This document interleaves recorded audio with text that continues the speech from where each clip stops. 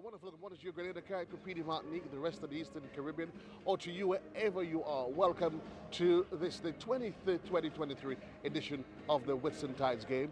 Well, we're coming to you from the picturesque, when I say picturesque, I really mean the picturesque Kirani James Athletic Stadium, nestled in the best part of the planet in downtown St. George in Grenada. We're here for what promises to be two days, two really great days of exciting and sporting events, and indeed it promises to be really excited as we converge here. Well, as you said, I mean, the Kirani James Athletic Stadium needs no introduction. Kirani, Grenada, the home of Kirani James, our former world champion and former Olympic champion. The national stadium here, the home of Atlas St. Peters, our world javelin champion, and so many other Grenadians that have found exploit here at the Kirani James Athletic Stadium. But here's what's happening today. We're here for the Whitsuntide game, a game that owes its origin to the back in the days of the 50s, and certainly it has a rich heritage that would unfold and be unveiled over the next couple of days. Let's put things into perspective. Some 54 events is on the cards today, so it promises to be a really great one. We start at 11, and the program is set to end just around 7 o'clock this evening. The games itself boast of having in excess of some 900 athletes from across clubs. We're representing clubs and schools, Grenada and across the region. Among some of the countries that's been represented today, Trinidad and Tobago, Guyana, British Virgin Islands, and St. Lucia.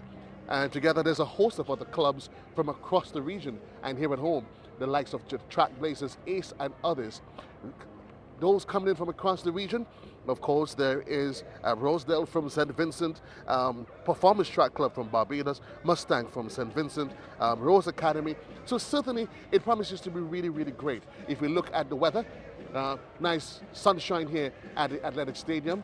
Humidity set at just about 81, with a 31% chance of rain, but from the looks of things, nothing to worry about. However though, if we allow ourselves to look over my shoulder, we do see a bit of a dark, some heavy clouds in the background that's just over the Dabo Hills. There's a constant breeze that continues to flow across the face of the National Stadium, and certainly it really augurs well for what promises to be really two great days. We want to say, reminding you that this is in fact a TNR communication production, and we want to say thanks to the entire team for ensuring that we provide you a really quality broadcast. And certainly, I'm Joseph Cador, and certainly I will be joined on the inside by the man Davis Adams and Bernard Antoine for the next 2 days to bring you all the highs and lows. Another element of the game that certainly that we must highlight, the fact that the 2023 edition of the game, it literally features the NACAX events, which is in fact the North American, Central America, and the Caribbean. There's some combined events which have already started. So as the day progresses, we're also going to get into that, which is specifically female athletes that's competing in the Heptathlon. What it is, 8 events stretch across the 2 days. So certainly you want to keep your eyes open for this. Again, we say thank you and welcome to St. George's. Welcome to the Kirani James Athletic Stadium, the home that's for the next 2 days that's going to speak all things Grenada. As we get ready, we have to say proud again as to let the world know we also getting ready for CAIFTA 2024, and certainly we intend to put on quite a show. From the entire team this year, reminding you, stay focused, keep it locked in. We're here, we're going to bring you all the highs and lows, and for those of you wherever you are, this is the picturesque Kirani James Athletic Stadium as we get ready for the 2023 edition of the Whitsuntide Games in the Spice Island country of Grenada.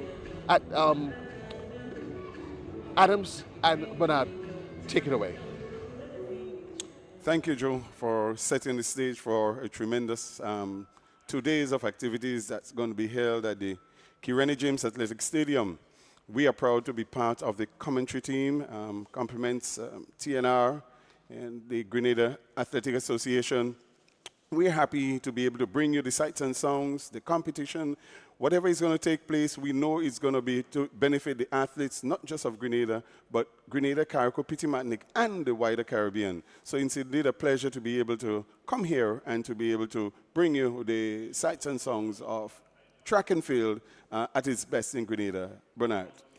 And welcome everyone. 2 days of exciting track and field. expected today, and we have competing some 41 clubs from across the region. That speaks well for the development and the growth of track and field in these our Caribbean. In recent times, I would think that the successes of that would have followed the traditional people that we would have had in the past, Otto Bolden and so forth. But now with the recent addition, and we see the Anderson, Peters, and so on, I think that in of itself, certainly in Grenada, has put some growth where the clubs are concerned. And so today, they would be on exhibition, and the Whitsuntide Games traditionally have been something on the track and field calendar that was circled very early. And so it's a real good thing that track and field is back at Whitsuntide. You couldn't have said it even better, Bernard. I just want to roll it back even more. You'd have seen this year, for example, how the explosion of track and field just blew up in Grenada due to that thirst that was there, the fact that we were holed up over the COVID-19 period. And it seemed as if everyone was waiting for that period to exhale, not just in Grenada, but in the Caribbean as a whole. And here we see, if we look at the primary school games, the secondary school games, the national champs, you'd have seen that pent-up passion to come out and to compete. And this has continued. If you pay attention to what is happening, the number of clubs and people who have come to Grenada for this Whitsuntide game, it shows the same thirst and desire has been there throughout the Caribbean, and it's indeed showing with what's happening in Grenada. So I think Grenada is in a very proud position, a very energetic position to be able to bring these games to the nation and to the Caribbean, and to assist in allowing all the athletes to bring the skills and potential to the fore. Absolutely, and it is really good. It's early days yet here, and as the day progresses, we can expect it's not just a competition among the athletes themselves. What we would have seen is that the thirst is also among the spectators, the fans, the people who like track and field, and one would expect that sometime in the early afternoon towards mid-afternoon period, we should see growth, a significant growth in the attendance. And I think it will be. I think the public relations that have gone out, it has been pretty well done. The stage was set by the officials and the organizing committee, and we must give them kudos for really putting this event together, advertising it to the Caribbean, and being able to bring so many hundreds of people to the shows of Grenada to display the talent and to have our athletes compete against them. And it's not just international athletes, it's age groups. So starting from the under-9s, go right up to the adults, you have competition, and we believe that we have competition from all the islands in those age groups. Schools are represented from Grenada, clubs are represented, and as you would have said, we anticipate that all of the supporters of these, they are going to be down in the stadium to support as we have the under-9s getting ready. You're not missing anything on the track just yet, and the first event on the track will be the under-9s, the 80 meters dash for girls under-9s. It is a final event, so 80 meters dash under-9 for girls. Yes, and we see 6 athletes represented there. We have the officials who are getting them ready. We will supply with the names in a short while, but we anticipate that these are students from the various schools or clubs who have shown interest and who have decided to bring their children, the young ones, the young athletes, the budding athletes to come and to compete on a stage where the experience will only improve what they have in them. The experience will do them well in the future. So we do have our athletes, our under-9 girls, getting ready as the officials place them together. And on the track, it's lane 1, 2, 3, 4, 6, and 7 are occupied. The under 9 girls, 80 meters dash. My apologies if we are unable to bring you the names as yet. We are hopeful that we can get that list to let you know who they are. And now that they're taking off for further preparation, I believe we'll be there in a short while with the names.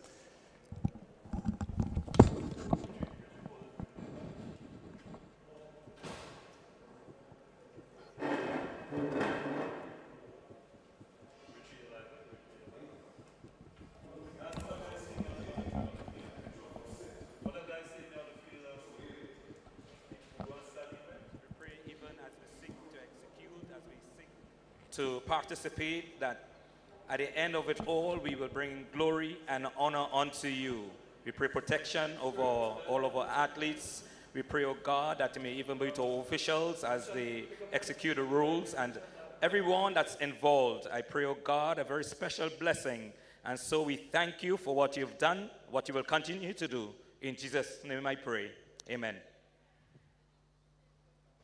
Thank you very much, Mr. Mitchell. And at this time, we invite Makendu DeGale, a student of the T. Marshall Community College, to bid homage to our nation and it's the national anthem on Pan. Let's all stand where we are for the national anthem of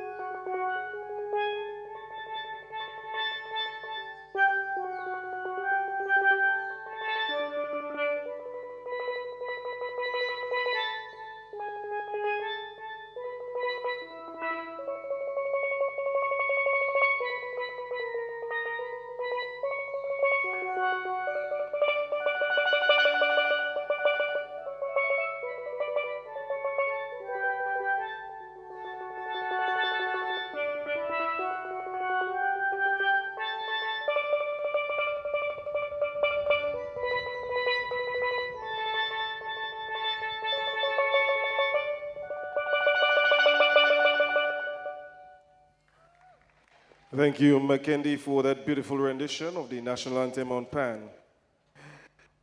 To welcome us all and to make opening remarks to this 2023 Whitsuntide Games, we invite Mr. Aaron Moses, the Deputy Chair of the local organizing and the former President of the Grenada Athletic Association. Honorable Minister of Sports, Mr. Ron Redhead, distinguished officials of the Grenada Athletic Association, ladies and gentlemen, coaches, athletes, it's my pleasure to welcome you to Whitsuntide Games 2023. We are particularly happy to be able to host these games after a 3-year hiatus occasioned by the pandemic. For those of you who may not know, the Whitsuntide Games originated during the 1950s, and it evolved into one of the largest and most important development games within the Southern Caribbean. During that period, we had participation from virtually every Caribbean territory.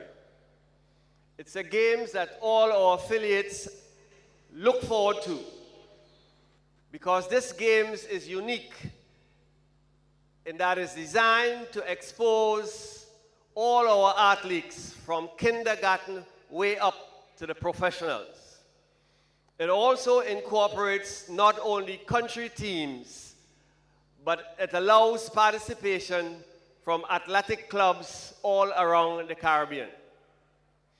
For a period of time, this game was suspended with the introduction of the OECS Texaco sponsored games.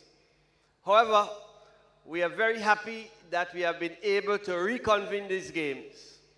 And it is a plan and objective of the Grenada Athletic Association to have these games form a permanent feature in the calendar of athletic events throughout the Caribbean. It's a games that is eagerly anticipated and supported by all our affiliates because it allows our athletes at all levels throughout the region to engage in healthy competition. It allows our spectators to see who our future stars are going to be. And at the same time, we have some of our outstanding Olympians, in many cases, also participating in these games. So we are extremely happy that on this occasion, we can convene the games with over 900 participants from across the Caribbean and within Grenada. And I think this indicates a significant commitment to the growth and development of athletics throughout the Caribbean. Today, we'll see athletes from 11 countries, including Puerto Rico and the US. Today, we have athletes from 24 clubs across the Caribbean. And in particularly, I want to shout out our friends from St. Vincent who have actively participated. And today, we have over 200 athletes from St. Vincent. Let's give them a round of applause. So ladies and gentlemen, we are about to witness 2 days of very competitive, exciting athletics meet. And as the spectators coming later in the day, I want you to savor the moments, enjoy the performances, and please tell your friends what is happening down here, and we look forward to a much bigger crowd tomorrow. I want to end by thanking our sponsors, Cuba, National Lottery, and other sponsors who have found it prudent and smart to support the largest sport in Grenada, which is athletics. We want to thank our clubs from across the Caribbean. We want to thank our affiliates for supporting us. And we want to wish all our athletes well. Please savor the Grenadian hospitality. Please do your best. Enjoy the competition, make new friends, and let's have an enjoyable 2 days of exciting athletics. Thank you very much. Thank you very much, Mr. Moses, the Deputy Chair of the Local Organizing Committee. From the onset, we are so happy to have the Minister of Sports with us today. And to tell you, the discussions and the sort of collaboration we have with the Ministry of Sports now would certainly bear fruit to the sport later on. And so we invite the Honorable Ron Redhead, the Minister of Youth, Sports and Culture, to bring remarks at the 2023 Whitsuntide Games. Thank you very much. LOC, GA representatives, good morning everyone, and welcome to the Kirani James Athletic Stadium. Government is pleased to congratulate the Grenada Athletics Association for once again demonstrating the capacity to develop our national athletes. Your consistent execution of well-managed and local regional sports meets will go a long way in government achieving its ambitious goal to ensure that Grenada becomes a premium sports tourism destination in the Caribbean. We are extremely happy to have the opportunity to collaborate on a wonderful athletics sports season thus far and pledge our continued support to this end. We are satisfied with the combined effort and commitment of yourself and your parent organization that the Whitsuntide Games, which dates as far back as the 1950s, will continue to be hosted for a long time to come and become a permanent feature in our agenda for the years. Grenada, take this opportunity to encourage, at the same time, greater private sector support and investment in the Whitsuntide Games so that we can continue to develop these games. Government will continue to do its part in building out a robust policy of sports development and our national agenda, so to speak, and has started by commencing the enforcement of our national policy on sports and physical activity, which will see focus on grassroots, community, and school programs to feed into our overall national development plan. So to our visiting teams, you have demonstrated a commitment to ensure that you continue to keep Whitsuntide Games alive.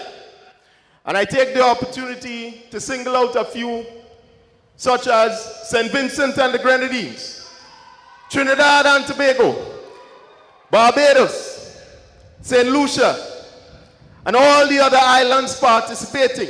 And we'll ask the question customarily before I declare it open, who will it be?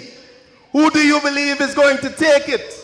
Whitsuntide 2023, will it be St. Vincent and the Grenadines?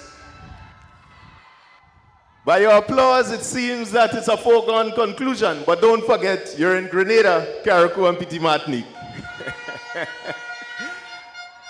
So at this moment, I now declare officially open the Whitsuntide Games 2023, and I wish all participating teams their very best. Thank you very much, and may God bless. Thank you very much, Honorable Ron Redhead, Minister of Youth, Sports and Culture, for declaring the meet open and giving government's continued commitment towards the development of sports here in Grenada. Ladies and gentlemen, on behalf of the athletes and officials, we now have Ms. Alia Gidhari and technical official Renee Cooper to deliver the athletes' oath and official oaths on behalf of the varying stakeholders.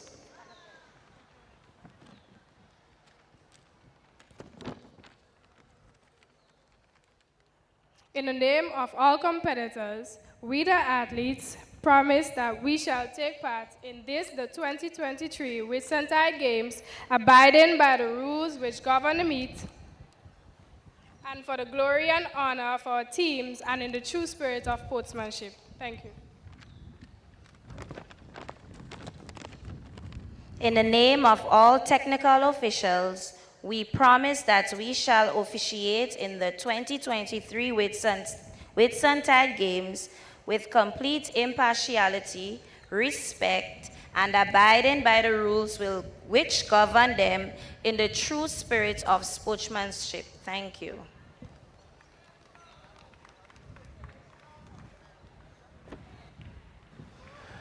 Thank you very much, Aliyah, and for giving the athletes and the officials commitment towards ensuring the continued smooth running of the Whitsuntide Games.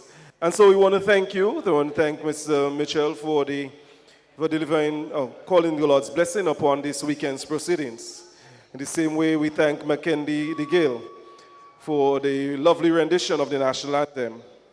We also thank for the remarks Mr. Aaron Moses and Honorable Ron Redhead, and we saw him giving government's commitment towards the development of sports. And thank you very much, Renee and Aliyah, for the delivering of the athlete's oath and the official's oath. And this brings us to the end of the official ceremony for the 2023 Whitsuntide Games. Ladies and gentlemen, we move straight into the...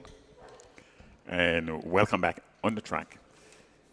And the first event on the track today is the girls under 9 80 meters dash. Girls under 9 80 meters dash up next. And we have 6 athletes represented here, various clubs or schools. We do not have the names. It might just be in groups, in heats. We will wait to confirm those details that you would need to know as we bring your commentary here from the Kirani James Athletic Stadium. But the first heat, the first group of students, the under-9s, they're on the track and waiting on the officials to send them off. And this really is where it all starts. Under-9 levels get the interest, and the young ladies are all there just about getting ready to start. 80 meters dash girls, under-9. So it's lane 1, lane 2, lane 3, all right up through to lane 7. It's occupied by an athlete, and it's almost a full slate here, Bernard, as they await the officials to send them off. And once again, we must apologize. We do not have the names of the athletes just yet. And ones that come to hand, we will let you know. Just reminding you that we have on show today and tomorrow some 44 clubs and national teams from Grenada and across the region. Some 23 clubs from outside of Grenada today. And we would have heard just now that the St. Vincent and the Grenadines contingent is the largest, some 200 plus athletes from that island on the starters orders. They're on the starters orders, waiting to be sent off. And they're off. It's a good, clean break as they make their way down 80 meters right through to the finish. And you can see the athletes in the lanes 2 and 3 that seem to be 3 and 4 that seem to have made the running. We do not have the official decision yet in terms of who would have placed first or second, but it seems as if it's the athletes in lane 3 and 4, numbers 751 and 823. And those young athletes would have been at this for the past few months. Of course, they would have had their individual school sports, and then coming out of that, they would have had their area sports, and then from that would have been their primary school games. The second heats of the girls under 9 just about getting on the way. And they are all 8 lanes have been taken, Bernard, which is again good to see the extent of participation, the energy to participate. We are seeing them all here. The fact that we have all our athletes, all the lanes represented. So lanes 1 through 7, they're all taken, and it seemed to be the same clubs and schools that are represented as they get ready for the official start. In lane 1, Bascom from Trackblazers. Lane 2, Stanislaus from Runners. Lane 3, McKnight from South St. George. Lane 4, Pierre from Speedsters. Diriggs is in lane 5. Lane 6, Noel from Bolt and Velocity Track Club. Sydney Joseph, lane is 7. Yep. So they're on the starters orders. They're ordering them, fixing them. They're the young ones. These are the ones we enjoy so much, see the potential that they have. And they're waiting for the start. And they're off. Good, clean break. Let's see what is going to happen. We see that athlete in lane 3 really hearing down the straight, 80 meters through to the end. Let's see what will happen. She's doing well. And the athlete from lane number 6 is also doing well, but lane 3 seems to have come through, and lane 3 would have been Natalia McKnight from South St. George. From South St. George. We will bring to you the official results just now, but from heat number 2, it seems to be Natalia McKnight from South St. George.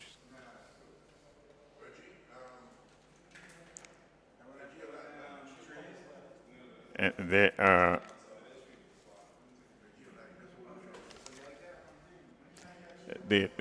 this was the second of the two heats. So from that we will get our winners. And Magdalene McKnight, she had a time of 13.28 seconds, and Dana Noel from Bolt was second in 13.34. Shia Pierre from South City Rising Star, 13.35. Sydney Joseph from Velocity Track Club at 13.83. Diriggs, South City Rising Star, from 13.84. Tanya Bascom, St. David's Track Blazers, 14.33. And Nevius Stanislaus 14.83 seconds. Those are the results of section 2 of the girls under 9 dash. Next event on the track would be the boys under 9. It's a boys edition of this. There are 4 heats in this one. Again, and this speaks to the energies and that desire, that thirst to have our students participate, and it's really, really wonderful to see all these students being placed to run, and we are really, really, really happy to see that happening, Bernard, as we get ready to run through the list of athletes as they make their way through to the starting line. 4 hits, boys under 9. In lane 1, Ryan Dolan from finish line. Lail Pompey from MAP. Ade Daniel from MAP. Amiri Mark from MAP. Jehu Roberts from Fusion. Jafet David from MAP. Johan Robinson from Burnley. And Keishon Cobb from finish line. That's what we have on paper. Seems to be in the lineup, athletes in lanes 8, 7, 5, and 1.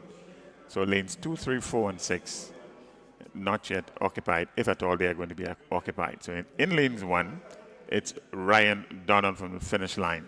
In lane 5, it's Jehu Roberts from Fusion. In lane 7, Johan Robinson from Burnley. And Keishon Cobb occupies lane 8. And we have seen Jehu Roberts already participate in previous events, representing, I think it's St. Mary's, not sure, but he's in a club now, but if he's been running throughout the season and has done pretty well. So Jehu Roberts, it's good to see him here. And MAP really is maximizing athletic potential. It's one of the local clubs here. So quite a few of these athletes are already tried and tested in the age group, as you would have heard from us, including Jehu Roberts, and we anticipate a very good competitive round in this heat for the boys. First of 4 boys under 9. And they're off. Good, clean start. And let's see what is going to happen. It's just 80 meters as they go. It's lane number 8 coming down, lane 8 and 7. They are fighting it out through to the end, almost a photo finish entwined between lane 7 and 8. And those 2 athletes would have been Robinson and Cobb here in this heat. They really, really, really competed right through to the end. Good competition there, good clean competition there. And the next heat in the boys under 9, heat 3 of 4. We have in lane 1, Jaden Coffey, South City Rising Stars. In lane 2, Elijah Antoine from Velocity Track Club. Lane 3 is unoccupied. Lane 4, Ajay Pascal from Speedsters. Lane 5, Elon Sandy from Excel. Lane 6 is Dequan Desan from South St. George. 5 athletes on starters orders, and it's the boys 80 meters under 9, heat number 2 of 4. So they're off. It's a good, clean start. They seem to have called them back, thought it was a good start. The starters thought otherwise, and so they're going to do that again.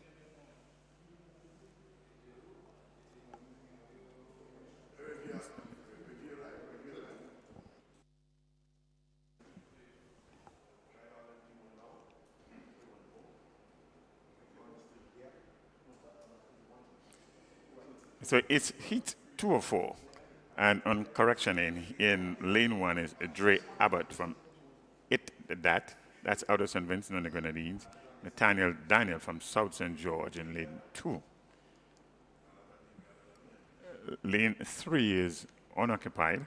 Lane 4, Shekwan Stephen from Velocity Track Club. Lane 5, Zekis and Bernard from Runners.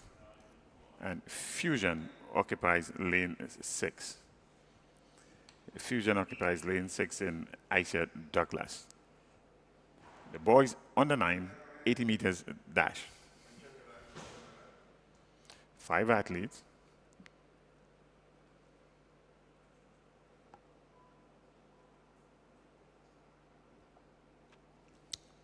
That lane number 1. That's out of St. Vincent.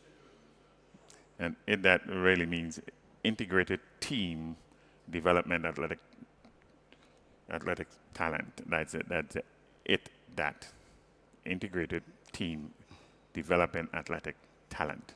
And they have had a history of competing at events in Grenada over the past couple of years. And they're off. This time, I don't think they'll call them back. And they're looking pretty good as they really tear down those 80 meters. It's lane number 2 that seemed to be leading. It seemed to be coasting all the way through to the end. Lane number 2, and that would have been Nathaniel Martin of South St. George Government School. So unofficially, it's in lane number 2, Nathaniel Daniel. Up next is section 3 of 4. Lane number 2, Jaden Coffey, South City Rising Stars. Velocity Track Club is in lane number 3. Elijah Antoine. We see the results of the second heat. Nathaniel Martin, 12:41, coming first, and Drake Abbott of Itdat, 12:97. Zick St. Bernard of Racing in 13. That's the results of heat number 2, boys under 9. So occupied is lane number 2, 3, 4, 5, 6, and 7. So it's Coffey, Antoine, Pascal, Sandy, Descent, Church, South City Rising Stars, Velocity Track Club, Speedsters XL, South St. George, and Runners in that order from lanes 2 to 7.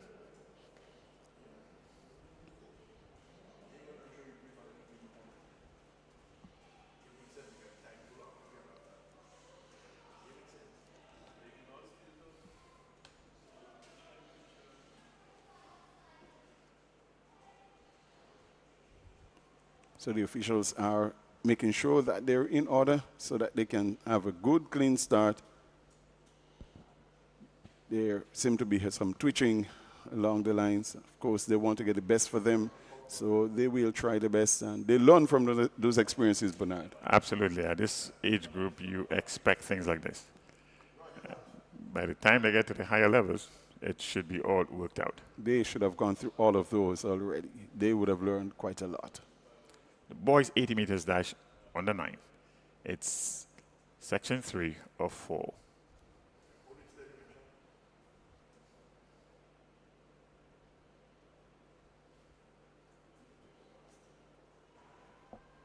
And they're off.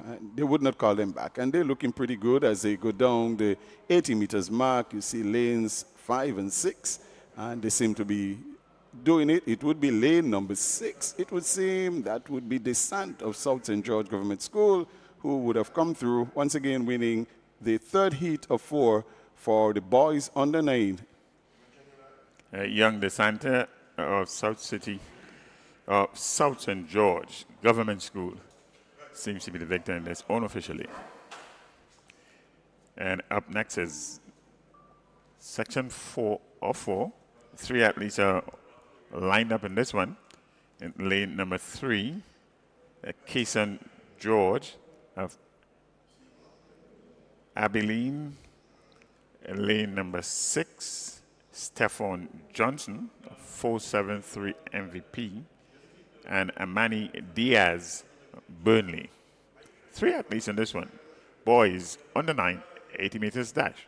It's the final heat in this 80 meters dash for boys under 9.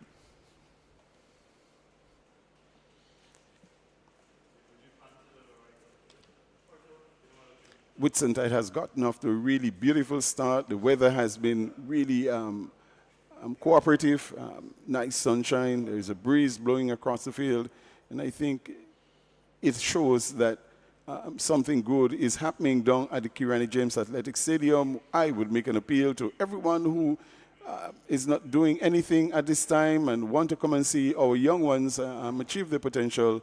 Come down to the Kirani James Athletic Stadium and see our young boys and girls throughout the region and in Grenada compete in this year's Whitsuntide Games, returning after a number of years. And they're off. All three athletes, not looking too bad at all. They go tearing down 80 meters, and it's the athlete in lane number 7, looking really nice, who is going to run through to the end. A very big gap between him and the others, and that athlete would be the athlete in lane number 7 out of Burnley, Amari Diaz. So there we have it. That is the conclusion of the boys' 80 meters dash on the 9. Up next on the track is the older kids. We are now into the under 15, so we move from 80 meters to 100 meters, beginning with the girls. So it's girls 80 meters dash under 15. Lane number 1, Madison McIntosh from 473 MVP. High performance, Ariana Miller would be in lane number 2. Ciandra Scarborough, that in lane number 3. Deshelle Thomas is down to participate from St. Kitts. We know that St. Kitts is not here. They had some flight issues. Rosemary, so that's a loss there for this event. Rosemary Thomas from Velocity Track Club. TNTC Faith Cooper in lane number 6. So Faith Cooper, lane number 6. Gabrielle Rouse in Exceed, lane number 7. And in lane number 8 is Annie Logie from Finish Line. Under 15 girls, and they are the bigger ones so far that we are seeing. I can assure you, these students have done quite a lot throughout the athletic season so far in Grenada, and we can say we had a really successful athletic season in Grenada, and it seems as if it's culminating with a real blaze of glory here. So it's the 100 meters under 15. Under 15 girls, 100 meters. Heat number 1 of 6. So we have six heats in this one, Adam. So this is going to be crowded. So 6 heats, and we heat number 1. With the exception of the athlete from St. Vincent, and I'm not seeing Annie Logie in lane 8 here. So lane 8 is also a scratch. So lane 8 and lane 4.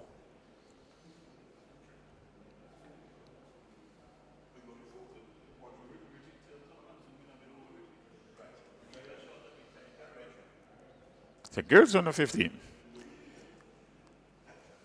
The game's record in this one is 12.68 seconds. This was established in 2017 by Talia Sampson. 12.66. Let's see how they do. The girls 100 meters dash under 15 is up next. So it's McIntosh in lane number 1, Miller in lane number 2 as they get ready. Lane number 4. It's Thomas. Lane number 5, Thomas. Lane number 6, it is Cooper, Faith Cooper. Lane number 7, Gabrielle Rouse. Lane number 8 is a scratch for the time being. So it's Rouse, Cooper, Thomas. They are in. Lane number 2, Miller, is in. And in lane number 3, we have Scarborough of Eat That.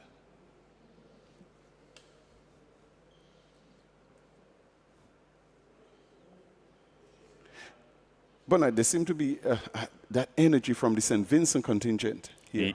Yes, it is. And just to highlight that is, as you said, is out of St. Vincent. Mike Oliver is the coach of that team. They have some 38 athletes here with us today.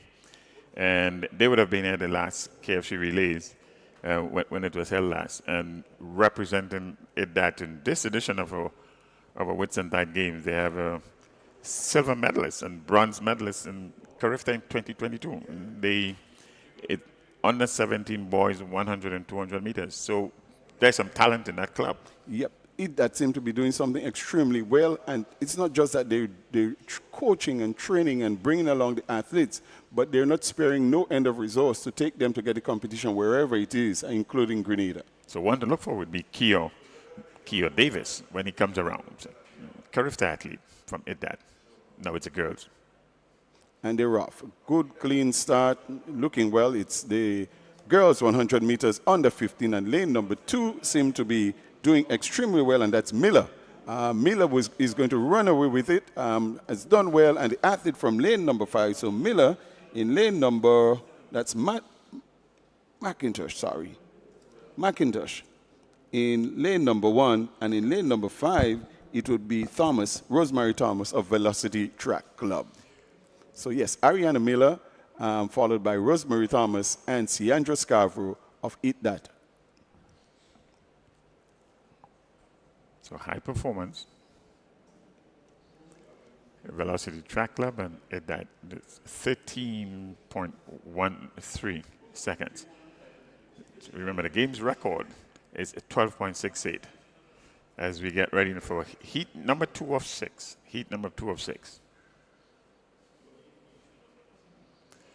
So it's Miller, Thomas, Scarborough, Rouse in that order. Heat number 1. Heat number 6.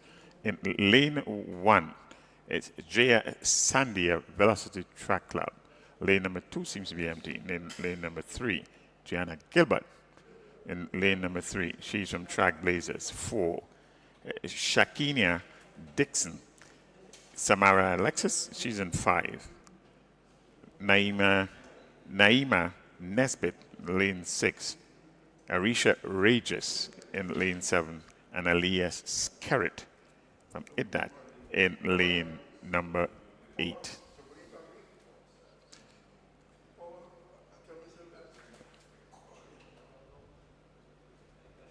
So all the lanes are occupied except lane number 2. This should be a competitive one. We have on paper a best time of 12.4 seconds. And they're off. So it's lane number 4 that seemed to be making the running. In lane number 4, she is really pulling away from the rest. And that is out of lane number 4, Dixon, Shaina Dixon of High Performance Track Club. Dixon. But she came in here very highly rated. In fact, she came in with a PB of 12.40 seconds. And remember we were talking about earlier that the game's record for this event is 12.68. Let's see what it is that she clocked here, but she did very well. She represented herself quite well, and true to form, it is 12.58. Shakinia Dixon, 12.58 seconds. So unofficially, it's a new record. It's a games record. It's a new games record, and Shakina Dixon of High Performance must be extremely proud. Her clubs and her coaches, they will be proud of her. She's come and she's laid down a marker to do well. Well done, Dixon of High Performance. 12.58. That's good running. 12.58. Up next on the track would be heat number 3 of 6.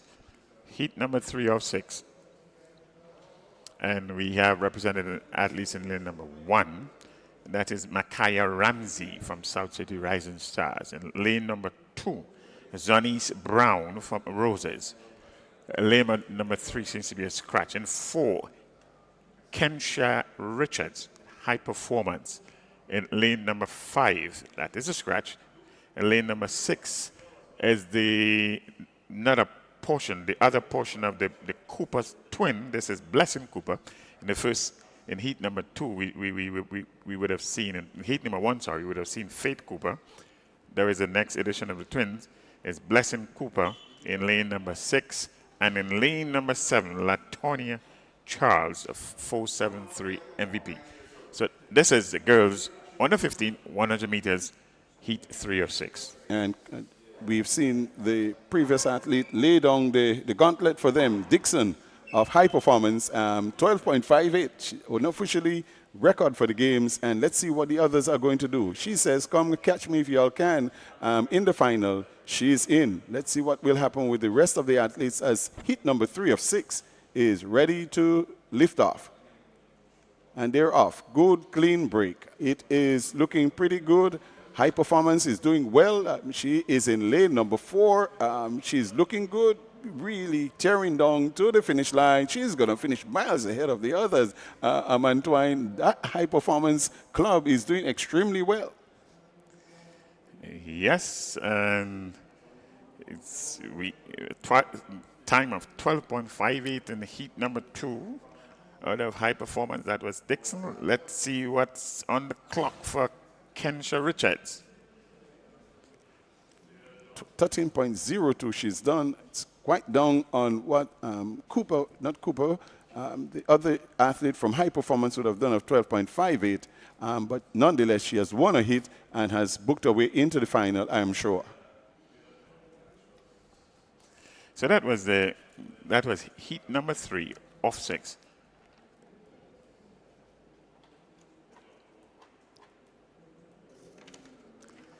Up next on the track would be heat number 4. Heat number 4 of 6. All lanes seems to be occupied. In lane number 1, Shemaya Sandy, Velocity Track Club. Kashanti Mitchell, finish line in lane number 2. Melanie Alexander in lane number 3. Rihanna Thomas, South City Rising Stars, lane number 4. Kiana McIntyre, 473 MVP in lane number 5. In lane number 6, Kalia Christopher, Trackblazers, lane number 7, Nasafia Little, High Performance, and they're on the starters orders. Yeah. So, hit number 4 of 15, Whitsuntide Games 2023, official edition, Whitsuntide, and we are looking already having some exciting races taking place down at the Kirani James Athletic Stadium. They're on the starters orders.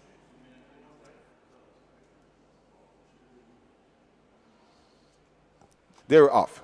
Good clean break. It is lane number 2, lane number 4, and lane number 6, that's doing well. Out of lane number 6, that is Kayla Christopher of High Performance. She's done extremely well. Kayla Christopher, of Trackblazers. She has done extremely well. Let's see what time she has put down, considering the wind and everything else. It's very windy. All records are subject to the wind conditions, and I'm sure Bernard will have to say something about that. 12:58 on the clock from the athlete from High Performance, but Trackblazers have done well with this one. Kayla Christopher, St. David's Trackblazers, 12.58. 12.58. Let's see what the wind looked like. It's plus 2.3 meters. So that will not go into a records book today. But notwithstanding, it's a pretty good time. Pretty good time from Kayla Christopher of St. David's Trackblazers. And the athlete from High Performance has something to look forward to in the final. In fact, I think we are developing a very good competition for finals there. On the track next is heat number 5. Heat number 5 of 6. In lane number 1 is Shanice Mitchell from Runners. Shani seems to be a scratch. In lane number 2, Shanice Mitchell from Runners. She's in. Aliana Gloucester from High Performance in lane number 3. This one seemed to be a scratch also, Bernard. 2, 3, and 4 seem to be scratch. We seem to have 4, 5, 6, 7, and 8. Those filled out from lane number 4. Filled out 2 and 3 seem to be out. So Kayla Allen, she's in lane number 8. Sarah Sandy's in lane number 7. Joanna Patterson in lane number 6. And Denaya Modes in lane number 5.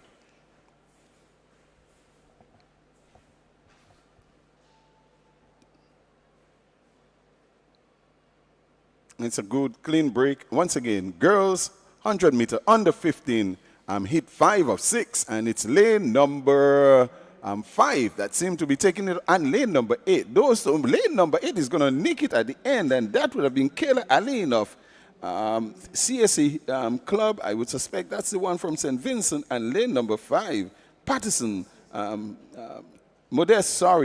Modest of MAP, who would have done extremely well here. Yeah, CSE is Carriacou Athletic Club. So Carriacou is on the map, and they would have won unofficially. Kayla Allen of Carriacou, 12.92, a good time. Patterson of Moss, 12.9. He was really close at the end. And Bernard, really close at lane number 8, just nicked it coming down to the finish line. And a legal win, negative 0.7. So these are legal times, 12.92. And this is going to be a really competitive event coming into the final because Kayla Allen looked extremely good as she teared down the last 20 meters and nicked it at the end of Patterson. Very commendable time. And now we enter heat number 6 of 6. Heat number 6 of 6. There seems to be 4 athletes represented on the track here. In lane number 1, Kiana Roberts of Carriacou is again represented here. In Kiana Roberts in lane number 1. In lane number 2, Tishona Bascom from Trackblazers.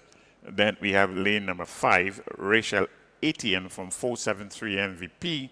And Natalia Strawn from TNTC. She's in lane number 8. So 4 athletes all separated by some empty lanes, and this is going to make for an interesting finish through to the end.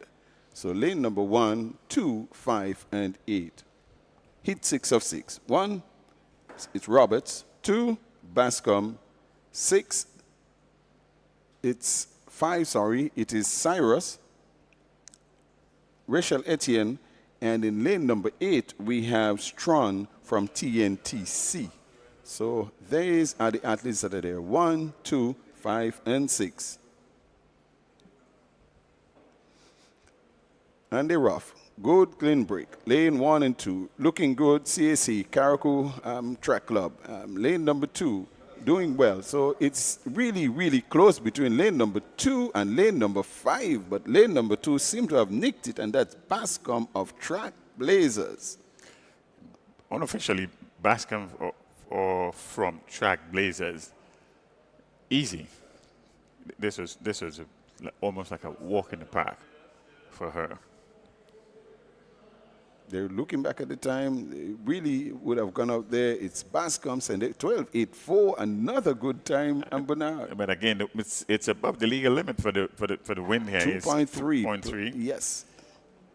But a good time nonetheless. Again, we are going to have a very competitive finals later on in the day in the girls under 15 100 meters. Really looking forward to it as we move into even greater gear because the boys are now on the track as they get ready for the 100 meters under 15 boys. So the young men are up next, 100 meters under 15 dash boys in heat number 1, and we have 8 heats in this one.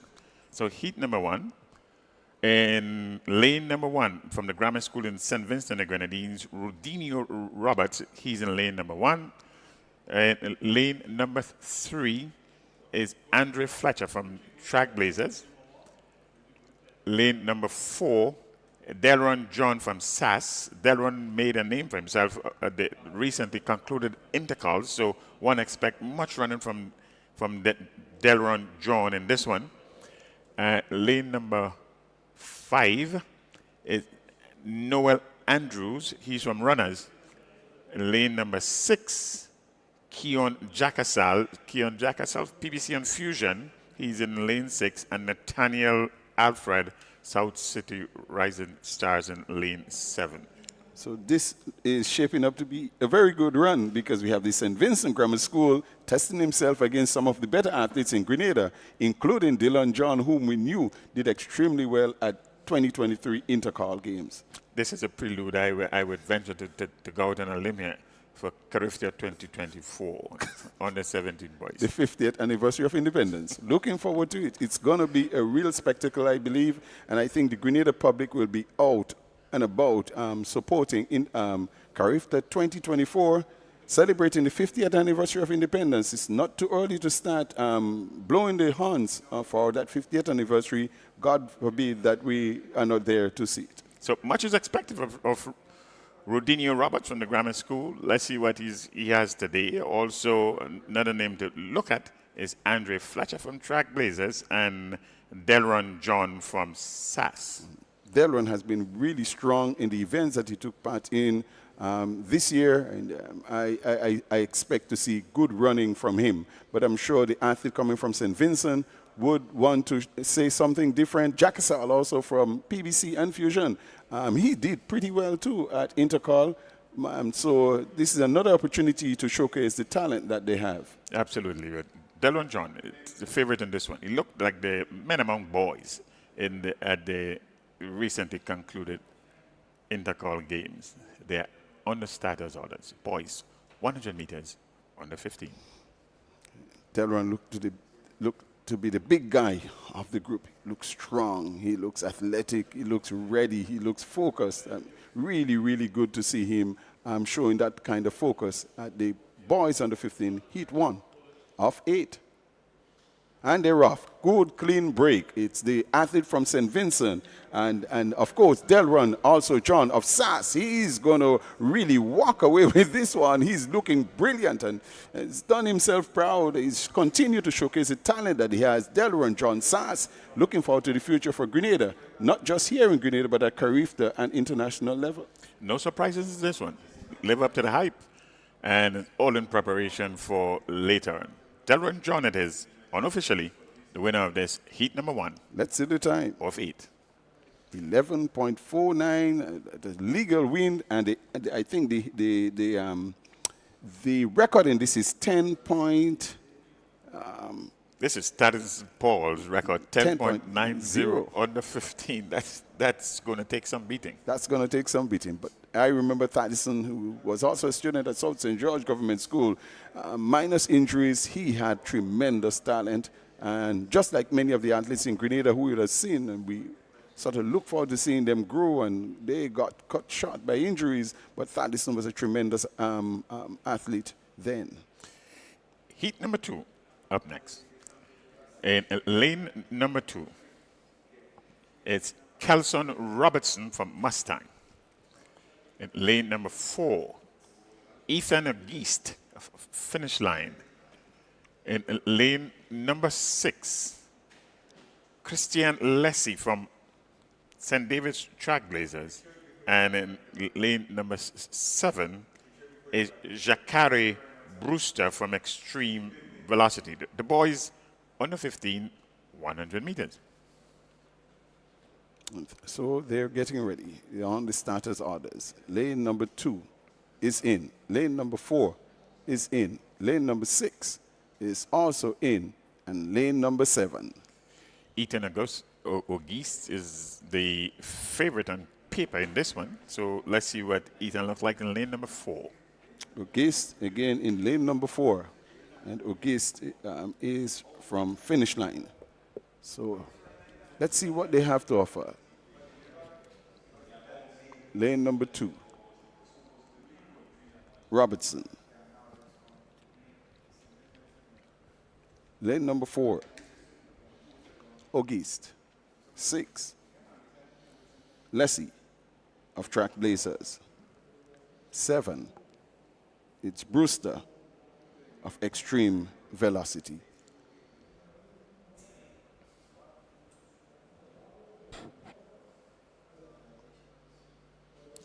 And the next voice you're going to hear on this end, at the end of this heat, will be Joseph Cadeau.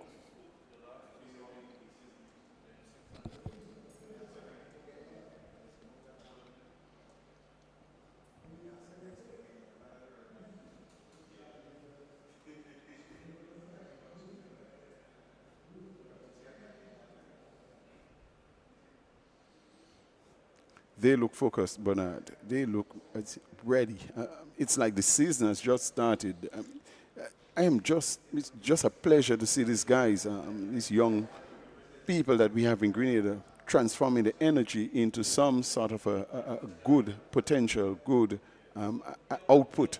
It's really good to see them showcasing the talent that they have. So absolutely, and so deep into the season for junior athletes to be on top of the game at this stage. It speaks volume really to the club structure and the training. Correct. So they're ready, waiting.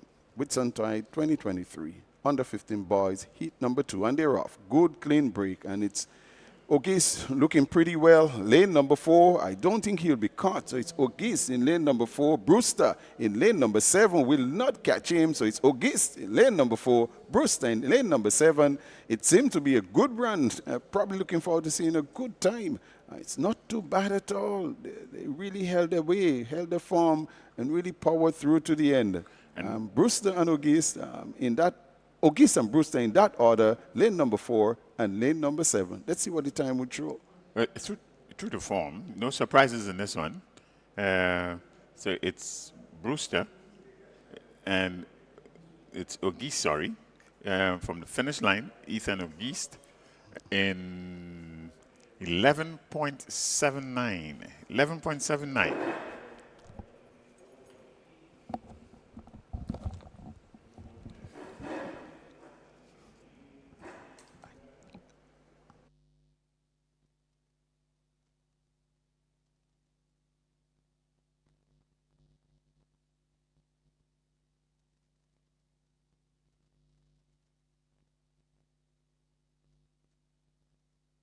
So it's hit number 3, as I'm joined by Joseph Godor, lane number 1, Shaim Phillip, Westerhall Secondary, lane number 2, Aldon Clark, Westerhall Secondary, lane number 3, Joshua Morgan, St. Vincent Grammar School, Daniel Raim of High Performance, Xavier Barber, High Performance, Andre Sutherland, Runners, Keandre McCoy, Mustangs, out of St. Vincent, and also Brian Scott, Burnley, out of St. Vincent.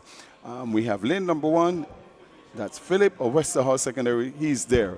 Lane number 3, also there, Joshua Morgan, Grammar School. Lane number 4, Daniel Raim, High Performance. Lane number 5, also out of High Performance, Xavier Barber, Zavroy Barber. We have in lane number 6, Andre Sutherland of Runners.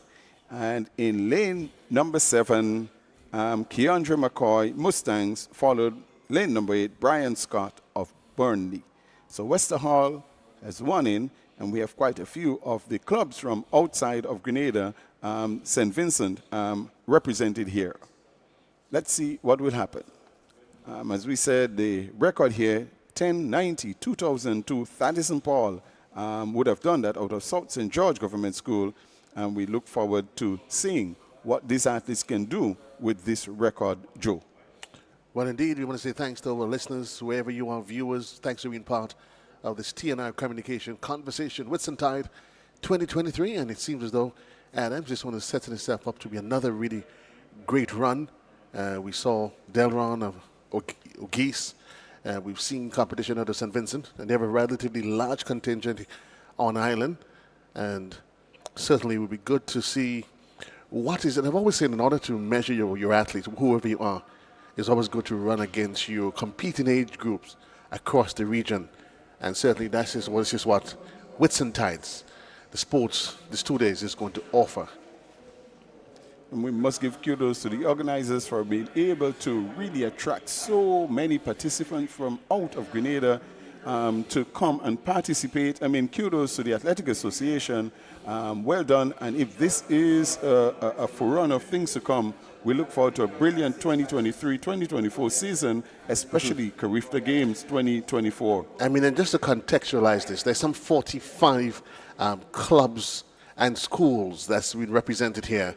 It's actually 45, and some 900 athletes thereabout.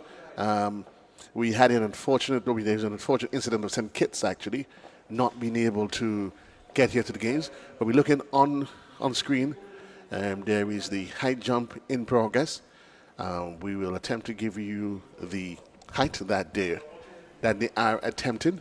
But certainly, the Whitsuntide Games, Adams, sets to have its origin from the 50s, but we're just going to put our eyes, focus our attention on what's happening back on the track. It's hit number 3 or 4, and they're off. It's a good, clean break. Let's see which lane is going to make the run. It seems as if it's lane number 8. That is Scott of Burnley. He's really tearing down to the end. Burnley, followed by the 2 athletes of High Performance, but it's Brian Scott of Burnley, followed by Daniel Rahim and Xavier Barber of High Performance. It's a really good run by Scott. And let's see what time he has put down, what marker he has put down, because the record is 10.90. That was done since 2002 by Titus and Paul. Let's see what is going to happen here as the time comes up. Well, it's a good run, Joe. Indeed, he looked more like a runaway wreck train coming down, running out of lane number 8. And we've seen quite some competitive times with these junior runners. Brian Scott at a time of 11.55, Daniel Remy at 12.10, and Zeroy Barber 12.15. And that was your events, your time there, finishing times for Heat 3. Again, we continuing with Whitsuntide Games. Wherever you are, we say thanks for being part of this TNI Communication production. 2 days of glorious athletics prowess at the National Stadium. Kirani James Athletic Stadium, home of Kirani James, home of Anderson Peters, home of Aline Francique.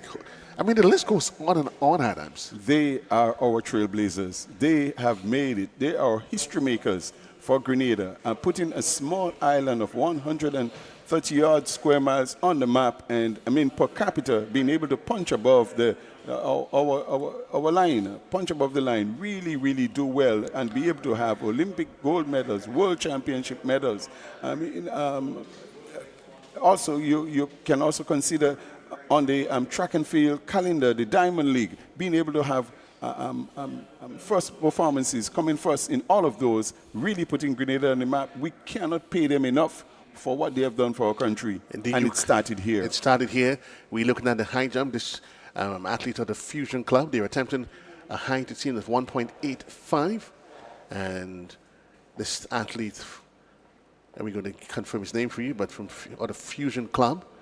But right now we go back. As you see, we try to give you a mix of what's happening, but we're back on the track as you look at the athletes on the status orders. And they're off. It's lane number 2, lane number 4, and lane number 5. Let's see what is going to happen. It's a really good competitive run between lane number 2 and lane number 4. He's going to nick it at the end. Lane number 4, I mean, it really was a competitive race. They did not ask any quarter. Well done to the guys. They did excellent here. The heat number 4 of 8 in the boys under 15 100 meters. So out of lane number 4, it was Jaden Pierre of Speed of South City Rising Stars. 11.92. Omarion Richardson, Westerhout Secondary, 11.97. Really, really competitive run between those guys. And a wind of 2.2 just above the running. So it would not be official, but it was a good run and a good time nonetheless. There is a strong wind out there, Adams. I felt it this morning during the opening, when we would do the opening. Quite a strong breeze. Humidity is almost about 81%. But certainly, it's setting itself up to be a really, really, really great day of track and field. We continue with looking at the high jump, attempting 1.85 meters. There's multiple activities taking place on the field. What we're looking at now is the high jump in progress as they attempt 1.885. Again, it is Whitsuntide's 2023, a meet that has its origins, that takes us way back to the days of the 50, has seen some evolution over the years, but certainly it's good to know. There was a hiatus during the late 80s, some early 90s, but here the athlete, and again another foul attempt, and you can see, reasonably disgusted with himself, but certainly he would go back to the drawing board and get the form right. We coming back. Heat number 5.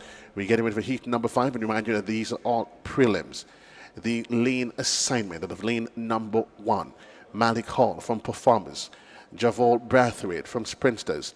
There's Jaden Garrow from Idat. In lane number 4, Christoph Kelly's. Number 5, Rishon Daniel. Nestled in 6 is Sean Johnson. Out of lane number 8, Ethan White. From number 7, and out of lane number 8, Javel Briggs. Your lane assignment for the upcoming heat 5 of 8. Quite an extensive field, no doubt. It's the boys 100 meters, and they're off. Adams. It's a good, clean break.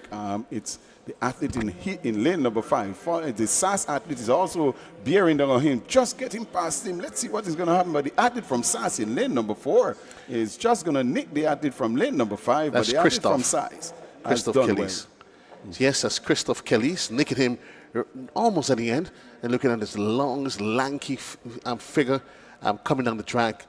He's looking back now as you look at him. Christoph out of lane number 5 was being pushed there by Rashawn Daniel out of MVP. So we look at the official times. 12:02, Christoph Kelist of SAS, Rashawn Daniel, MVP, 12:03. It was a really tight race between those two, and the rest just came along. 12:75, Brathwaite, 12:88, Briggs, Garov, hit that, 12:94, who would have come in, Malik Hall of PRF at 13, but it was a good run. Christoph Kelist of SAS, he was not pushed. He looked just taking his time and measuring his steps and just deciding winning is what's important, not going to bother with time because he's going to go through to either the semifinal or the final straight. But it's a good run by Christoph Kellis, and the athletes from SAS in the under 15 category, they're doing extremely well. Fouled attempt there by the athlete of Concord as we continue here at the National Stadium. At the most picturesque as it is, certainly the Dabo Hills to aside, the Caribbean Sea, and there's a gentle breeze that continues to stretch itself across the face of the National Stadium. We're looking now at attempt. The athlete psyching himself up. It's always interesting, those pre-run rituals that they go through.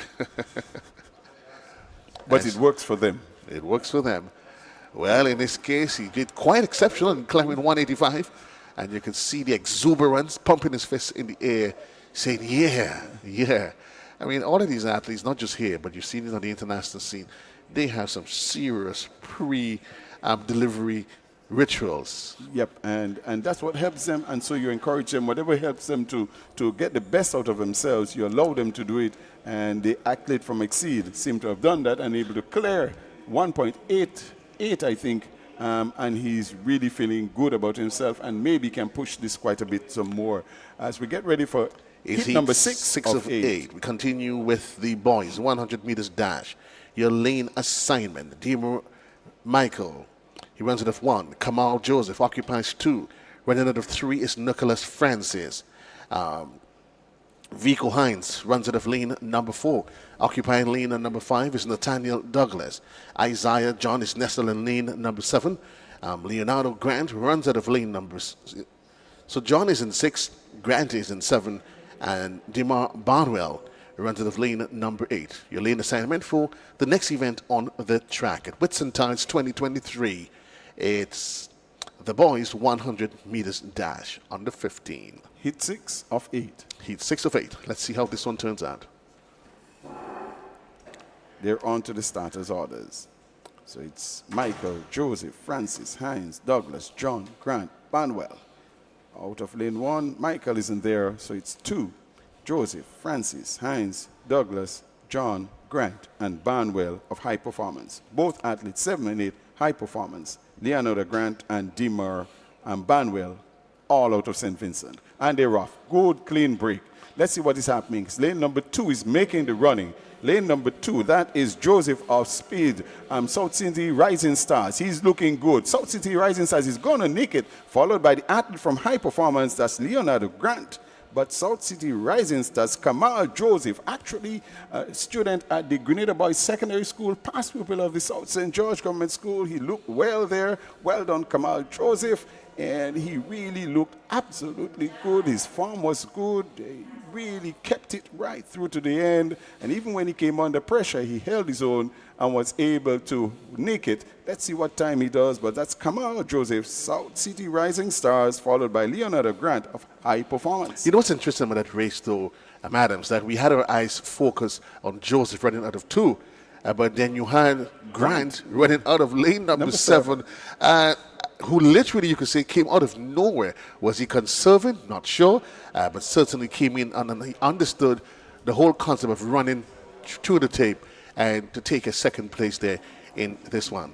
High jump. 1190 was not a bad time, but let's see, he's going to go through to the, just an update on the girls' long jump under 17 that took place this morning. We were not able to bring it to you.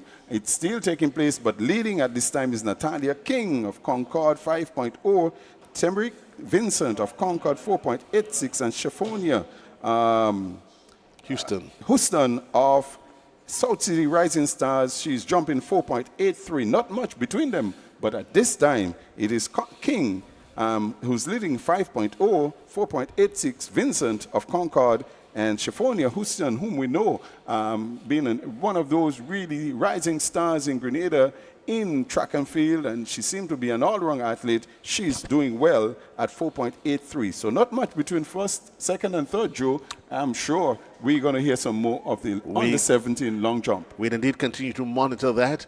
On our screen, there is the high jump in progress. They are attempting 1.85. Well, that's sorry, 1.88 because they've cleared one. So they've moved up to 1.88, and quite a big back and forth Adams going here. It's good to see a lot of the young athletes, especially in events like the high jump and the long jump, that is coming into their own. But we head back onto the tracks. Heat 7 of 8, lane assignments. Boswin runs out of 1. Glenroy Batiste occupies 2. Aiden Charles sits in lane number 3. Nestle in lane number 4 is Javid Noel. Delron Dumont runs out of lane number 5. Occupying lane number 6 is Jaden Goodrich. In 7, it is Gerard Audin. And running out of lane number 8, Giovanni Green. Your lane assignment, well, some of the lanes are in fact scratch Adams, as we can see, but they are off Adams. It's a good run. Lane number 2, lane number 4 is looking well, but lane number 6 is also tearing down. So lane number 6 is doing extremely well, and that will be the athlete out of Burnley, Jaden Goodrich.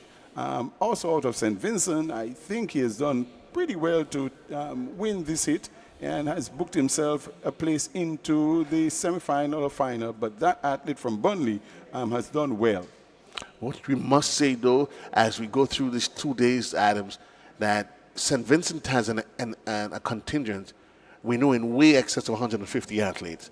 So you will see them. They've come in their droves, they come in the numbers, and they've literally said, listen, they're going to make their presence felt, so you can get an appreciation that is going to be St. Vincent literally against everybody else, to put it in that perspective. I mean, what I can tell you is that there's been a relationship between St. Vincent and the Grenadines and Grenada that sometimes we don't understand. And if we take it from the islands between Grenada and St. Vincent, where at one time it seemed as if Union Island and Carriacou seemed to be just one. Right.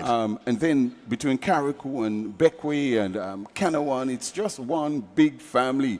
They are our neighbors. The Vincentians have always been a friend of those folks of Grenada and Carriacou and Petit Martinique. But we can safely so say, though, but today, the next 2 days, friendships being what they are, we are here for the greater glory of just taking of saying, listen, we came from St. Vincent and we conquered. That's correct. And my thing is that I am hopeful as the high jump takes place. Wow, just failed attempt. Failed it. Yes. I am hoping that that would grow, and it seems as if there's that growing thirst, and from the St. Vincent athletes that they find it pretty easy to come down through to the south and participate in activities, and I think we need to encourage that. As we grow and develop the athletes, that competition is going to do well. We move into the final round of heats in the boys 100 meters on the 15. Again, some of the lanes are scratched, so we do the assignment. Running out of lane number 1, Aiden Samuel from South City Rising Star. Lane number 2, there's Keshawn Charles runs out of 2. Running out of lane number 3 is Nathan Cumberbatch. 4 and 5 is scratch. Out of 6 is occupied by Nasari Nash. And lane number 8, running out of lane number 8 is Nathaniel Jeremiah. The lane assignment for your upcoming event, the final of the boys 100 meters dash on the 15 Adams. And again, in the final of it, and it certainly has set itself up to be a really, really, really exhilarated final. Some great runs. The excitement is yet to come. All continues. Yep. it's going to continue. It's going to continue to build. I am really, really happy to see our young people just allowing their potential to come to the fore and really bring in the talent to be displayed here. I'm so pleased at this time of the year that we still have that energy and that vibe from our athletes. It speaks well for the future. And as I said, I am already looking forward to the season 2023-2024, and of course culminating in Carifta, the 50th anniversary of independence. Well, there is an excitement, there is a rush, there's a cool build-up to it, but we guys, as we know, as we get closer to it, it's going to crescendo in what it's going to be. I think 2024 next year is going to be a really, really great year. Independence, Carifta, all these, I think even for the Athletics Association, I think they're celebrating, there's a milestone that they're recognizing as well. I'm almost certain, well, I will confirm it, but I know for the Athletics Association, yes, 2024 is also a significant year for them in terms of how their contribution to the sport. I'm going to confirm for you. But certainly, even for the athletes, it's good that we've seen, because traditionally, once Intercall is over and done with Carifta Adams, you don't get to see much of our athletes. Our attention seems to then focus on the international scene, but it's good at this time of the year that we still have our athletes in form. High jump, attempting 191, a fold attempt. And certainly, it's always good to see these young athletes, different strides, different rhythms. Everybody's trying to figure out what rhythm works best for them, Adams? Yes. Each one has his own style, unique style. Nonetheless, the objective remains the same, to get the greatest push out of the ground, using the techniques that would suit them best, their body build, their everything. So slightly different, but the objective remains the same, to get the greatest push that would take them over the bar, not allowing them to get it folded. But I want to say that Whitsuntide 2023, from what I have seen, it's already a success. To have all of these athletes coming from across the region come into Grenada to be part of Whitsuntide 2023, I am indeed very, very pleased. So it's the final heat of heat number 8 of 8 for the boys under 15 before we move to the under 20 girls. So they're off. It's a good, clean break. South City Rising Stars is in lane number 1, but that athlete in lane number 3, that is Nathan Cumberbatch of Extreme Velocity. He seems as if he's going to win it, but oh, wow, just right down to the end of lane number 5. That looked like Kenaz Bowen. Is it Kenaz Bowen or Nasri Nash of the Grammar School, St. Vincent Grammar School? Let's just look at the replay. A nice steady run there out of lane number 3.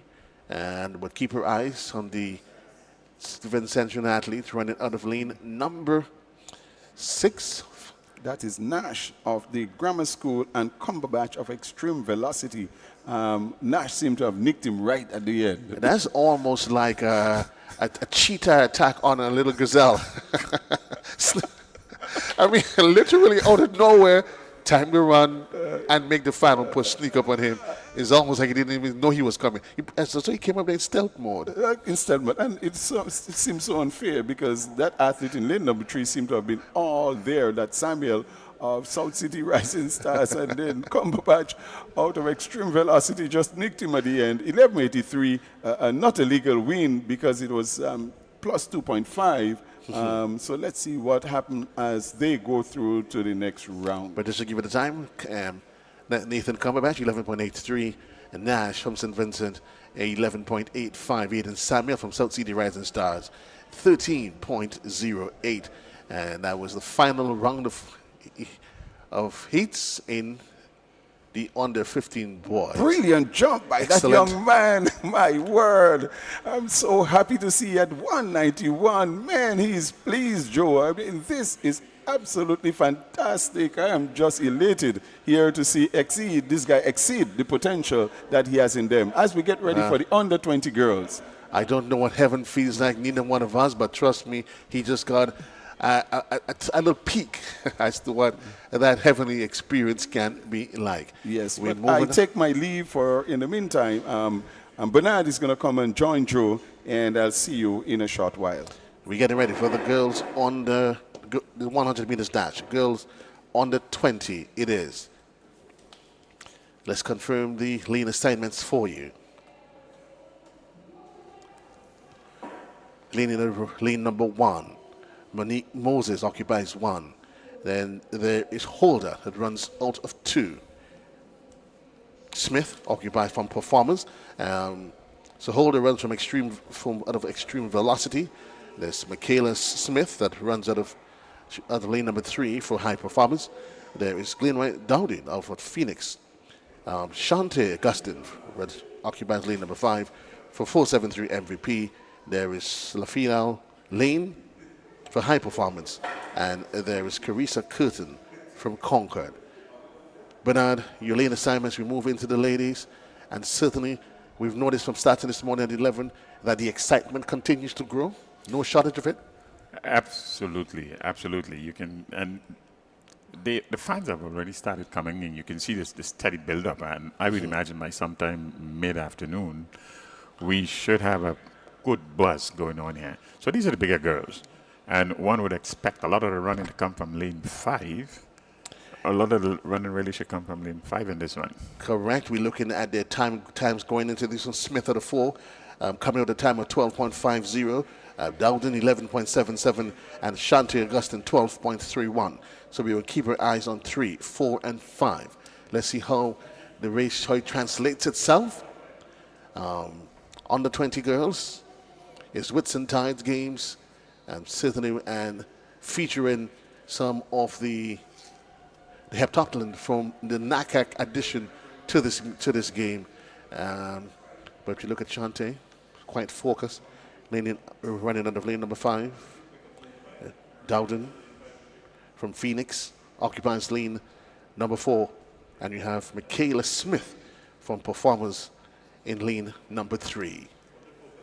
We continue to look at quite a heavy breeze and continues to stretch that ever constant presence here at the Kirani James Athletic Stadium. If you're just joining us and you're trying to assess what's happening here, it is Whitsuntide Games 2023.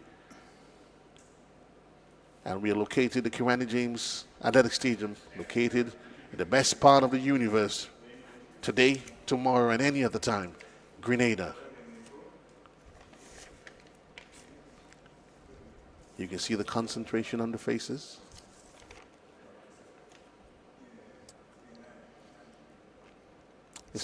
It's out of Antigua and Barbuda in number 4. Lane number 4, that's for Performance, that's for Smith. So lanes 3, 4, and 5. And they have been asked to stand down for now.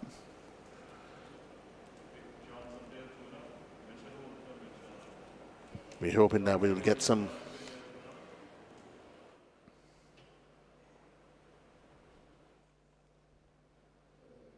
that we'll be given some details on that as to.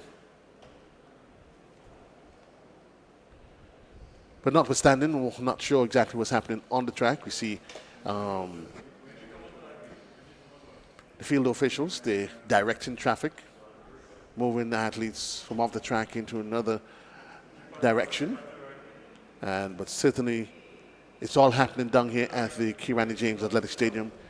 It is the Whitsuntide Games 2023, featuring the NACAC Heptathlon, the females, that started this morning, and certainly will continue into the afternoon and into the rest of the day. And just to bring you up to speed, we have over 900 athletes taking part in today's games. There's the 2023 version of the Whitsuntide Games, a return to the Whitsuntide Games. We have some country teams from Trinidad and Tobago, St. Lucia, and Kitts and Nevis, but we have since learned that some Kitts and Nevis are not here, correct, having some flight difficulties. Guyana is here, and British Virgin Islands. These are like country teams.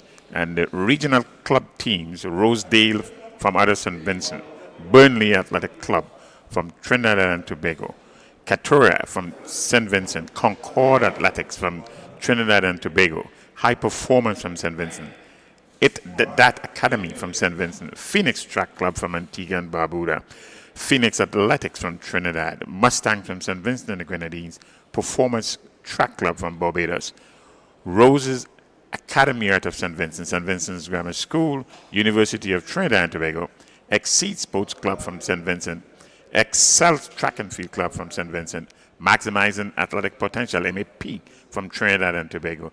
The Guyana Defense Force is represented here. Abilene Wildcats Athletic. This is an old traditional club out of St. Lucia, an extreme velocity track club from Barbados. Well represented across the region, I would say. Indeed, the representation coming quite from wide and far. St. Vincent, from all indications, covering the largest contingent. Our neighbors next door, which is a boat ride away and not too long. It's a scenic boat ride, I imagine, coming down. Well, trust me, it wasn't just one boat they came with. Well, we hope not. Well, but indeed, they have come and they have represented and are represented quite well. And certainly we've seen them. Literally, they've made their presence felt already. But I was speaking with the president of the Grenada Athletics Association as a build-up to the meet, and we highlighted the Whitsuntide Games as one of the better developmental programs across the region. Antoine. Well spoken, actually. It's what we have seen here today is evidence of that. We have had under 9 80 meters dash for both boys and girls. This really is a developmental meet in a true sense. Whenever you expose young athletes to competition, regional competition at that, one can say this is truly a developmental meet. And traditionally, it have always played a significant role in the growth of our regional embrace of our track and field. By the time we get onto the big stage, no one thinks individual countries. We always look to see how the Caribbean is performing. And really, it really starts here. This nestles here, as one would say. It starts in these games. It's interesting. We've looked at the attempts at CARIACOU, we've looked at the OECS and all these other regional integration attempts. But one thing that unites us as a people is traditionally cricket, which gave us a face as Caribbean people. But certainly athletics, track and field has certainly taken a page from the other areas. And it's certainly in more recent years you're seeing more and more of it. And certainly for Whitsuntide Games 2023, it is even quite evident. 45 or so clubs and countries represented in the excess of 900 athletes. I mean, certainly, we say kudos, hats off to the Grenada Athletics Association, powered by Puma. And certainly you've seen them well decorated out there. It only shows that something is happening as the President alluded to in an earlier interview. But we get back onto the track, the lane assignments. It's the girls, 100 meters dash under 20. Moses, Holder, Smith, Dowden. And they are officially off. Nice and even. We're looking at it is Dowden running out of lane number 4. This is Dowden out of 4, literally motoring away all by herself. Sante Augustine comes in a near second place, but it is running out of lane number 3. It was Smith, in fact, out of lane number 3, literally running there all by herself. Running all by herself there. And certainly we look for the official time. We look for the official time there for as Dowden, Phoenix, in fact. We'll probably, Bernard, give us some information, if you can, about Club Phoenix. We'll see if we can pull up some information on the club. We wait for the official times. But certainly, what can you tell us, though? I know you've been scoring and. Whilst we look for some information on Club Phoenix, what we can say. Before you do that, then we look at we take the official time.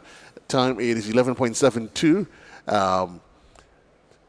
for Phoenix Track Club, and Shante Augustine coming in second for MVP, 12.09, and Carissa Cotton from Concord, 12.12. And this, Joe, is really a true reflection of the regional flavor of this. First place is Antigua and Barbuda. Second place is Grenada, and third place Concord from Trinidad and Tobago. This really is regional right there, as regional as you can get it. I wanted to make the point earlier that Antigua and Barbuda and St. Kitts and Nevis in in the last few years, they have certainly distinguished themselves in track and field, especially in the sprint areas. And they continue to do quite well. And these are what you refer to in the context of regional athletics, the non-traditional powerhouses. I mean, we know of the Jamaica, we know of the Bahamas. I think Kitts in the years gone by have held their own. In Grenada, certainly has put its own, has redrawn the Caribbean athletics map as to what the playing field should look like. But it's good when you see in some of the non-traditional countries, they're coming into their own. As we give you the lane assignments for heat 2 of 2, the girls 100 meters dash. The lane assignment here. It is Christine Charles from South City Rising Star, runs out of 1. Lane 2 is occupied by Frederick. Nestled in lane number 3 is Rhea Flanders. Number 4, Naya Brown. 5, Janisha Spencer of Phoenix again. It is Zian Bean is nestled in lane number 6. On her outside, from Kamisha Dominic out of lane number 7 from Trailblazers, and Maya Sylvester from South City Rising Stars occupies lane number 8. But lane number 8 from all indication is actually scratched, so just read it. It is Charles in 1, Frederick in 2, Flanders runs out of 4, Spencer in 5, Bain in 6, and Dominic runs out of lane number 7. You've the lineup, Bernard, for the next event. This should be a very competitive one here. And going from what we have on paper here, we expect a lot of the running to come from lane number 4. Lane number 4, again, from Naya Brown from Performers. Let's see how this one unfolds as they await the start. Heat 2 of 2. The girls 100 meters dash. Again, from St. Vincent and the Grenadines, Performers, high performance.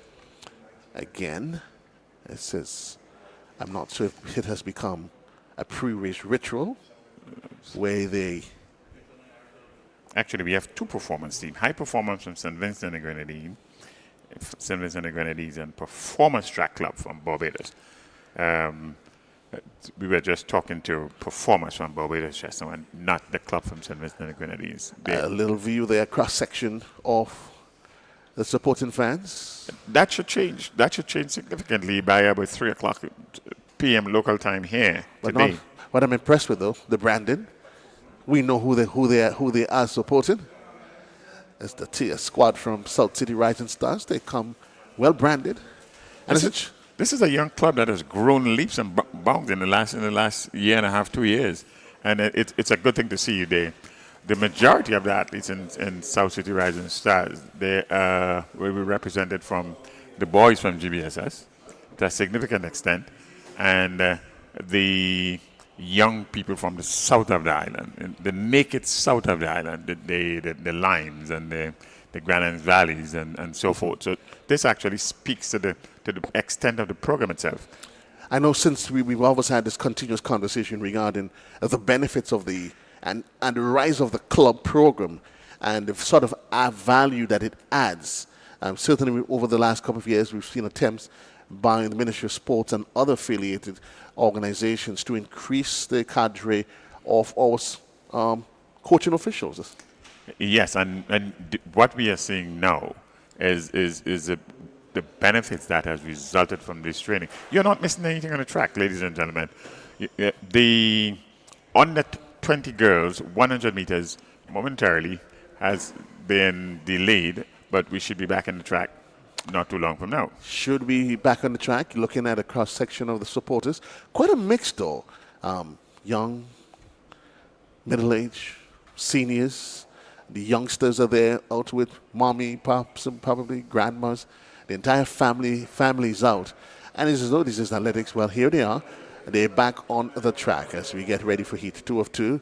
It's prelims. This is with the prelims. The finals will come later in the days. The girls 100 meters dash as we give you the lane assignment. Running out of lane number 1, Christine Charles from South City Rising Stars. Frederick occupies lane number 2. Rhea Flanders sits in 3. Nestled in 4 is Nia James. And just to let you know that Flanders came in with a time of 12:13.20. But we certainly have to keep our eyes out for lane number 4. That's Nia Brown from Performers. And I think you say that's Performers from... That's from Barbados. From Barbados, 11.90. There's Jamisha Spencer from Phoenix, 12.20. Bean out of Finish Line from... At that time, she comes with an entry time of 13.36. And there is Dominique, Kamisha Dominique. Lane assignments for upcoming events. Again, we're going to keep our eyes on the middle of the track in lane number 4. Nia Brown out of Performance in Barbados. So there should be good competition in lane 4 and 5. Barbados and Antigua and Barbuda. Let's see how this one unfolds as they wait. And they're off officially. Let's keep our eyes as they get just about the 50 minutes mark. Well, running out of the middle of the pack as we anticipated, motoring down. It is Performers, but I think running up, well, we seem as though, well, we had Dominique, Kamisha Dominique from Trackblazers, who, if you ask me, we'll have to wait for the official times. While we were busy focusing on Brown, as we look at the replay for the first half of the outing, it was Brown literally holding form. But look outside, on the outside in lane number 7. Yes, it's... Let's see. Unofficially. It is Brown. It is Brown. Unofficially. Officially, it is Brown on the Performance, 12.32. Kamisha Dominique from St. David's Trackblazers finishing in the time of 12.33. Spencer, Janisha Spencer, 12.74. Dominique was finishing quickly. Definitely, she came in. And you always say, coaches say to athletes, run through the tape. Run through the tape, because you don't always have time to focus on the athletes on either side of you. So you always encourage you to run through the tape, unless maybe you think you have speed as the great Usain Bolt that allows you to stop and gesticulate, and that's not even a culture that is encouraged, actually. It's not a culture that is encouraged. So we just saw the finishers, the wrap up there of heat 2 of 2 of the girls 100 meters dash. We will now move on as we get ready for another event on the day. Again, it is Whitsuntide. Yes, you got it right, taking place at the picturesque Kirani James Athletic Stadium. And if you've never heard of the Kirani James Athletic Stadium, but I know you've heard of Kirani, this is his home, and the most beautiful place on earth that you can possibly think about in the Spice Isle of the Caribbean, Grenada. And certainly wherever you are, remind you this is a TNR Communication production, and we want to say thanks for joining us wherever you are. If you can share the link, forward, call a friend, let them know. If you're on the island, though, and you've started the broadcast via virtually, you can feel free to make your way down. But again, we continue. We're moving along. We're moving now to the boys. It's the boys under 20. Boys under 20. The athletes on the track. Let's look at the lane assignment. Running out of lane number 1, it is Ronaldo Solomon. Running out of lane number 3, representing SAS, Brian Isaac. Also in the mix, in lane number 4, it is Ravel Webster. In lane number 5, Kevin Martin is in 5, and running out of lane number 7, out of lane number 7, it is Kimani Torp. And they're off officially. It is the 100 meters dash. Let's continue. They're still nicely bundled. We're looking at the lane number 3. It is Isaac. Well, actually, from Concord. Let's see if we get the official results on this one. This is the first outing with the boys 200 meters. That's Webster. Let's keep our eyes on them. In the middle of the pack, Webster running out of lane number 4. Sass on his outside in the person of Isaac, Brian Isaac. But it is Webster out of lane number 4 that clenches this one in a time of 10.90 seconds. So the Webster, they're good, steady running, 10.90 seconds. On the 20, interesting times. Interesting time, but that's just the first heat. It's event number 9. as we continue to go deep into the evening. It's yet early times though. The crowd is building, and again we say those of you that's online, again remind you that the production has been facilitated by Team TNR Communications. Remember, for all your local events, check them, give them a call. Call the team, Richie Oliver and the team, and certainly they can, whatever event that you have that you need to get out via the World Wide Web. We certainly, whatever sporting event, whatever it is you have that requires you to put it out virtually. Again, you've seen a number of teachers that I'm recognizing, and I guess Intercall is all over, but the teachers, they're just a network that they form.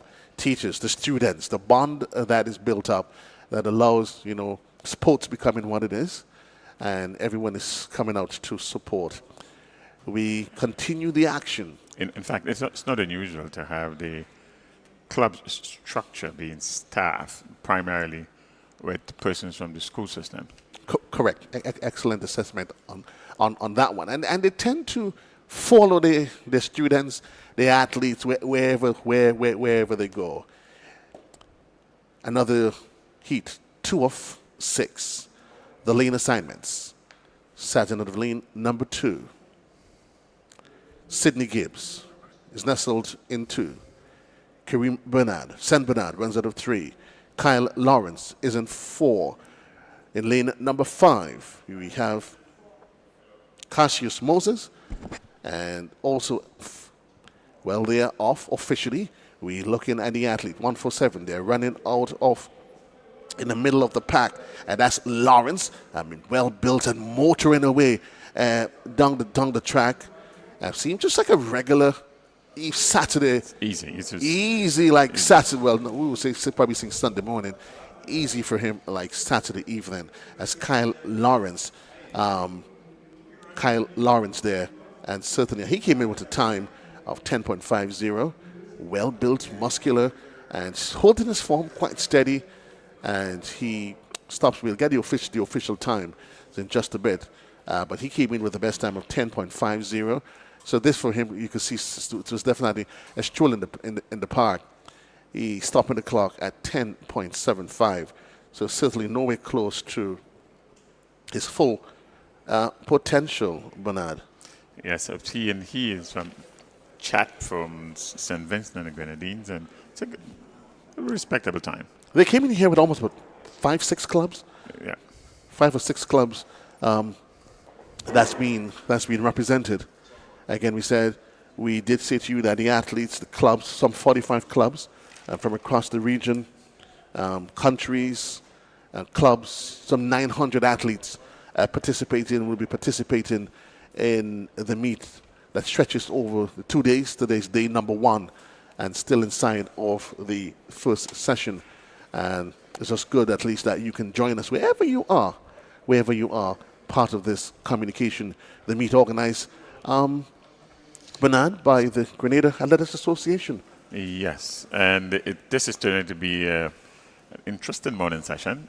Most of the finals in these 100 meters will be run off later in the day, so we can expect some key competition. So far in the under 20 boys, we would have had two athletes dipping under the 11-second mark, and just about 10.75, the best of the day so far. Well, of course, wherever you are, we say this is Whitsuntide Games 2023, coming to you live from the Kirani James Athletics Stadium, and it really augurs setting itself up, not just for today.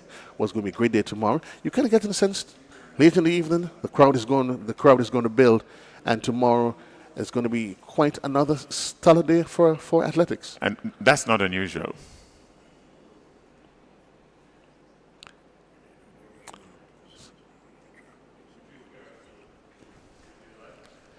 So again, let's do the lane assignments as they come up. It is heat 3 of 3. Running out of lane number 2 is Gloucester. In 2. I'm not sure what's happening here. The athlete of lane number 4, that's a Married Knight from Extreme Velocity. He seems a little bit not a bit bemused as to what's happening around him. The athletes have all left the blocks. Yeah, I'm not well. There was some early movements. We'll get an official consideration from the field as to exactly what's happening, but we give you the lane assignments. We're in of lane number 2. It is Gloucester from HP. Lane number 3, from representing Altitude. It is DeAndre Andel. Amari Knights representing Extreme Velocity, runs out of 4. Tegan Peterkin from 473 as a local club here in Grenada, running out of lane number 5. Jaheim Tika from CSC. There is Delron Delfish out of lane from Mustang in St. Vincent, runs out of lane number 7. And Sheldon Hosford, SAS, runs out of lane number 8. So CSC is, again, a reminder, that's carriacou, Extreme Velocities from Barbados. So we have a pretty good mix across it. So St. Vincent, Barbados, Grenada, and carriacou represented in this one. So, early days yet? Grenada, mainland Grenada, that is. Indeed, indeed. So, folks, it is Whitsuntide Games 2023, organized by the Grenada Athletics Association. And again, one expects the running to come from lane 4 in this one. Indeed, expects to come out of from lane number 4. Tegan Peterkin. So there's Amari Knights, 10.55. And let's see how this one develops itself. Early days, as we look at him motoring down the track. We're looking at SAS on the outside, also coming through to the tape. Out of lane number 4 was Amari Knights. But we look for the official time. Nice throw there. Mix of fashion and everything else in this one. Again, on the outside, lane number 3 out of SAS. Hosford is there. I think unofficially, we look for the official times, but yes, unofficial, it is Delron Delfish coming out of Mustang, 11.21. Amari Knights, 11 point. Well, both crossing finishing crossing at a time of 11.21, and then you have Leroy Gloucester from HP, 11.43. Jamari Tika, Brennan finishing up the order. We're looking at them, Delron. I'm saying Delron, Antoine, and you're almost tempted. If you were probably somewhere in Kingston, Jamaica, you were somewhere in Kingston, in St. Vincent, you're probably in one of the islands. You can see the Vincentian. They probably ball in the air. The trip was wet. They are represented quite well. Absolutely, and we would have missed likely the false start by Peterkin in the first heat, and so he was disqualified. No persons would have been looking for Peterkin at the end in this heat here that would have just finished, but in fact he had a false start, and so he was disqualified.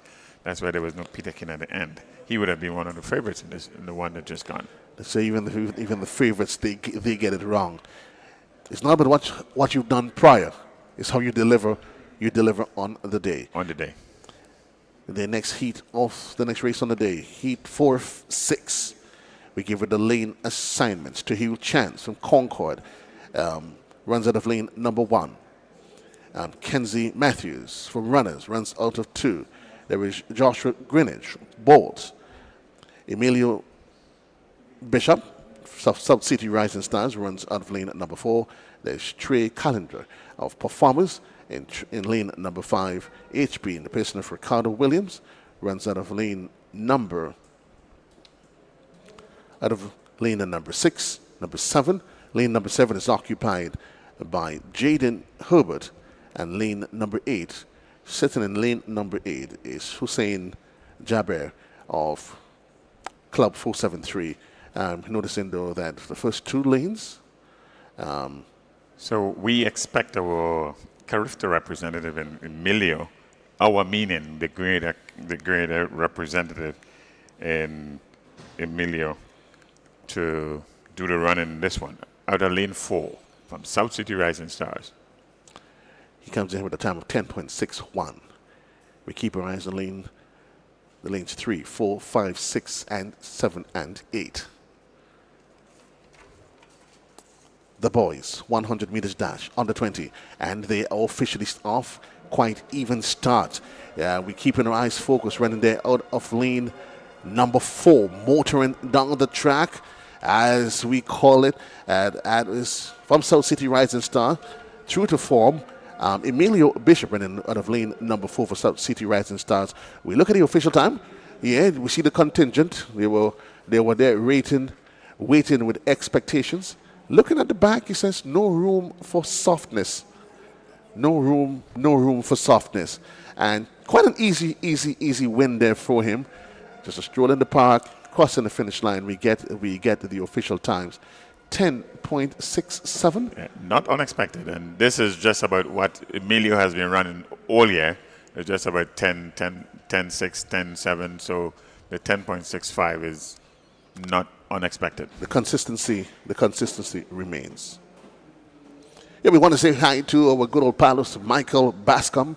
Hi, Mikey, how are you? We know wherever you are a diehard athletics fan, and I know that you are following the proceedings from home.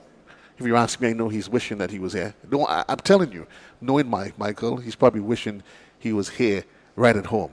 And I can see that probably that smile beaming across his face saying, yeah, Joe, keep quiet on this. Don't let my secrets out. But it's good to know that you're following and keeping track of the athletes where you are, comrade. Absolutely. Absolutely.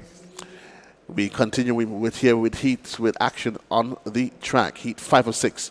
We give it the lane and time. One of the challenges that you keep seeing, and I'm not sure how those works out, where you're provided with a start sheet that gives you a full listing, and then you see the athletes, they show up, Adams, and then you realize, okay, a few of the lanes are scratched.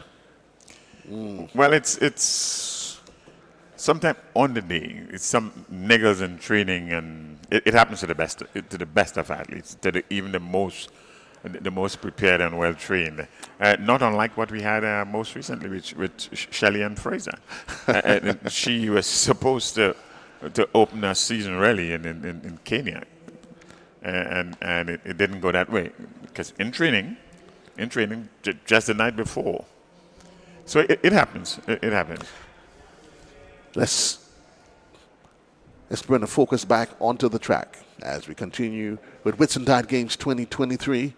And certainly has been a great morning as we just bring you up to date on the time. Just exactly 6 minutes past the hour of 1 o'clock.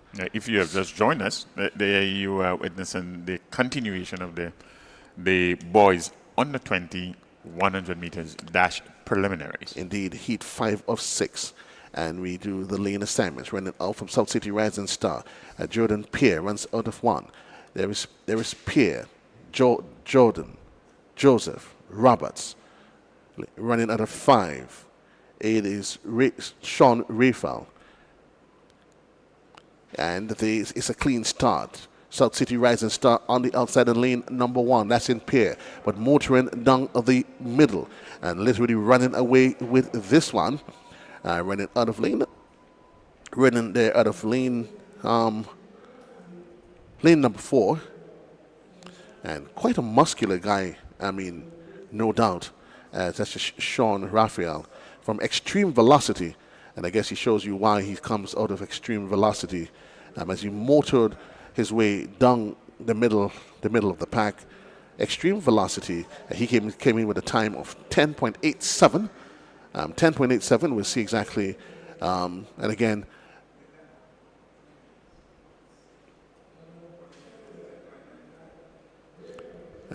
we still see them.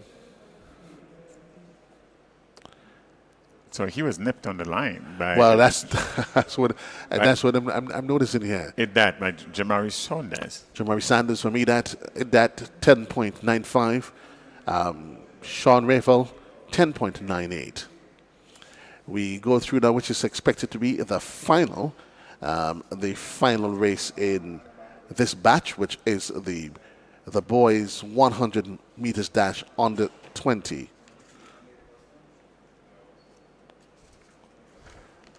The boys 100 meters dash under 20. We look for the lineup. And again, another reduced field. And certainly, as you're seeing, Antoine, there could be a number of reasons giving rise to the reduced fields.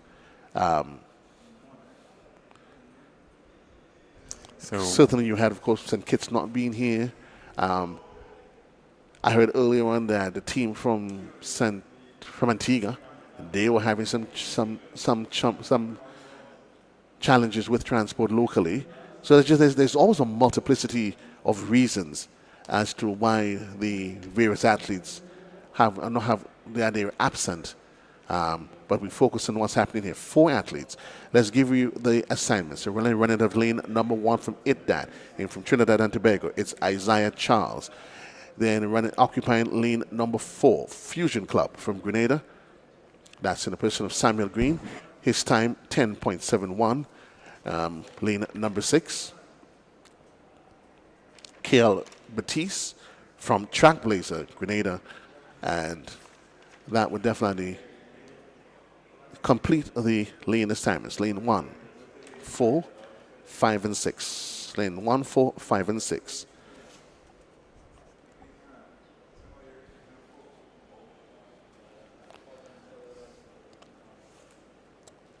Let's see how this one, and they're off and running. We're looking at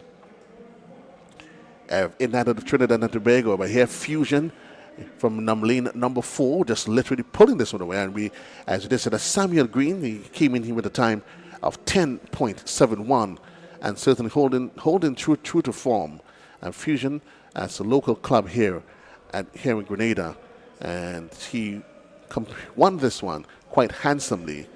We wait for the official times, and certainly, Antoine, you can see him just literally, stretching the rest of the field quite thin. And Fusion, Samuel Green, 10.77. Ronaldo Spencer, 11.24, sorry. And Isaiah Charles from Edad Trinidad, 11.43. And Kyle Batiste from St. David's Trackblazer, that's a club from Grenada, 11.80. So one, in fact, can expect the continuation of the rivalry with Samuel Green and Emilio come finals later on in the day. This has been going on all year, and it makes good, interesting viewing of the competitive nature of these young men over the 100 meters. Well, we're keeping our eyes on the field from the under 20 boys. We move to the women's open, and we give you the lineup in just a bit. But again, reminding you, we down here coming to you live from the picturesque Kirani James Athletic Stadium. If you're a Grenadian, and you can make out the landscape, the Lacquer Brothers crematorium on the Cemetery Hill. There is Cemetery Hill. And those elevated points, Antoine, Cemetery Hill, the Dabo area, is always a great vantage point for those persons who opt in not to make their way the journey down to the front gate, but enjoy the view from the outskirts. When you are blessed with a view like that, take advantage. You should take advantage. We've seen from what's happened in the field, and we're getting ready for a medal presentation ceremony. We send you down to trackside for the medal presentation ceremony, and we continue up here soon after with action on the track. More to come. More to come.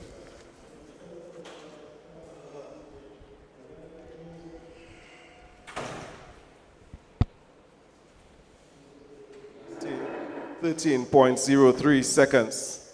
Second position from the Velocity Track Club, Jason Johnson, a time of 12.49 seconds. And the winner, the girls 80-meter dash under 9 from the St. David's Trackblazers, Sanjay Simon, winning the event in 12.38 seconds.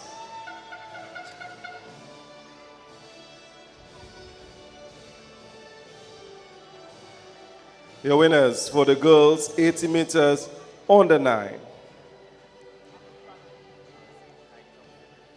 Medal presentation for event 5, boys 80 meter dash under 9. The third position represented the South St. George Government School in a time of 12.41 seconds, Nathaniel Martin.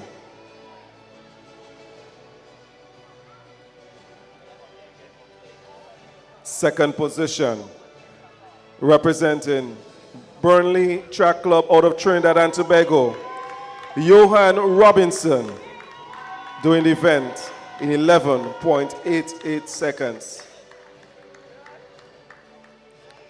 And your winner from the Finish Line Athletic Club, Keishan Korb, in a time of 11.88 seconds.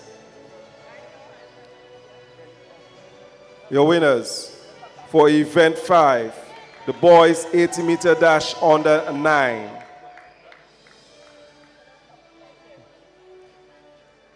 That was the medal presentation and we want to thank Mr. Moses, the deputy chair of the local organizing committee, for doing that presentation.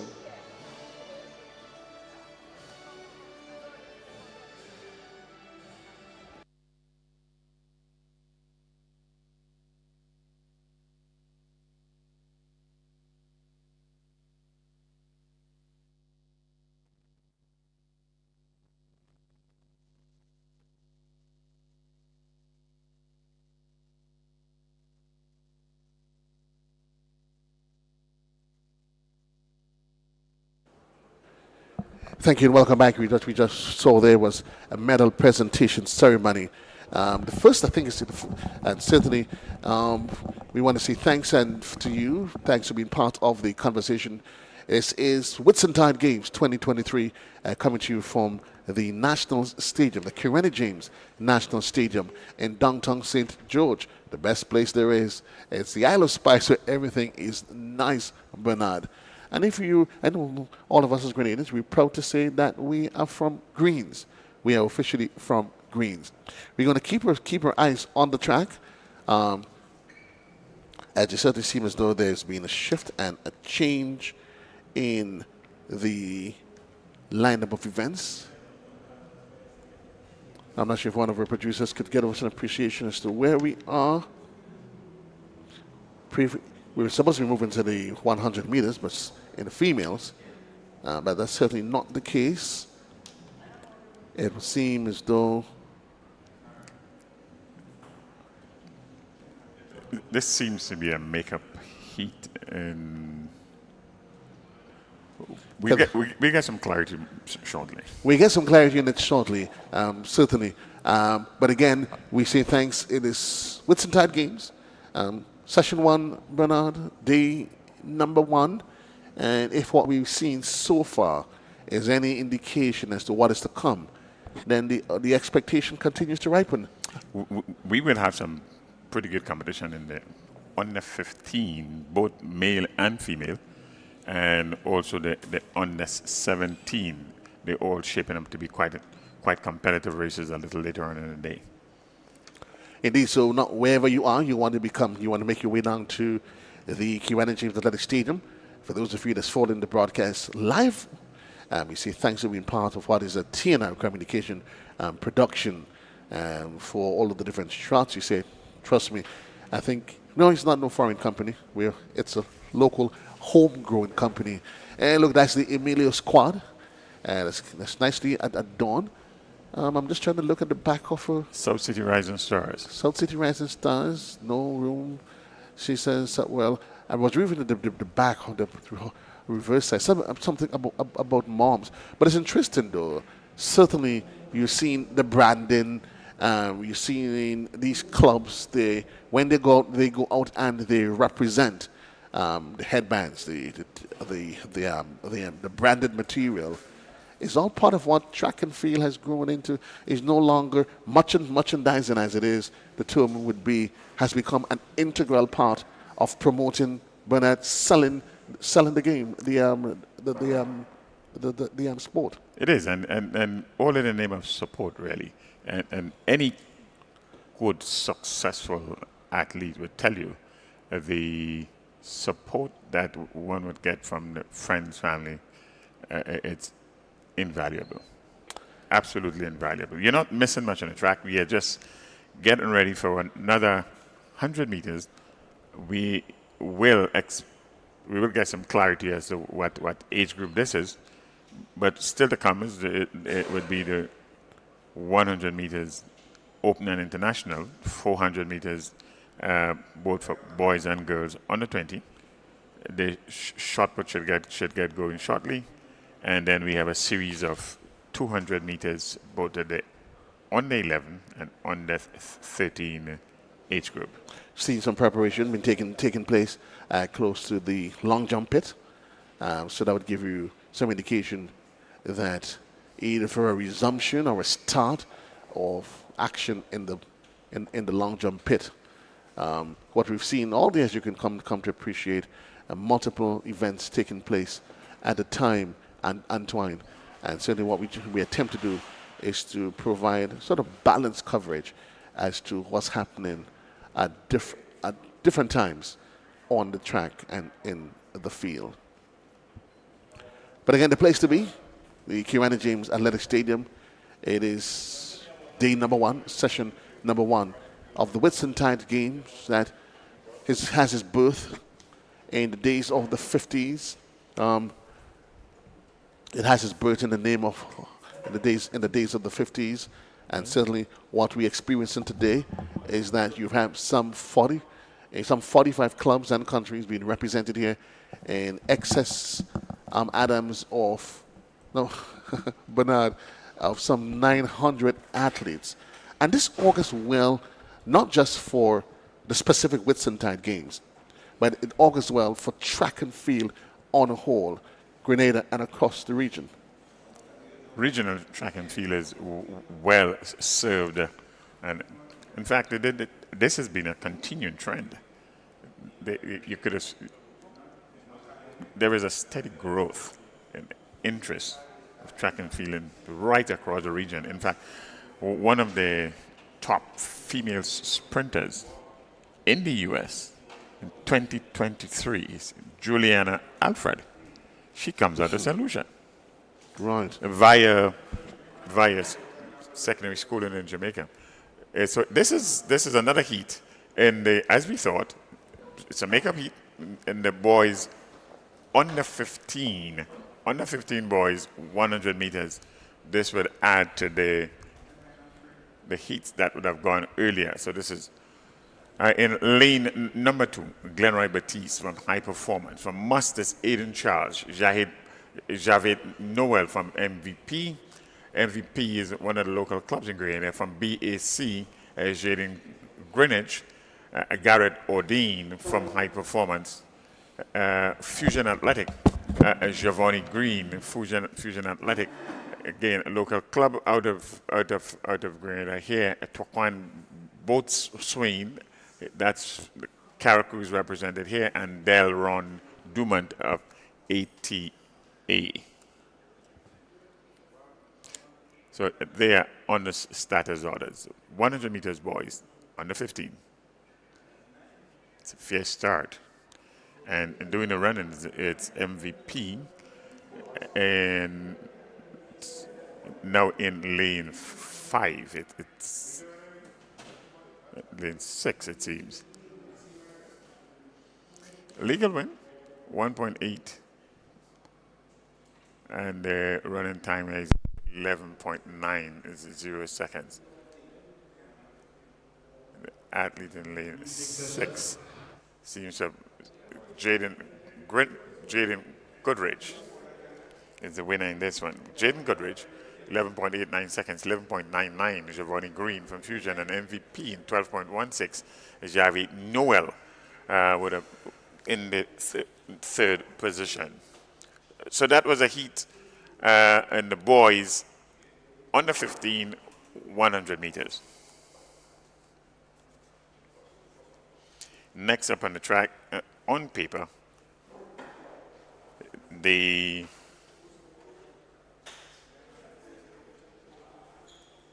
men 100 meters dash open and international.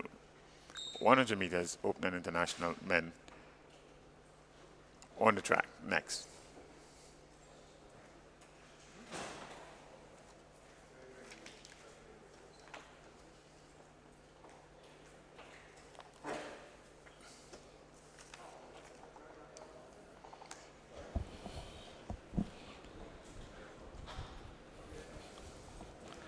It's Whitsuntide Games 2023 inside of the National Stadium. And we're getting back on track. It's the men 100 meters open international.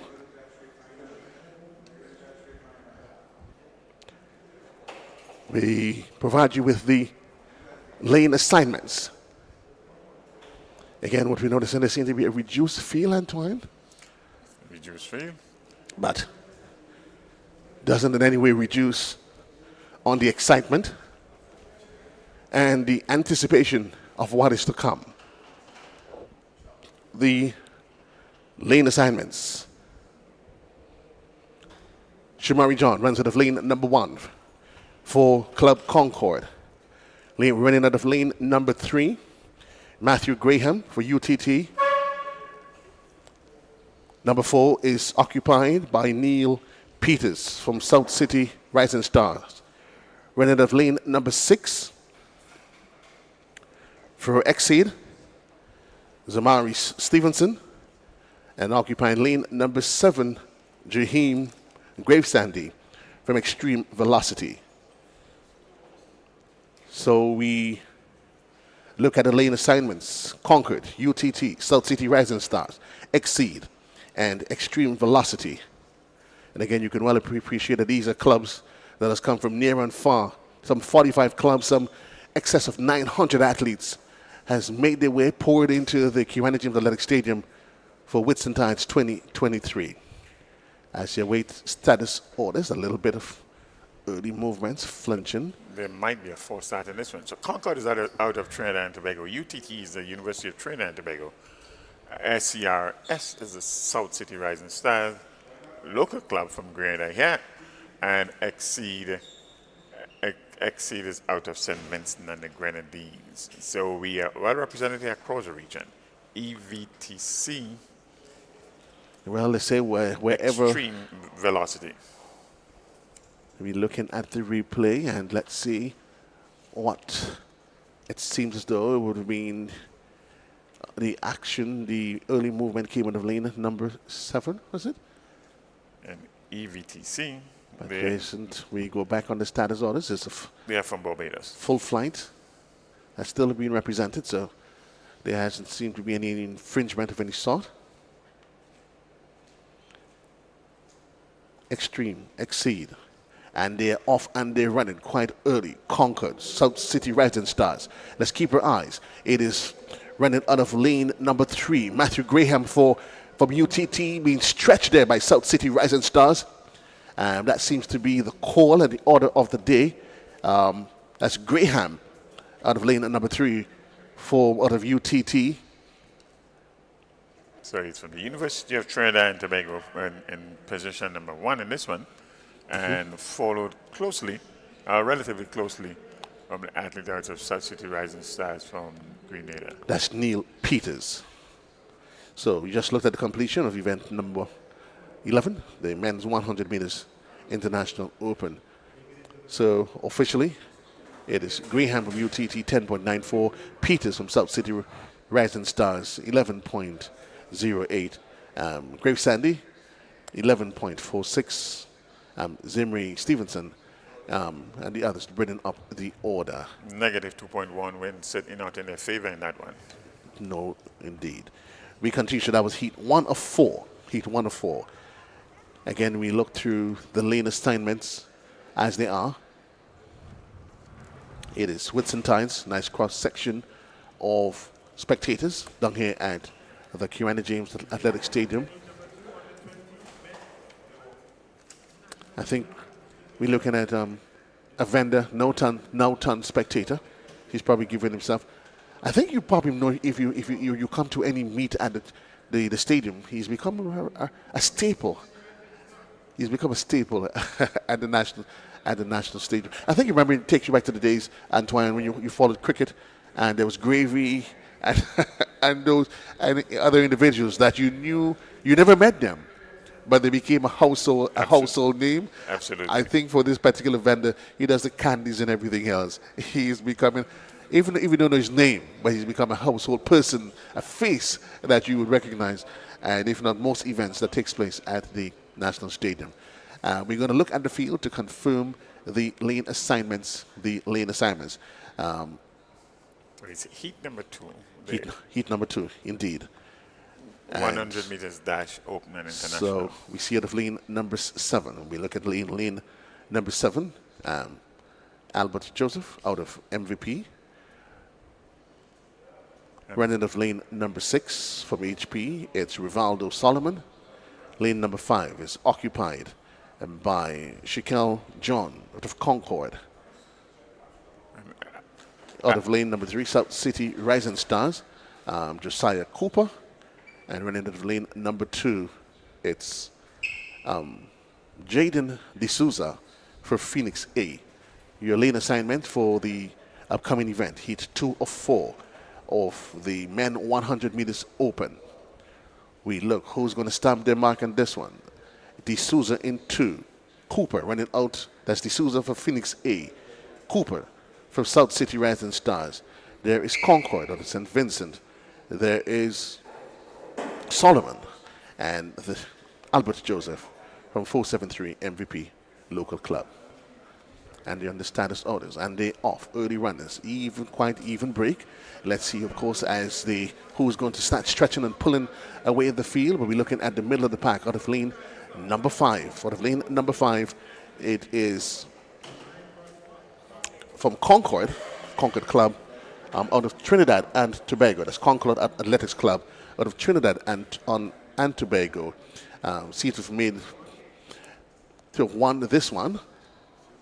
Phoenix Club is out of Antigua, and certainly we'll await the official times. So it is, in fact, Shaquille John in a time of 11 seconds flat, and Jaden D'Souza from Phoenix Club out of Antigua, he of 11.01, and that's the official times for that event.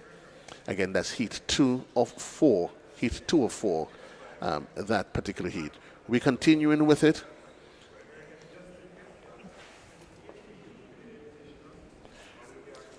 We give you the lane assignments for the heat 3 or 4. That heat comes up in just a bit.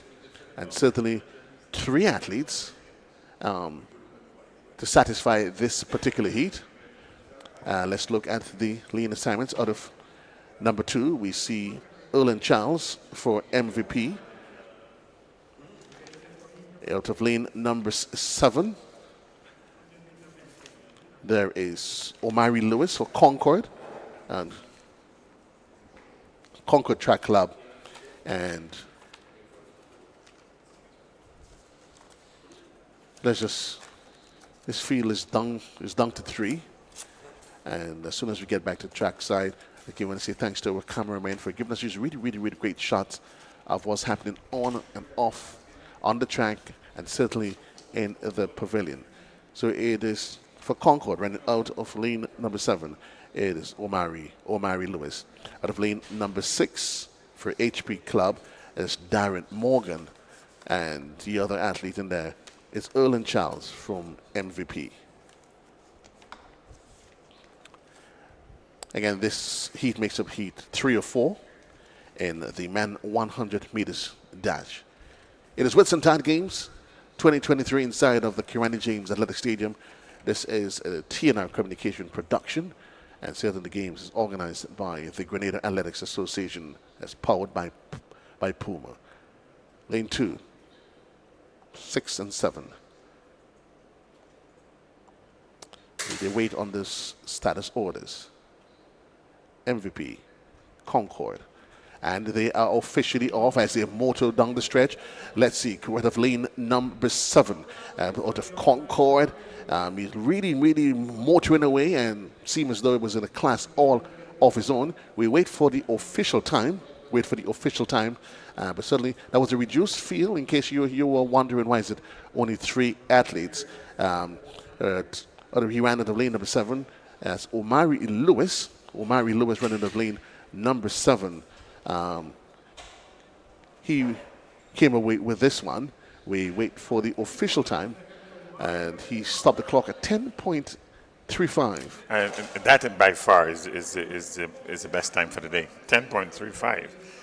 Concord, another club from out of Trinidad and Tobago, Omari Lewis. This is the best time we have had for the day in the 100 meters. By some distance, actually. By some distance. In the junior races, you felt the presence of St. Vincent. Now you're moving to the international races. You've seen the likes of athletes out of Antigua. From Phoenix Club, you've seen athletes out of UTT, Concord, and certainly, again, it only shows that, Antoine, the spread of the athletes that we have here today. Heat 4 or 5, Heat 4 that is, and this is action in the men's 100 meters dash international. And we've seen here we should have a representative from Velocity Club, Stallion, UNA, Catoyas. We get an appreciation just exactly which islands these clubs are representing and who the athletes are.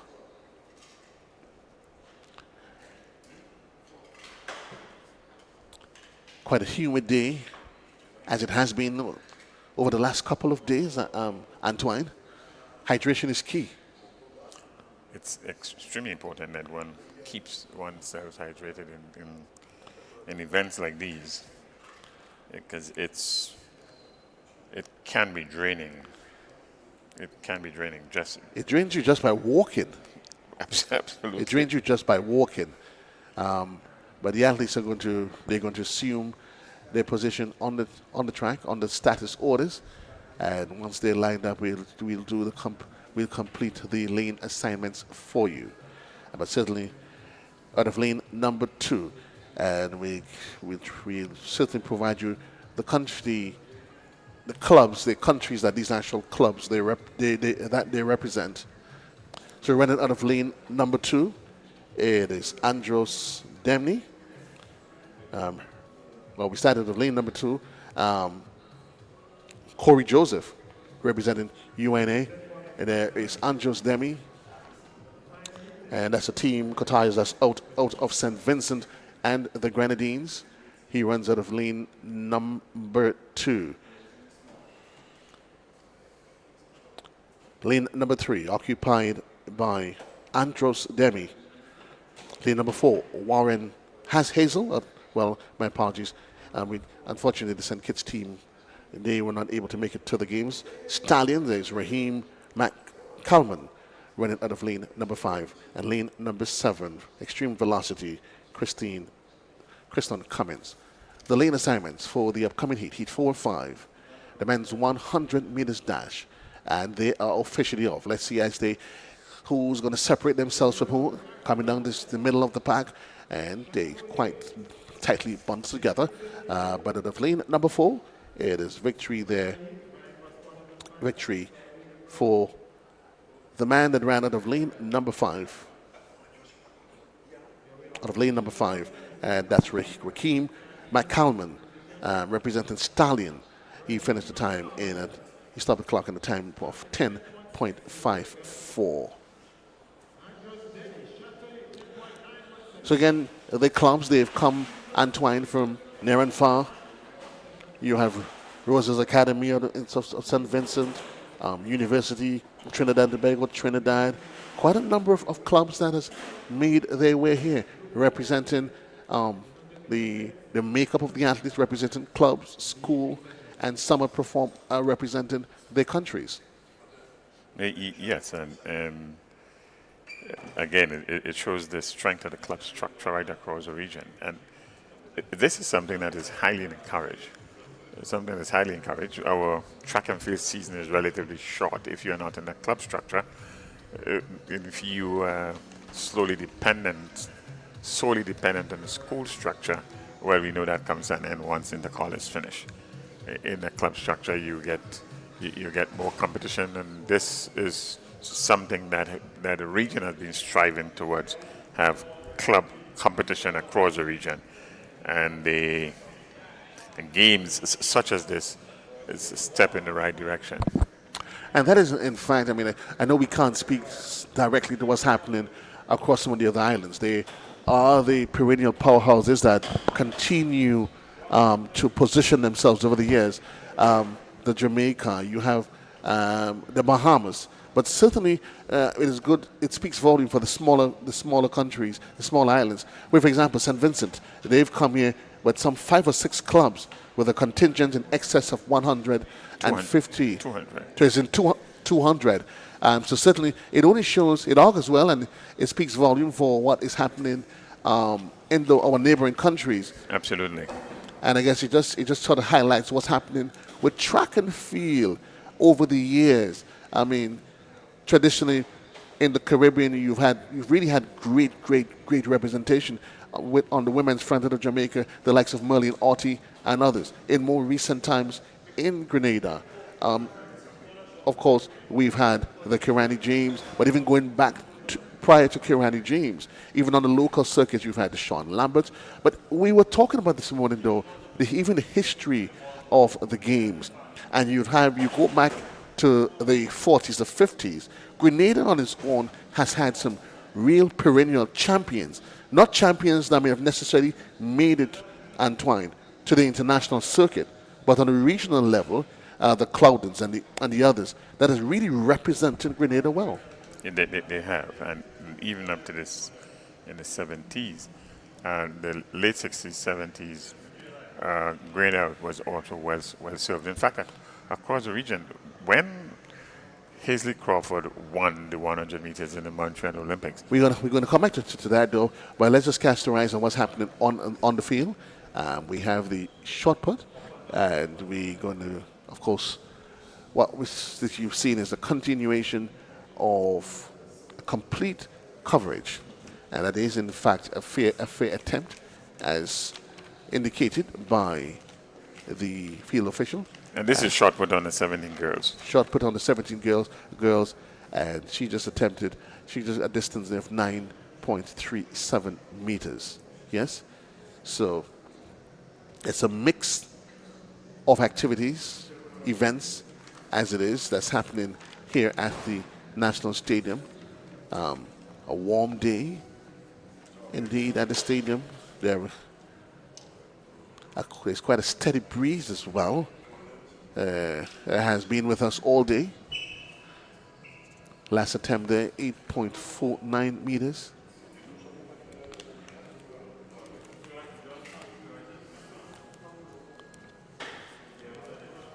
Some have argued, Antoine, that while you've seen active participation in a growing active participation in the field events, though, some have brought into questioning the need for proper techniques so that athletes can maximize on their delivery.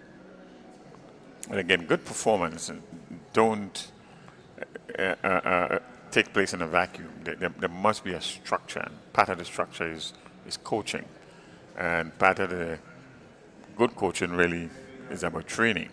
Right. And so the entire spectrum needs to be covered if one wants to get the results that we keep talking about. And certainly, and while they need to be continuous training, they need to be continuous exposure, and certainly kudos to the Athletics Association on this year's Whitsuntide Games, and that has allowed for, as the president of the Athletics Association, Conrad Francis, says, the meet serves as one of the better developmental meets where we have athletes that's coming as ranging from the under-9s being part of this meet. And certainly one can only expect, Antoine, that from here the various disciplines, they would grow as the athletes, they're engaged, they continue to train, continue to practice, and get the best out of themselves as they represent the different countries and clubs. We are looking at the girls under 17 shot put. Not in a position just yet to let you know who the competitors are. We are looking to address this. But we can tell you this is live, and we're coming to you here from the Kirani James Athletic Stadium. What you're looking at is production, TNR, communication production, and certainly, for those of you that's on the live, we're hoping that you can share it, let somebody know that they can join the team. If you're at home, you're viewing it locally, and you could feel free, share it to your friends and families in the region and in other parts of the diaspora. And one, Antoine, cannot underestimate the sort of exposure that these athletes they're receiving, and even the exposure, and the world will be looking at Team Grenada, who certainly has had a successful bid for hosting Character Games. You can only imagine the sort of viewership that you have in South America, Guyana, through the clubs from Guyana. You have the clubs up north, Antigua. Certainly, quite a great deal of exposure. I think this is probably about the best throw we've seen for the day in terms of distance. We get the official time. It is a legal throw. It is a legal throw. And we await the distance in just a bit. Yes, this is a distance of 13.20 meters. And she certainly seemed as doing, as it relates to technique, that she came a little more, seemed a bit more prepared and having an appreciation for the technique and execution of the discipline. So that seems to be Nicole Solomon from High Performance.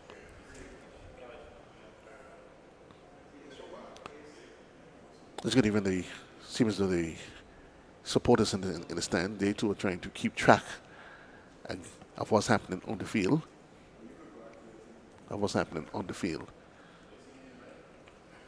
But wherever you are, we say thanks for being part of the conversation. It's a TNR Communications production. That was Jada Elcock from South City Rising Stars with a distance of 7.26 meters. 7.26 meters. If once this continue, we continue down the pipeline to see. I think the distance for first place has been established already with a distance of 13.20. And that was Maricela Joseph from Finish Line just now. Right. So she's set a mark and established herself. She's the person to beat. But looking at you get in the sense looking at the field that she has to contend with in terms of what we've seen thus far, in terms of technique, delivery, that as any successful attempt at really engaging her in active to depose her from where she is now is going to take quite a bit of a challenge. But so in the throwing circle now, it's Josinique Williams from High Performance. Josinique Williams from High Performance. Josinique Williams from High Performance. We await. Of course, the game's record for this event is 14.44 meters. That was set in 2019 by Jamora Alves. Well, so we can safely say that there isn't any of the girls that's anywhere close to that. And that's even going to approximate that as it is. But certainly, somebody they may leave with personal best. And yet the truth is, Antoine, many of the athletes, they come not necessarily being anyway focused with records. Some of them are looking for the seasonal best, personal best. That's what they are looking for. That's what they are looking for. We now shift our attention to the girls' 400 meters dash. 400 meters dash under 20, and we'll be heat one of two, and certainly we'll see how this one unfolds. While in the meantime, action continues with the shot put. The the best distance we've seen so far in the female shot put is that of 13.20. Antoine, just shared me what's the 13.20, and who was that athlete? We're just going to confirm that with you. For those of you that's following the shot put, but we await action back in the track as the girls 400 meters dash, and we now provide you with the lane assignments. Lane assignments. Dion Senbernard, representing CAC, runs out of lane number 1. Amias Samuel, finish line, occupies lane number 2. Representing Club 473 MVP is Rhea Flanders. She occupies lane number 1. In lane number 4, it's Caleb Liebert that runs out of lane number 4. She comes in here with a time of 53.49. She's running out of the middle of the pack, so she's indeed has the time to beat based on entry here. There's Kayla Flavini, or the VTC, runs out of lane number 5. Raheem Price. That's Rayan Price runs out of lane number 6 for Extreme Velocity, and representing performers, Tawana McLean out of lane number 7. Your lane assignment for the upcoming event on the track. It's the girls 400 meters dash under 17. And based on entry time, we're looking at Liebert out of lane number 4 in the middle of the pack, and she comes in with the best time on paper. But certainly that race, there's no if buts maybe. This one would be recalled.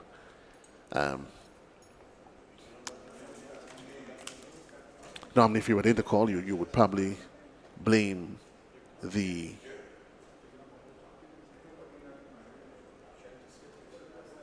likes of some of the traditional field officials, Ralph Lord and his team. Seeing Adrian. We wait to see what's the official word coming from the field officials.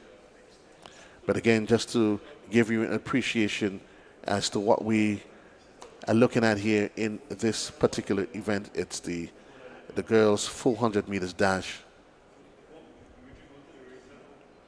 The girls 400 meters dash, and we look at the lane assignments.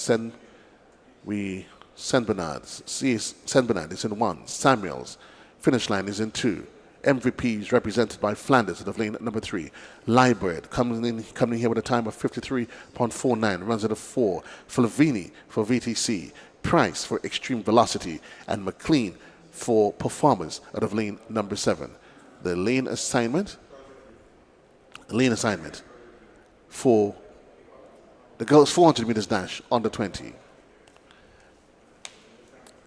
So there's just been a general warning to the field as they cradle into their blocks for the start of the girls 400 meters dash. And again, in case you're just joining us, we're coming to you live from the Kirani James Athletic Stadium. It's a nice, even, clean start. The girls 400 meters dash as they make their way down into just about covering the first 100 meters, motoring down the backstretch. Who is it going to be?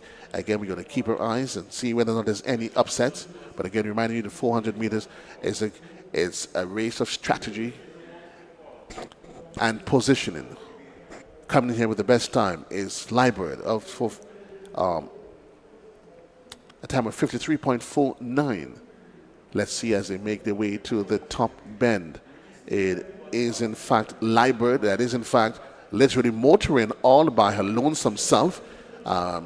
It's going to be an easy walk win for her, no doubt. Easy win for her as Kaden Liebert. And certainly holding true to form, she came in with the best time of 53.49. An easy win for her. Coming in second place out of lane number 2, it's Amaya Samuels from finish line. Stop that comes in second place. So, should we await the official results, Antoine? But certainly, good measured run there. The strategy was to go out and go out hard, and she did that. 55.31 seconds. This is favorable time in an event like this on the 20. And certainly you would appreciate because she was not pushed. I mean, she came in with a time of 53.49. So you know certainly that she has a lot left in the tank if and when pushed. Certainly you would hope that she would step up to the plate. So that was heat 1 of 2, the girls' 400 meters dash. There's another field of players that would make their way onto the field. We see the likes of Shante Augustine in there. See the likes of Shante Augustine representing is in the mix. Let's do the official lane assignments for you as they come. But again, it is the girls under 20, and these are all prelims, and certainly qualifying, they will be positioning themselves for times, place, lane assignments as the games stretches. It is the 2023 edition of the Whitsuntide Games. I'm down here at the picturesque Kirani James Athletic Stadium, the home of the great Anderson Peters, the home of the great Aline Francique, the home of the great Lyndon Victor, the home of the great man himself, the many great athletes, Rondell Bartholomew, Kishira George.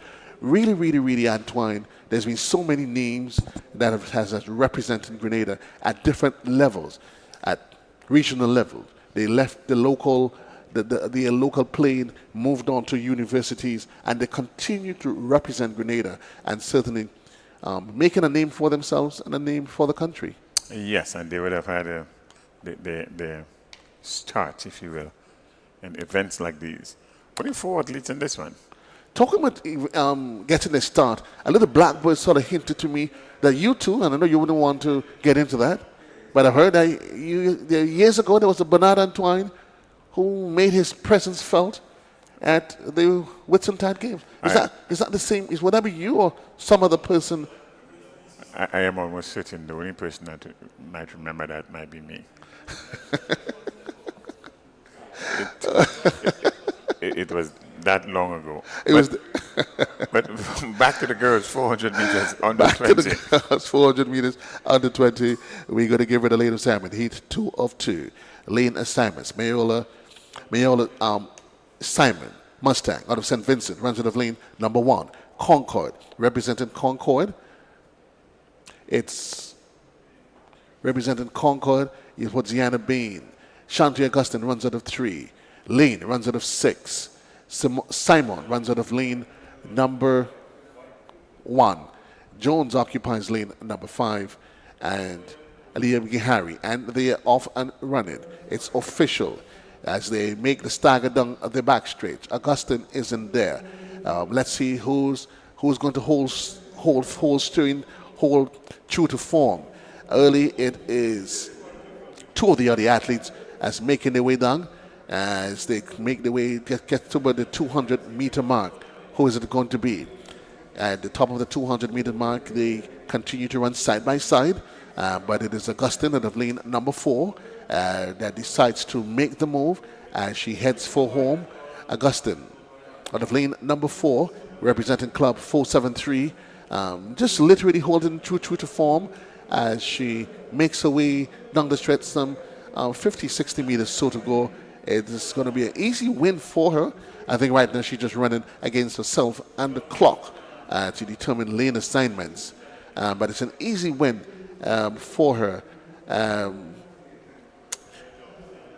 So it's Shanti Augustine out of lane number 3, and taking second place, it was Dixon from Concord that came in sort of distant second place.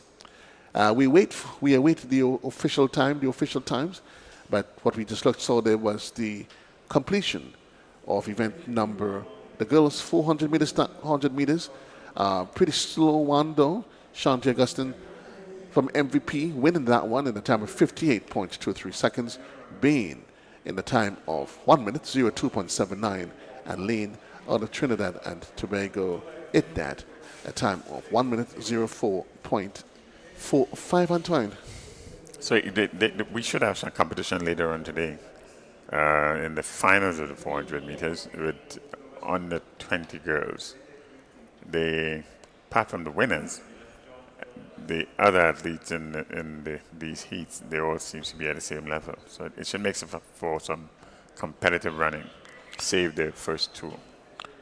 Should make it for some really competitive running as we move from the girls and we look at the opposite, the boys 400 meters. That's what it should be, and all the girls where they were just 2 flights.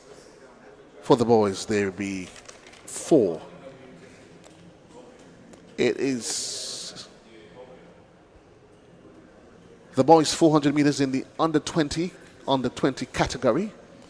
So again, we have three non-starters in this heat.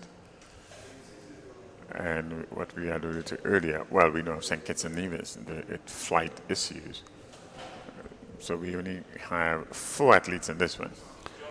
It's going to be Matthews representing the club out of Trinidad, IDDAT. They're in the person of Robinson Matthews. There's Jeremiah Dixon for Concord. There's William Richards and Jaden Phillip for MVP. That's just 4 athletes, in fact, represented in this particular event. St. Vincent. So, IDDAT out of St. Vincent, that's Matthew Robinson, Jeremiah Dixon, occupies lane number 2. And then there's Richie Williams and Jaden Phillip completing the cast for MVP. We'll see how this one pans out. As we see in certain parts, shadows starts to stretch across. Well, not just more on the 100-meter mark, though we see some shadows stretching in some parts.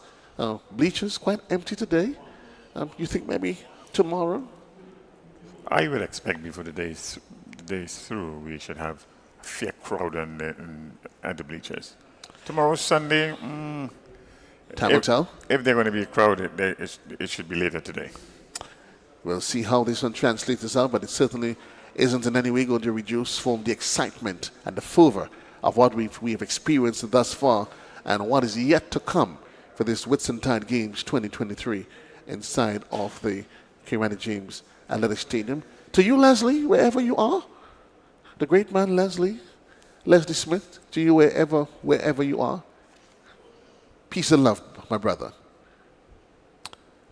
But we capturing the sight, the songs, everything coming out of the Kirani James Athletic Stadium for Intercall, for the Whitsuntide Games 2023. Lanes occupied, lane 1, 2, 5, and 6. Lane 1, 2, 5, and 6. And they are officially off. Matthews from St. IDDAT. There's Jeremiah Dixon, Richie Williams, and Jaden Phillip as they motor down the backstretch. Who is it going to be? We continue to each of the athletes holding true to form. We got to see when they get to the top of the 100, as they hit the 200-meter mark, who exactly it's going to take up the frontal position. But let's see, as they get to just about 150 to go, we see is Phillip from MVP, but running out of lane number 2. There's Jeremiah Dixon from Concord. Phillip, he just glances over to establish his position, and as Jaden Phillip from MVP, he's going to win this one handsomely and pull in the second place of lane number 2. Jeremiah Dixon from Concord. And that's the finishing positions. And that was for event number, the 400 meters dash under 20 boys. And that was heat 1 of 4. So the official time, 49.58 seconds. And it's a win there for Jaden Phillip from MVP. Dixon from Concord, 51.14. And Matthew Robinson in that out of St. Vincent the Grenadines. He taking up the second spot. So Third spot. 49.58, the winning time, modest time, will be competitive. 49.58. That's the time to beat. Going into heat number 2. The time to beat, 49.58, as we head into heat number 2, is all happening down here at the Kirani James Athletic Stadium. It is day 1, session 1, Whitsuntide Games. It's 2 days of really great track and field action. Some 900 athletes representing 45 clubs, schools, different countries, and certainly we have from St. Vincent alone in excess of 200 athletes making their way here. So certainly there is excellent representations. We have athletes out of Guyana, Antigua, representing different clubs, Phoenix Club out of Antigua, clubs out of Trinidad, neighboring Trinidad and Tobago. So certainly, wherever you are following this broadcast from, remind you that it's a TNR communication broadcast, and we say thanks for being part of the viewing. Yes, go ahead. We expect in this one from Extreme Velocity out of Barbados. We expect Mascal Beckles. He came in here with the best time of 47.75, so we expect him to do some serious running in this one. So that's in lane 4, Mascal Beckles of Extreme Velocity Track Club from Barbados. Well, Mascal Beckles, you see how this one turns out, but there is in there.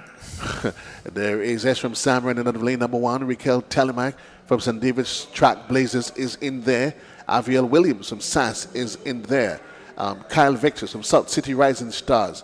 There is AJ Delfish out of Mustang from St. Vincent and the Grenadines. And there's Francisco Cooper representing Concord Club also is in there. Yes. So the last of the lineup would be AJ Delfish. We'll see how this one positions itself. There's some great guns in there. On paper, most competitive. On paper. But we see how this one translates itself. Sam, Telemac, Williams, Mascal Beckles, Kyle Victor, and AJ Delfish. Let's see how this one positions himself. I can hear outside, I know the Bobby fans are going, Bobby. But certainly, if our dear friend out of Extreme Velocity, as Mascal Beckles has anything to say with it, he is going to, of course, do what he can to maintain the competitive edge coming in on paper, which is a time of 47.75. Well, will Beckles hold true to form as represented on paper, or will Telemac, Williams, Kyle Victor, on AJ Delfish, are they going to change the order of the parade this evening? Only time will tell. Only time will tell. This could be a water in one here. Let's see how this develops. Well, it is going to be just by times alone. I think there is a qualifying times, and there's reasonable expectation from the likes of Telemac. Yeah, lane 2, 3, 4, and lane 5. Let's see how this one pans out. Telemac, Sam, Williams, Beckles, AJ Delfish, and Kyle Victor. The lineup. Heat number 2, the boys 400 meters dash, under 20. We know there is some butterflies somewhere, anticipation, as they cradle into the starting blocks. Heat 2, the boys 400 meters dash. There's the anticipation, excitement, and they are officially off. As the boys 400 meters dash, it is early days yet, as they make it down the backstretch, as they power away. Who is it going to be? Sam, Telemac, Williams, Beckles out of lane number 4, Kyle in lane number 5, Mustang represented by AJ Delfish in lane number 7. Early days yet as they make it towards the 200 meters mark. And certainly we see Telemac is in there. So too is Beckles is in there. But we're looking at Telemac out of lane number 2, representing Club Track Blazer. But here comes Beckles trying to hold him down. Telemac just seems to be cruising away. Yeah, seems to be quite confident that he has this one in the bag. It's an easy win for him. Raquel Telemac representing Track Blazer. Mascot Beckles came in second place. A distant second, too. A distant second. You look at them, Bobby, he comes in with the better time, but it seemed to be a labored run for him, though. Yes. And Victor seems to be in third position unofficially. So it's with events like these, when you know you are setting up yourself for a later round, you just want to qualify. So let's see how this one goes. Let's see how this one goes. The qualifying time, the winning time, 49.07 seconds. For the first event was 49.58. We'll see how it pans out itself. But we look at the official results. Raquel Telemac representing Club St. David's Track Blazers, 49.07 seconds. Mascot Beckles, he came in with a time of 49.84. Kyle Victor from South City Rising Stars, 51.90 seconds. And Major Delfish from Mustang Club in out of St. Vincent, 52.32 seconds. Well, heat. Getting ready for heat 3. 2 down. And reminded you that the finals was set for later on in the day. It only shows you, Antoine, that while paper is not how you position on paper, it's how you execute on the day, especially these 400-meter races. Yes, it's the 400-meter races demands a lot out of you. And it seems as though the finals in this race will not be completed today. They get a chance to rest? I'm looking at the schedule here, and it's no, actually, it will be completed today. Later on in the evening, though? Later on in the evening. Now it's all strategy. Do you want to go and sleep with the agonizing thoughts of what do I do tomorrow? Or do you, while it's fresh in your mind, go back and decide, you know what, I'll come back in 2 hours and I will execute? It will be interesting to know as athletes what's actually going through their minds as you get ready for. The field as we have it here is another competitive one. This is quite competitive field right here. And it's a complete field. The lane assignments. Antoine Blackett runs out of 1. Elijah William runs out of 2. Tegan Peterkin runs out of 3. Elijah Williams for St. David's Track Blazers. Peterkin for MVP runs out of 3. Joshim Sylvester representing SAS runs out of lane number 5. Out of lane, nestled in lane number 5 is Simon John. Romel Charles sits next to him in lane number 7. Nestled on his outside, Devonta Hilaire for SAS. And Dejon Collis runs out of lane number 8 for ITDAT. The lane assignments, 400 meters dash. The boys, under 20. And they are officially off. It's a clean, even break for what is a full field of 8. Let's see as they position themselves. And certainly each athlete measuring each other. And it's 400 meters. It's a mix of strategy, strength, stamina.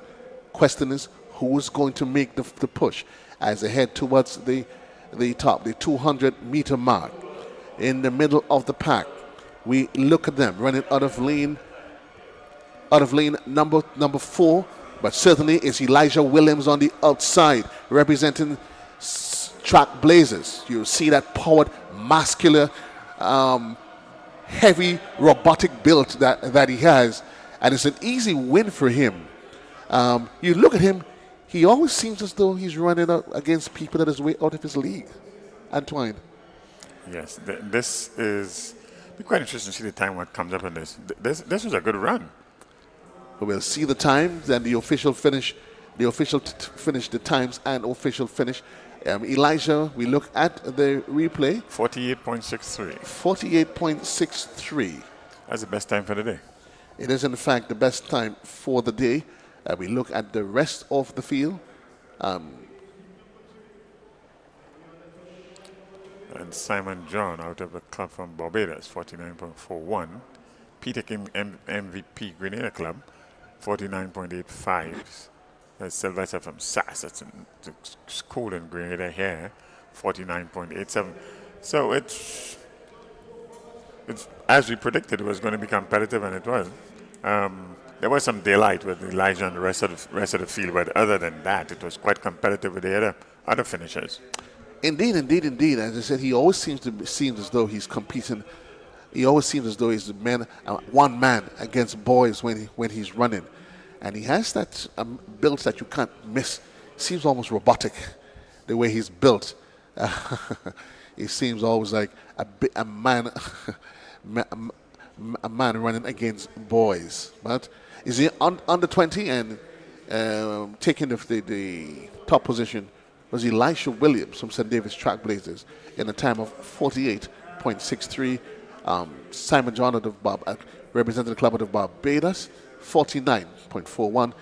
Tegan Peterkin, MVP, 49.85. Sylvester from SAS, 49.87.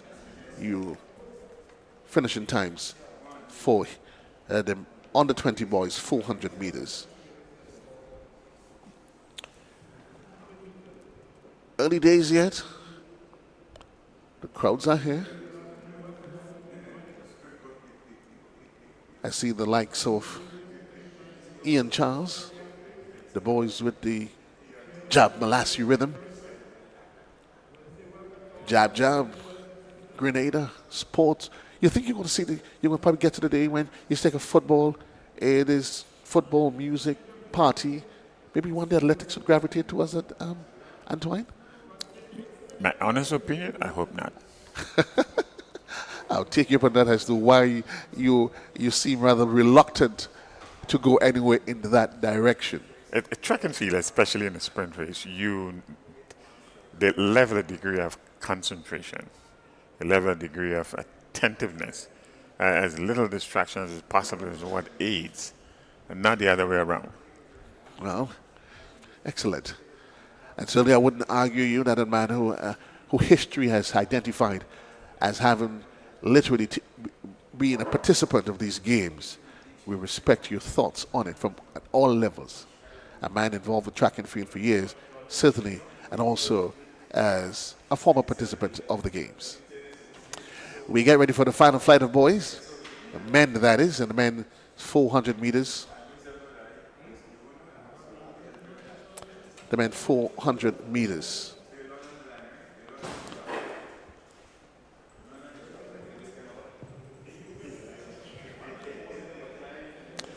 I think what we should be getting ready, it's heat 4-4. That should be the final heat.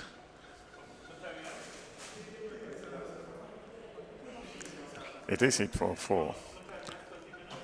I was watching the athletes.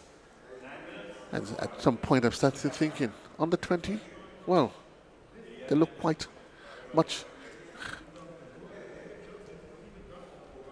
They seem to have a much more sturdy build from you than your average under 20 boys. But again, it is Whitsuntide Games inside of the Kirani James Athletic Stadium. It is early days yet, and so we want to encourage you to make your way down inside of the National Stadium.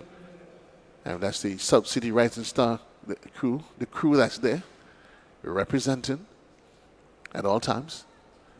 No room for losers. But let's look at the lane assignments. And the lane assignments are running out of lane number 1. Antoine Aline for South City Rising Stars runs out of lane number 1. Number 2, that is. We have Khalik Abdullah, runs out of 1. Shem Boyce out of 2. Kieran Charles out of lane number 3. Warren Hazel. Obviously, I mean, we are aware, we know that we look at the field actually, Antoine, because we know for a fact that St. Kitts, the teams out of St. Kitts did not make it. So let's look at officially what's happening on the field and to see which.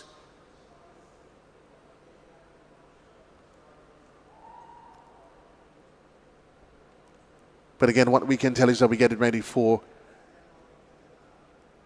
heat 4-4. The boys 100, the men's 400 meters dash, and heat 4-4. This will be the last event in this particular flight. Yeah, there we go. So it's lanes 2 and 4. There are no starters there. Great. So we have that verified. Khalik Abdullah in 1. Kieran Charles out of 2. 3. Out of 3, sorry. Keandre John out of lane number 5. We have Joshua Williams is in 6. Trevor Andrews runs out of 7.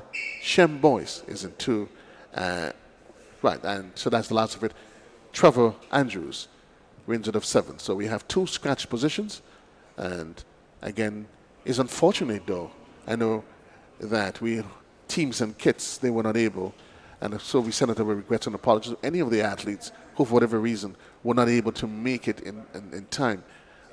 Somebody says to me today, at one time, they used to have so many negative things to say about one of our traditional airlines. But in more recent times, they keep saying, oh, how we love them and miss them. You say you never know what you have. Until it's gone. Until it's gone. Until it is gone. But I think it's fair to say that traveling across the Caribbean remains a challenge. A constant challenge. When will it be fixed? Who answers the call? Time will tell. So it's lane 1, 3, 5, 6, and 7. 1, 3, 6, 5, and 7. It's a clean, even start for the men's 400 meters. And certainly, it's his heat, the last of them in the flight of boys, men that is, as they continue to motor down the back straight.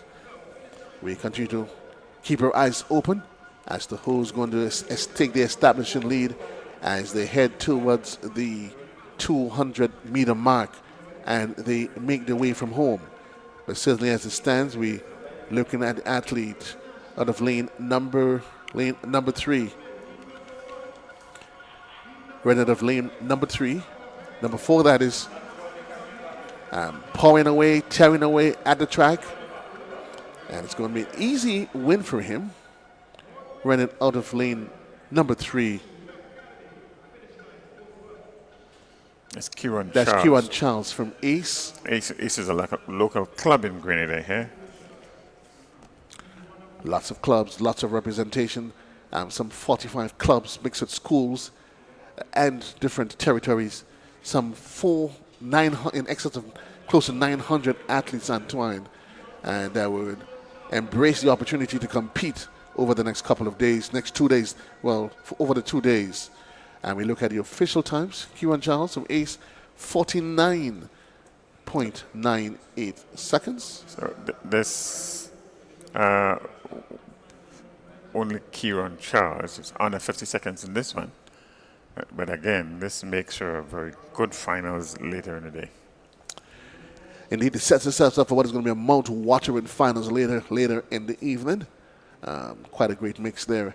And we continue to encourage you, wherever you are, you can make your way down to the Kirani James Athletic Stadium, or you can feel free to share the link, yes, and be part of the excitement inside of the Kirani James Athletic Stadium for what is day 1, session 1 of the Whitsuntide Games 2023. And inside of, again, the Kirani James Athletic Stadium. And this is, in fact, a TNR communication production. And we say thanks for being part of the conversation. We now seems we get, there is another 400 meters on track.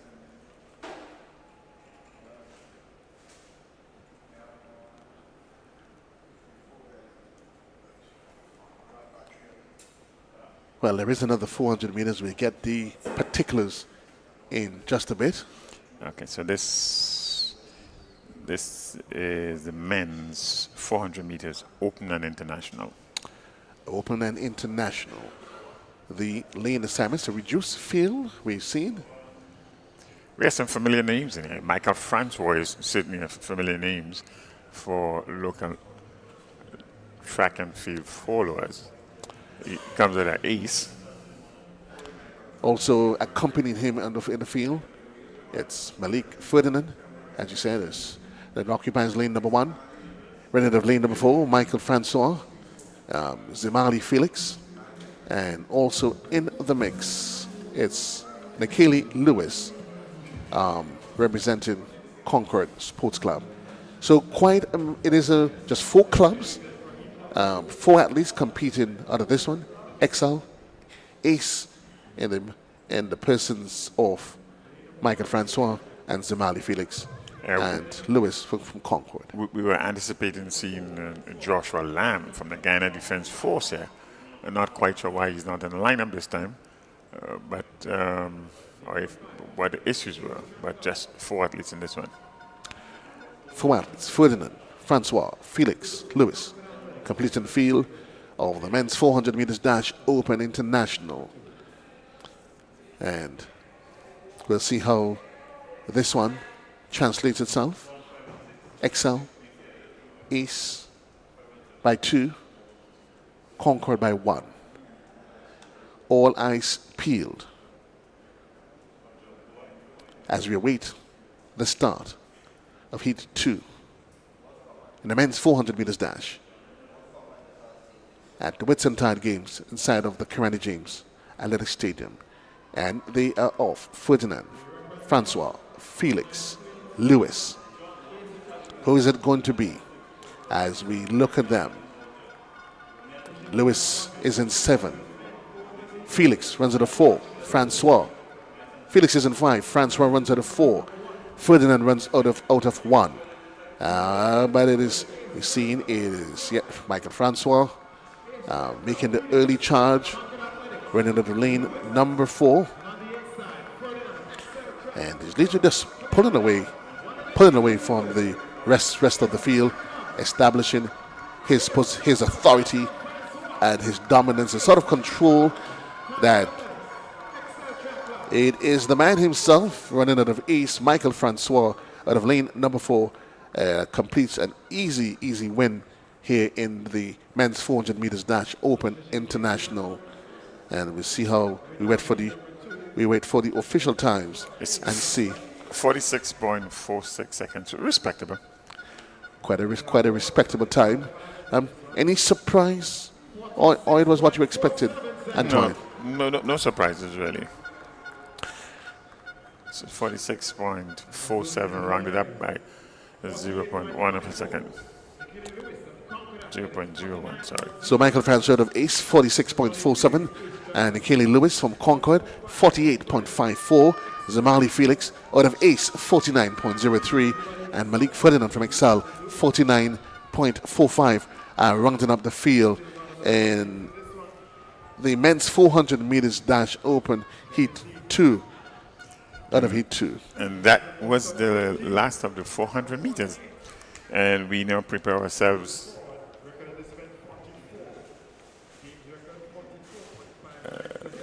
We seems to have another 400 meters.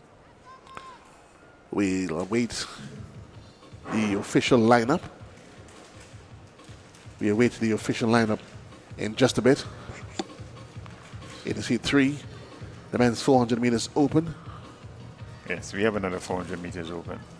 And this is in fact going to be, from all indications, going to be a reduced field of 6 athletes. Let's provide you with the details. John T. Alexander from representing VTC, Simon James, HP, Troy Mason out of Ace. Simeon Adams representing Guyana, and certainly it's only just the previous race. Bernard, you were quite expressing some excitement in seeing one of the athletes out of Guyana. Yeah, but the two athletes we were expecting out of Guyana were from the Guyana Defense Force. And traditionally. Expand on that, because persons might be hearing we saying Guyana and the Guyana Defense Force. It's again because representations was extended to you can represent either the country or you could have clubs from within the country that's represented. Absolutely. So some would represent the country, others are representing the clubs coming from all the different regions. And so we have John T. Alexander from VTC, Simon James, HB, Troy Mason out of Ace, Simeon Adams representing Guyana, and Lennon Williams representing SAS. And for those of you outside of Grenada, you're probably hearing SAS. SAS is in fact one of the predominant secondary school on the island. So this athlete has actually represented his school. So you run for school, you run for country, you run for club. Either way, you run for glory to establish yourself and run against your peers across the region, Antoine. Yes, and in an event like this, if you see an athlete running for school, open and international, is most probably they're at 20 or above, because they're under 20, and the next class or category after the under 20 would be the open and international. Right. I want to say hello to my dear friend Alvin Clouden. And Alvin, you know, he's a man that I think Alvin is into all sports. Alvin has his a cap for all sporting events. He's into everything. So Alexander, James, Mason, Adams, Williams. Heat 3, the men's 400 meters open, international. And they're off to a clean start. John T. Alexander, VTC, Simon James, HP, Troy Mason from Ace, Simeon Adams representing Guyana, and Lennon Williams, SAS, as they make their way, establishing positions down the back stretch. We see Troy Mason from Ace, Adams there from Guyana, SAS is there, but it is literally this. As they make their way down to the 100 meters mark for the home stretch, it is Troy Mason literally pulling away. Troy Mason out of lane number 4, trying to play catch up behind him. It's Simeon Adams from Guyana, but it's an easy stroll in the park, as though he was doing it on a Sunday morning, but in fact it is a Saturday mid-afternoon. An easy win there for the man Troy Mason representing Ace. Good measured run, 47.79. It's a good measured run. It's not a screamer by any stretch of the imagination. But one of the things that you've actually said, and we continue to highlight the fact that the athletes, for them, they would not empty the tank in the prelims. Absolutely. They won't empty the tank. It's about establishing your position and showing that you put yourself in the best position to win. And once you've done that, you literally, you tell yourself, let me just cruise home, leave something in the tank, because you know the final is this evening. It's not a case where it's the following day when you can go overnight and come back. Yes. So you have to be able to measure your performance, your delivery in the semis, in the prelims, so at least you leave something in the tank for later on in the evening. So yes. In a setup like this, the recovery time is in fact a short one. Right. So one do not want to extend themselves, as they will do what it is that they have to do to get into the second round. Do whatever it is that they have to do to get into the second round. Yes. As we await the heat 4 of the men's 400 meters dash. Adam Peters out of Ace, Akeem Slater from High Performance, Reginald Mouton. There is also Veron Eiffel, Junior Alexander, and Taquan Pyle out of Guyana. Your lane assignments for the upcoming event. On the field, in fact, we're just going to reassess that. It seems as though there's just going to be 4 athletes in this one. Ace, high performance. And there's Reginald Morton on the inside, as well as Veron Eiffel. So 4 athletes. There was supposed to be an expected presence of Junior Alexander and also Pilot of Guyana, but certainly for those of you that's probably following, they've not made it onto the field for whatever reason. The man, the veteran himself, Ralph Lord.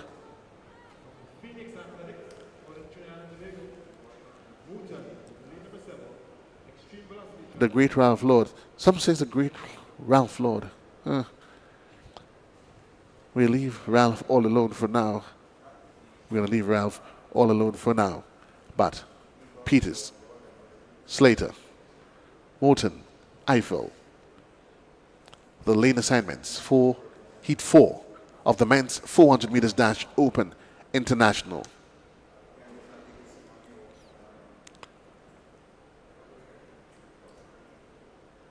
Aidan Peters from Ace. Slater from High Performance. There's Reginald Morton and Vernon Eiffel. The lane assignments for the upcoming next event on the field as they await the status orders. Seems to have a false start. Again, false starts are usually quite unusual in 400 meters. So let's see what the starters do with this one. See, all appearances, it seems as though Ace would have started earlier than they should have. But let's see what happens here. So it's Peters in lane 1 from Ace Grenada Club, High Performance, Akini Slater. Then Phoenix Athletics out of Trinidad and Tobago, and EVTC from Barbados. Let's see. Ace Grenada. Phoenix. HP. So it's not a false start.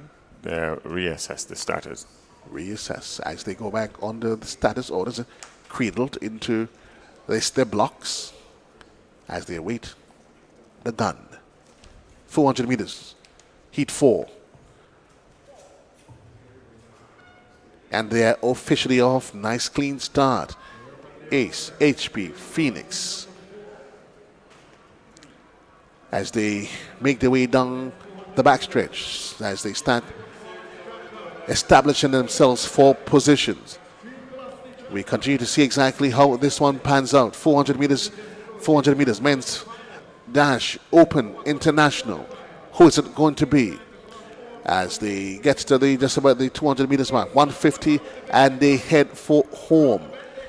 Certainly, they continue. We see right in there, out of lane number 4, there is Reginald Morton from Phoenix. There is Peters from Ace. But coming here and running out of lane number 6 is Reginald Morton from Phoenix Club out of Trinidad and Tobago. It's from Phoenix Athletics out of Trinidad and Tobago.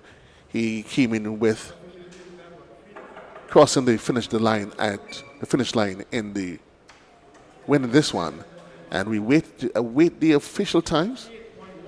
I guess another one of those races that says to you strategy more than it makes you ask yourself the question, what is the strategy? So we see 48.18, that's the time for Reginald Morton out of Phoenix Athletics from Trinidad.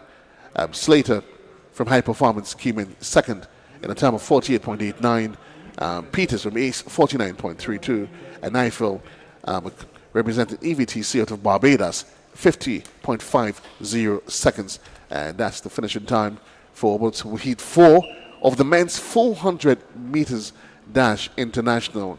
And certainly, we're looking at the times. It sets itself up for what is going to be a really mouth-watering 400 meters as we take a look at the open expanse of the Kirani James Athletic Stadium.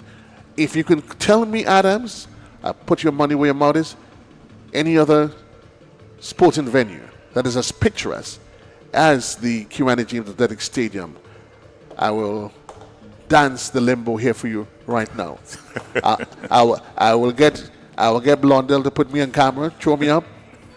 Nazim gonna be beating on the drums, and I'll dance the limbo. Is there one? There might be, but I can't name one. So certainly, when you're at Kirani's athletic stadium, you feel as though you are at an athletic meet. You are close to the action. This is the first and foremost. You are close to the action. You're right in the midst, seemingly, of everything. You're not that 200, 300, 400 meters away, seeing people as small as anything. You're right there. So it makes a huge difference. I mean, the Dabo Mountains in the backdrop, the ocean on the outside. There is the motorway. We're just 5 minutes away from the hustle and the bustle of the capital of Grenada, St. George. Literally, it provides the perfect spectacle for excitement, entertainment, and everything else. In the distance, you see the name. The Kirani James Athletic Stadium. Kirani certainly established us, continues to play. Some have even wondered how is it even after all these years, and the challenges he's had with the health challenges he's had. Bernard, he continues to perform at the highest level. It actually defies a lot of the traditional logic, but then in modern times, just about everything is rewritten. But generally, for sprinters, and that means for people who are sprinting from 400 and down, their lifespan in terms of competitiveness at that high level doesn't really go into the length of time that Kirani has been doing this. But then one would have read also that the likes of our Kittian runner, what's his name now? Just escapes me. Kim Collins? Kim Collins. He was running in his 40s. Kim seems as though every time you hear Kim Collins, you start thinking, a younger brother, a cousin. Is this the same Kim? Is it the same Kim? But certainly this Kirani story is one of immense proportion, given what he's had to deal with. And Graves' disease as it is, we know for most people can be really debilitating, takes you out of, for most other athletes they will tell you that that's the end of the day for them. Yes. But certainly we say to kudos to his medical and his medical team and coaching staff.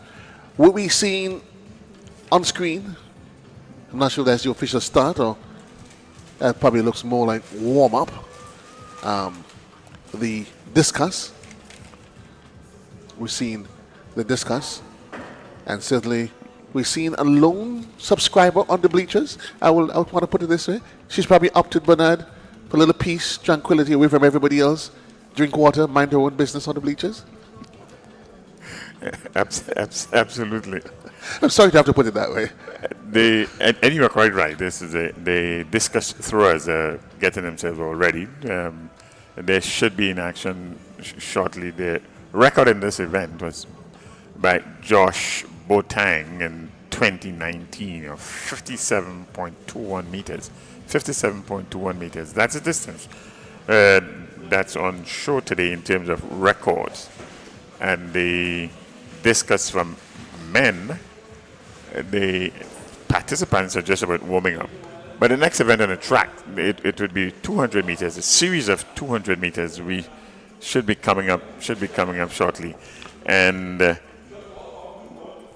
when we get the final results of the other field events, the high jump that would have gone, the long jump for girls under 17, and then the girls shot put on 17, we will let you know as soon as we get those results. But next on the track would be series of 200 meters, beginning with the 200 meters for under 11. And again, this is a developmental meet in of its own. So we would get it 200 meters going in with the under 11, and under 11 girls, there are 4 sections in that one, and that would be followed by the under 11 boys with 3 sections. And then we get into the bigger kids, under 13, under 15, and so forth. So they're all readying themselves. So the under 11, 200 meters, girls. Under 11, 200 meters girls, and certainly that's where we are right now. Inside of the Kirani James Athletic Stadium, it is Whitsuntide Games 2023. It is day 1, session 1, as you get ready for the girls, the 200 meters, and there'll be 4 flights in this one. And they off and running quite early. Barrett, Ned, Hosford, Monroe, Joseph, Khalees, Batiste, and Charles from South St. George. Right, of course, literally motoring on the outside of the in lane number 8 is Leroy's Charles, and literally burning up the track there. Also making a push out of lane number 4 from Fusion Club. It is young Keanu Mary Monroe, but it's an easy win there for your young Leroy Charles out of South St. George, and certainly she follows in the footsteps. I don't know, Mr. Adams, if he was here, he would have been beaming with pride for what has been a great program over the years. You've seen a number of athletes that have come out from South St. George and have moved on to secondary school and have made their way. But with the time of this one, 29.42. Your thoughts on it? 29.42 under 11. That's a good competitive running. You have to put this in perspective. This is under 11 kids, and under 30 in that 200 meters. She's doing well. This is one to look. This is one to look at. I'm quite sure there are a number of scouts who are looking at young ladies now to see where they can encourage them to go to secondary school. The second heat is just about ready, Joe.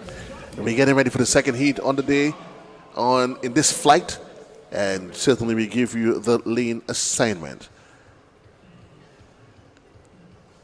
The lane assignment. Amia White runs out of lane number 1 for Excel. There is Kassija Klein from St. David's Roman Catholic School. There's Zaria Abraham from VTC, representing South City Rising Stars, running of lane number 4. It's Ariane Francis. There is Michaelia Cyrus, nestled in lane number 5 for runners. Jemiah Hosford sits in lane number 7 for South St. George. And there is young Francis that runs out of lane number 7 for Track Blazers. Your lane assignment for upcoming event is heat 2 of 4 of the girls' 200 meters dash, and certainly the record for this one and for this event, it's Eliza Rose Benjamin, and that's a record, a time of 30.96 seconds set back in 2021. So keep your eyes peeled. And it's good again, as we said, this is one, and I guess the Grenada Athletics Association, they pride themselves in saying, and quite rightfully, as this being one of the developmental programs. I mean, how often can you think an under 11, because we see it even on the 9s, that can say, listen, I took part in a meet at the Kirani James Athletic Stadium, and there were clubs from Guyana, across the region. Certainly, the memory would stay with them forever, and they are officially off. The girls' 200 meters dash on the 11, it is heat 2, and we're going to see how this one pans out as they make their way down. Running out of lane number 6 of South St. George, it is Jemiah Hosford. Running out of lane number 6, also looking well and in motion out of lane number 1, it is Amaya White. But it's going to be all evens, easy, like Sunday morning, running out of lane number 6 for, that's young Jemiah Hosford from South St. George. We get the official time on this one. 2 prelims, 2 athletes out of South St. George, 2 victories. It says a lot about the program. It really does. It says a lot about the program. And the point that you're making, Joe, should not be overlooked. Not only are the young people in Grenada getting an opportunity to run with their counterparts in the different islands. Similarly, young people coming from St. Vincent, Trinidad, and Tobago with the different teams, they are benefiting from that also. Indeed, indeed. And not forgetting the sort of friendships and the bonds that, of course, that would be made over the next couple of days. I mean, you look at our sporting meets like the Intercall, where you have this large mix of athletes, and they will tell you they've made friends through the club structure, schools, running, and they continue to be friends long after. But it's heat 3 of 4 that's on the way. We give you the lane assignment. And out of lane number 2, Destiny Andel. Giselle Johnson runs out of 3. Jaylene John occupies lane number 4. Nestle in lane number 5 is Willow Spencer. On her right side, in lane number 6 is Aaliyah Samuel. Adana George runs and occupies lane number 7, and that's from St. David's Trackblazers. So it's George, Samuel, Spencer, John, Johnson, and Arnold, your lane assignments for the upcoming event. The girls' 200 meters dash under 11. And they are officially off, young, tender, and happy to be here to be part of history. How does this race pans out? But we're looking at what's happening in lane number 2. Out of lane number 2, it is Arnold. Literally, I think by now she should probably shut it down. It's daylight between herself and the rest of the pack. Daylight between herself and the rest of the pack. It is Destiny Arnold, and that came away with the victory in a time of 30.42 seconds. And that's Burnley Club. And again, remind me, Burnley? Out of Trinidad and Tobago. Burnley out of Trinidad and Tobago.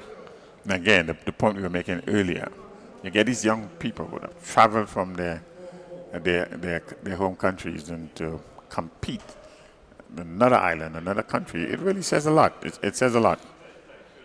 I mean, the parents, you really have to respect the support that the parents will give the children to make a trip like that at that young age. This is under 11, folks. Under 11. And that's the kind of memory, that's the kind of experience that would be, Antoine, etched on your mind forever, for years to come. Wherever you go, whatever happens, you would remember that in the year 2023, I participated in the Whitsuntide Games. I was at Grenada in the Kirani James Athletic Stadium. I had an excellent time. I made some great friends, and you can share the experience 20, 30 years to come, certainly. Absolutely, and this really is a value of an expansion in the competitive arena for these young people. I mean, this is the end of May, and we still doing track and field. It says a lot, because traditionally, track and field, as I said, it's over after the secondary school game. Sydney after Carifta. We ain't nothing finishing in much a hurry inside of the National Stadium today, because we're still inside of session number 1. There's a long lineup for us. I think on the cards, the evening is supposed to end at sometime after 7. But we see how that pans out. Sierra Joseph runs out of lane number 3. That's for finish line. Okay. Right, so Joseph runs it, that's for finish line. There's Nialas Stevenson for Idnat as a club out of St. Vincent. Jaylene Andrews, Soraya Goodman, Sierra, well, in case you're missing it, you're wondering, Sierra Joseph and Akiva Walker, they've not made the final lines, but they were expected to. So if maybe you're probably a cousin, an auntie, a mommy, and wondering, well, why is only 3? For some reason, they did not make it onto the final day, the final cut. So it's lane 4, 5, and 7. Stevenson, Andrew, Goodman. Let's see. All they're competing for is 1, 2, 3. 1, 2, 3. So let's see how it turns out. We see Goodman out of lane number 7 for BAC. Andrews in the middle out of lane number Stevenson and Andrews down the middle. As they get to about the 100-meter mark, we looking at out there in lane number 3, lane number 4 that is, Stevenson. It is Stevenson, Andrew, but making a final push towards the line. It is young Soraya Goodman that came through at the end, Antoine.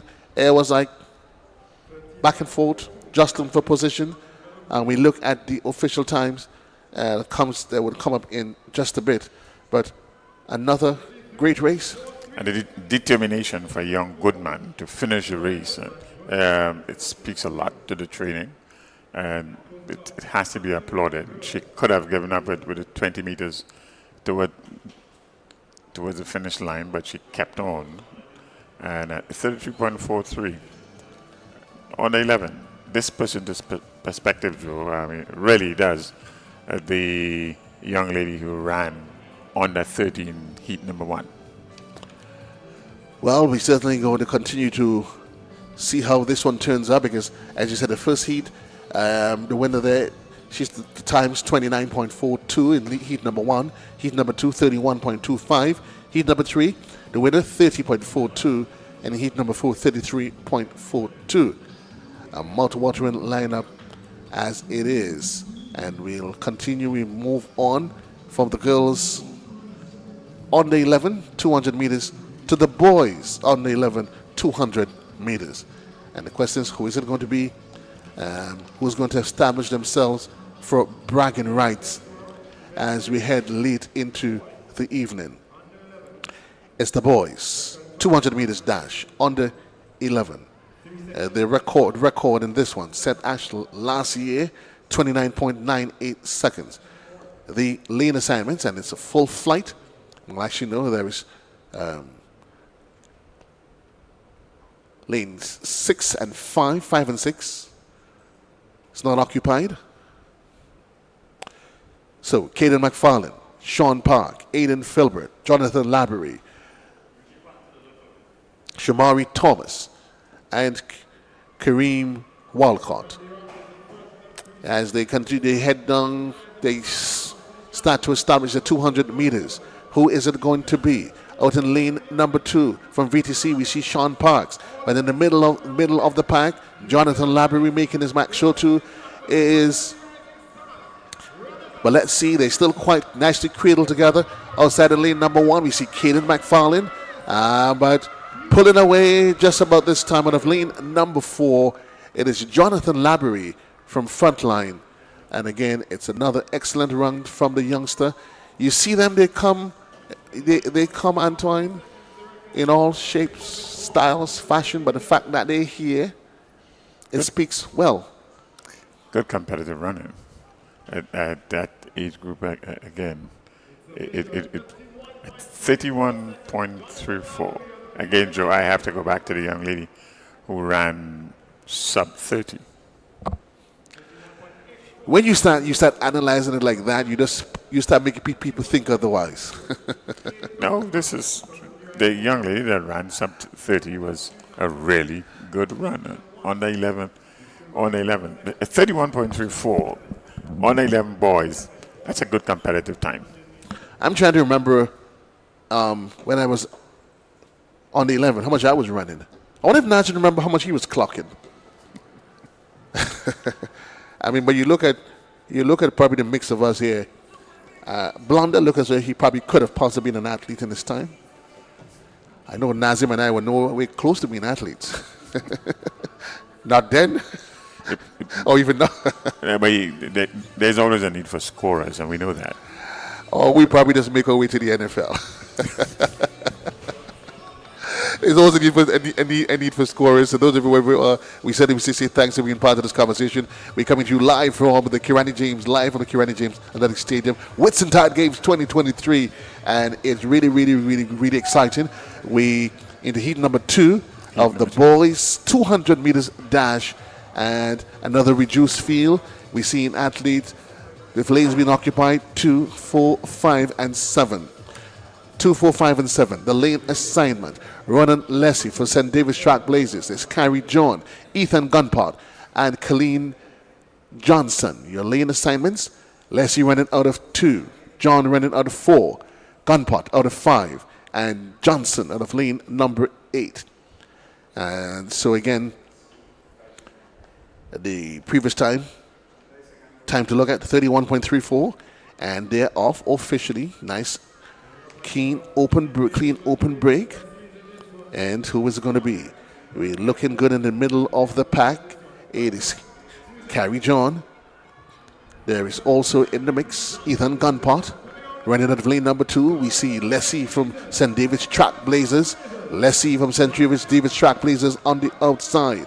Carrie and John on his outer shoulder in lane number 4, but it is quite easy to say it was Leslie in lane number 2 and Carrie John out of lane number 4.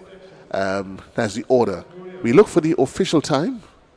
We look for the official times. It is always good, Antoine, and I remember some time ago somebody got a little bit, a bit disturbed. But I would like when you see athletes, their parents, and it's an investment, to get these young athletes, get them the proper gears that they need. And I mean, some people don't realize the sacrifice that parents that they make. A parent is saying to me, their child started in one sport in one term, got all of the paraphernalia.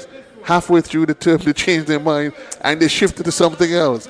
And you start thinking, oh my gosh. It happens. It happens, no doubt.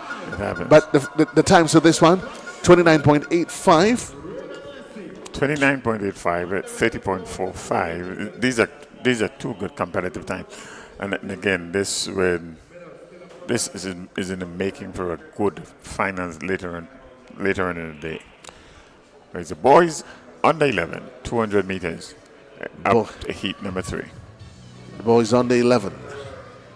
You sometimes watch, you look at the disparity in size, and you wonder, you almost start feeling sorry for him. But the fact that he's here, he's probably thinking, Dad, he's so much bigger than me. We'll wait for him. He may just be the one that surprises the pack. That's a young athlete in lane number 4, young Menashe Sandy. So your lane assignments, Menashe Sandy is in 4, Kendall Blackman is in 5, Akeem Kudre runs out of lane number 6. Your lane assignment for heat 3, the boys 200 meters dash under 11, and thereafter we'll head to the under 13s in same distance, male and female. But on the status orders, Sandy cradled in 4, Blackman 5, Kudre is in 6. Sandy, Blackman, Kudre.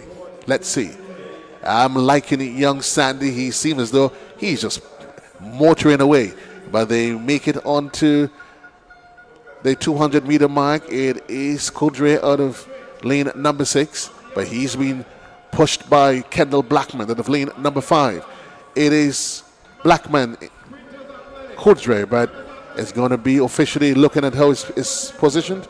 It is young Akeem Kudre out of lane number 6 winning this one. Kendall Blackman from out of lane number 5.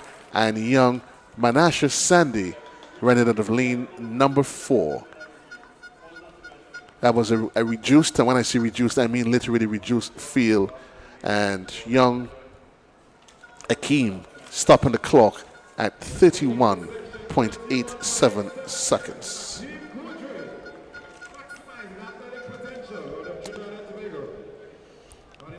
So, again, 31.87? Kudre, 31.87. Again, he will have the same experience. This is a club out of Trinidad and Tobago, maximum athletic potential, and same experience. They competed in the the games in Grenada in 2023. In 2 or 3 or 4 years from now, this young man is going to remember this. But it's interesting though, while you had Kudra from Trinidad winning, I liked what I saw out of Sandy. I think he got the sequence wrong. And because he's out of the blocks and he was motoring away as though it was you wonder if it was a 100, Antoine. But he just looked so spectacular.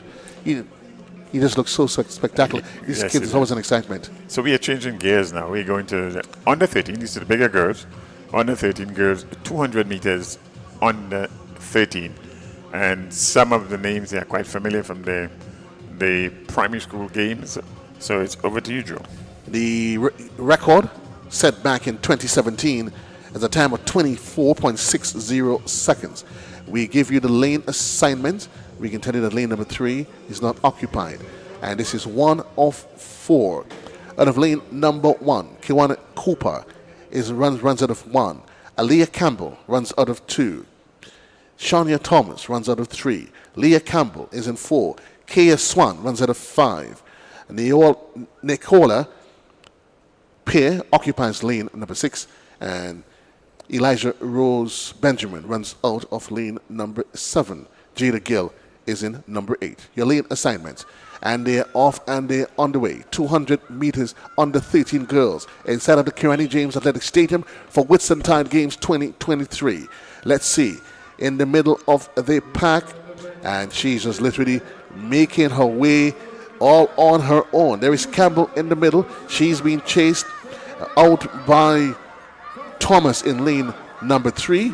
But she's seen a bit, as she's running out of gas a bit. But it seems comes out there as an easy win for the athlete of the Fusion. That's Kaya Swan. We wait for the official times. And for what was the girls under 15, under 13.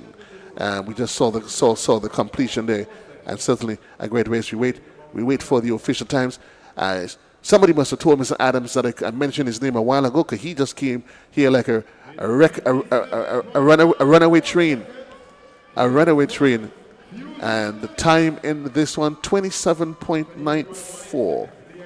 27.94 on the 13 girls. Fusion Athletics. They have a nice setup in terms of the gradation and with the age groups from under 11, under 13, under 15, and it speaks about a structure, really it does. And both male and female. We had the lineup for heat 2 of 4. It's a girls 200 meters dash on the 13 inside of the Kirani James Athletic Stadium. It is Whitsuntide Game 2023. Again, the record 24.60. And this is the full slate that's been offered to you. Well, actually, no. Absence is lane number 7. So we give you the lane assignment. The lane assignment. Carleen Williams of South St. George Government School. Janisha Peters for South City Rising Stars. Chanela Richards, Iddat, out of Jamaica. Liana Batista, Renelle Cockburn, Bennett, Stevens, Alexander. The lane assignment for your upcoming event number 200. The girls' event number 19 and the girls' 200 meters dash on the 7:13. Adams joins me back in the commentary team as the girls, they are off 200 meters. Let's see how this one translates itself. Peters, Richards, Batista, Cockburn, Bennett, Stevens, Alexander. We're looking at Alexander on the outside in lane number 8, but also on the inside in lane number 3 from IDT, Iddat in Jamaica, out of St. Vincent, that is Chanela Richards.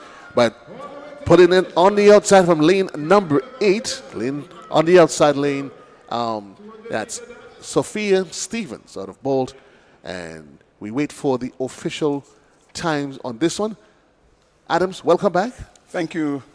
Just good to be here and to see once again our young people, our young boys and girls really bringing their talent to the fore at this year's Whitsuntide Games 2023. And I'm sure that we must have had a wonderful set of races. And I'm sure that you have looked at it and seen how much talent we have here throughout the region and in Grenada. Yeah, that's the sort of platform that serves as a cradle that allows for our athletes to, the coaching staff, to see where the athletes are, provides a platform for athletes to, for coaches to measure, even for scouts to see the talents against not just here in Grenada, but across the region. And it just augurs well for athletics on a whole. I mean, you've seen some really staggering times. We were looking at one of the under 13 girls, and you're looking at under 13 girls, the records, the speeds that they're running at this time, and you tell themselves with some training, you know, a good steady program, that the future is not too far away for them. A bright future that is. Yes, it is. It is. And again, as I said, we're having an extended athletic season in Grenada and throughout the Caribbean, and it shows the hunger, the thirst, the passion for what's happening, and the fact that it can really do well it really does well for a country in terms of exposing its citizens into something that they can become. Heat 3, I saw some motion in. I'm not sure if the coach, the field agent marshal saw that, but they allowed the race to run off. It is Janelle Clark, Stapleton, Peters, George, as they head down the home stretch. But it's an easy one there for the athlete out of Burnley in Trinidad and Tobago. That's Jael Peters, and she's literally in a little race all by herself. As soon as there's Burnley 1, Burnley 2, we wait for the official times.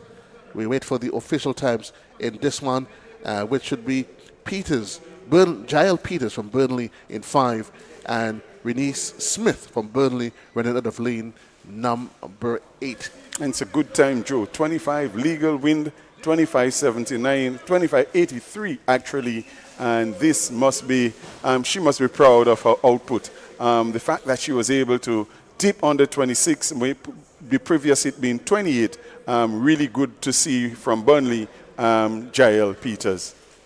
So we're looking at, and this was actually the fastest of the flights of races. The first flight of girls was thus far. So there's another flight to come.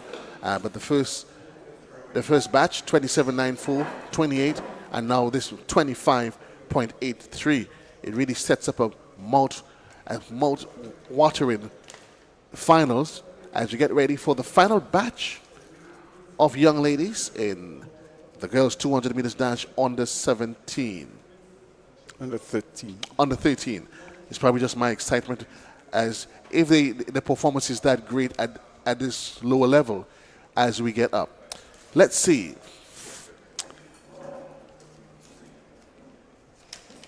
And again, he's 3 of 4. We get to 4 of 4. Girls 200 meters dash. And we look at the lane assignment. Shemaya Andrew runs out of 1. Shania Lewis runs out of 2. Jemiah Felix is in 4. Sydney Douglas runs out of 5. Relax, Mr. Adams. Take it easy. Hold into your throttles. Micaiah George runs out of 5. Alexandra Williams is in 6. Mitchell is in 4. And we have Catrell Bailey out of that in lane number 8. And they're off. Even break for the athletes. 200 meters dash. Who is it going to be?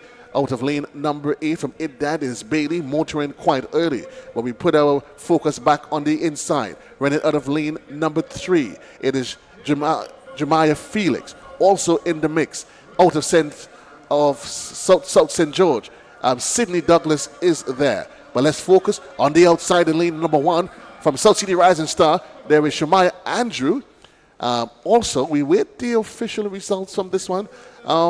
Adams? It was really tight. Andrew from South City Rising Stars, Sydney Douglas from South St. George Government School, and the other athlete, I think, Kaya George from Racing, Jemiah Felix, they were doing extremely well. It's going to be tight to the finish, but out in lane 1, the athlete from South City Rising Stars, lane 8, and it really was really tight. But running time, 29:20, not fast, but nonetheless, they really competed hard.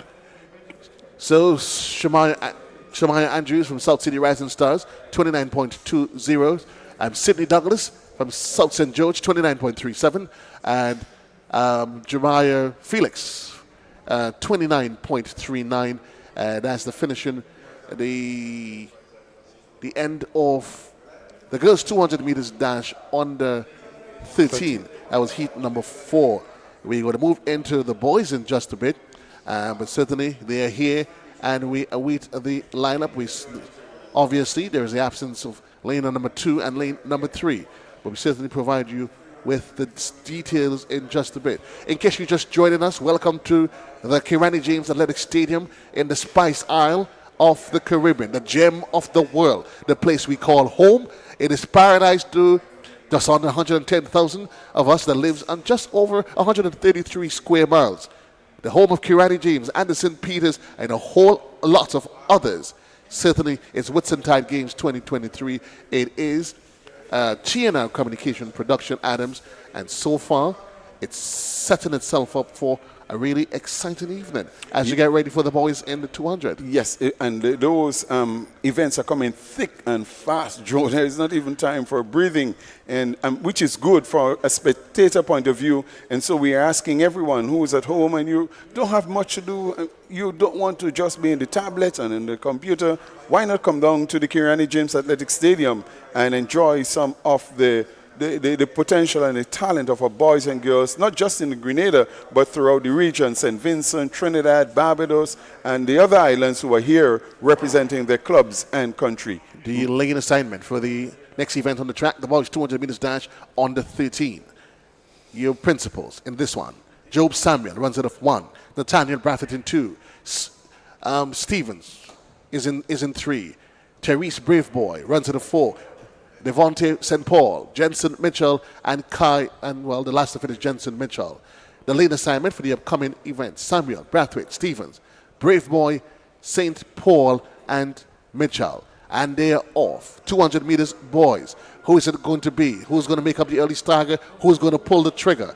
Well, we're looking at the nice lanky figure of Stevens, a running athlete out in the middle in lane number 5. That is Stevens. That's from South City Rising Stars, all by himself. The Platts, it is there in the win, and it's an easy win for him as he pulls over Casey Stevens from South City Rising Star. Adams, he seemed as though he came as a man on a mission, and he executed. He executed well. It's beautiful to see how he gave his all. I mean, he was all into the running. He left nothing on the track. He gave it his best, and the result showed for him. He was able to come through and win. So it's just good to see all of these athletes, South City Rising Stars, and all of the other clubs that are represented. We're really, really happy to have them here. So that was the completion of the Heat 1 of the boys 200 meters dash under 13. We're getting ready for Heat 2 of 4 as we continue with action inside of the Kirani James Athletic Stadium. If you're not at the National Stadium, it means you have to be somewhere in the region or in the diaspora following this TNR communication production. And certainly, I hope you are enjoying it. Feel free to provide us feedback on the quality broadcast that you are receiving wherever you are. But for those of you that's home, you need to make your way down to the National Stadium down here for what is still session 1, day 1 of Whitsuntide 2023. We give it a lane assignment. Antoine Adams. It is Anthony Phillip out of lane number 1. Jamil Ross occupies lane number 4. Cradle next to him in lane number 5 is Kendon Worm. And it's a three-way go. So it is South City Rising Stars, it is South St. George, and it is racing. And again, I'm going to make sure that we keep Adams under control. He has a way, if left unchecked, he can behave as he was potong. That has not been out for a while. Just run and gets taken over by the excitement. You want to call this one, Adams? It is, they're off. It's a good, clean start, and it's Kendon Worm representing South St. George Government School. And in lane 1, you have Anthony Phillip of South City Rising Stars. Also, the other athlete, Jamil Ross of Runners Athletic Club. But it's Kendon Worm who's all way ahead of the others. He's looking pretty good, strong, athletic. He's going to come through to the end. He's doing extremely well. Let's see what time he's going to give us. It's just around 26. He's won it pretty easily from the athlete from South City Rising Stars and Runners Athletic Club, Jamil Ross. So it was a good run from the athlete representing South St. George Government School, as well as the athlete from South City Rising Stars. And that's the sort of thing that makes for good television. You know, when an athlete wins the race, whether it is somebody of his support of his cast, whether it's mommy, auntie, sister that is there to, and we've always talked about the support structure of athletes that makes it to the next level, and quite visible here. Mommy is there. Legal win, 26-82. Good run by Kendon Worm representing South St. George. Indeed, we're moving right along on a really nice, a humid but great day for athletics inside of the National Stadium. And we hope and pray, God, that it continues that way. The weekend promises. Minor chances, just about 30% chance of precipitation. Humidity up at 81%. But indeed, it has been really, really, really great. Lane assignments, Raheem Joseph runs out of 1. Robertson 2. Alexander from Roses. Peters from Exceed. Kristen Thomas, Kelly Campbell, and Jaden Strawn. Your lane assignment for the upcoming event. Lee and Adams, you're going to call it that. And you see on the good clean start. Once again, the athlete in lane number 6, that is Caleb Campbell representing South St. George. He seemed to be doing well. The athlete out also in lane 1, and that would be the athlete Jaheim Joseph from High Performance is also doing well. But it is Jaheim Joseph, Caleb Campbell. They are making the running. Let's see what will happen. It is going to be a really good finish to the end. It is Jaheim Joseph of High Performance, Caleb Campbell of South St. George taking the first and second position with a running time just around 27:54, legal speed limit, and so they would have done their job there. So it's Thomas, High Performance, Campbell out of South St. George coming in second, and there you can see both athletes shaking each other's hands, which tells you that there is some level of respect and so on going on between and among the athletes. It's lovely to see. And it also shows that athletics is not just about winning, but it helps to develop the other elements of the other facets of who we are as human beings. Respect in sport, it is a must. It is a must. And so we get on to the final flight in heat section. It's 4-4. It is the boys 200 meters dash, under 13. Another reduced field action coming out of lane 5, 4, 3, and 2. We wait for the lane assignments. And certainly, we say to you, wherever you are, and do not allow the sort of scarcity of persons that you've seen behind the athletes to fool you as to what's happening here at the National Stadium. All it says is that you are missing. That's all that's happening here, that you are missing. So I guess we look at the time in the previous 3 races, 26.08, 26.82, 27.54. Let's do the lane assignment. Derek Brown for Roses runs out of 2. Javin Etienne for MVP occupies lane number 3. Nestled on his outside in lane number 4 for finish line. It is Ramon Stewart. Jaden Jeremy for racing out of lane number 5. And Zane Lowmans from HP, high performance, occupies lane number 6. Brown, 18, Stewart, Jeremy, and Lowmans. That's your field as they await the orders from the field, Adams. Yep, so it's Brown, Roses, MVP, FA, Racing, and High Performance out of St. Vincent. They're waiting on the starters' orders, and they're off. It's a good, clean start from the athletes as they make their way around the bend. And let's see what is going to happen. Making the running out of lane number 3 is Javin Etienne of MVP. It's Javin Etienne looking pretty good. On his left is Derek Brown of Roses, but Javin Etienne, he seems to be doing well. Let's see if he's going to hold up and hold his form through to the end. It's Etienne, MVP. He's going to win it by a long way from the rest of the athletes. A running time of 29 plus. Nonetheless, Javin Etienne would have done his job and able to take this right through to the end. Another great race there from these under 13 performers. And certainly sets up a really mouth-watering, sets up an appetite for what's going to be a really great finals. Stopping the time at 29.45.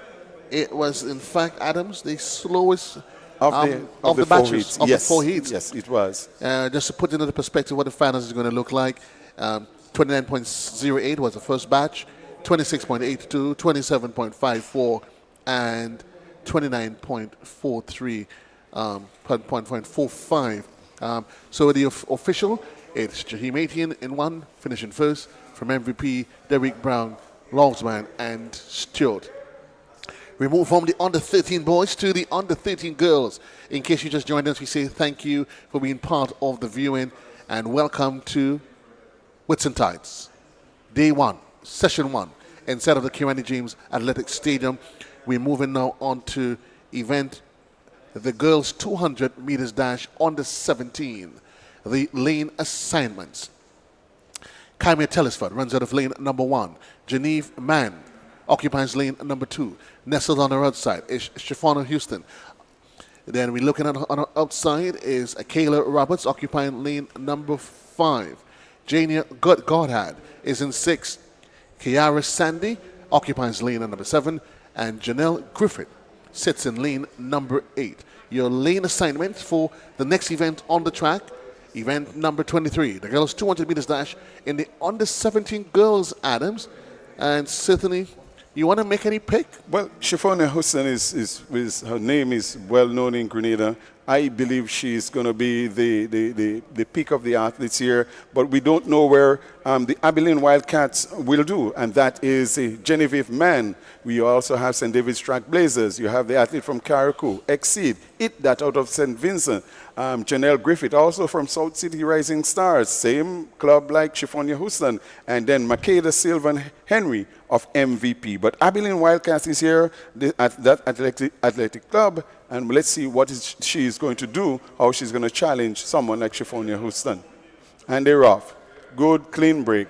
Shifonia Houston in lane number 4, South City Rising Stars, and Genevieve Mann in lane number 2, Abilene Wildcats. So it's Shifonia Houston leading, really taking them right through the bend, and I don't think there's any catching of Shifonia Houston of South City Rising Stars. She's going to just stroll through to the end. A good time, 25 plus, and a legal win limit.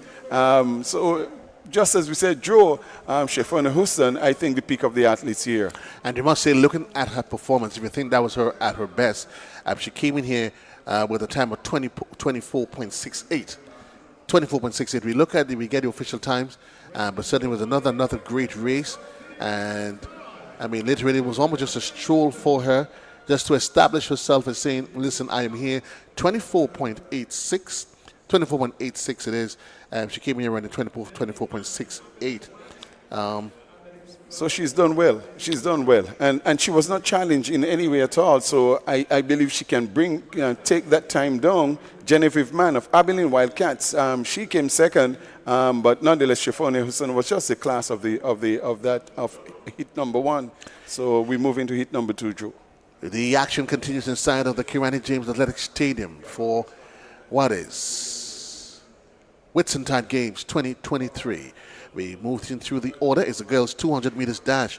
The game's record, 24.63. Stadium record, 24.6. We're right. So the stadium record and the game's record is still the same, and that was set by Abiel Diet back in 2017. We do the lane assignment. Keonta Williams runs out of 2. Little Rain runs out of lane number 3 for Idnad, the club that's out of St. Vincent. Shafani Patrick runs out of 4. Nestled in lane number 5. We know the name. Emma McIntosh. Monique Binder runs out of lane number 7. And Kimara Batiste occupies lane number 8. Your lane assignments. The action out of lane 2, 3, 4, 5, 7, and 8. The girls 200 meters dash on the 17.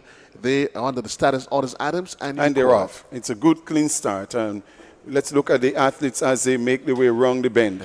Let's see who is making the running. It's the athlete out of lane number 3, and that would be Symphony Patrick She's doing extremely well. Really, her hands and her feet, they're really doing well. The form looks good. She's going to stroll right through to the end. Symphony Patrick out of lane number 4, representing the club. I think that would be Concord Athletic Club, and I'm not so sure if from Trinidad or from St. Vincent, but she has done extremely well. Running time 27:13 and legal speed limit, so she's done well.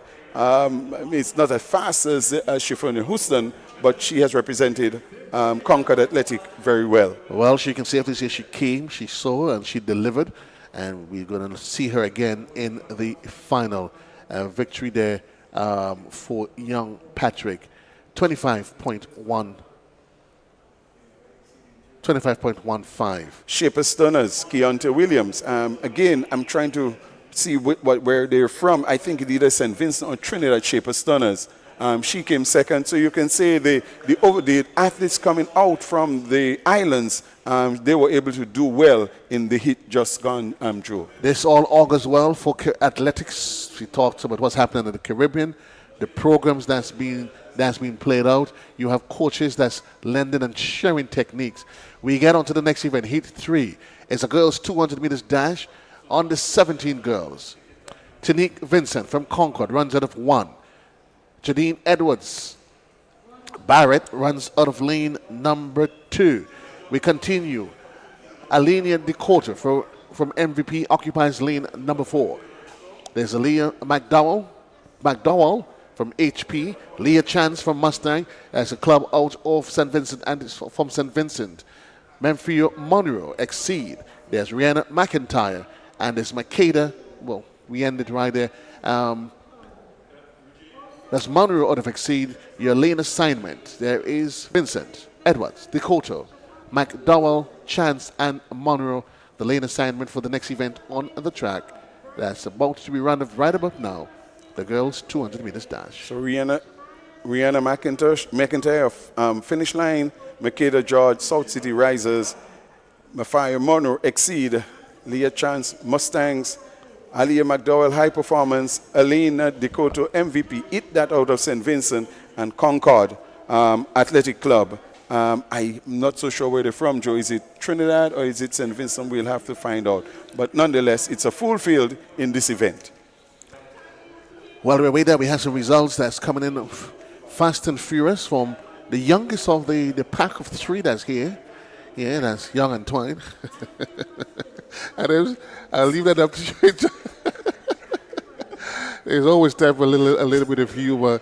Trust me, if you don't find time to smile, you die quick at it, even before you know it. And these field events that are here, I mean, and we must pay attention to them because that's where we have Anderson Peters. That's where we have Kurt Felix and Lyndon Victor, and they have represented Grenada well. Let's big up the field events. But we await the start of the girls' 200 meters dash.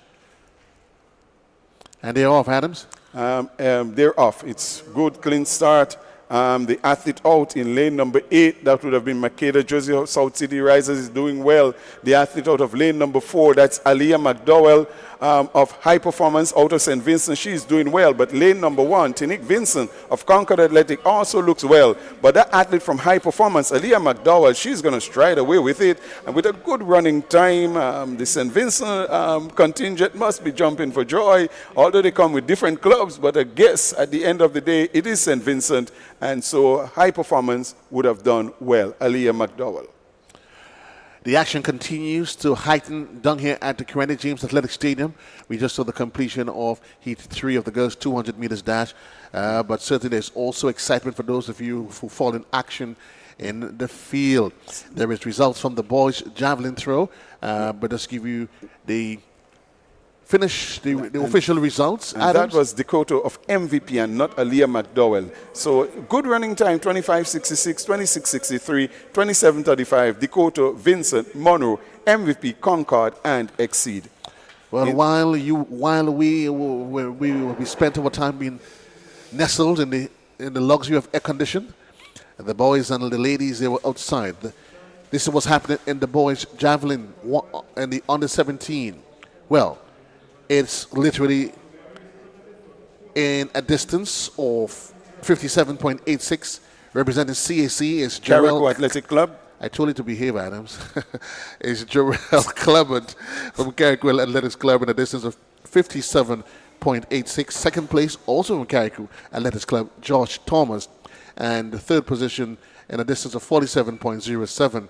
It is Jonathan Newton from South City Rising Stars. Again, and that was the results of event, that's a boys javelin throw on the 17th. What we are waiting is action on screen in what is the girls 200 meters dash on the 17th. And we'll wait to give you the adjusted lineup, because certainly, obviously, we see that lanes 3 and 4 is no longer there. And we give you the lane assignments. Out of lane number 1, Rishon Maureen runs out of 1 for Bold. Out of lane number 2, Shaquania Jacobs for Exceed. Kenisha Alexis runs out of lane number 5 for Concord. There's Kayla McIntyre in lane number 5. Brianna Talbert is in 7. And Camille Phillip runs out of lane number 8. And that's your lane assignment for the girls 200 meters dash on the 17 heat 4, Adams. So Kamali Phillip of finish line. Abilene Wildcats is there also. They're off. It's a good, clean start. Let's see what is going to happen as they make their way around the bend in the girls 200 meters under 17. They look as if they're really putting out the effort, but it's lane number 8. That is the athlete Camille of finish line. Lane number 2, Shaquania Jacob of Exceed.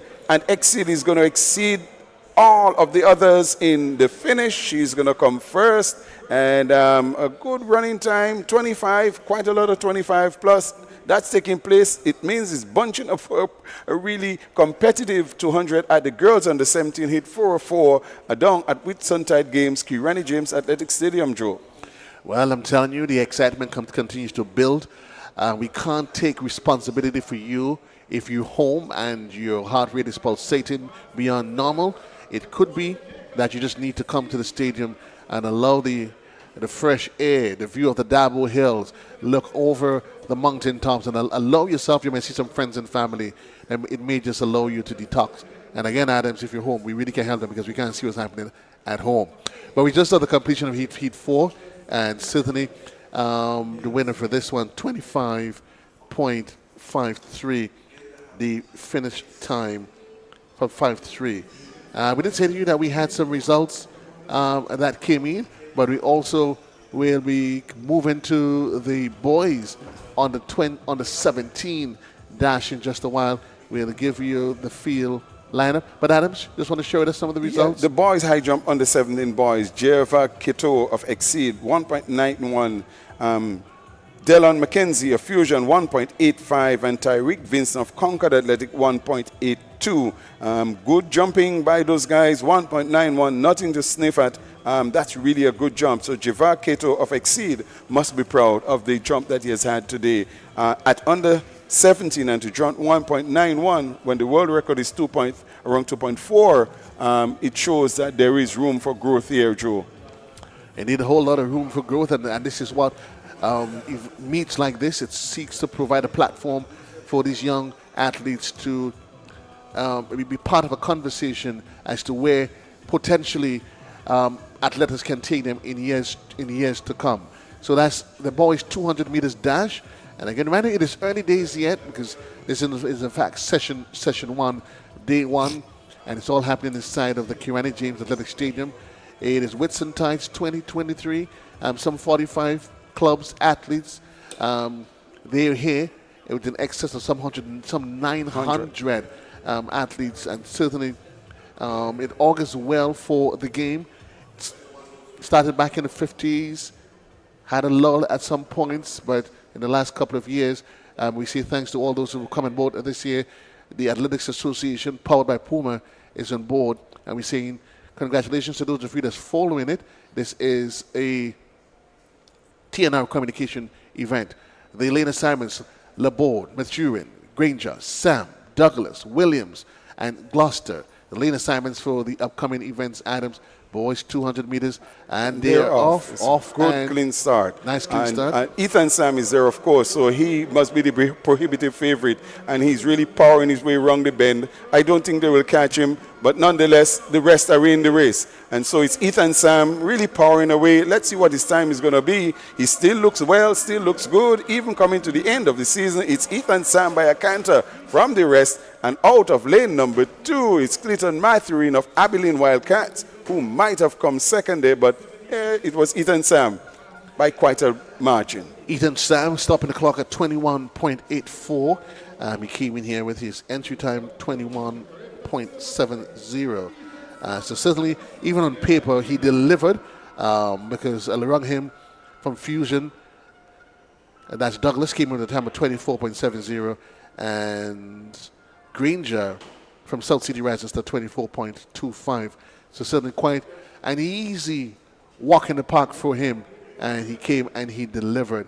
Again, we encouraging you to make your way down to the athletic stadium, the Kirani James Athletic Stadium, that is, and certainly as we expect as the evening stretches on, that the crowds are going to, even a greater number of patrons will make their way to the National Stadium. But we're moving right along. Event number 17, event number 24, the boys 200 meters dash, and we are waiting the lineup. But before we do that, we just want to share with you some of the results that we've had. So it's a girls' long jump under 17, and it was Nathaniela King of Concord with a jump of 5.00 meters. Tenique Vincent Concord also 4.86, and Chefonia Houston South City Rising Stars 4.83. So you can see the multidisciplinary abilities of Chefonia Houston, who was able to come third in the long jump under 17 girls, and she is in the flat event, the 200 meter under 17 girls, having won her heat. Well done, Chefonia Houston. It speaks volumes of her ability, but we moving right along. Is heat 2, the boys 200 meters, and it's Keon Stanislaus is in runs out of 1. Kenique Nixon is nestled in lane number 3. On his outside, Cleon Joseph occupies lane number 4. Taviv Lewis of SAS is in 5. Nathaniel Jonathan Sami Rages out of St. David's Track Blazer runs out of lane number 6.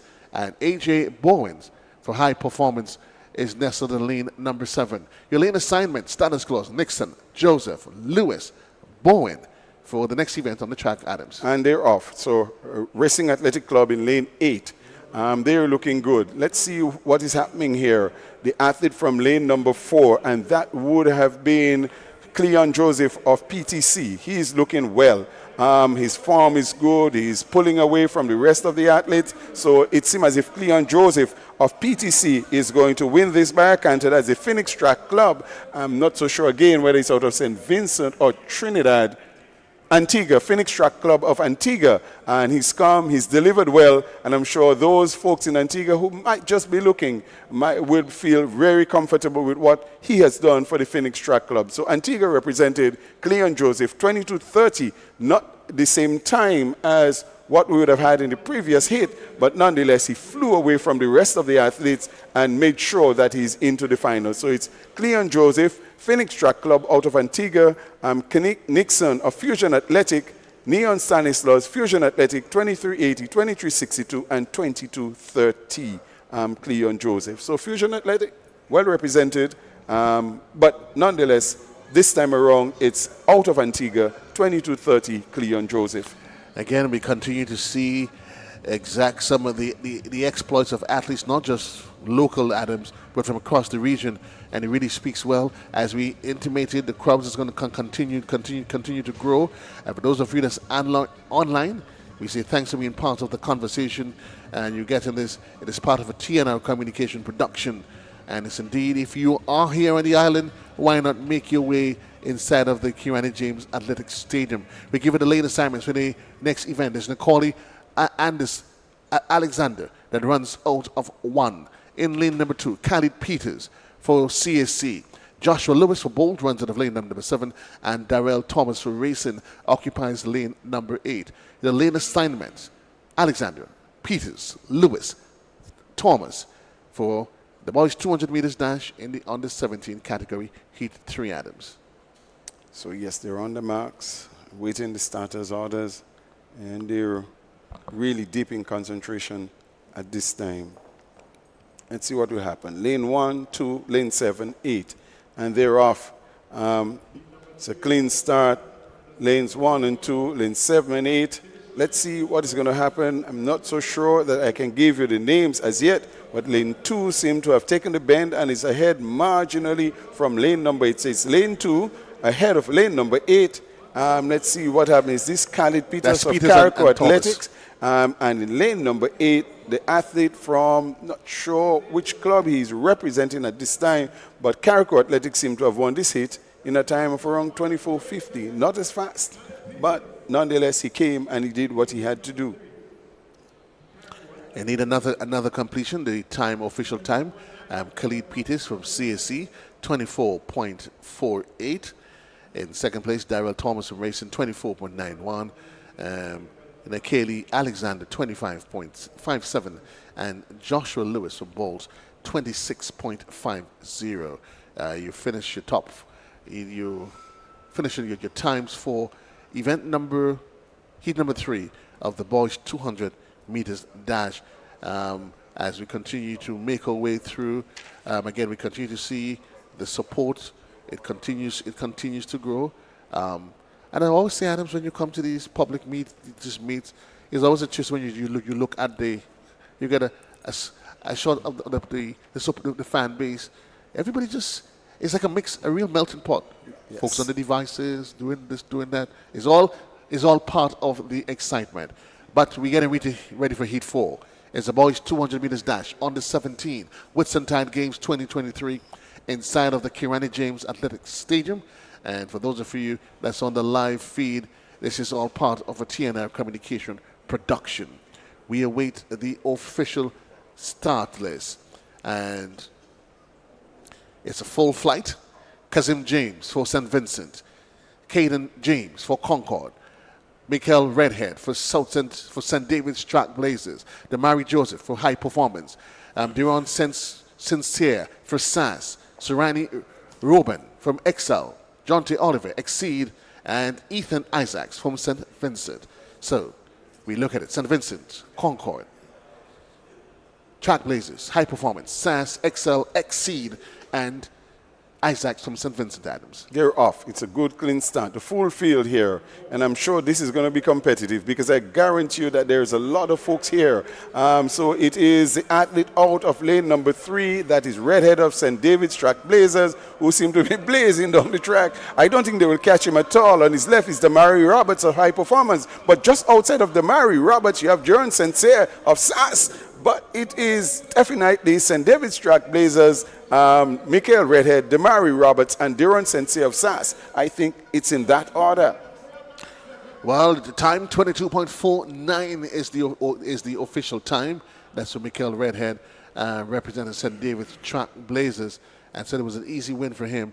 And we had Damari Roberts from High Performance stopping the clock at 23.27, and Duron Sincere from SAS 23.29 seconds, and Ethan Isaac from St. Vincent 23.83. Sidan Kate James of Concord, Kazim James from St. Vincent 24.63, Surani Robin from Excel 24.69, and John T. Oliver from Exceed 24.72.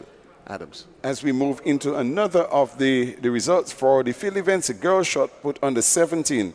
It was a blank out for the athlete from Burnley out of Trinidad and Tobago, Peyton Winter. She threw a distance of 13.97 to become first. Naomi Augustine of Track Blazers 9.90, and Shemaiah Canterbury of Performers 9.07. But that was a big win for the athlete from Burnley out of Trinidad, Peyton Winter, 13.97. Well, the prize indeed goes to the one who earns it, and we continue to keep track of what's happening in not just on the track, but on the field as you get ready for heat number 5. It's the boys 200 meters dash, and we say good afternoon and thank you. In case you're wondering, it is just about 13 minutes onto 4 o'clock. Well, I thought my eyes was playing tricks on me. Across Grenada and across the rest of the eastern. We've been at it long enough, Jules, for the eyes to play tricks. It's all right. But we're going to bring the best that we can. I saw it and I'm like, really? We're getting ready for more action on the track. We give you the starting lineup. A reduced field for this one. Jadel Hector for IDDAT, out to St. Vincent and the Grenadines. Kristen Joseph, SAS, which is a secondary school in here on the island. There's Sean Henry from St. Vincent and the Grenadines. Joseph Pope representing Concord. That's your lineup. Limited one, Adams, but we can anticipate that the energy and the excitement would not be reduced. Yep. So Concord Athletic out of Trinidad and Tobago, that out of St. Vincent, Kristen Joseph of SAS. So we have the full Caribbean flavor in this race here. It's going to be a good race because they're not just racing their own local friends, but they are also racing against others from the other islands. Well done as they're off. It's a good, clean break here. It's Jadel Hector of IDDAT. It's the athlete from SAS. That is Kristen Joseph. Sean Henry of St. Vincent and the Grenadines is with him. Let's see if he's going to be able to carry through to the end. But the athlete in lane number 3, that is Hector of IDDAT, seemed to have just gotten there ahead of the athlete from SAS. So Hector of IDDAT ahead of Kristen Joseph of SAS, just made it ahead of him. I'm sure there must be some bragging rights, and the team and those folks from St. Vincent and the Grenadines must be jumping for joy in that athletes pavilion. Well done, IDDAT out of St. Vincent. And Kristen Henry might be saying, next time around, I will catch you. But the time, 23:68 for Jadel Hector of IDDAT, Kristen Joseph, 23:92, and Joseph Pope of Concord Athletic out of Trinidad, 24:46, Sean Henry of St. Vincent and the Grenadines, 25:11. Good run by the guys. The only thing is that history always remembers the winners. And when it comes to deliver, you deliver on the day. Everything else, you know what, it does not count. But certainly, we want to say, really congratulations to all of the athletes that we've seen thus far. It's been a really, really exciting morning of track and field. The schedule says we're going to end by after 7. But the way things are going, it probably may go beyond that. But let's see. Either way, it's been really, really, really excitement for the day. As we get ready for heat number 6, the boys 200 meters dash, and it's coming up inside of the Kirani James Athletics Stadium. And for those of you just joining us, yes, it is action inside of the Kirani James Athletics Stadium, home of a former 400-meter world champion, home of a former Olympic champion. It is, in fact, home of Anderson Peters, our world champion, home of Ali Francique, and a host of others, home of Rondell Bartholomew, and the list continues as we get ready for the next event on the track. Yep. Heat number 6. We've got a full flight for you. Jobrel Oliver from High Performance, Aidan McIntosh, MVP, and Desroy Kwame of IDDAT runs out of 3 for IDDAT. Kyle Ned for SAS occupies lane number 4, nestled on the outside. Judah Ash for PTC. In lane number 6 is Darrell Lambert for MVP. Daquan Edwards representing Mustang from St. Vincent occupies lane number 7. And Jareet Stafford, South City Rising Stars, finishing the lineup for the next event, heat number 6. Oliver, McIntosh, Kwame, Ned, Ash, Lambert, Edwards, and Stafford Adams. So we have Phoenix out of Antigua, Mustang out of St. Vincent. We have SAS, we have IDDAT out of St. Vincent, MVP, and High Performance also out of St. Vincent. So it's really a good group of athletes here, but we're seeing the athlete from SAS taking the bend. He's looking well. Kyle Ned, he has run well throughout the season. He's looking well. He's striding. I don't think they will catch him. Kyle Ned will win by a canter. He's looking brilliant. Good time, 22:18 it would seem. Kyle Ned out of St. Andrew's Anglican Secondary School. He's come and he's delivered for his school, and I'm sure for himself. So Kyle Ned taking the winning purse. Well, that's quite excellent run from him. At one point, Darrell Lambert on the outside from MVP trying to make a little push, but certainly there was not much happening. That's McIntosh from MVP attempted to make a push, and he's like, you know what? Listen, not today. I've got this. You want You can settle for second place. That's okay with me, but it's not going to happen. So the official time, Carl Ned, SAS 22.19, Aiden McIntosh, MVP 22.86, Judah Ash from PTC 23.52, and we cover the Desroy Kwame out of Indat in St. Vincent 24.14. The end of event number of Heat 6 of the boys 200 meters dash in the under 17 category. We continue to push forward because there's so much to come your way in what is day 1, session 1 of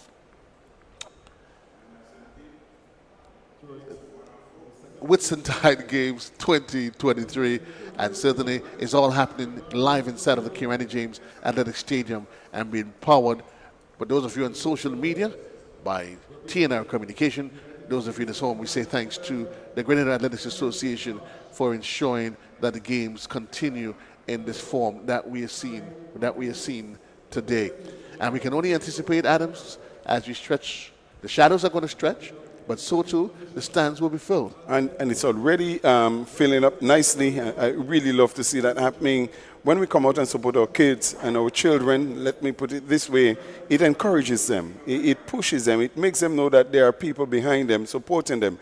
And so it's always lovely to see mom, dad, grandpa, grandma, auntie come in and support the young ones, because we are training them to be the future. And so it's really lovely to see the folks coming out in the numbers at this time of the day.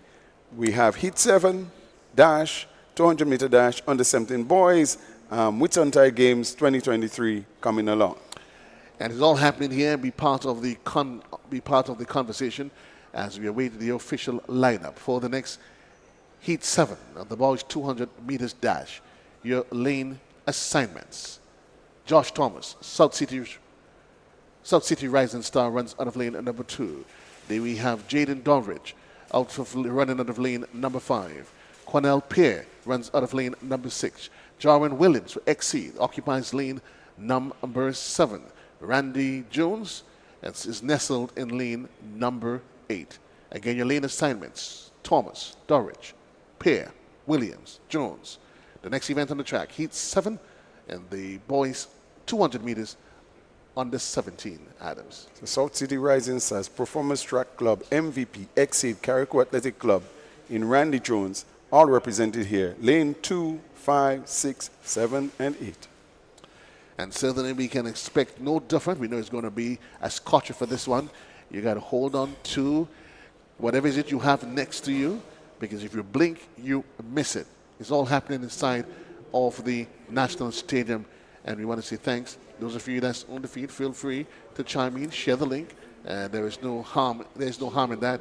Thanks to the folks from the Grenada Athletics Association, powered by Puma, that's been part of this conversation. An interesting, though, Adams, an interesting facet element to today's, well, the meat is that of the NACA elements of it, the heptathlon that's been added to part of these 2 days. That's correct, and we've had quite a number of athletes coming from Puerto Rico and the United States in the heptathlon, the multi-event discipline, and they have been doing extremely well. And throughout the course of the day, they will be continuing to participate in those 8 events that will carry points to determine who the winners are. And so it's good to have the NACAC events sprinkled in with the athletics of the Whitsuntide Games, where all the athletes, so many athletes from the other countries, clubs and countries are here in Grenada, over 900 plus. It says something about what's happening thereof. It's a good, clean start from the athletes. South City Rising Stars will be the athletes in lane number 2. And so let's see what will happen. South City Rising Stars, Randy Jones from Carriacou Athletic, Jaron Williams, Exceed, Cornell Pierre, MVP, Jaden Dorridge, Performance Track Club. But let's see, it's going to be a blanket finish to the end for these athletes, Cornell Pierre, Jaron, and Randy Jones. We don't know who has taken it, Joe. Well, that's why we have the luxury of having the folks on the finish line with the cameras, and they have the equipment to sometimes make these judgment calls, because sort of up here from where we are, it's not always that obvious. I would probably think it went to Quanel Pierre of MVP. but we wait for the But it's Jaden Dorich. we wait for the official results, and it's Jaden Dowich 23.13, Quanel Pear 23.15, and Josh Randy Jones from CSC 23.18. Your top three finishers in the just completed event, Heat 7 of the boys 200 meters. But wherever you are, we say hold on to your seatbelts. Do not move. You miss it. The most you're allowed to do is to go get yourself a little bit drink of water because it is quite humid. Humidity is around 81%. So we want to make sure that you go out and have yourself some fun. It's good to see the Roberts family. Young Jehu, he ran earlier this morning. He finished third. It's good to see him now back in the stands with mommy and just chillaxing. Enjoying himself. Having something to eat. Well, when you Very come, nice. you perform, the next thing the most you can do is then move on and have yourself a little bit of downtime. We're moving, and we're moving quite quickly as we see the shadows continue to stretch here at the National Stadium. And we certainly want to say thank you wherever you are. There is the Discus, shot put, that's in progress. We'll give you the category, which division, exactly which age group that's participating right now. But certainly what you've been getting for the entirety of the day, it's a mix plethora of what's happening on the track, what's in the field, and certainly it's been a really, really great day of track and field so far. Adams, anything that stands out to you? I mean, while we would say it's still early days. But what stands out to me is the number of athletes that have come to participate at Whitsuntide Games. When you would think that we are almost at the end of our athletic season in Grenada, yet still you're able to gather all of these athletes together to come out and to bring the talent to the fore. That for me is quite a lot. It stands out to me a lot to see so many athletes, students who probably would have picked, would have picked in the performance already, and they're saying, no, we want to be part of this thing. And it tells me that we are doing something good here. So I'm very, very happy just to see that so many athletes are out and performing. Well, I think what is also important, to note, we continue to highlight the contingent that came out of St. Vincent, some close to 200 of them, and there is in fact 6 clubs coming out of St. Vincent and the Grenadines. There is high performance, 55 athletes, and 55 athletes they brought. In that 35, Mustang 35, Exceed XL 39 and 23 respectively, and the last of the clubs out of St. Vincent is Roses Academy with 20 athletes. I mean, this is exceptional. The age, the representatives ranging from age 8 to 28. This is just fantastic. I'm really, really, really proud of what the organizers in Grenada have been able to do, but I'm even happier that the folks from St. Vincent and the Grenadines have what they've done to be able to come over and expose so many of their student athletes to high performances and competition from other students from Grenada, Antigua, Trinidad, and you name the other clubs that are here. So that was really, really good. Indeed. Javelin through on the 17th. We're getting ready for a medal presentation ceremony. South City Rising Stars, Jonathan Newton, a distance of 47.07 meters. Second position from the CAC club, Josh Thomas, a distance of 50.05 meters. And your winner, also representing CAC, Jarrell Clement, 57.86 meters. The winners for the boys javelin throw under 17.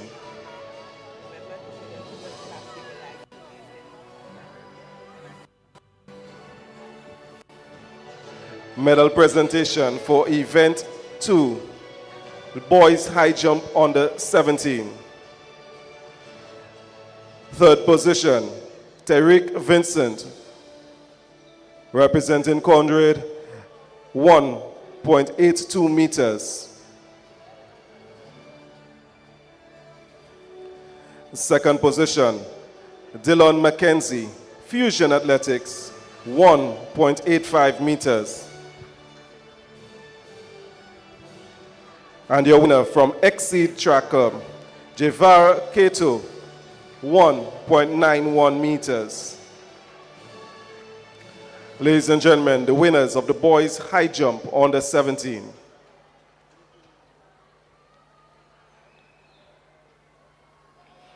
Medal presentation for event 3, the girls long jump under 17.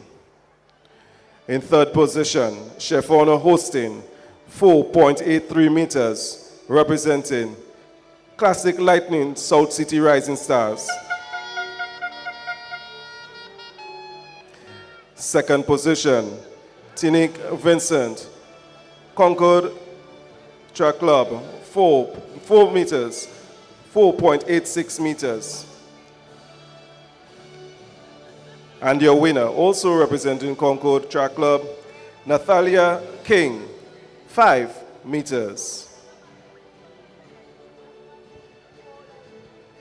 Your winners for event 3, the girls long jump under 17. Medal presentation for event 14, girls shot put under 17.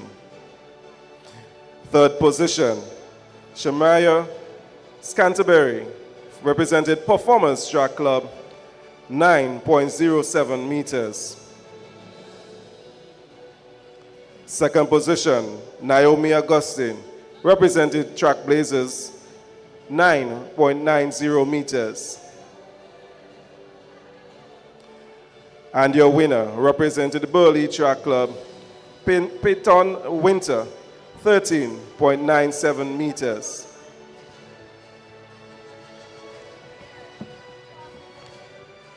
Your winners for event 14, the girls shot put under 17.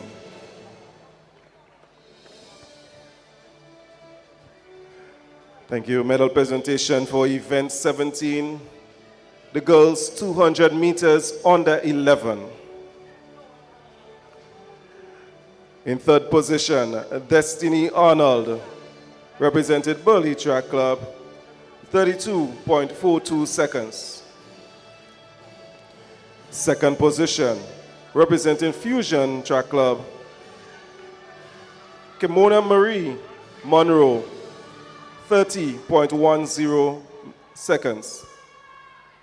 And your winner, representing the South St. George Government School, Leah Rose Charles, a time of 29.42 seconds. The winners of event 17, the girls 200 meters under 11.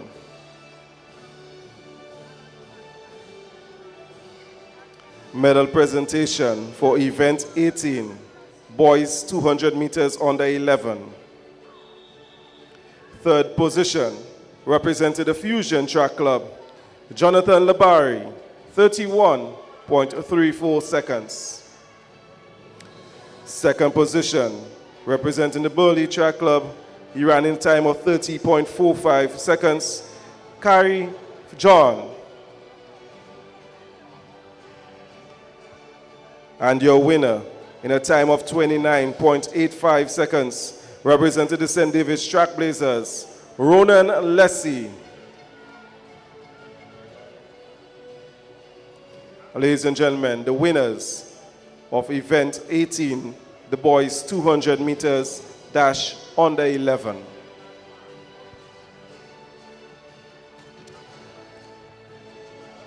Medal presentation for event 20, boys 200 meters under 13. In third position, Jahim Joseph, represented high performance representing the High Performance Track Club in a time of 27.50 seconds. Second position from the South St. George Government School, Kendon Worm, time of 26.83 seconds. And your winner from Classic Lightning South City Rising Stars in a time of 26.08 seconds, Kashay Steven. Ladies and gentlemen, the winners of event 20, boys 200 meters dash under 13.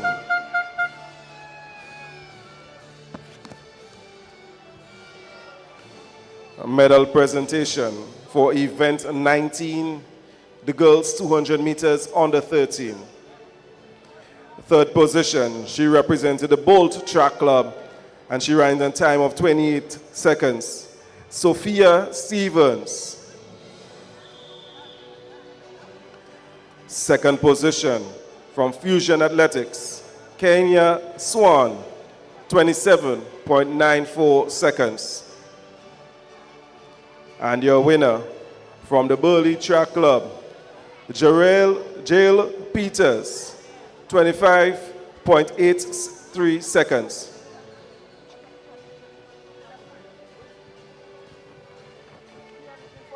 The winners of event 19, the girls 200 meters under 13.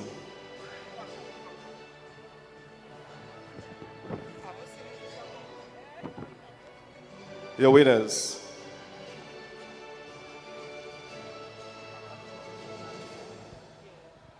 This brings us to the end of the medal ceremony. We want to thank ACP Jesmond Prince and Ms. Tanya Hyacinth for assisting with this medal presentation.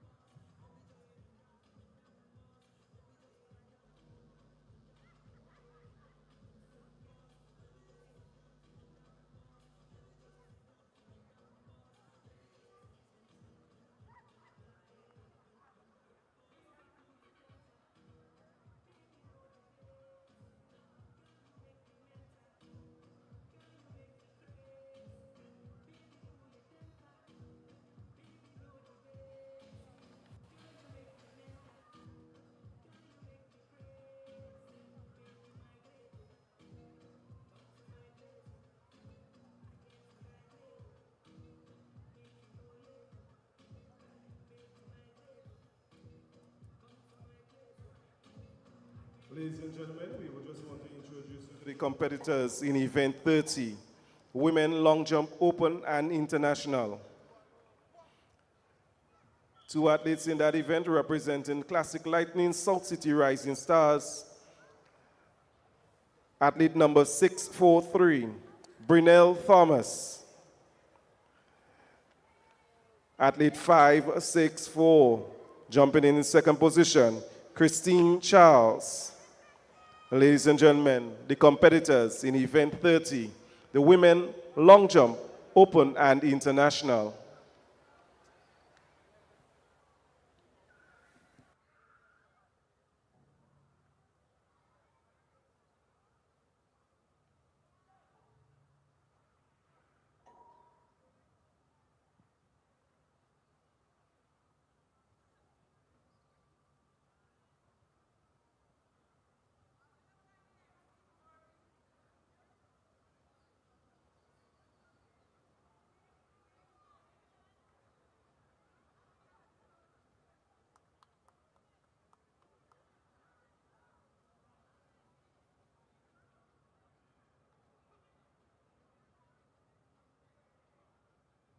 Ladies and gentlemen, during the medal presentation, we had the conclusion of the women's shot put NACA combined events.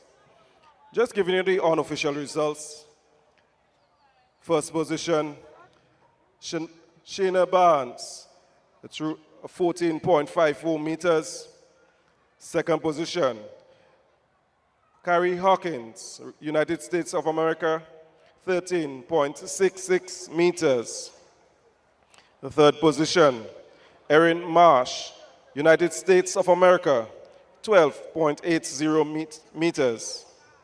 Fourth position, Elsbeth Felix, Puerto Rico, 11.96 meters. And in fifth position, Jomari Kamona, 11.56 meters.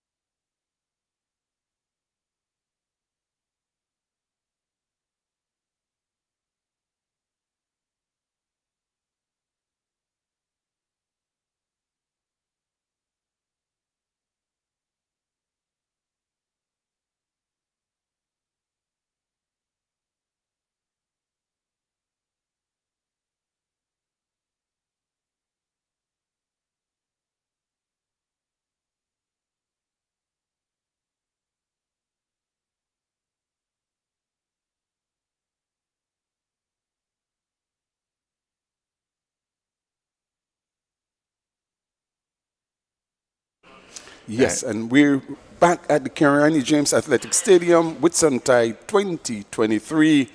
A wonderful event that has come our way, and we're into the relays, and we have quite a number of relays here. And Bernard, it's just good to be back at the Kirani James Athletic Stadium, bringing the sights and sounds and the running of our boys and girls, our young men and young women, as they showcase the talent that they are blessed with, and they're doing a tremendous job down here. Absolutely. And if you're just joining us, well, you would have missed quite a lot in the morning session. And however, if you would have while we were on break, you have missed absolutely nothing. We are now into the 4x100 meters relay, under 15, under 17 for girls. And this is a rather interesting construct here with the combined ages because of the limited number of young ladies running in both the under 15 and under 17. So this is a good combine here. And in heat, we are going to be witnessing 2 heats. The first heat would feature high performance, finish line. Finish line would be in lane 3. High performance would be in lane 2. Runners in lane 4. And they're rough. So it is finish line, Runners Athletic, Carriacou Athletic, Mustangs, TNTC, and South City Rising Stars. They've made the first handover, and it is high performance in lane number 2, who seem to have the advantage going down the back straight. High performance. And in lane number 4, it is Runners Athletic. So yes, it is high performance once again. They look well.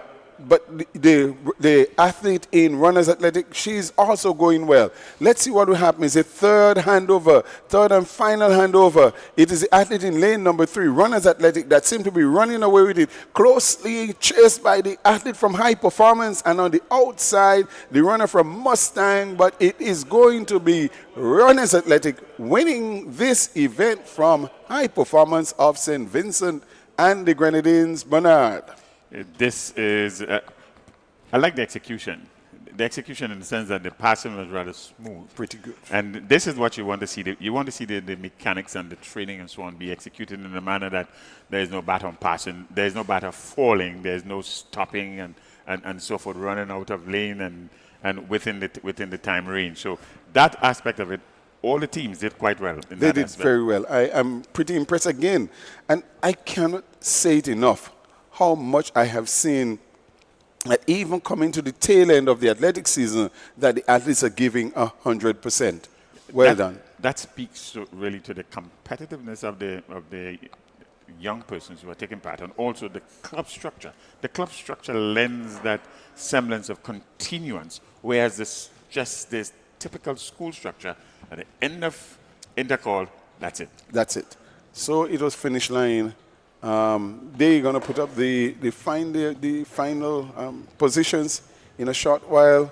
By finish line at 50-70, High Performance 51-15, Mustang 51-79, Carriacou Athletic Club 50-24, South City Rising Stars at 55-76, and Runners Athletic in 59-78. So it was finish line that really ran away with this relay at 50-70. Heat number 1. Down here at the Kirani James Athletic Stadium. It is Whitsuntide 2023, and we are having a tremendous time down here. If you're at home and you still could find the time to come over, we invite you to come down, because we are having wonderful performances, seeing the athletes, not just from Grenada, from around the region also, as they come in the numbers and do the best they can in Grenada here, the Kirani James Athletic Stadium. So the top 3 positions at 50.70, and in position number 3, 51.79. Heat number 2 is up shortly. Heat number 2, we will see that. And this team is out of St. Vincent and the Grenadines. Abilene would be in lane number 3. Velocity Track Club would be in lane number 4. Concord out of Trinidad and Tobago would be in lane number 5. MVP out of Grenada would be in lane number 6, and Wester Hall Secondary School. This is a good addition here. We haven't seen Wester Hall for most of the day. Wester Hall is in lane number 3. And so it's good to see Again, a mixture of the various islands here. It that out of St. Vincent, Abilene Wildcats. Where would it be Abilene from? I didn't get where they were from. But we have Concord out of Trinidad and Tobago. And of course, we have the other athletes from Grenada, Velocity Track Club, MVP, and Westerhall Secondary. But Abilene Wildcats, they are represented here. One of the teams coming in from overseas.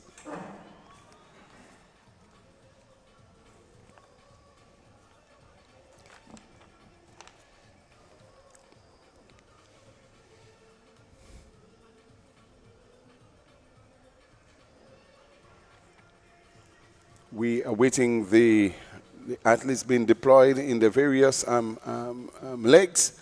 We see already some at the second leg taking up their positions, Bernard, and I'm sure in a short while we'll see those who are starting, they will be in their position. But we see leg number 2 already set up, and we're going to see the others coming. The previous relay, it was really well run.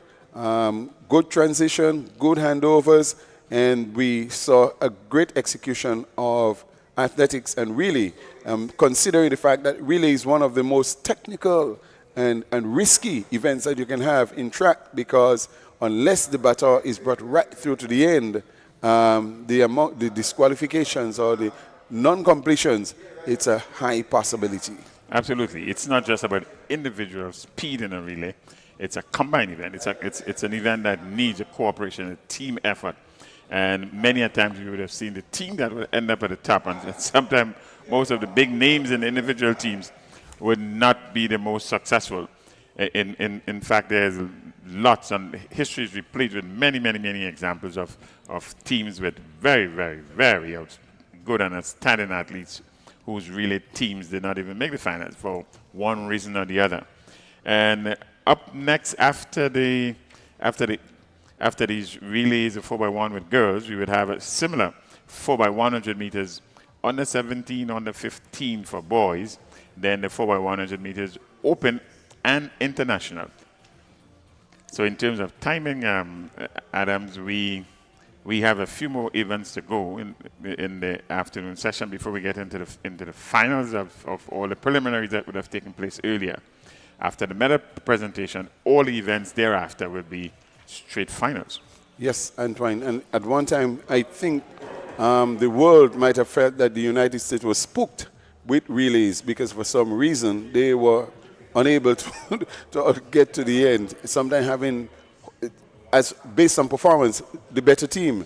And for some reason, they just couldn't get it around and lost out to teams like the United Kingdom, Jamaica, Japan, because for some reason that baton always found itself somewhere else.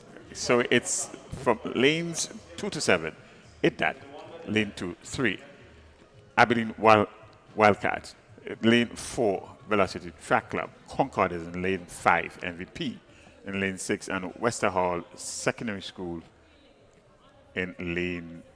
Well, we have a non-starting aid for Westerhall Secondary School, so we are in fact down to five teams in this one.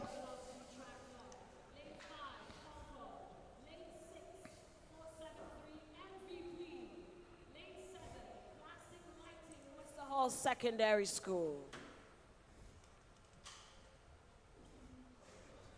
We awaited start.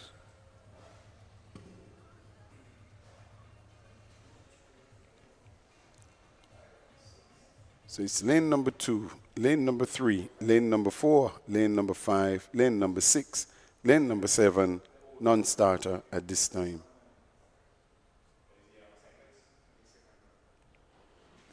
And traditionally, there were some preferred lanes. All of that has changed. This is something that we can speak about.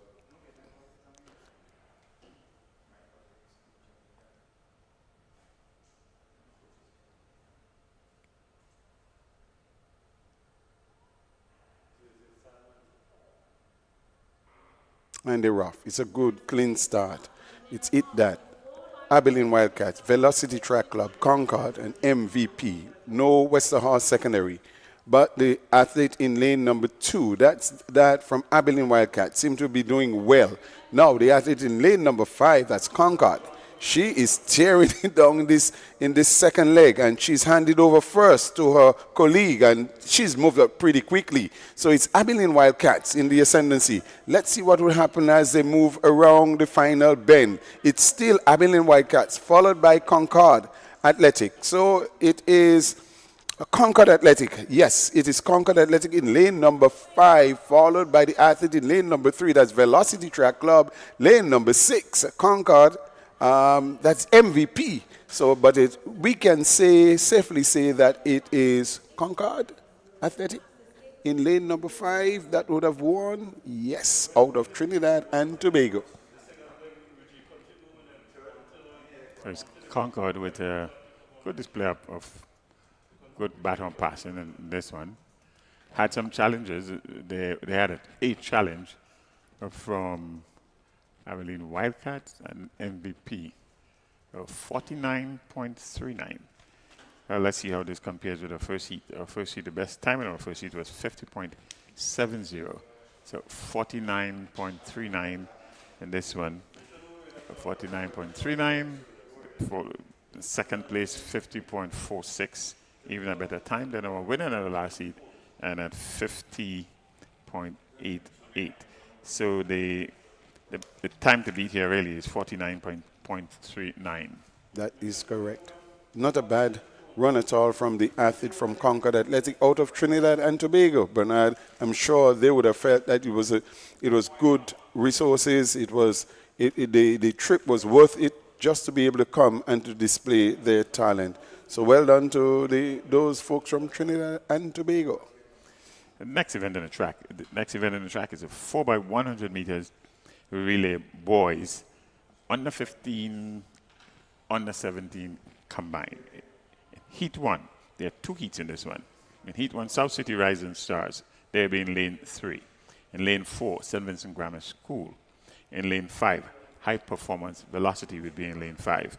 Carriacou combined would be in lane 6, and Finish Line in lane 7.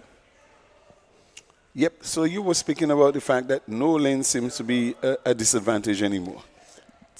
Maybe with the exception of lane 1, but there was a time when nobody wanted to run in a lane 7 or a lane 8. Correct. And then we had Rio. And we had starting at lane 8 and not winning, but winning convincingly. Smashing the world record. Van Niekerk, a special talent. So things have really changed in terms of lane preferences now. Yeah. What you would have, the coaches would stress is that irrespective of the lanes that you get, you have to do your absolute best. And I think what would have happened because of the advance in thinking, in strategizing, to me, coaches are being able to recognize that it is 400 meters no matter which section of the track. There will be some challenges. Out of lane 8, we are aware that the wind might just be a little bit stronger on the person. There's challenges, say, out of lane 1 because of the tightness of the bend. But at the end of the day, the coaches would say you have to run 400 meters. So what do? Whatever you do in lane 5, you go there and do it even better, whichever lane you are. In addition, I think the training, especially strength training, is so advanced that athletes are really well prepared and in terms of the physicality to run. So there's not much of a problem with preference as we would have had before, because as a teacher and having students running, I used to dread them having to run out of lane 8 and prefer them running out of lane 1. No, lane 8 is the lane where you have to be very careful that you do not give away anything to them. That's true. That's true. So, that in mind, we will witness the start of the next relay, under 15, under 17 boys. No clear favorites in this one. Well, we have South City Rising Stars. Again, they've shown their the fact that they're doing a good job with the boys and girls in their care. We must give kudos to the coaches and the club structure. We know the finish line, they're doing pretty well too. High performance out of St. Vincent, they've been here before. St. Vincent Grammar School. So they would want to test the mettle. And as you would say, at present, there is no clear favorite in this one. So we just have to enjoy the performance and the best that they have to give. Yes, when you look at the age group, for example, in St. Vincent Grammar School, there's nobody there really in the under 17 category. They're all under 15. So you're talking about a pretty young team there. Pretty young team there, and they have a lot to build on from a team that young. And the other schools, they have a sprinkling of under 17 and under 15. But it'd be quite interesting to see how St. Vincent pull this one off with such a young team. Correct. Basically under 15 team.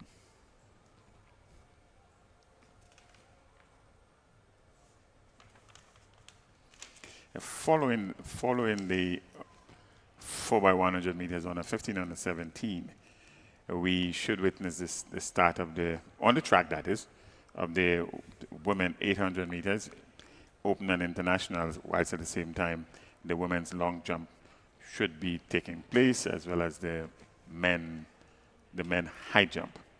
So a lot of activities, a lot of action continue on the track and on the field. But our next event on the track is the 4x100 meters for boys, under 15, under 17. Under 17. So they're getting ready. They're almost lined up. The athletes are now in the lanes. They're also in the legs, whichever leg that they're doing. And I'm sure that it will bring the adrenaline rush again from them. I am sure that they are thinking hard. They want to do the best. And normally when students go out, once they start and the anxiety would have dissipated, they really give the best that they can. And I'm looking forward to seeing, once again, our boys and our girls, not just from Grenada, but from St. Vincent and the Grenadines, do the best that they can.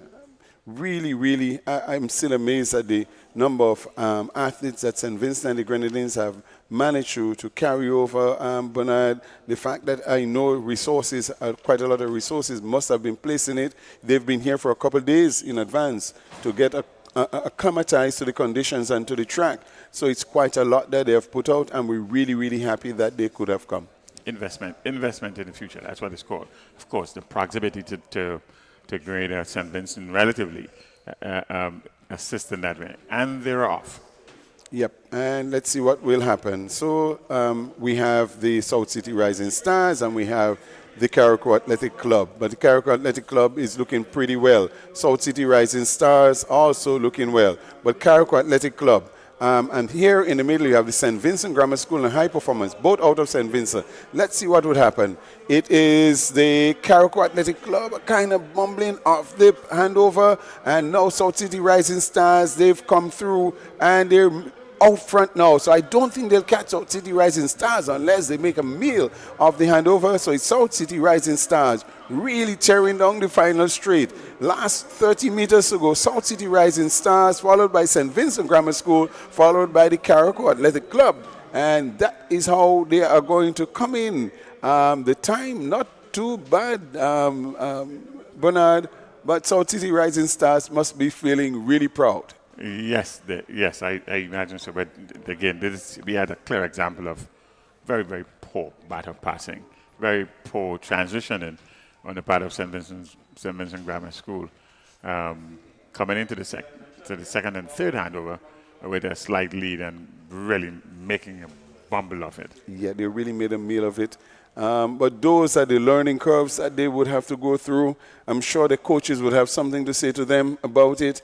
And, of course, it takes repetition to be able to get it right. So I'm sure the reps are going to come as they prepare for a new season for next year, please the Lord. and I'm sure they would want to come back. So they'll be after the coaches and the organizations and the parents, because they would also want to come back next year and improve on what they would have done. Nonetheless, South City Rising Stars, the south of the island, they were able to come through with this event. 45.19, and they first to cross the line and second position in this heat. 46.02, St. Vincent Grammar School, and then 46.30, 46.0 carriacou. So it's South City Rising Stars, St. Vincent Grammar School, and carriacou at 46.30. Heat number 2 of 2. Heat number 2 of 2. In lane number 3, Mustangs. In lane number 4, That 5473 MVP out of Grenada. Burnley from Trinidad and Tobago. Runners from out of Grenada would be lane 7. So we have 3, 4, 5, 6, and 7 should be hitting the track. And as we say that, then they're already on the track. And momentarily, the race will get going.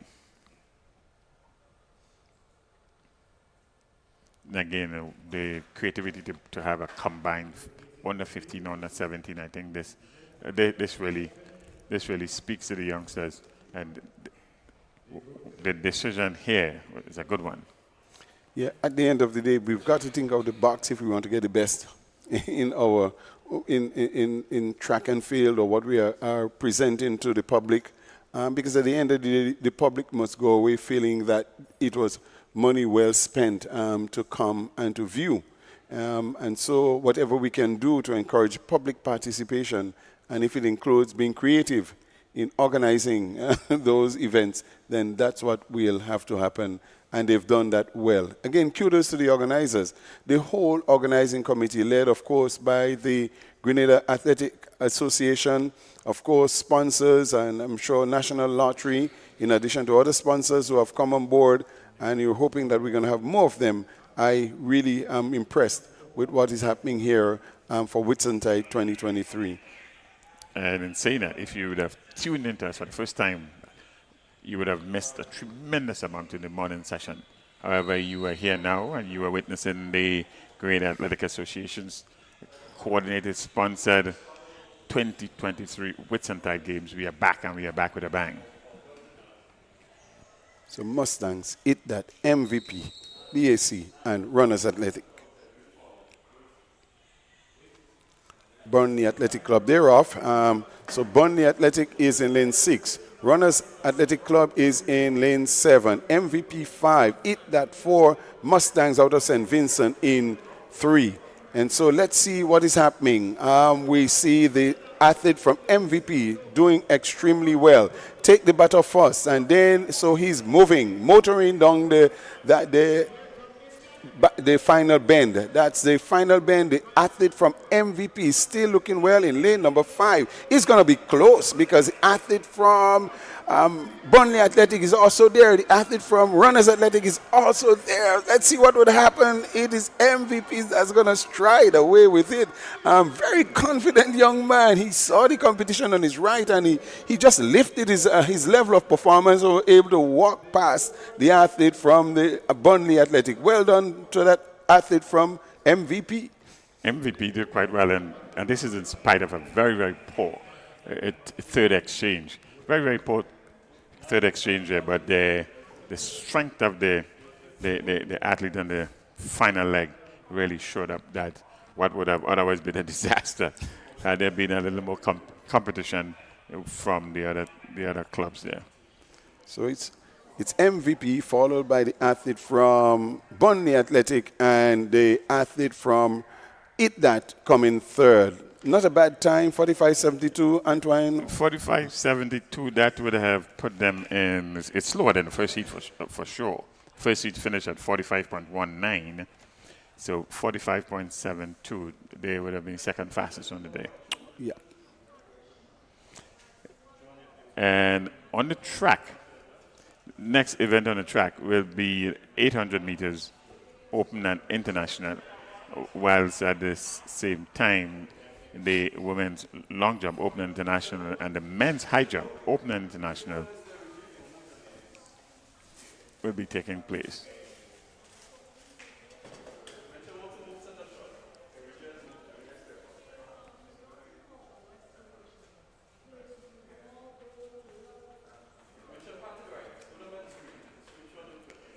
And we seems to be about to have a slight change in the weather. I'm witnessing one or two umbrellas seems to be going up. And we are seeing some of those people have come to witness the games. They are moving to places where they can shelter. So it means that there is a drizzle outside. And you can see that the weather has changed quite a lot. Outside is really looking gray with a heavy cloud cover. And so that's something to pay attention to. Yes, but as of now, there are no showers or anything, so you're on your way. We say hasten. You are witnessing the Great Athletic Association 2023 version of the Whitsuntide game. And it's a blend of teams and the club teams, as well as that's regional club teams, local club teams, and country teams being represented here. Country-wise, we have team representing Trinidad and Tobago, St. Lucia, Guyana, and British Virgin Island. In terms of the regional club teams, we have Rosedale. Rosedale is out of St. Vincent.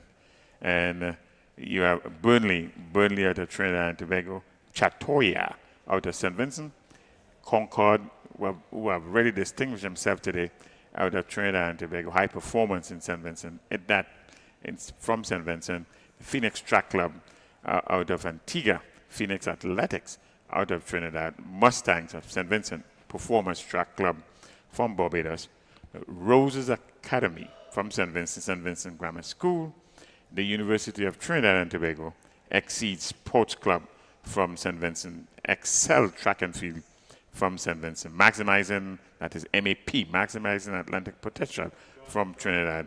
And we have representation from the Guyana Defense Force, Abilene Wildcat. Just now we were trying to figure out where it is that it came from. Actually a St. Lucian club. Abilene Wildcat out of St. Lucia, and Extreme Velocity from Barbados. So nice mix of male, female clubs, regional clubs, local clubs, and country representatives. So next event on the track, it's part of the NACAC events. We are going to witness this. We are going to witness the 200 meters women. We're athletes from Puerto Rico, Jomari Sharia Carr from Puerto Rico, Shari Hawkins from the USA, Shania Burns from the USA, Erin Marsh from the USA, and from Puerto Rico, Alice Beth Felix from Puerto Rico.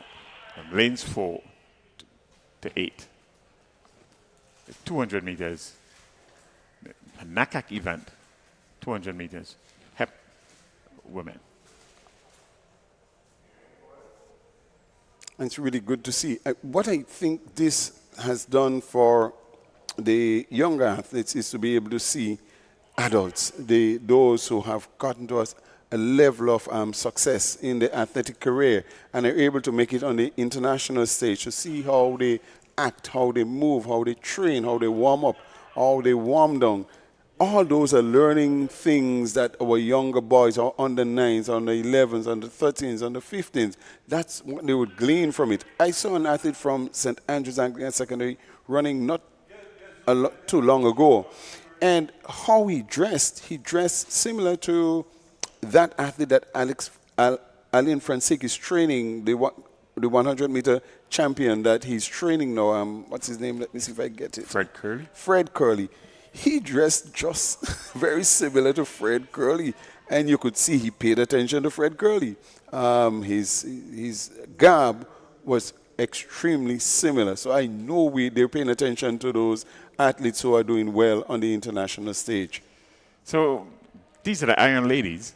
It's the HEP 200 meters. It's a NACAC event, and that's the next event on track.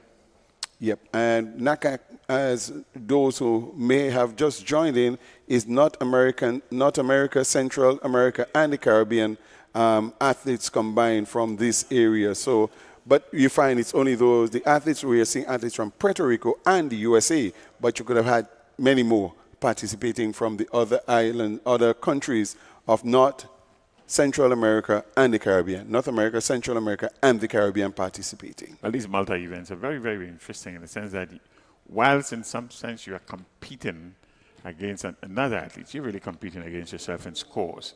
Correct. It's something like golf. You never beat anything because you can always do better. It's all about scoring points. Yep. You cannot be paying attention to the other athlete, because at the end of the day, you must get that ball into the hole underneath the number of allowed shots, or else you're going to be penalized. Well, that's using a terminology, because if you have to get through it in 3 holes and you get through it in 4 holes, you have a problem. You're not going to gain, you're going to lose. So you're actually competing against yourself in golf. Similarly, with these multi-events, every time you do better than your last, you gain points. And that's how this thing operates. You gain points as you improve on your times and your distances and your throws with the multi-events. Of course, Grenada is now very familiar with the multi-event because we have Kurt Felix and we have Lyndon Victor who have really, really shown that the small island there's nothing wrong with small islands excelling in the multi-events once you put your mind to it. Absolutely. Talent is where it is at. The skill really is discovering those talents. Hopefully, I guess at some point we'll get an idea of the amount of points that these athletes have, what they're going in with, what they will have to do tomorrow. And of course, they're going to strategize overnight. Where can I improve in order to gain more points on my next athlete? So they're off. It's not a bad start, and you could see they're giving it their best. Yes, even with the drizzle coming down, the athlete in lane number 3, she's doing well. Lane number 4 seem to have the lead on the others, but it's really close. So it's lane 4 and lane 8 looking well. Coming through to the finish line, they are going to power their way through. That's what you call powering your way through to the end, because every second that you would have gained, it's points that you would gain. Yes, it's a race against themselves. It's a race against the clock. It's a race against one another. So it's one of these competition in competition sort of an event. And they do a number of events in day 1, and they complete in day number 2. So the win would have picked up a bit. It's on the plus side. And Shari Hawkins would have won that event in 23.57 seconds. Elizabeth Felix in 23.84. Jo-Marie Sharia Carr from Puerto Rico in 24.73. Shania Burns from the U.S. in 24.78. And Erin Marsh from the U.S. in 25.19. That's how they finish. 1, 2, 3, 4, 5. And the weather indeed has changed. And in fact, we are now having some light showers. So it has changed quite a bit, and it's left to be seen how the organizers are going to put their schedule together. We're due to have the 800 meters open and international for Whitsuntide Games. I'm sure that the athletes are waiting because they are eager to get going. Bernard, I'm sure they would prefer to run. And let's see what will happen from an organizational standpoint. What will the organizers do in terms of the 800 meters coming along, which should have been in a short while? Yes, absolutely. The next event in the track, as you have said, should be the 800 meters. And that's an open event for women. On paper, we expected to have 10 athletes participating here. Jeshomi McIntyre from Finish Line. Zephyr Lett from Mustangs. Colicia Lewis from Exceed. Annalisa Brown from Finish Line Performance. Kiami Ray Offord. Nikaya Perryman from Bold. Amir Samuels from Finish Line. Kayla Flavini from Velocity Track Club. Miola Simon from Mustang, and Diana Burke from Excel. That will be the next event on track. 800 meters, open and international. In the interim, we can probably enjoy the view of our Fames Stadium, the Kirani James Athletic Stadium. Yep. Of course, it's dark. It's a little bit on the gray side. It's drizzling. And I'm sure that the athletes would love to be able to run at this time. Let's see how the organizers will look at it. But we do have a delay in the activities on the track, and hence we're going to wait and we're going to get back to you as soon as the events start running again.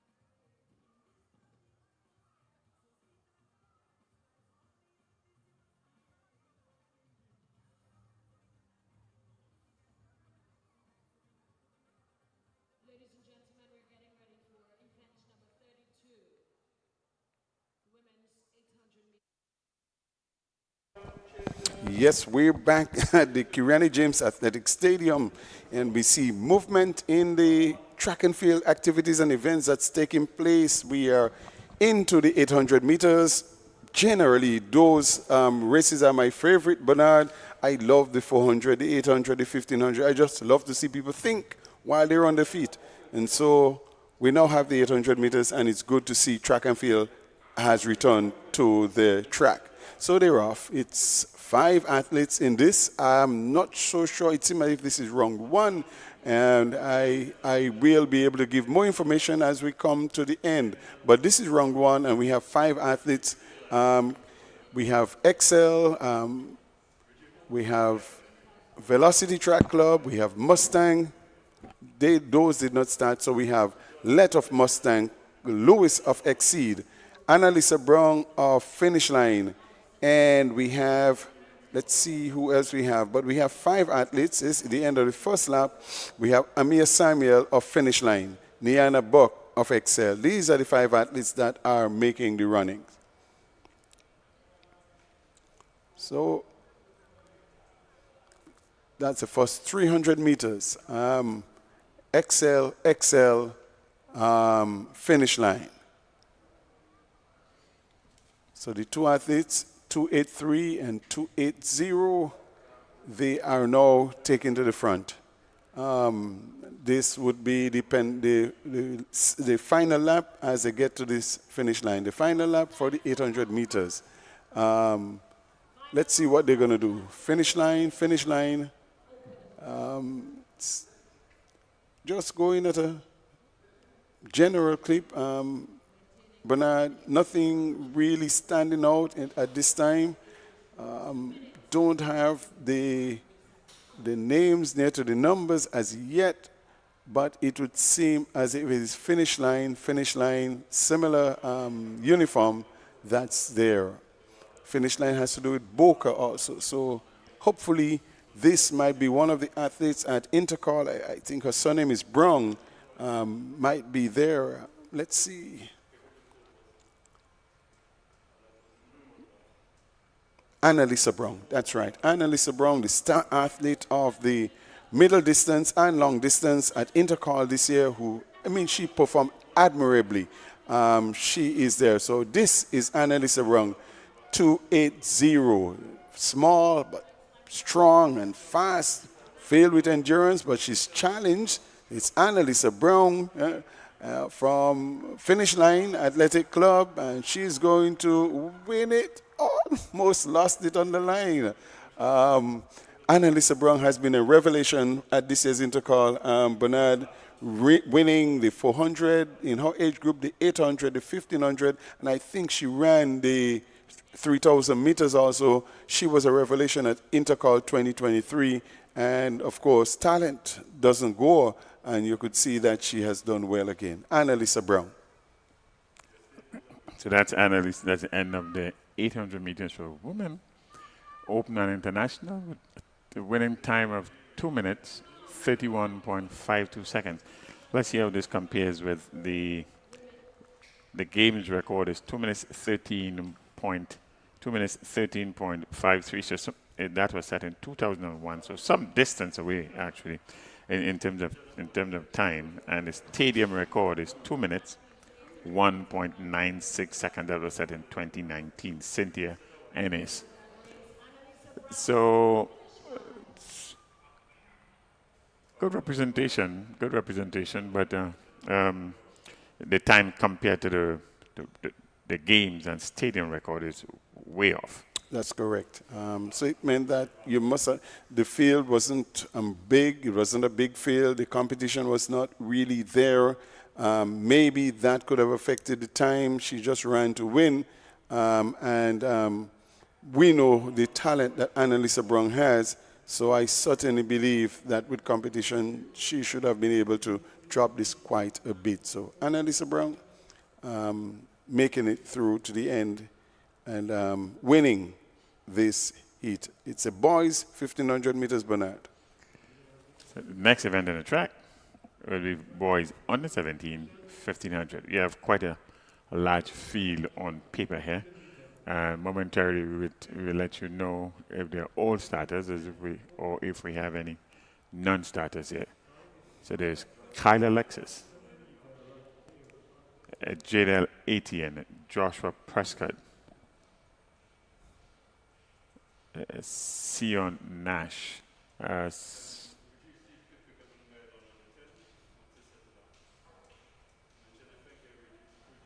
1,500 meters boys on the 17, and this will be followed by a 1,500 meters open and international for men. So Joshua Prescott from CHAT,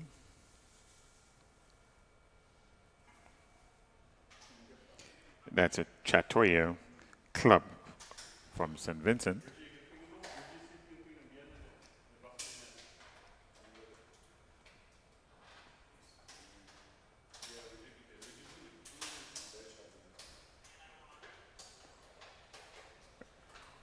We have a slight hesitation here as we await the final listing, and as we suspected, we have a number of non-starters in this one, but they're off.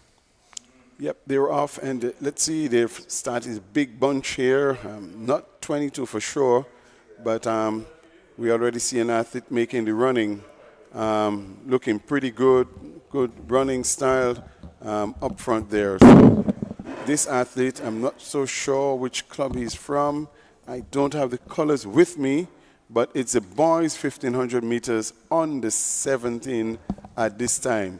Athlete number 255 running here.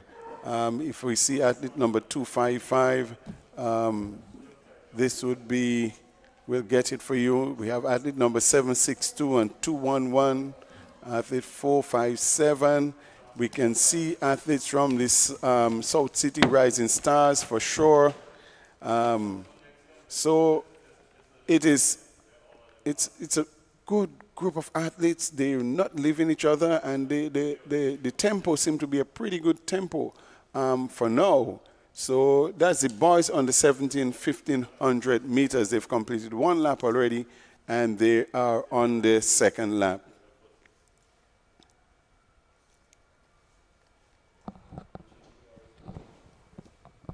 So they're down the back straight for a second time. And you could see the athlete in the black and white top, black bottom, white top. He's leading. He's been doing that since the start. Let's see if he can maintain it through to the end. Athlete number 255, and that will be an athlete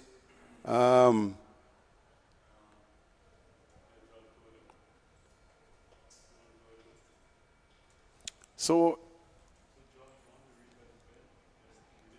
let's see as they make it down to the end. This is the second lap. They're coming through. Seeing 285. So into the third and penultimate lap.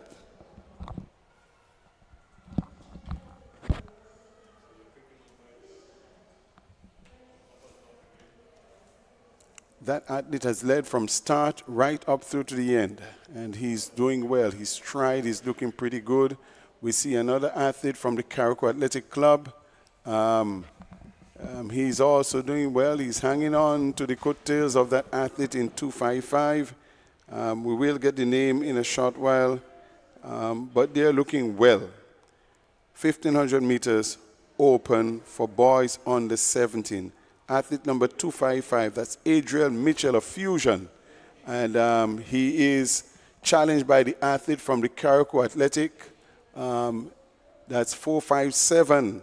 457, that's the athlete from Roses, Henrik Francois of Roses. So he seemed to have taken over the lead, 255. Still running well. But Roses 457 is challenging him. And this looks as if it's going to be a very good race coming through to the end. It's going to be a cracker because they are so well bunched up. It's athlete from Roses and the athlete from, you see the athletes from South City Rising Stars. And make at the back end, it is the final lap. They are looking well. Let's see what will happen. Athlete 255 is still in the running. And the other athlete, that's Adriel Mitchell of Fusion, is looking well. The athlete from Roses is also looking well, and he's trying to sneak in on the inside. Not necessarily the best tactic to employ when wanting to pass someone. So let's see what will happen. And now they're making it a burn. It's going to be a burner to the finish. Now this athlete, I did not get his name, but he's really moving. He's motoring down the final bend. He's entering into the straight, and I don't think that athlete will catch him. 2-1-1. That athlete from Finish Line, he's doing well. So it's Finish Line that is going to win this one. 2-1-1. Nicholas Frederick of Finish Line, he's going to just storm through to the finish line, winning by quite a margin from the athlete 255 out of Roses. Joe? Well, there you saw it, quite an exhilarating race. That's the sort of race that calls for speed, endurance, tactic. We made reference to Finish Line athletes when he made the first attempt to cut on the inside. And you did highlight that is never the best tactic to employ. And he figured it out, went on the outside, and certainly he got the desired result. Baited each other, baited the athlete from out of Fusion, and certainly it paid off. It paid dividends as he came away with a win. Quite an excellent race. And you can see he was really pleased. The smile on his face, it just told a real story. He was really pleased with it. Nicholas Frederick of Finish Line taking the 1,500 meters on the 17 boys. You kind of get the sense that he paced himself. He believed in his ability, and he just a matter of waiting his time that he would make the final push. So there you have it. Nicholas Frederick, in a time of 4 minutes, 29.05. We have Adriel Mitchell, 4 minutes, 32.85. And you have Henrik Francois out of Roses, which is a club out of St. Vincent. Yeah, Roses Academy out of St. Vincent, and the Grenadines occupying the 3rd spot. Quite an excellent run there. And that was the completion of event. The men's 1,500 meters open, not anywhere close to either the games or the stadium records, quite slow. The games record 3 minutes 54.97, set back in 2011. But certainly for the purpose of having attended and participated in the games in 2023, he can safely say he came away a champion. And so that was round 1. It seems as if we have another round coming up. Joe, you might be able to tell me. We have another round that is coming up. It looks as though let's look to see who we have in here. And let's just make sense of it. We're just going to confirm if we can finalize the list here for you. Right, so the next round, it's going to be another flight of some 20 athletes or so. And just to give you an appreciation as to how it goes, there is altitude. There is Douglas Joshua, Isaac Joseph from Runners, Darveen Barrington from Guyana. Yes, there's Sindran Bentic from Mustang, which is a club out of St. Vincent and the Grenadines. Miguel Cape, a local secondary school here. Livron Thomas, Aces, Grenada. Matthews from Roses. Williams of South City, Rising Stars, a local club. Finish Line from Grenada in Alexander. There is Zale Spring from Mustang out of St. Vincent. Guyana is in there, in the person of Javon Harris. There is Jacob from South City Rising Stars. Zachary Hepburn from HP. Antoine Blackett from Fusion. Then there is Leron Batiste, TNTC, a club of Trinidad and Tobago, no doubt. Sass is in there in Devontae. There is Alwai Barrow from HP. There's Cameron Henry, and completing the cast, Michael Duncan from Roses, which is from St. Vincent. And another athlete there is DeAndre Oliver from Mustang, from St. Vincent and the Grenadines. Yeah? So that would complete the suite. There's a mix of Grenada, Guyana, St. Vincent, So I think basically that's what's going to be Grenada. I mean, if you are going to bunch them into Adams, clubs, nationalities, it's a bunch of clubs from St. Vincent against another clubs from Grenada. And there is two lone athletes, two athletes representing Guyana. So we see exactly how this one plays off. It is the men's 1,500 meters open, and we'll see how this one pans out. And certainly, Adams, we look to see how the race unfolds. It's one of those races you would agree. It calls for multiple compartmentalization in your head. What do I do? Some people they play tag. Others will decide they will stretch the field early and then conserve and then kick again. There's some folks who can kick from day one because they have that doubt in themselves. They have the stamina. They have what it takes. Yeah, for me, and that's why I love the distance races, because you can see thinking, and thinking matched with speed, endurance, strategy. How do I approach the race, as you would have intimated? Do I front run? Do I back pack? Do I run from the middle? Do I have the wind up from 2 laps out? And all of those, you can see them in play. As we do this race, this open, we could look for Antoine Blackett. He did tremendous. He was a tremendous success at Intercall 2023. So that's one name that we know that is going to be in the mix for this. We have to look out for Antoine Blackett. I think E.J. George would have been in the under-17s. He didn't run, but I know that we can pay attention to Antoine Blackett at this time because he would have done well at Intercall 2023. Well, Tyrone Jacob is in here as well, and he's a perennial contender. So you can't ever, at no point in time, whether it's the middle running on the tracks or on the road, he of course he knows how to compete. So they are officially off. It's the 1,500 meters boys, and certainly we will see how the race unfolds as they just go through just about the first 100 meters, and they will continue to make their way through the entire pack. Yes, it would be interesting. It's always interesting when you so out front it's from SAS. That's SAS that is out front. That look as Cape it is 7-6. Yeah, it's indeed it is SAS. For some reason the numbers have not. 7-6. Well, unless they've got the uniform all mixed up, because of course it says SAS on his T-shirt, but his registration number suggests that he's representing altitude. So that is sometimes the confusion that you have. But in fact, he is Josh Douglas. Josh Douglas, he's actually out front. As when it says on here that he's representing Altitude Club, but his outfit is labeled SAS. But that's where the conversation is right now, the 1,500 meters.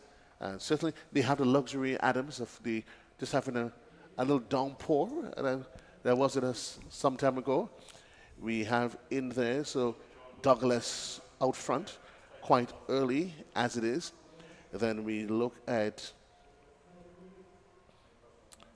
out of HP High Performance. He's that also in the mix as well. We're going to continue to.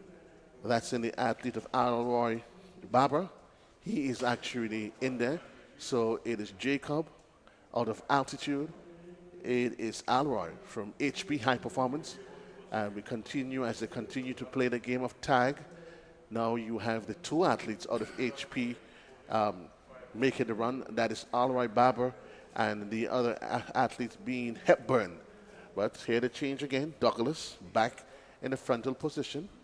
Again, reminding you, it is 1,500 meters.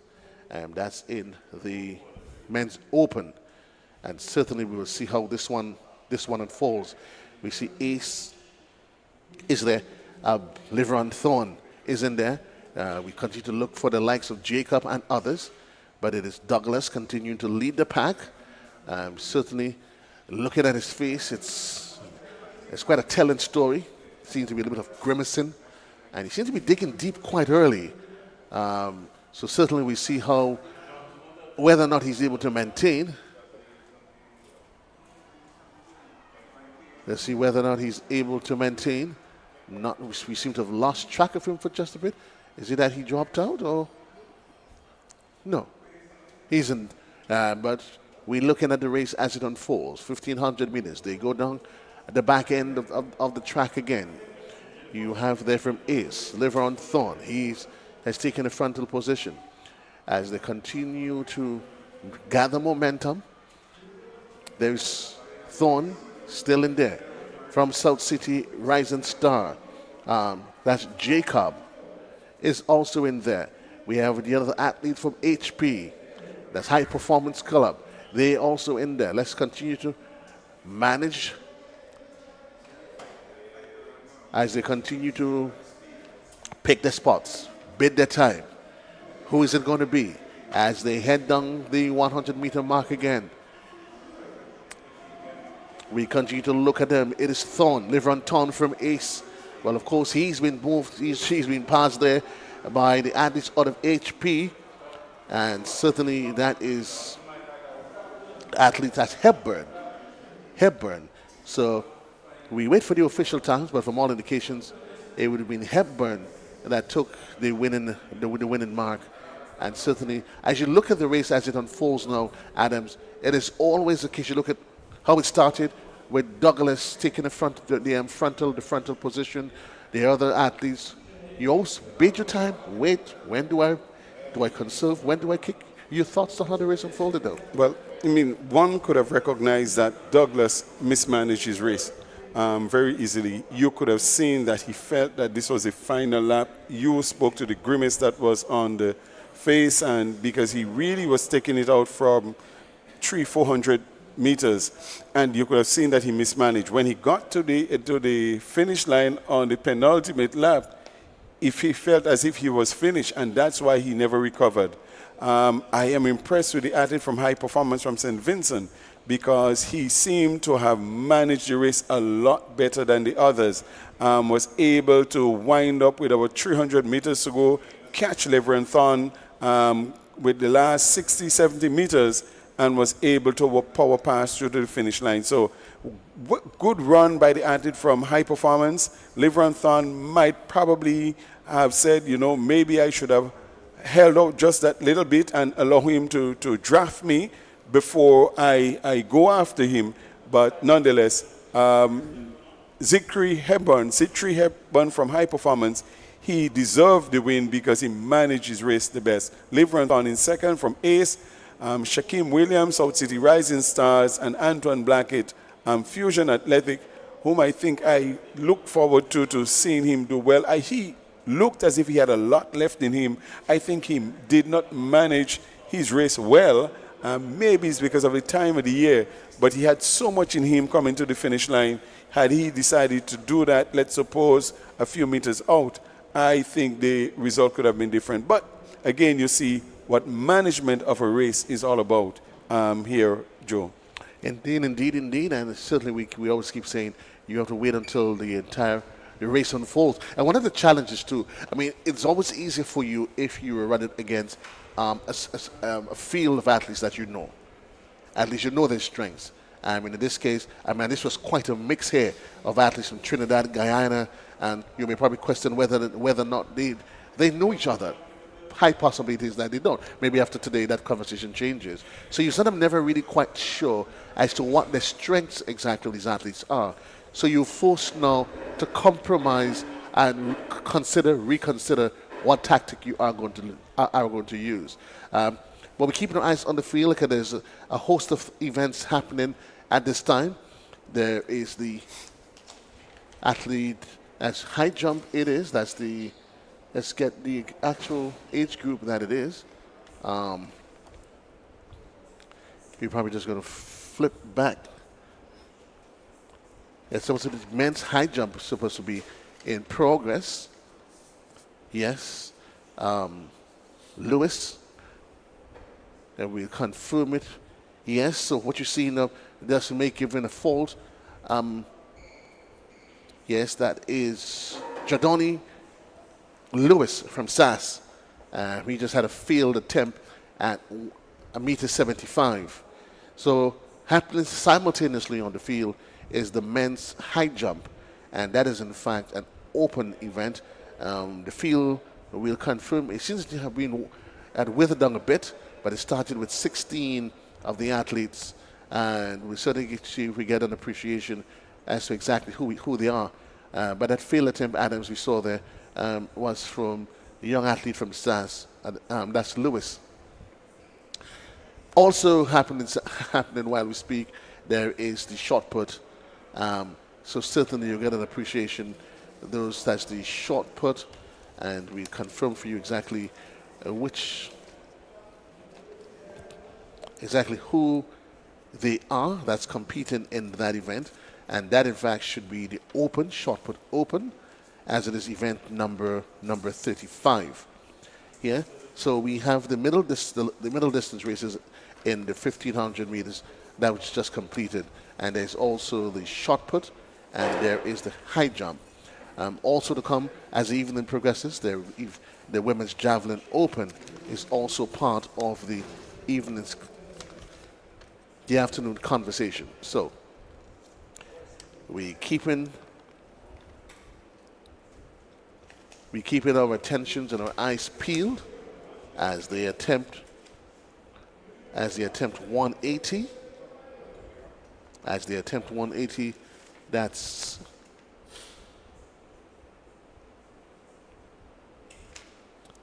in the high jump. Just before you continue, the results have been placed up for the 1500 meters open males. Of course, Zitri Hepburn took it away. Livron Thorn of Ace in second, and those are probably the important ones that you probably needed to know. Thorn of High Performance and Livron Thorn or Hepburn of High Performance and Thorn of Ace, first and second respectively. But we're looking at the lineup for 100 meters. We will give you confirmation as to the age group category and the participants for that event. But keep in mind is that what you followed here is live coverage of the 2023 edition of the Whitsuntide Games taking place inside of the Kirani James Athletics Stadium, and certainly the picturesque Kirani James Athletics Stadium.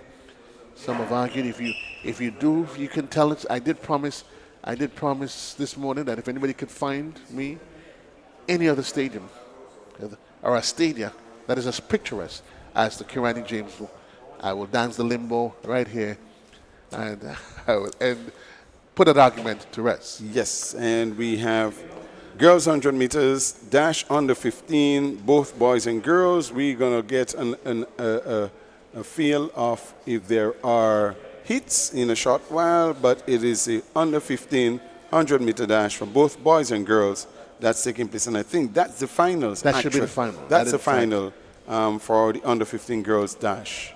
That's in fact the final. We'll attempt to put our hands on the. We'll attempt to put our hands to see if we can get the athletes for the event, but we'll. So this is the final, and we give you the lane assignment. We're in the lane number 1. Kenisha Richards for high performance out of St. Vincent. There's Harana Patterson from Mustang out of St. Vincent. Tishona Bascom for St. David's for Track Blazers. Kayla Christopher, St. David's Track Blazers. There's Shakina Dixon from HP in there as well. Kayla Arlene for CAC in Carriacou.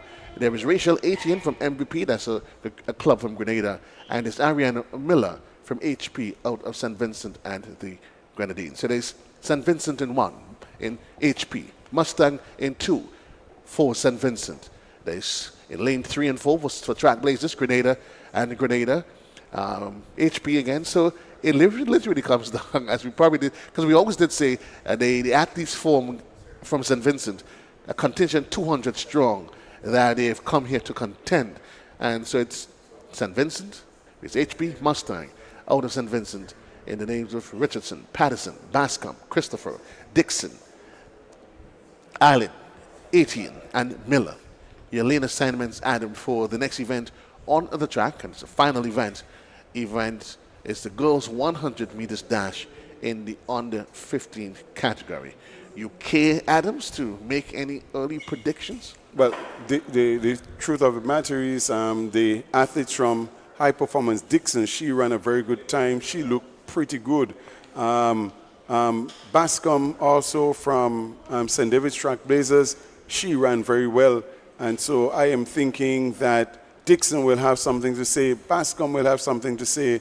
Of course, St. David's Track Blazers are always well coached. They recently had Track Blazers Athletics just a couple weeks ago up in St. David's. So she must be on form.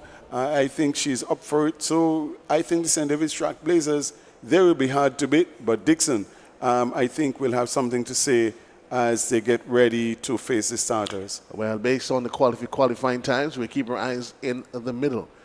Bascom, Christopher, Dixon, and if need be, Aline from Carriacou, CAC.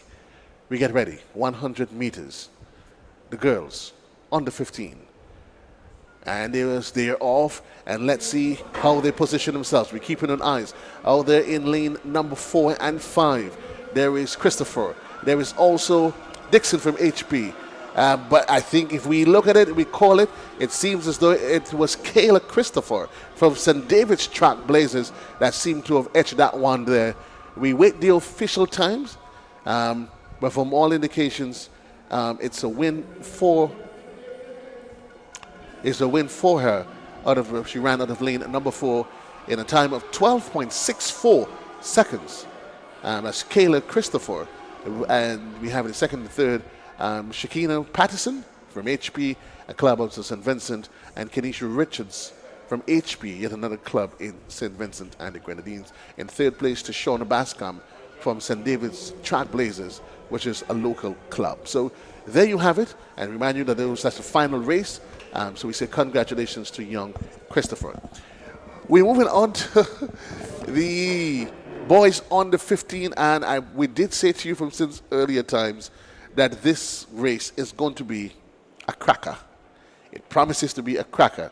Again, we get the official lane assignments for you in just a bit, but certainly just looking at what's happening on the field, certainly we keep our eyes on lane 4, 3, 4, 5. We wait for the official casting for you. But we get ready for the boys.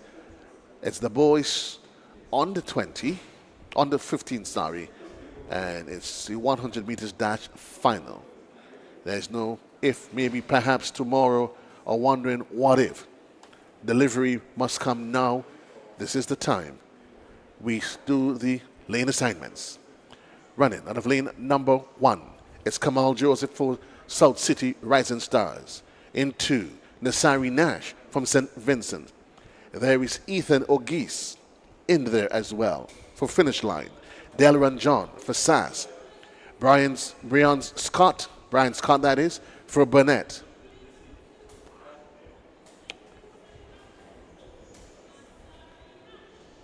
Okay, so we've just done a revision of the lane assignments. So we have Nasari Nash from St. Vincent running out of 2. Ethan O'Geese runs out of 3 for Finish Line. Delran John for SAS. Brian Scott for Burnett from Trinidad. We have out of Nathan Cumberbatch representing the club EVTC. That's from Barbados. Also in there, another Trinidad club from Trinidad, Burnett. There's Kamal Joseph for South City Rising Star. Nathaniel Alfred Bernard for South City's Rising Stars. So we have St. Vincent in 1, Grenada in 2, SAS, which is another local, was a school out of the number 3, Trinidad, Barbados, Trinidad, Grenada. We expected the competition really to be lanes 3, 4, 5.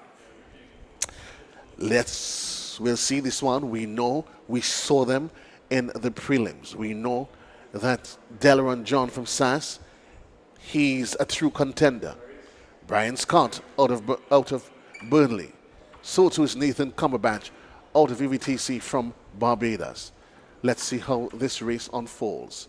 It is the boys 100 meters dash in the under 15 category as they assume their position in the blocks on the status orders.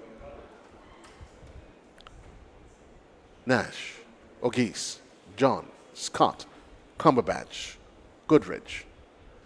How does this one go? Okay, they're off even Stevens. Look at, we continue to keep our eyes on them in the middle of the pack. We see Delaran John. Scott is there. Cumberbatch is here. As they run into the finish line, it is in fact a victory, a win there for Delaran John. Was chased by Scott from Burnett, from Burnley that is. But we continue to just look at it on the replay, and they got up there quite a bit of a late start. He's pumping, digging deep, looking over to see what the finishing time is, and it's an easy victory there from Delaran John for representing SAS, 11.61. There's Brian Scott from Burnley, 11.67. And there's Ethan O'Geese for finish line, 11.81. No surprises there, really. As we said, the running was going to come from 3, 4, and 5, and it did just that. They said they're probably thinking, wow, these guys, are they young versions of Udini? Or I mean, we're going to continue with it. We just saw the boys under 15, and certainly it's all 100. These are all finals. We're moving now to the females. Again, it's some 45 clubs and countries, and that's in here. And for those of you who probably you're not sure what those clubs are, the regional clubs, we have Rosedale from St. Vincent, Burnley, that's BAC from Trinidad, Concord Athletics Club from Trinidad, High Performance from St. Vincent, IDAT from St. Vincent, that's Phoenix Track Club out of Antigua, and there's Phoenix Athletics out of Trinidad, Mustang, among others. But we're looking now at action in the high jump, and as I said, all of this is happening simultaneously. It is the high jump, and we're looking at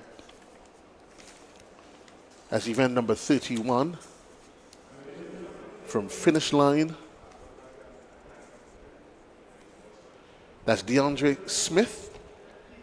That's DeAndre Smith we've seen on screen. And he is quite a successful attempt at 180.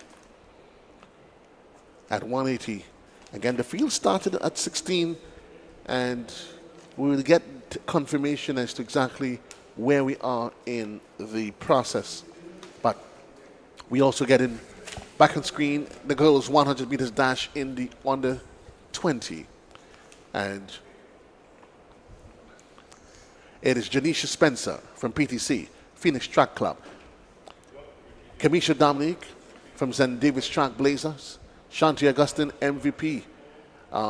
Joelyn Dowden from PTC.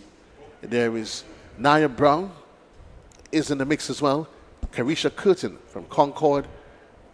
Naomi Holder is also in there. So too is Michaela Smith. Your assignments for the next event on the track, the girls, Bernard, 100 meters. This one is pretty difficult to call. This is going to be really competitive.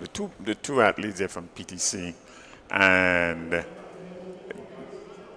what is it? Carissa Curtin, lane 6. They should provide most of the running today. So PTC, a club out of Antigua. That's Phoenix Track Club. St. David's Track Blazers. There's MVP, local club here from Grenada. So there's there is Antigua, Grenada, MVP, local PTC out of Antigua. We're going to continue. Certainly, it's really and truly going to be an exciting one. And there is also Pro Farmer Track Club out of Barbados. So we're going to keep our eyes in the middle of the track. MVP, Phoenix Track Club, Pro Farmer Track Club out of Barbados, and there's Concord out of Trinidad and Tobago. That's your lane assignments for the next event on the track. The girls 100 meters, in the under 20 category. And again, these are finals. Spencer from PTC, Dominique from St. David's Track Blazers, Augustine, MVP, Dowden, PTC, Brown, Pro Farmers, that's out of Barbados, Curtin from Concord, and Holder from EVTC, and there is Smith from Pro Farmers Club. As they await the status orders. And we seem to have a false start in lane 7. With the naked eyes, it seems as though there may be some. Well, I'm agreeing with you. I saw some early movements in 7 as well as 4. Is it a case that one agitation from one lane triggered the other? We'll wait for the official. Let's take a look at the replay. It was definitely action out of lane number 7. That's Naomi Holder. Yes. EVTC. And that's Extreme Velocity Track Club out of Barbados. So, just definitely a motion by her, but we wait for the official communication from the officials. Does she get ascending orders, or would they determine that there were some other secondary elements at play that may have caused the agitation? But we await 100 meters. And it was clear movements. It's very clear movements. Clear movements there by Holder. In a sense, it seems as though it was an imbalance. Let's see what the officials will determine. Let's see what they do. We know in a lot of jurisdictions the penalty is extremely strict.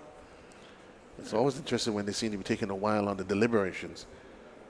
So it means there must be other elements that is in play outside of what we saw. Is it a genuine is she just losing her balance? They would make that determination. But as you say, we're looking at the lineup. Janisha Spencer from PTC, Phoenix Track Club, that's out of Antigua. Kamisha Dominic, St. David's Track Blazer, local club. Shanti Augustine in 3, MVP, a local club. Jerlyn Dowden from PTC, another club out of Antigua. Brown. And seems she has gotten a respite. Well, the heavens may have smiled at her. The heavens may have smiled at her. So the field has stayed intact. All 8 athletes, they will be lining up for these finals. These are very, very, very competitive finals here. Spencer, Dominic, Augustine, Dowden, Brown, Curtin, Holder, Smith. The lane assignments for the next event on the track. And they are off, clean start as we keep our eyes in the middle. Shanti Augustine, PTC, Pro Farmers. We continue to look at them. Out of lane number 4, it's Joylyn Dowden from PTC. That's Phoenix Track Club out of Antigua that seem to have copped this one. We're just going to wait the official result, but from what we saw, the way we called it, as we look at the replay, it is Dowden in 4, Augustine in 3. I mean, Augustine has now been left in a trail of nothing. It is clearly a victory there for young Dowden. Very dominant, actually. Quite dominant. And we saw her in the opening rounds. So officially, it is PTC Club out of Antigua in a time of 11.79. That's by Joylyn Dowden, representing MVP Club Grenada, Shanti Augustine, second place in a time of 12.06. And there's Naya Brown, representing Performance Club out of Barbados in a time of 12.13. Interesting to know that Dowden came into this meet really with a time of 11.77 as her season's best. Right. And so she would have just she's- about where she normally. She's within her range. She's clearly within. Yeah, this is where she's at normally. Okay. And Augustine would have come in here with a 12.31 as the best time for the year, and to do a 12.06, so she would have exceeded. She would have done very, very well in terms of her season's best compared to what she would have just posted at 12.06. We continuing with the action, and it should be the under 20 boys, 100 meters. We'll await the official details on it, but keep in mind that simultaneously there's other events on the field. There's high jump that's in progress, but we're going to be focusing our attention on the middle right now, the lane assignments. And as we take a look at high jump quickly, just completed 185. I just need to get a confirmation of his number, but it was a faulty attempt though, at clearing 185, and that was Williams. Yes, that's Dion Williams out of CAC. Eyes back on the track. Lane assignment. Ricardo Williams from High Performance occupies lane number 1. Jamar Saunders for IDDAT from St. Vincent in lane number 2. Samuel Green is in lane number 3. Emilio Bishop for South City Rising Stars. Kyle Lawrence from Chat, that's a club out of St. Vincent and the Grenadines. There's Ravel Webster from Concord. Sean Rafal from EVTC, and there is Brian Isaac from SAS. Marlon Martin would have had the games recorded 10. And they're off. They are running. We're keeping our eyes in the middle of the pack. Middle of the pack, there's Emilio Bishop from South City Rising Star. There's also Kyle Lawrence in there from CAT, from Chat out of St. Vincent. But we look at the replay and we wait for the official, and they are off even Stevens. Nothing to separating them. They're quite early. There is Emilio in 4, Lawrence in 5. Also pushing is Weber on the outside. But as we slow it down,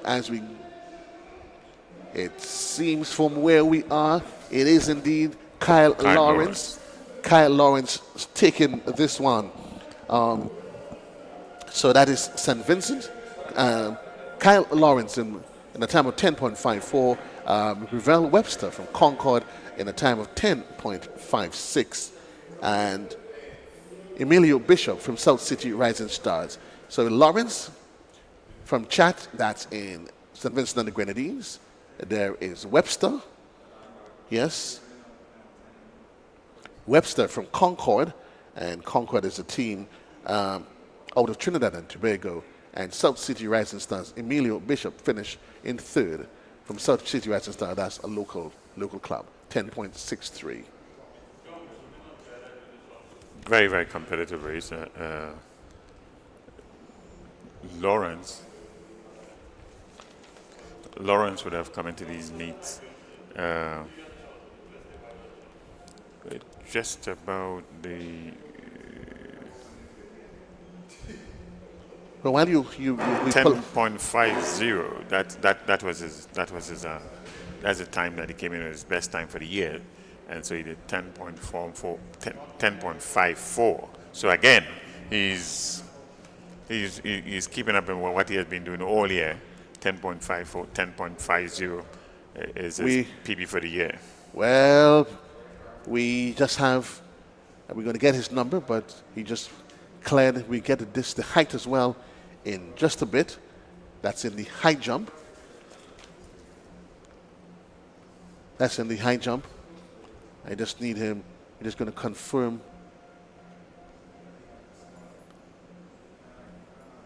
I'm just going to confirm. That's for the high jump. That's Ronaldo Parks from South City Rising Stars. Field attempt there at 185. Field attempt at 185. 185, and that failed attempt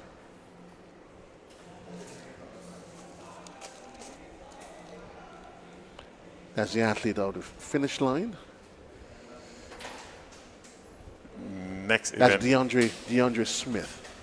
next event on the track would be the 100 meters for Open International. The big girls, women actually. But while we await them, there is shot put. Well, so too is the high jump. So too is the high jump as well, as we continue to keep a nice mix of things. High jump on one end, discus on the other end, and we also be getting ready. We await the 100 meters dash Open International. As we go back to the high jump, an attempt now from Dion Williams from CAC out of carriacou. As you go into his run-up, Williams from CAC attempting 185. Unfortunately, no, he was not able to clear that height. But also happening as we speak, the shot put.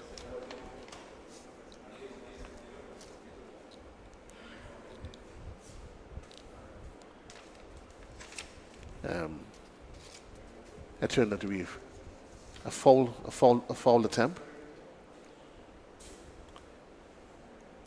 Of course, you can well appreciate there was Antoine a bit of a shower downpour earlier on. Yeah, I think that would have helped the athletes somewhat in some of the events. Maybe not necessarily in the throwing events. Abandon run. It's, very quickly, we have an update for you in results from the field event that would have gone earlier. The men's discus Open and International. That event was won by Omar Sandy of 50.00 meters. Andre Spencer in second position in 39.79. There's some distance in there. But while you were doing that, we had there an athlete from South City Rising Star just clearing 185. So the competition continues to tighten. They strangle and noose around each other to make sure that they don't lose track of one another. We also seem to be quite a good throw. It is an allowed throw. As we see, we go back to the action in here. Finish line. It is the high jump. And we're looking at that's DeAndre Smith. And he's attempting an abandon. Had to abandon that one. So we're looking at DeAndre Smith on screen. Well, that was for the high jump. So we continue to go back and forth. Smith attempting 185.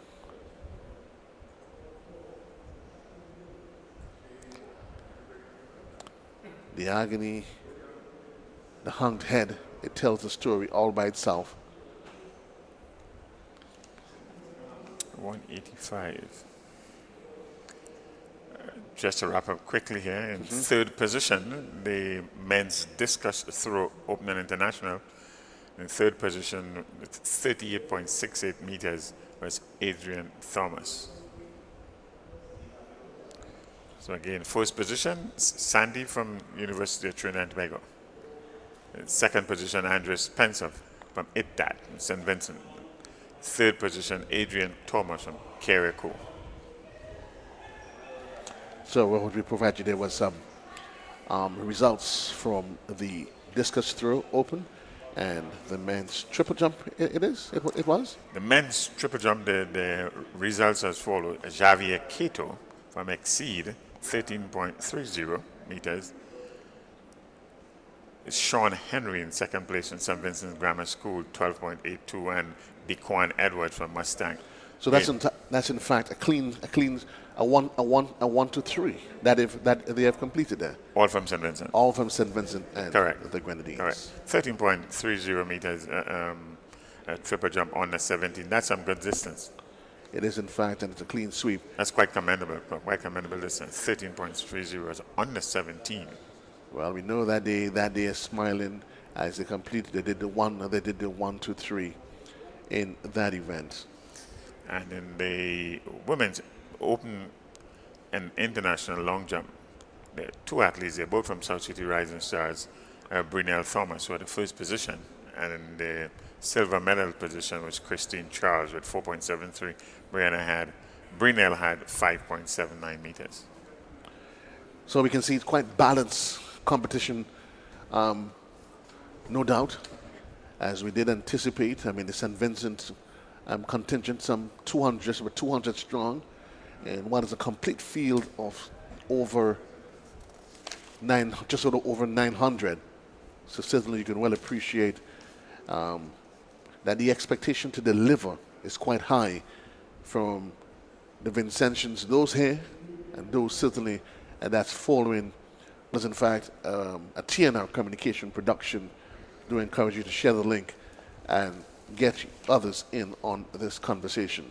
So it's a women's 100 meters open and international. Gabrielle Taylor in lane 3, Brynell Thomas in lane 4, Kiana John in lane 5, T.L. Laborde, in lane 6, and Kelsey Lambert in lane 7. 5 athletes in this one. There you have it, your lane assignments for the women's 100 meters dash. Taylor from Barbados, that's from Performers Club. There is Brynell Thomas from South City Rising Star Club, local club. Kiana John, that from St. Vincent and the Grenadines. There's Tia Laborde from Mustang out of Trinidad, out of St. Vincent and the Grenadines. And there's Kelsey Lambert from VTC.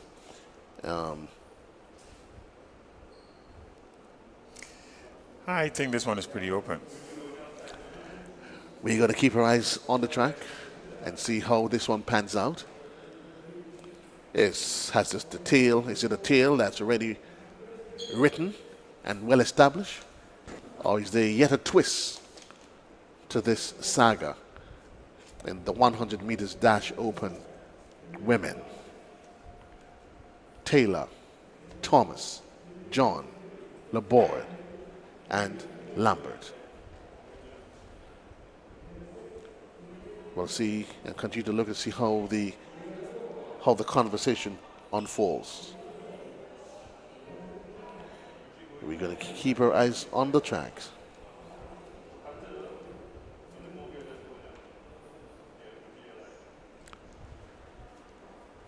I don't think anybody's going to trust to put their money where their mouth is. Not sure if they're that big, bold, and brave enough to do this as they settle into the blocks. The women's 100 meters dash open. And they're off and running. Early even start as we look at them. Taylor, Thomas, getting onto the 400, the 500, the 50 meters mark. But out of lane number 4, it is Brynell Thomas from South City Rising Stars that seem to have made our jobs quite easy. We'll get the official time.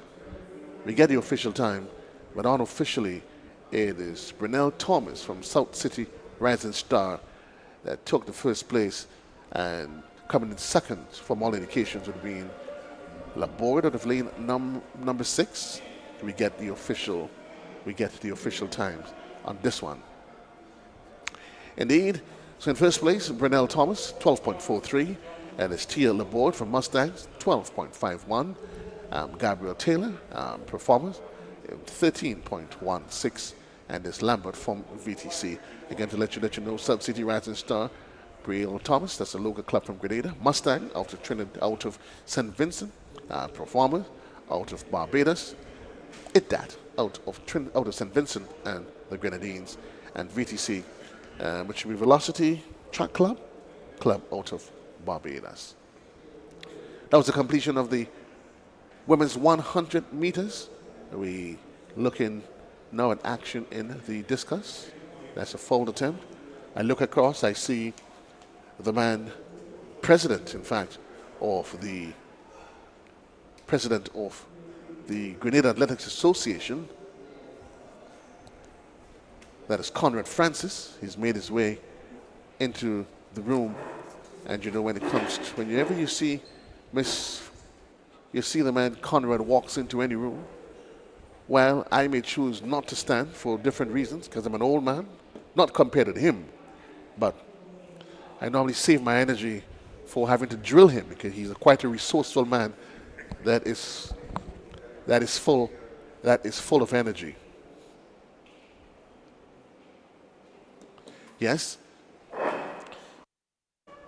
So joining me is the man Conrad Francis, president of the Grenada Athletics Association. Conrad, good afternoon, welcome. Good afternoon to you, and good afternoon to all listeners, both local and in the diaspora. Well, let me just throw it right at you. I mean, we literally 3/4 ways through day one, session 2. Your thoughts so far on the games? Well, things are going pretty good. I think we had a very slow start, albeit we started on time, and that's very important in the meet, you know. And the events started flowing very nicely until we had a little glitch with the system, and we fell back a little bit, and then we had a little drizzle again. But all in all, I think we are catching up with the time because it is very important that we follow our schedule, and I must indeed say that the events are flowing not exactly as we wanted, but we were almost there. So and after, in that sense, because I'm saying we're having a good games. We did intimate that in terms of the flow of the events, that there seemed to be quite a reasonable flow and speed of things. So certainly we must say kudos to you, because what's important, though, and we're going to get into that as we go deeper into the interview. Certainly you are using these games as a template for what that is which is to come for Character 2024. Yes, definitely. We are testing some of our systems, not all, but some of the more important ones. And the whole management of the games is one of the aspects of it. Although it is very difficult for us to manage these games, and it is bigger than Character in the sense of the quantity of athletes that we have participating here in this meet. We have close to 900 athletes competing. You know, and well, just hold a thought on that, because on screen we're getting ready for the men's 100 meters open, and certainly we're going to provide you the latest assignment. And I'm happy to have a former athlete and coach here with me to do this one. We're looking at the lane of assignment. Shaquille John out of Concord runs out of lane number 1. Matthew Graham for UTT sits in 2. Darren Morgan for HP High Performance Club runs out of lane number 5. Omari Lewis for Concord. There's Raheem McCalman out of Stallion, occupies lane number 5. And it's Andrews Denny out of Chat, a club out of St. Vincent and the Grenadines. It's nestled in lane number 6. There is young Cummins, Christine Cummins, that's for EVTC, that's in lane number 7. And there's Jaden D'Souza from Phoenix Athletics Club. That is the lineup for the next event on the track. John, Graham, Morgan, Lewis, McCalman, Danny, Cummins, and D'Souza. And again, we did highlight the fact that you're looking at the final now. It is quite a compliment. Trinidad, Barbados, St. Vincent, what are we going to call it? You can't. Do you want to trust your instincts and make any even predictions, early predictions? I would not want to predict it, you know, but I was just trying to set you up. Yeah, but it's quite interesting that it's a real regional feel. It's just a pity that we do not have any local athletes. They did not qualify for the finals. It's unfortunate. We also seen that the long jump is in process. Well, we cast our eyes back on screen, in the middle of a screen, for the finals, so the men on 100 meters dash. And they're off, all clean sweep. We can't look at them. Morgan in the middle. Oh, there was Lewis, pedaling his way, steaming his way down out of lane number 4. That's Omari Lewis out of Concord. He seemed to have been the one that has separated himself from the rest of the pack. Yes, Omari Lewis from Concord. We'll get the official times We get the official times on this one, and remind you that Concord Athletics Club is a club out of Trinidad and Tobago. As you look at the replay, I mean, it's light and day between himself and his followers. They try to play. They must have, if you ask me, tried to play catch up in their head, but it didn't quite translate on the field. Conrad. Yeah, it was a pretty good race, and the time tells it 10.29 with a win of 0.1. That's a pretty good run. I mean, he had a very good start. Good drive phase, very powerful drive phase, and he transitioned beautifully into the acceleration phase. And then he was very upright and nice in the maintenance phase, and that's what you want to see in a sprinter. Let's just go through the official time. It is Lewis 10.29 for Concord. That's out of Trinidad. Raheem McCalman 10.57. Darren Morgan 10.74, and you have Matthew Graham from UTT 10.76. We see in progress and the long jump. But just to get heading back into the conversation, you're quite satisfied with what you've seen thus far. You've put some. You want to mention any of the specific systems that you've put in place that you opted to test? Well, one of the first systems that we have tested is our transportation system, because we had to transport the athletes from the airport to the various hotels and places of abode. So that in itself was a challenge, coordinating all the arrival times, transportation, getting our liaison officers to be on board. So these were two of the systems that we really tested. The liaison officers had to be coordinating with transportation, had to be coordinating with the executive members. So that went pretty well thus far. The other testing is getting in the departure of the athletes, and also the transportation, bringing them to and from the competition site, training at first and then competition. That in itself it's a huge task. And we had the chair of that committee is Mr. Jesmond Prince, ACP Jesmond Prince, and he's doing a wonderful job thus far. I'm happy that you mentioned transport. Internally on island, that went quite fine, but I know there were some disappointments for teams and kits.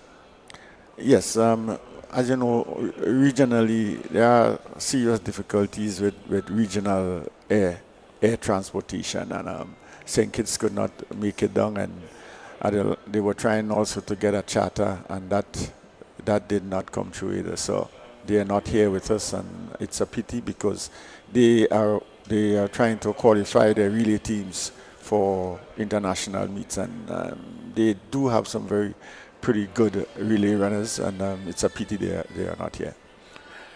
So on screen we're looking at the men's high jump, and that's in progress. The field started at 16. We're giving appreciation for exactly what has dwindled to, but what we've seen, we just saw a jump there from Lennon Williams from SAS, and we continue to monitor the events on the field. We wouldn't spend too much time on what's happening, because of course you seem quite satisfied with day number 1 and looking forward to wrap up day number 2 and get a closure on the first day.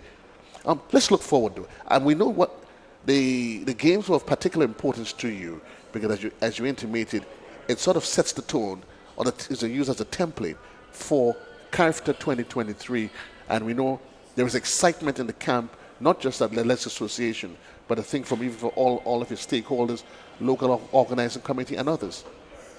Yes, as you know, CARIFTA is one of the biggest meet, if not the biggest junior meet in the entire world, and the entire world focuses on CARIFTA at the time. So Grenada is well placed to showcase our talent, or to showcase our culture, and to showcase our people. So we are very excited about it. This is our third attempt of hosting the games, and we have done pretty well over the last 2 years, in 2000 and 2016. And we are going all out to ensure that this one will be the best ever. And not only the best that we are hosting, but the best character games to have hosted since its inception in 1972. So we are working exceedingly hard, although we do not have a lot of time, but we are confident that we can pull this off. So with the support of the entire nation, the support of our government, the support of the commercial sector, and we have already started working. We have already sent out sponsorship letters. We've gotten some very positive responses from various sectors, and we are very hopeful that the entire nation will rally behind us and ensure that we give a good show next year. Well, indeed, we just saw there an attempt by athlete 609, that is young Kevon Modest from South City Rising Star. Certainly we continue to give you full appreciation of what's happening on and off the track. If you're just joining me, with me, it's President of the Grenada Athletic Association, Conrad Francis.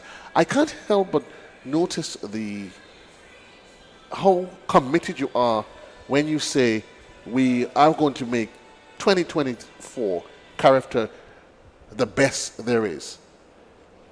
Yeah, because I'm confident because we have a very good team to put this together, and I cannot help but reiterating that we have a long history of hosting big games.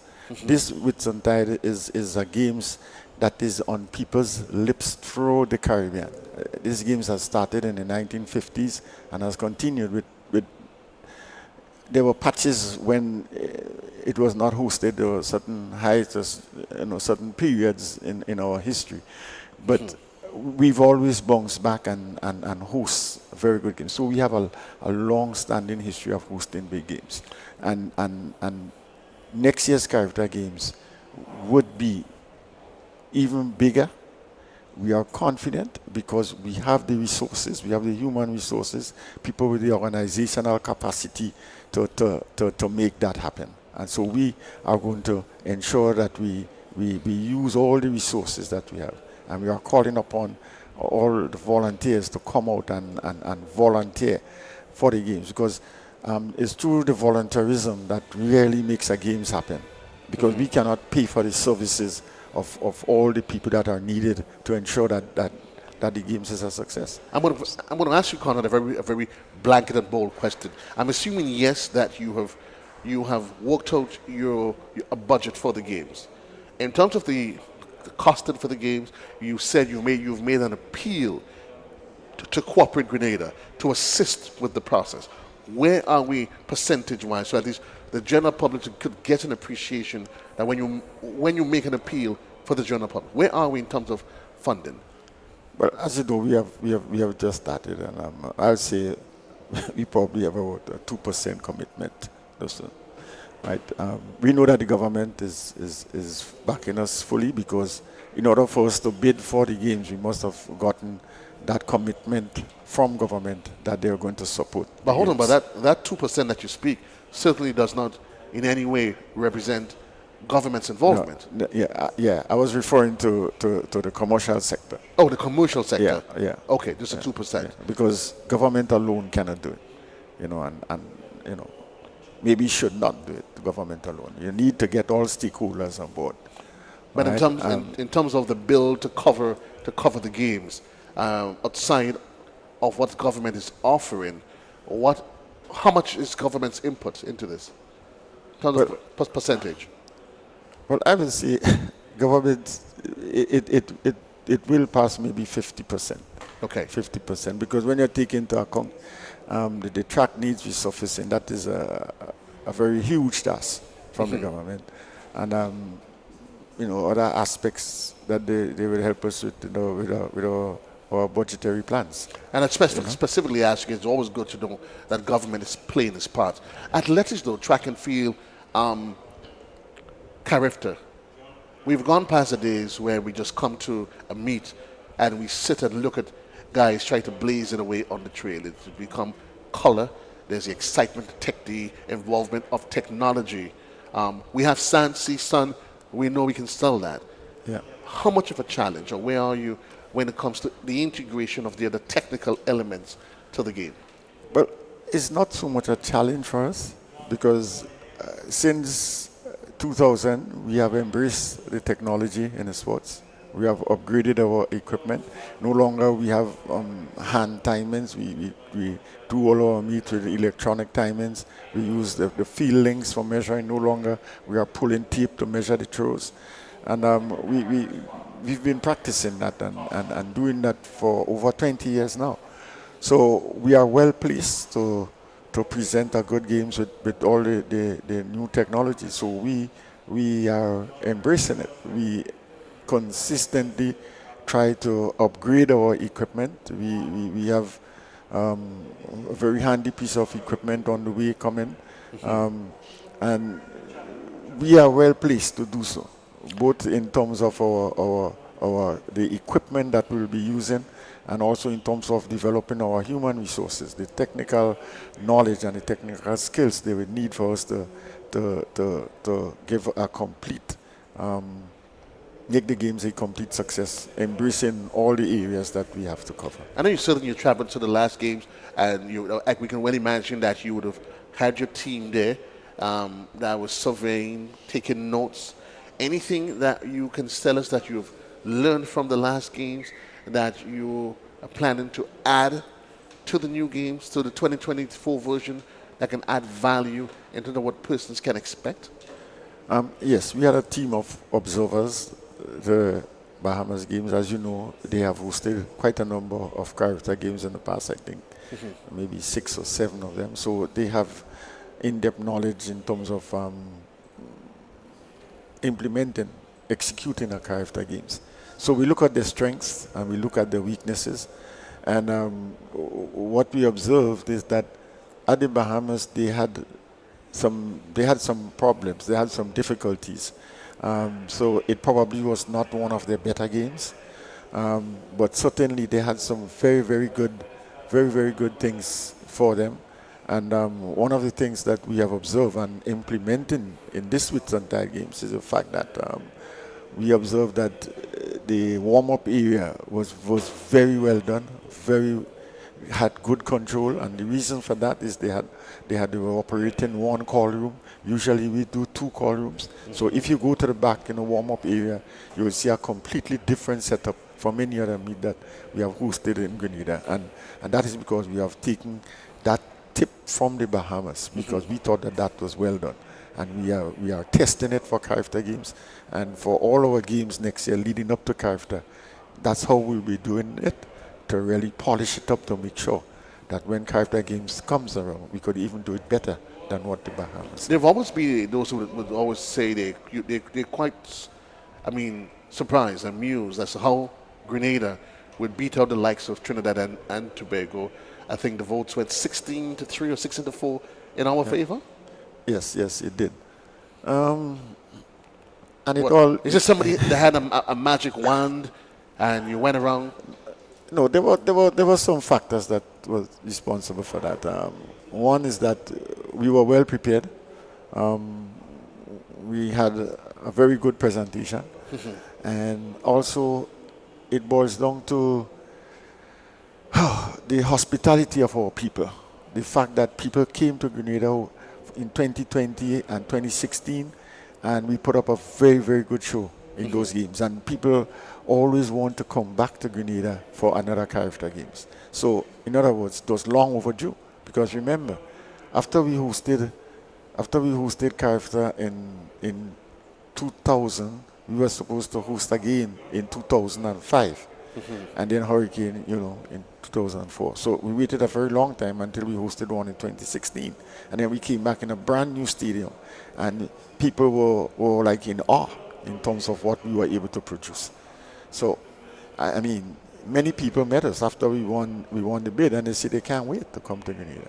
The Bahamians are planning to come in the droves. Already people are asking us to reserve rooms for them. Reserve. Do we have any accommodation sites, any hotels, any Airbnb that they can live in? Let me take into that, because I was going to segue into that, because we're getting ready for another of the medal presentation ceremonies that's taking place now.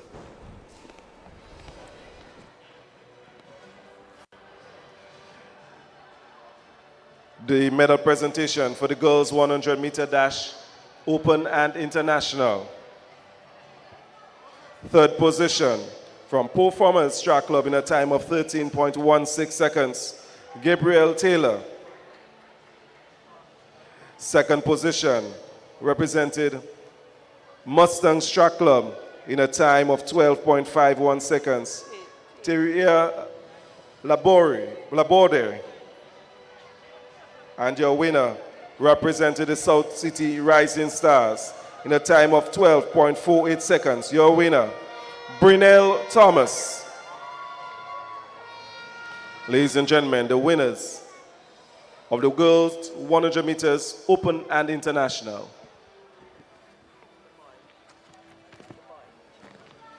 And the medal presentation for event 11, the men 100-meter dash open and international. Third position from High Performance Track Club, Darren Morgan, and he ran that in a time of 10.74 seconds.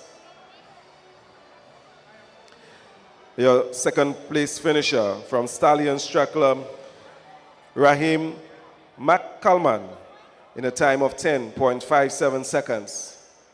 And your winner, Omari Lewis from Concord Track Club, and he did that in a time of 10.29 seconds. Ladies and gentlemen, the winners of event 11, the men 100-meter dash open and international.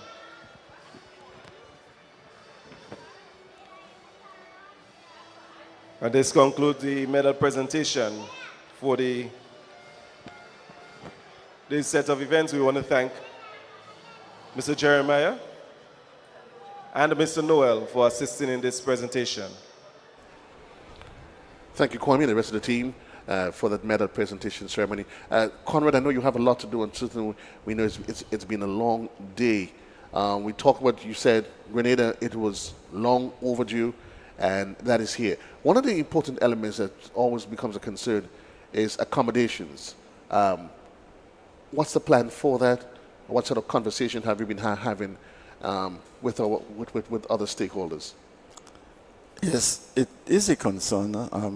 As you know, the Grenada, the room stock is not great, and we do not have any hotel in Grenada that can host all the athletes that are coming into Grenada, so that we can set up a games village. It's one hotel. So this is a challenge to us. But we have already started the process in terms of contacting the various hotels and checking out the various room stocks. Mm-hmm. And very soon we will be making definite moves in terms of doing down payments for these hotels. And I say it's a challenge for us, right? Because one, in terms of transportation, it becomes very easy when you have a games village and everybody lives in the same hotel. Mm-hmm. But when that is not the case, then it is a challenge in terms of the transportation. They have to go into various different places to collect people. You know, that in itself could be very worrisome. But we've done it before, and what we usually look for is to have all the hotels along the route. Right. Along the Grand Anse route towards the stadium. And that's one of the systems that we have tested for these games. Right. Yes, we've had a couple of people going off route, you know. One group staying in cafe, you know. But yeah. In most parts, they were in a central area and along the route to the stadium from the airport. Airbnb has been a growing mode of accommodation in more recent times. Have we explored that possibility, done the research, and have we made an appeal to Grenadians in any form or fashion to take advantage of the opportunities? Yeah, the Airbnb situation is good for spectators that are coming, but not in terms of for the athletes. Mm-hmm. Yeah, so yes, we are appealing to people with their Airbnb to make it available during that period to host our athletes, because we have a lot of people in the diaspora, and I know they are listening. A lot of people are, you know, ready to come. They have given their commitment already that they will be in Grenada for the Carriacou Games. So it is an opportunity for business people to earn some dollars, because the games impact on the entire economy. It really truly impacts every strata of the economy. I know you have to run. I was just speaking here with the president of the Grenada Athletics Association, Conrad Francis, but certainly you will do me the honor, though, of sitting this 400-meter meet with me. It's a girls' 400 meters dash under 20, and we look at the lane assignments. There's Tawana McLean of Performance Club. There's Amia Samuels from Finish Line. Kayla Liebert from IVB. Shanti Augustine, MVP. Rhea Flanders from MVP. There's Rhiann Price from EVTC. Ziana Bean from Finish Line. And there is Kayla Flavini from VTC. Your lane assignment for the next event on the track. We'll keep our eyes on what's happening. As you could well imagine, Conrad in the middle of the pack. Liebert, Augustine, Flanders, and certainly we wouldn't want to keep out of the conversation possibly, but we'll see how this one pans out. Yeah, but Shanti Augustine, she has run around 56 seconds for the year, but I'm not too sure, but the other girls in the race, so we'll see what happens. We'll see how it pans out. The girls 400 meters dash in the under 20 category. McLean, Samuel, Liebert, Augustine, Flanders, Price, Bean, Flavini, in that order, as they are off and running. Early days yet in the 400 meters as they make their way down the back end of the track. 400 meters is it. We see Augustine is there in the middle in the middle of the pack. So too is Flanders from MVP as they continue to make their way. They Liebert, in fact, won. She won her heat in the prelims at a blistering time, and she's certainly stretching the pack as she moves. They move into position for striking. In pursuit, though, it is Shanti Augustine, but certainly running all by her lonesome self out of in lane number 4. It is Liebert, and she certainly is going to make easy work of this as she did in the prelims. It's the same order from the prelims. The only difference we can tell you is the margin of victory. It is Liebert and it's Shanti Augustine in lane number 5. In fact, Conrad, that's the same order they did in the prelims. Yeah, I did not see the prelims, but what I would say that it seems to me a very conservative race. The first 200 meters was rather conservative. And then Liebert, she picked up from about 150 to go, and she looked good form. Although the time, for under 20 girls, yeah, pretty good time. However, Shanti is not one of her best times for the season, but pretty good still, because she also ran the 100 meters about an hour ago, so it's pretty good.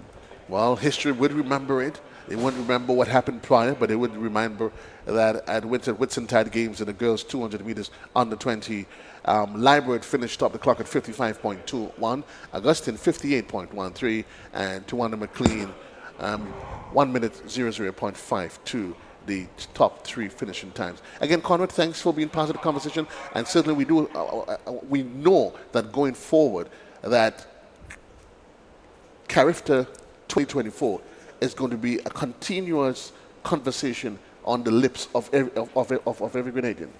Yes, definitely, and we are very hopeful that the media, GBN, and all the news houses will give us the full support, and even if we do not say or pay for an ad or whatever, but we will hear it on the lips of all the announcers, including you, Joseph. Conrad, forgive me for the laughter. I just needed to get at the little pressure point of the build-up. I like that, you figure you could probably try to set me up on national TV. No. I know deep down you have sports at heart. I have sports at heart, but I tell somebody I have sports at heart, but I have my monthly paycheck at heart, Justice. Anyway, thanks for that. Conrad Francis, president of the Grenada Athletics Association. It's early days yet as you get ready for Carriacou 2024. Thank you, Conrad. For those of you, the lights are officially it is on at the national stadium, and certainly we calling on you wherever you are. Make your way down again as Grenadians. Whatever part you can play, you can play. Of course, we want to encourage you to be part of this conversation of putting Grenada in the best position possible, so that we can offer the best that we can for the games next year. We continuing with events action on the track, moving out to the boys 400 meters dash in the under 20 category. We provide you with a lane assignment. Joachim Sylvester runs it up 1 for SAS. Amani Mascot Beckles for EVT Season 2. Simon John per performance runs out of 3. Elisha Williams for St. David's Track Blazers Grenada runs out of 4. Right next to him on the outside is Raquel Telemark from St. David's Track Blazers. Jaden Phillip from MVP occupies lane number 6. Tegan Peterkin from MVP occupies lane number 7, and Jeremiah Dixon from Concord runs out of lane number 8. You know what's just interesting here, and I'm liking this? It's a 400, and I'm seeing a strong presence of a lot. I know Kirani's probably smiling now. He's saying, you boys are getting this 400 thing down to pack. Looking at the clubs, SAS from Grenada, EVTC Barbados, Performance out of Barbados, St. David's Track Blazers in 4 and 5 for Grenada. 7 MVP is in 6 and 7. Another club from Grenada, Concord out of Trinidad and Tobago. 5 clubs out of Grenada, and you have Barbados, 2 Barbados, 1 from Trinidad. This one is going to be a cracker. I mean, believe me, we'll keep our eyes peeled, because if you flinch, you blink. If it's a fly on the wall, leave it. Mosquito is trying to nip at you at the back of your head. Adams, I say leave it alone. Well, this is what track and field is all about, to be honest, Joe. When you see the best in Grenada continually competing against each other, it can do only one thing, and that's push them to better times, stronger mentality, greater attitude, and an understanding of where they want to be in terms of track and field. So when you see the likes of Telemac, Williams, Peterkin, to name a few from Grenada, competing honestly and frequently against each other, it does wonders, because all they want to do, good friends as they may be, is come back to beat their friend. And then you have it sprinkled with a few athletes from overseas, Barbados, Trinidad.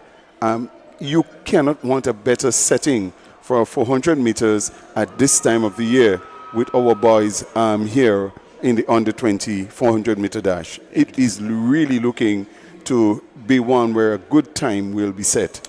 Let's see how this one pans out as we look at the lane assignments again. Sylvester Sass in 1. Mascall Beckles out of UVTC is in 2. John, Elisha Williams, Telemac, Phillip, Peterkin, Dixon.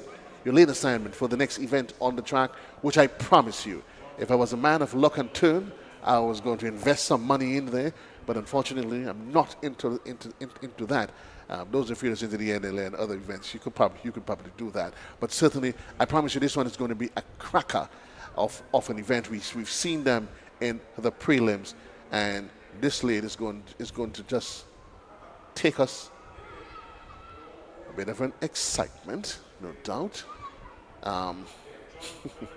A bit of an excitement indeed. For those of you just joining us, this is in fact, we're stretching late into the evening on day 1 of the Whitsuntide Games 2023, coming to you live from the picturesque, well-lit Kirani James Stadium in Grenada. And certainly we want to say thanks, the feed coming to you through the hard-working efforts of TNR Communications. So we want you to be able to appreciate what is happening. But we await. There's a general warning, a warning to the entire field. We say Adrian, thank you for that. But we continue to wait with bated breaths. So Jaden Phillip put his hand up and wanted some time out. It's a green card for the field, just a warning. And I think all the guys understand the rules that surround them. So they're going to be on the P's and Q's, as we would say. But this, again, as I said, if you're not down here seeing this, when you're natural eyes, you're going to be missing a treat. 400 meters here. Williams, Telemac, Phillip, Peterkin. That was out of lane number 2. That's a man in Mascol Beckles from EVTC. That's in Barbados, from Barbados. From Barbados. That was there was no argument as to whether or not that was not even a flinch. That was not a flinch. We'll wait for the official.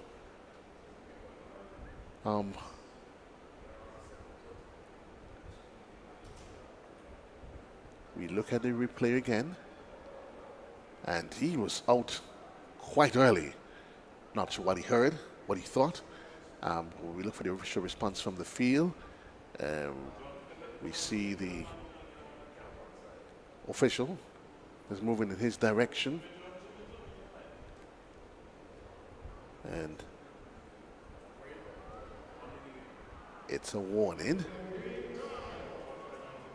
So it's a warning as we see a little bit of downpour, a little bit of rain. We are happy that they did indicate there was going to be a 31% chance of rain. Let's assume the weathermen got it. They got the 30% right. But Adams, yes, we await. You can feel the tension in the arena. The boys, 400 meters dash, under 20. Sylvester, Mascol, Beckles, Williams, Telemac, Phillip, Peter. And they're off. And they're off officially. The 400 meters, boys under 20. Motoring down the backstretch. And I'm telling you, this one is going to be a classic. Down the backstretch, they make their way. Simon is in there. So too is Elisha Williams. Telemac is in there as well. And so too is Jaden Phillips. As we get to about the 200-meter mark. Let's see. Telemac is in there for St. David's Catholic. Jaden Phillip is in there. We continue to look at him as they head. Just get ready for the final bend at the top of the 100 meters. And it is running out of lane number 5. That's Elijah. That's not Elijah. Lane number 5. Well, Telemac is not. It's out of it running out of 4. It is. Well, we did say that this one was going to be an exciting one. I look at Telemac's face. He has more questions than answers than we can provide. Anything that we can provide. I don't think even Google can actually help him. Can help him right now. There's Jaden Phillip of MVP. Of MVP, that we probably need to go back. I think they both probably, from all indication, it is Jaden Phillip. Then we have nipped him right on the line. I mean, there you see Telemac making the final thrust, final push. And it is, in fact, he made it in. So it's Jaden Phillip from MVP in a time of 47.29. Raquel Telemac, St. David's Trailblazer, 47.31. Elijah Williams from St. David's Trailblazers, 48.57. And Tegan Peter King, 49.09. And bringing up the top 5, Joshua Sylvester, 49.72. Adams, your thoughts? Well, it was a really good race from my end. I mean, if you look at the race, I think what would have happened is, let's look at Raquel Telemac. Telemac, I think, misjudged his race, to be honest. But you cannot take anything away from Jaden Phillip, who decided that out of lane number 6, I am going to go. I'm not going to bother about who is to my right or to my left. I am going to go. And I think Telemac lost sight of where Jaden was and probably was more paying attention to those on his inside and forgot that there was Jaden Phillip, who is a very good customer anyhow. And so he won his race. He deserved to win it. But Raquel Telemac is left to rule what could I have done in terms of strategy to win that race. Well, come the day, the question is never about what I've done prior and what I'm going to do on the day itself. And I think Philip understands that Telemac he has a strong finish. He has a strong finish, no doubt.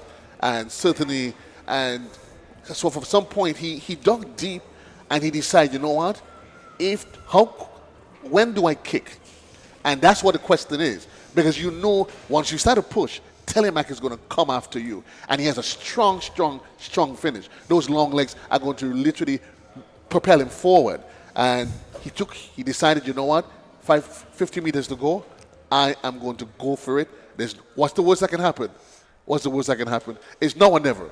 And that's correct. And so I must give Jaden Phillip all of the kudos that he deserved. He worked hard, he gave it his best shot, and he ended up deservingly winning this 400. He has bragging rights in Grenada at this time. The time not bad, actually. 47 plus for both of them, 47.29, 47.31. We are hoping to see them dip below 47 into the 46s. We're getting ready for the 400, but you know what's the one thing I took away from it? Not necessarily being biased. I mean, we keep saying we're looking for the day when you can find a Grenada 4x4. That's correct. And that's why I'm talking about deep and below the 47, into the 46s and the 45s. To make the we will get it. With training, we have a good crop of 400 middle distance runners that we believe can take on Rikyle, Elisha Williams. Kind of disappointing for how Elisha finished this race. Yeah. Maybe he's not at his best. Maybe he has some injury. But Elisha is one of the strong lads who would finish a race, and he did not finish with the way he normally does. And I look forward to it because I think Elisha has tremendous potential. The physical gifts and so on, he can do well. But congratulations, though, to Philip. Congratulations, though, to all of the athletes. We move now to the men's 400 meters dash open. And so you can well appreciate, we look at the lane assignment. Simeon Adams out of Guyana occupies lane number 1. Slater for HP, that's high performance, occupies lane number 3. Nestled next to him in lane number 3 is Reginald Morton. That's for Phoenix Athletics Club. Michael Francois runs for Ace out of lane number 4. There's Troy Mason for Ace out of lane number 5. Nikeli Lewis of Concord out of Trinidad runs out of lane number 6. Zamali Felix for Ace runs out of lane number 7. And Adim Peters for Ace runs out of lane number 8. Again, 400 meters. Again, we're noticing a strong presence of qualifying clubs for Grenada. In fact, all of the clubs qualifying in the 400 comes out of Ace. So it's Guyana, HP, out of St. Vincent. Out of St. Vincent. Concord out of Trinidad. Yep. And the rest making up the field, Ace. Ace. I think the only person that we probably missed out there is Phoenix Athletics. They're out of Trinidad. Yeah. Phoenix. So that's the line. That is the lineup. That's there. Guyana, St. Vincent, Trinidad, Grenada, to Ace, Concord, Grenada, and they are officially off. The men's 400 meters dash open, international. We look at them as they position themselves down the back bend. Now as they head into the back straight, who is it going to be? In the middle of the pack, Francois is there for Ace, so too is Troy Mason and Nikeli Lewis for Concord. As they get to about the 200 meters mark, and they continue to position themselves for the final kick. Francois is there with them. So too is Troy Mason as they hit the final bend and they come towards home. Running out of lane number 4, there is Michael Francois. Troy Mason is straddled a bit behind him, but it is Francois from Ace, and that is going to take it. Ace 1, Ace 2, and we have out of lane number 3, it from Phoenix Club of Trinidad and Tobago, Phoenix, and that's Reginald Morton. And there you have it. We're looking at the replay now, and I think we all know that Francois Adams, he believes in himself. He knows his ability. Correct. Really honest running, Joe. Really, they ran honestly. and earnestly. They gave it their best. And Michael Francois and Troy Mason, they really were at the top of the game at this time. 47-20. Would have loved to see them dip below 47. Reginald Moulton of Phoenix Athletic, 48-21. Simeon Adams of Guyana, 48-52. Nicky Lee Lewis, Concord Athletic, 48-72. Slate of HP. Zimani Felix of Ace, and Adaim Peters of Ace, rounding out the 8. But well done, Francois, Mason, and Moulton. Indeed, congratulations to them. An excellent race, as there was no shortage of disappointment. The only disappointment there is in that last event, it's for those who they thought of being here and they're not here, or they thought of looking at it online. Yes. And maybe they went to the supermarket and they missed it, and then they probably have to depend on maybe, of course, going back and watch it secondarily. But certainly, it was a great race. Reminding you, this is live action inside of the Kirani James Athletic Stadium. This is, in fact, session 2, day number 1 of the Whitsuntide Games inside of the Kirani James Athletic Stadium. And we certainly, we see Grenadiers out. The rain continues to threaten. It continues to threaten. And certainly, I mean, the athletes you would not have mind earlier in the day, a little bit of a sprinkle, because the humidity was quite telling. It was up in the region of 81%. And so, but certainly the rain is threatening here, but folks are holding their ground. Up next. While the rain comes, we have some results of the NACAC Heptathlon event. And at the completion of 4 events today, we have in the lead Shari Hawkins of the United States. Her combined points is 3,798 points. Closely followed by Erin Marsh, also of the United States, 3,788 points. Shayna Burns of the United States, 3,706 points. And then we have the 2 athletes from Puerto Rico, Elizabeth Felix, 3,390 points, followed by Colon Camona, and she's 3,214 points. So Shari Hawkins of the United States, at the end of day 1, the first 4 events, she's leading at this time by a mere 10 points. And so everything to play for tomorrow. I'm sure she's going to sleep. She's going to strategize, because Erin Marsh is right on her coattails and not too far behind Shayna Burns, also of the United States. So tomorrow they have the long jump, they have the javelin throw, and a couple other events. But after 4 events today, it is Shari Hawkins, NACAC combined events, the heptathlon, leading by 10 points from Erin Marsh of the United States. So they've completed 4 today, and there's 3 tomorrow. The last being that of, you said, the long jump, the javelin throw, and the 800 meters. And it's important that individuals understand the hept as it is. It is not over until it is 7 events, and you accumulate points as you go along. You improve your times, you get more points. And certainly tomorrow is literally starting all over. Everything to play for tomorrow, because each event has to be treated as the first event. I want my best throw, my best jump, my best 800, and I'm going to... The interesting thing about the hep and the decathlon, those multi-events, is that to a great extent you are competing against yourself. Yes. Because as you improve your time, you also improve your point standing. So maybe you don't have to come first, but you can improve your point standing by improving your jumps, your throws, and your runs. And I think that's what's important for persons who are following the event, to have an appreciation for the marking, the score system, right? The idea, each event, to improve on it. Understand, it may not necessarily be your best event, but what you try to do in each attempt, you try to improve on your previous mark. So we'll see the ladies are going to go home. They're going to go rest for the evening, for the night, and they will come back fresh tomorrow, and they will contend for the title. 3 events in the hept. There is the long jump, the javelin throw, and to give appreciation for the events that they had today. They did the 100, the high jump, the shot put, and the 200 meters. Yes, so again, we say congratulations. Well done, not congratulations. We say well done so far to Shari Hawkins, who is out front, and by a mere 10 points, We see how that translates itself tomorrow. We continue to keep our eyes on the track. What we expecting next on the field is the girls' 200 meters dash on this 17. And again, the rain continues to be a bit of a challenge, but if the umbrellas are out. I think most Grenadians, they just come prepared. You know what?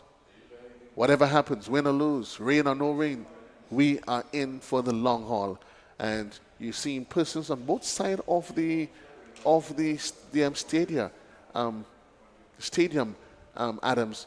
I mean, certainly we're hoping though that tomorrow that the numbers will rise. What we can say is, well, that's one. We really do hope that the weather will hold to start with, so that the folks at home will be encouraged to come down. So we're really hoping that we have good weather. I must also commend the running of the events. I think we were on time until the rain popped in. We should have finished around 7:15, but when you look at the events that we have and the time that were lost, I still think that we are on time. We still have the 200 meters dash on the 17 girls. This will be followed by the women's 3,000 meters. So we still have quite a couple of events to come. The women's 3,000 meters, and then you have some relays. Girls 4x100 meter relay on the 17, boys 4x100 meters on the 17, women 4x100 meters open and international, and men 4x100 meters open and international. So we have a total of 7 more events to go on this calendar, and Joe, we're hopeful that the rain will relent and allow the organizers to complete the schedule of activities for today without going too far into the night. I think they've done well, not the fact we have to highlight the fact that there were a few breaks. The scheduled stop time was that of 7:15, which we're just about approaching now. So you put into consideration the stoppage times that we've had, half an hour, 45 minutes thereabout. It sort of works its way back in, and certainly the organizers will feel proud that while we've gone past, it is within good reason, and you can always say, you know what, it wasn't me. It was in fact the rain. The rain, blame it on the rain. Why not? Just blame it on the rain. But we look in what's happening on the track. The girls 200 meter dash on the 17, and we have in lane number 1 Vincent of Concord Athletic. We have in lane number 2 Genevieve Mann of I'm going to give you the name of that club in a short while. Shania Jacob of Exceed.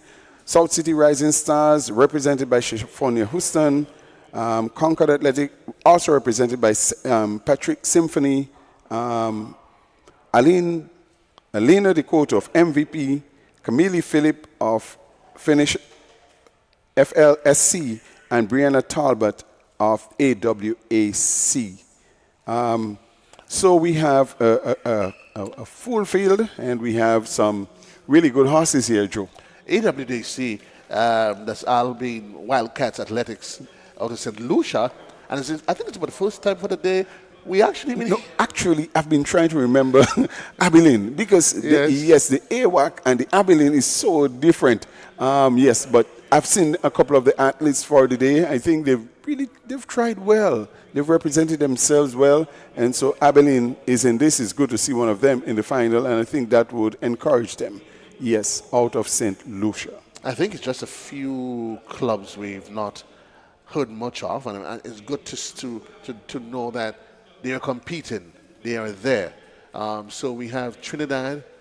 We have 2 clubs out of St. Lucia. AWAC. We have Exceed, which is from St. Vincent. We have South City Rising Star, Grenada, Concord from Trinidad, MVP from Trinidad, and Finish Line. And Finish Line. A local club. So certainly the balance continues.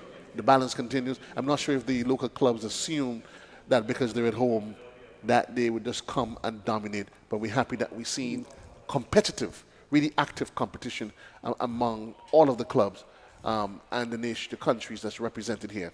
Yeah, there's no, with athletics, Joe, there's no home court advantage. You must go out and do it. They say the crowd, of course, is the sixth person, the next person that you have working with you and gives you that additional 0.1 second of speed. But let's see. It may probably work for the games where there is a break. You go to first quarter, you can come and re-strategize.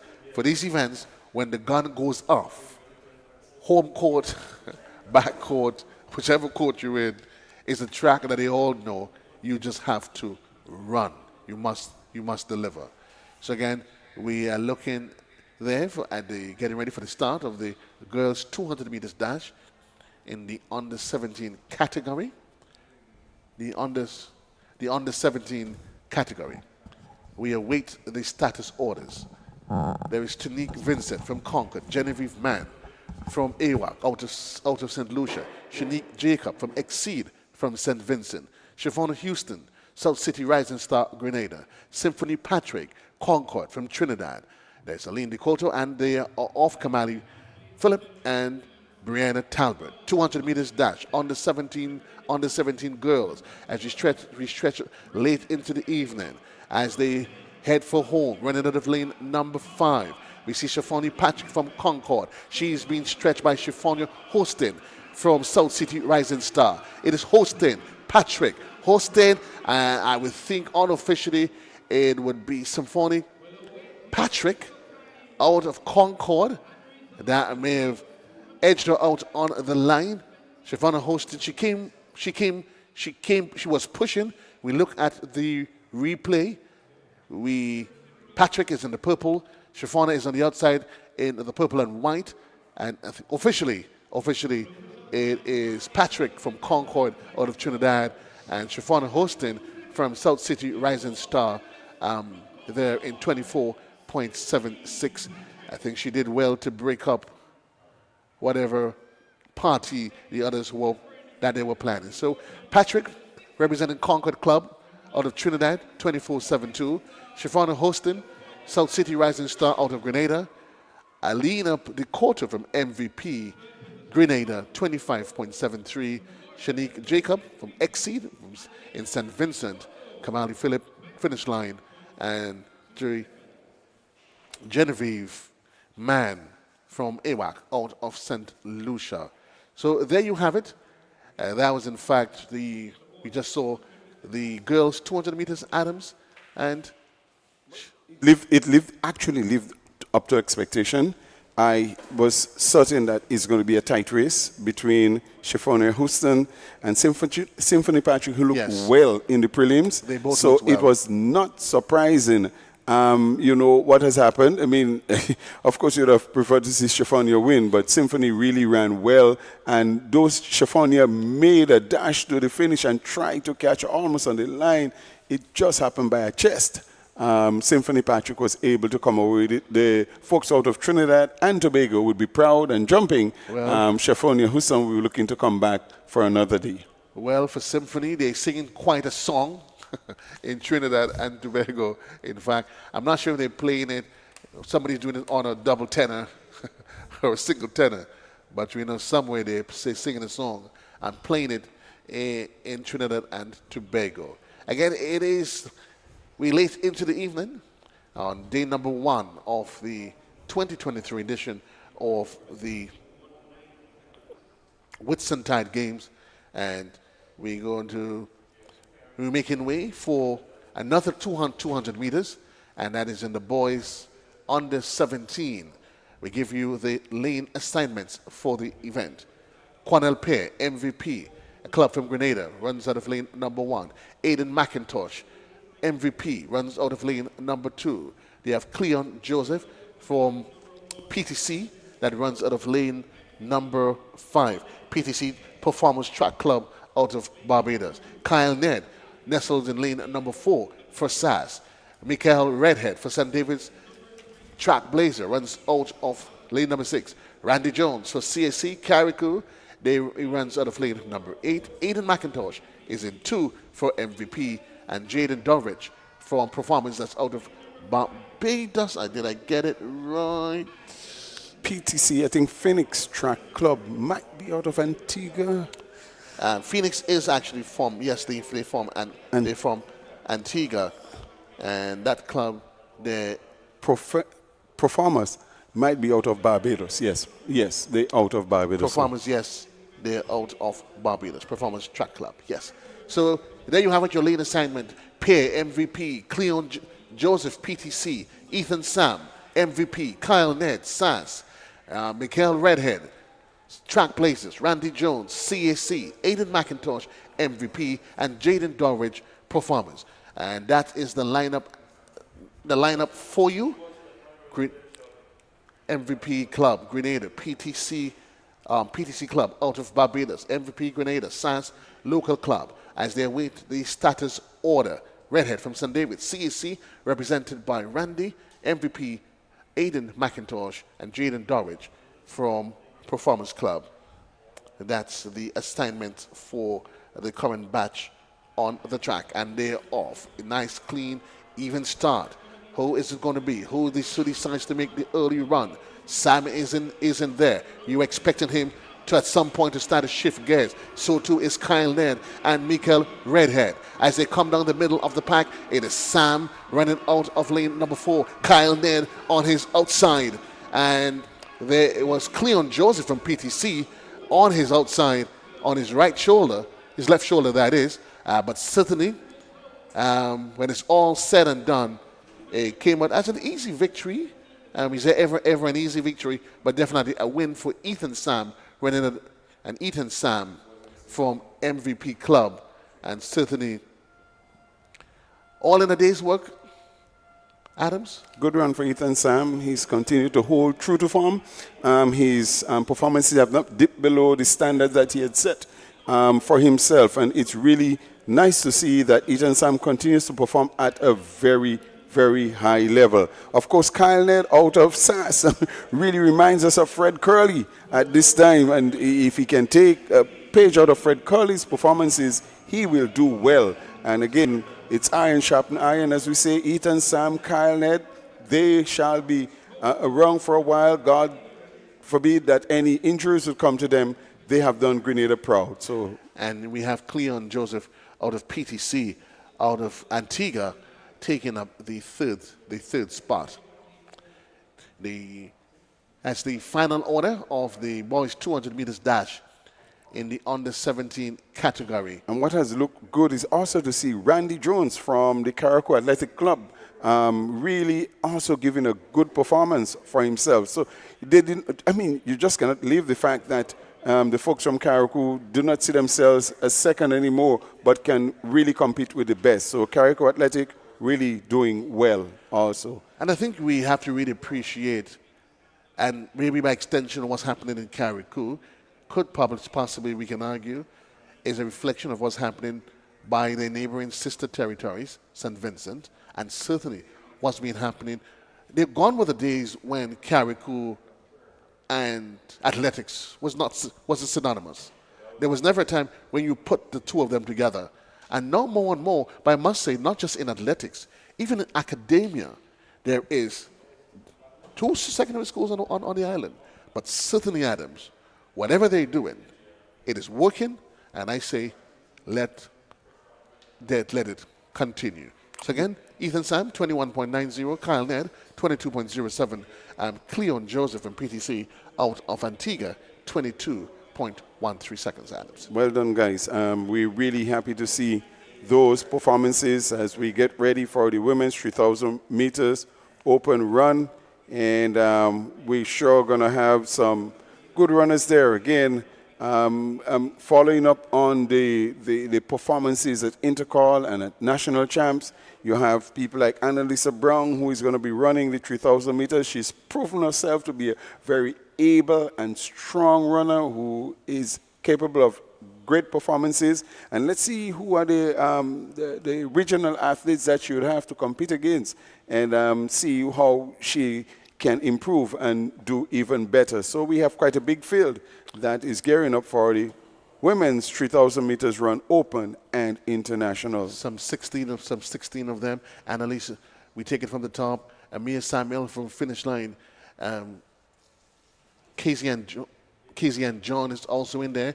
Angelisa Cork from Roses, and Roses, a club out of St. Vincent.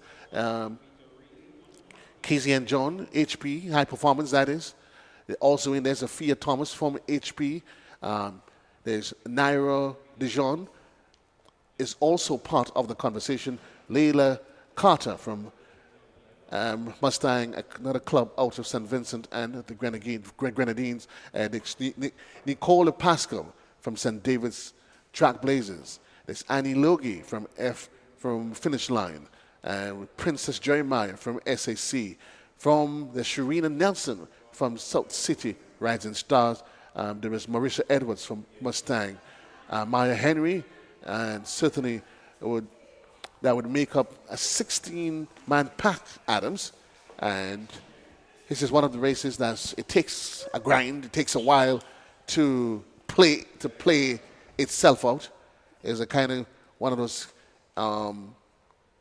events that it is never easy to call it, because the race has enough time to fold, bend, to work out the kinks and the twist that is in it. That's what you see as the race unfolds, Adams. It certainly can be a tale of many different stories. Oh yes, that's what those races can do, which is what makes them exciting. To be honest, the fact that so many things can happen. Are they this really race. excited? Yeah, I am, to be honest, those are the races I look forward to seeing. It's just my bias. I love to see people think and strategize and mentally do things. That's what I like to see as an individual. I just don't like wang, bang. Yes, it's always exciting, bang, and you go. You don't have to think about the 100 meters. You just have to get it right. just run. Get it right. Get it right and move. And move. This one, you got to think. You got to strategize. You got to figure out what's best for you.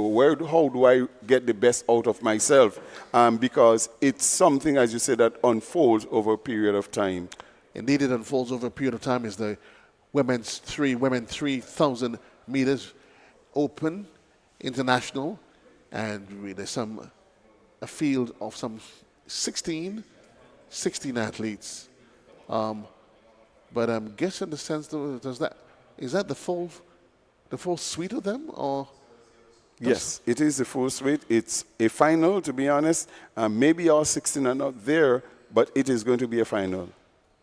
Well, the reason why I'm asking that number, I'm looking at it here, and while they lined up together, you've noticed it now, that that field looks quite a bit reduced, actually. It looks quite a bit reduced if you just do a count 1, 2, 3, 4, 5, 6, 7, 8, 9, 10. Yeah. But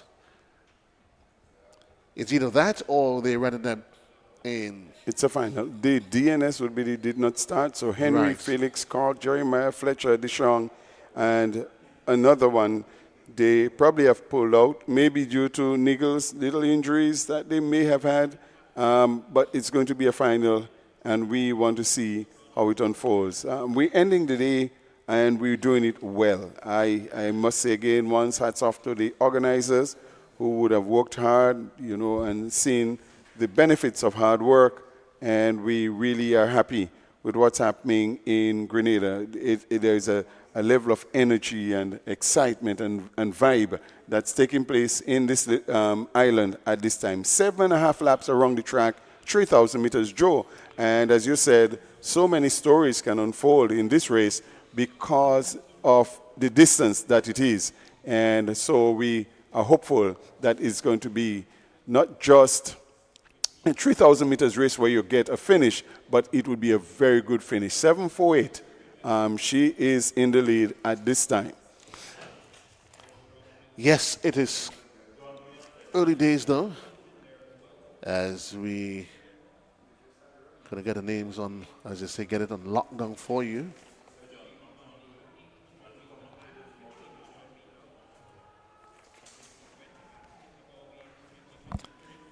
As we get the name on lockdown for you, 748, that's Kenisha Pascal from Track Blazer that we're looking at quite early. Finish line is in there. And we know Kenisha is one of the veterans of the distance races in Grenada. There's nothing Kenisha hasn't seen. She's represented Grenada throughout the Caribbean. She's proven herself to be strong. She's not just proven herself to be strong, but also has lasted long in the event. And that is a testimony to the fact that she's always kept fit. And she looks fit, and she has done well for Grenada. Grenada really has to recognize what Kenisha has brought to the table and how she can be an example to others. So let's see if the others are going to catch her. We talk about the strategy, not just catch. The strategy for Kenisha, you always have to ask yourself, what is the ploy? Do I chase after her? If I chase, what would be her response? Is she going to hold back or is she going to kick? If I chase, how does it affect me managing my reservoir of energy? Is it going to deplete it, or do I trust myself that I have enough in the pack that I can go after her? And these athletes, they strategize. They try to stretch you thin because, as we say, they have faith in themselves, in their ability. And it will be good to see what the rest of the field, how the rest of the field actually responds One of to the it. things that these athletes do, if they know that they're very fast finishers, they try to take out the kick from those fast finishers, stretch them early, That's right. take the kick out of them so that they will not be able to outsprint them because they would have lost that in trying to stay within catching distance. We see Cassie and John of High Performance probably deciding, I'm not so sure that I should allow that distance to open up much more. So Cassie and John of High Performance from St. Vincent, she seemed to be one closest, but that's about 30 meters down. So again, the veteran, the Iron Lady of distance running in Grenada, if I can term her that way, Kenisha Pascal out front. We look to see how the rest of the field will respond, if at all they respond in any immediate way, or are they going to be satisfied with allowing Kenisha to hold her own, and they decide to jostle for the other position. So what we're looking at, in case you're just joining us, is the women's 3,000 meters.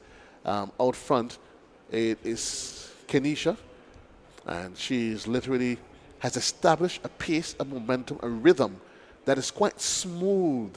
Adams, she seems quite steady in the pace that she set. And you're looking at her, the arms, the leg, everything, all in sync with each other. This athlete, number 3. 334, Afia Thomas, also from High Performance from St. Vincent. She is also going out front. You have a batch here from finish line, a batch of 3 from finish line that is bunched in there. But we'll try to get a hold of where there she is, all by her lonesome self, and she is just grinding away slowly.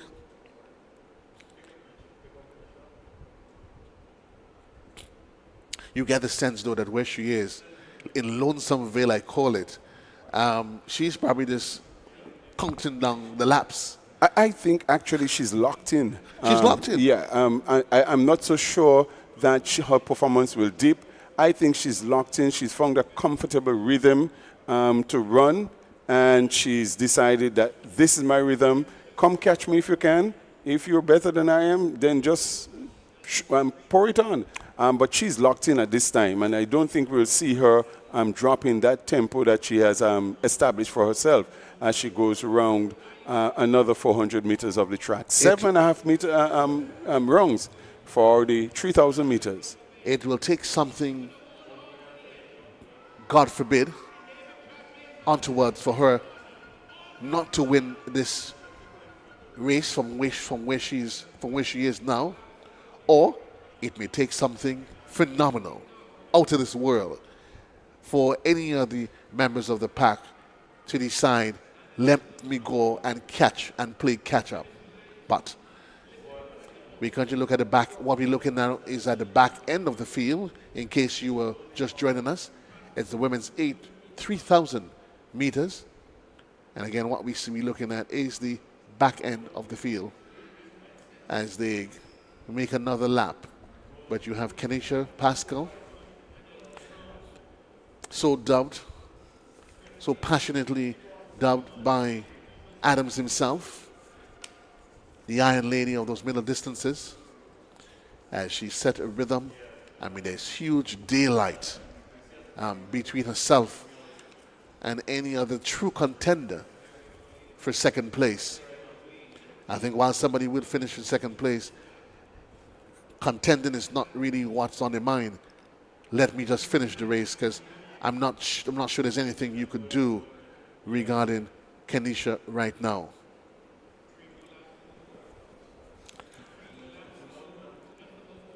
And again, she's not going to be encouraged by the back markers, whom she's going to pick off very easily.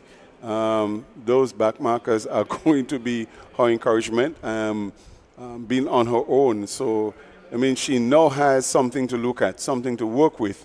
We have finish line 200. I'm not been able to put a name to finish line 200, but she's keeping pace with the athlete from High Performance, that's for sure. And then you have 223 also from finish line. That is probably in about 5th spot. And she's not looking too bad either. But it is Kenisha Pascal all on her own. And I am almost certain that she would have picked up her first back marker. And that is going to be her encouragement as she goes around the Kirani James Athletic Stadium 400-meter track. Well, there is the cool of the evening. Excellent evening. We have a bit of slight drizzle, some 45 minutes or so, and even earlier in the day. So the outside is quite cool. It's almost the ideal condition just to go for a little stroll in the park. Nothing too excessive in terms of delivery. But she's completed another lap as she continues to make her way around the Kirani James Athletic Stadium. And certainly, if you're trying to put what you've seen into perspective, some of these athletes, they've been lapped once, twice, but certainly in the out front, it's Pascal, literally out there all by herself. And that's Kenisha Pascal from Track Blazers, as we can keep our eyes peeled on the women's 3,000 meters. How this one pans out. We continue to look on some of the other athletes in the mix out of South City Rising Stars. Maybe we can talk about Kenisha, who she reminds you of. There's this she's a great Dutch distance runner. Sifan Hassan. I mean, she that's who she reminds me of at this time. I'm not saying she's in the class of Sifan Hassan, but she looks. You see elements. Yes, like Sifan Hassan. And she's just running. So she's picking them up very, very quickly. I'm not so sure. Wow. I have no idea how much wrong she's made at this time. But I am trying to figure out if she has not picked out half the field already. And she's probably like one of the snipers. She's taking them down one by one, stalking them, hunting them down. We see in the back of her hand, we're not even sure which position she's in. That's from finish line. That's Annie Logie. The one position we know for sure as to who is where is that of Pascal. We know she is at the front of the pack. I think right now the pack has been stretched so thin at varying points. It's almost difficult to put them all together. We were just seeing in a view there, Casey and John from HP, but back on screen that's Casey and John from HP. Also on screen is Marissa Edwards from Mustang out of St.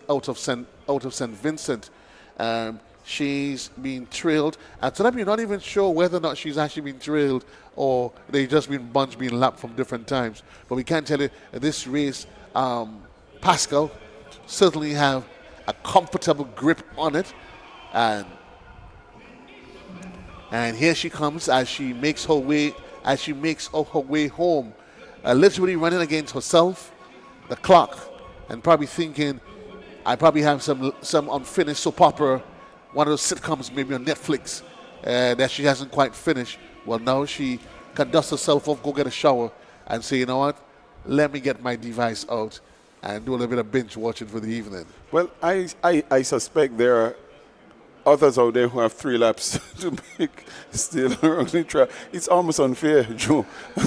That she's finished, she can go and change, drink water, and the others are still on the track. I mean, it was that a dominant performance that she put out. The others were really not in her class. I mean, almost unfair to say the least. But she's just, destroyed. I think from the momentum coming on the field, what we'll be looking at is fighting for positions.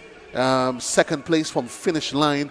That looks as Logie it is. Yes, that's Annie Logie from finish line. She takes the second place position. And in third place, from South City, Rising Star. At least I can identify her by her number, by her color. Let's confirm her name for you from South City, Rising Star. That is Shania Nelson. So that completes the top 3. That completes the top 3 for you as you continue to look at the rest of the field. I'm not even sure that the judges and so are sure who has to do some other laps. I am certain about that. Well, not to put any dark cloud to hang over our officials. I would assume reasonably that they have done this often enough. My only concern is that I saw a call for a medic, and up until now, nobody has attended to her. And it's not a question of whether or not there are MTs available. We know that there is. So the Stranglers, they're in. I think the last of the crew is making her way in. That's Layla Carter from Mustang. I think she's just about, to complete the run as she crosses the finish line. So I think this officially,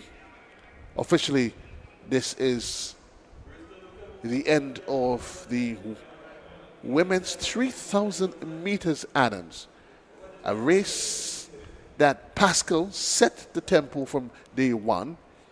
She made the kick, and I'm thinking that maybe there was a measure of disappointment. In fact, I don't think the race is quite finished. I think we've actually done this a bit prematurely. We're seeing an athlete just about 110 meters mark making her way in, and another over on the 200-meter mark. Not able to pick up the numbers from here, from the distance. But as you said, so there you are. Thank you to my cameraman. That's Marissa Edwards from Mustang, a club out of St. Vincent and the Grenadines. She's making her way in. And I want to say thanks to my production team for assisting me with that. And bringing in the last of the Stranglers. I'm not sure it's the last. Let's see, we still have another from High Performance. Right, that is John, Kesey and John. Number 3 or 6, if you ask me, should be the last one in. It's always good, though, when you see athletes, notwithstanding the fact that they winning is out of the picture, but they finish in the race Adams. Yes, it's always a. It speaks volume. Yes, I think that's the character that we try to build in our boys and our young people, that you don't give up, you don't throw in the towel. You're gonna have a bad day, ever so often, and that's life, having a bad day. You will not be the best in everything, and you have to understand when you're not the best, you're going to do whatever you can that is at the peak of your best and try to improve from there. So, yes, I love when folks finish no matter what. Yeah, that's the sort of qualities that makes the difference between an athlete and a premier athlete, and an elite athlete. When they understand, and there's these values that you can't put your hands on, those intangibles as they are, that just makes you a better human being. I mean, we saw, for instance, what Kirani, of course, the embracing and greeting your competitors. And you've seen how it has transcended to athletics in Grenada, even on the international scene, where, you know what, well done. Because I remember Mr. Ashby, my old principal, used to say, you're only as good as the person, the field that you've competed with. You can't win if you run on your own. There's no second place if you run by yourself. So in order for you to be a winner, to be first in your field, you have to compete against a field. And certainly you have to be able to show them respect and acknowledge them for their participation. And that's where Kirani stands out in athletics in the world, and he's known for that. That's one of the hallmarks of that he's left, the legacy you leave on the international scene. A gentleman who respects his peers, who respects his competitors. Win, lose, or draw, he's going to show respect for them all. That's what you try to build in terms of character for your nation, your family, your household, your church, wherever you're. That's the character you want to build in everyone. It's many of the intangibles that so very often our young people have not embraced wholeheartedly. And, you know, your ability to say, finish the race, the ability to acknowledge your competitors. It doesn't matter what position they end. You win, you lose. And even when he doesn't win, he still goes around and say, thank you for allowing me the opportunity to be part of this great event. It cannot be said better. And so we have come to the end of the 3,000, and we're into a couple of the relays that we're going to get going in a short while, and then day one will be completed. Day one will be completed. I don't think there's enough words to describe what we saw today, and certainly we'll have a conversation when we get a chance to wrap. But we're looking now at the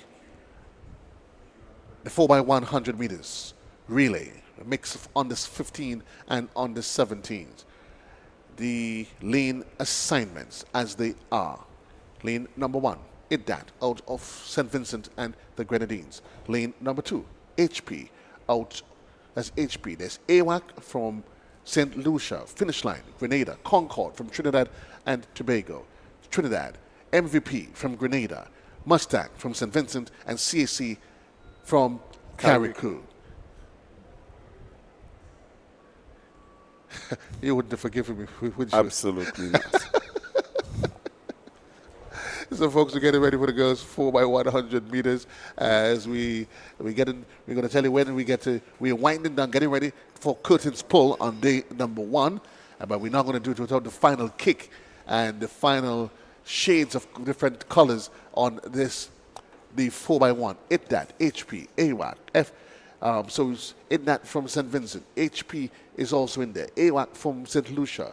Finish Line, Grenada. Concord, Trinidad. MVP from Grenada. Mustangs and from St. Vincent. And their neighboring partners, CAC, out of carriacou. Yes, Carriacou Athletic Club. And it's only now I've really gotten the St. Lucia team underneath my brain fixed. Abilene Wildcat Athletic Club. You know, and I think now that we're going to remember it. So you have St. Vincent, St. Lucia, Grenada, Trinidad. It's a really good mix of the islands here. Pretty good mix of the islands. Remember the names, because come tomorrow we'll be having this conversation all over again. But have no fear, we're here. We'll remind you who they are. Even for us, Adams. I mean, after what, from 11 to 9. We're just getting some.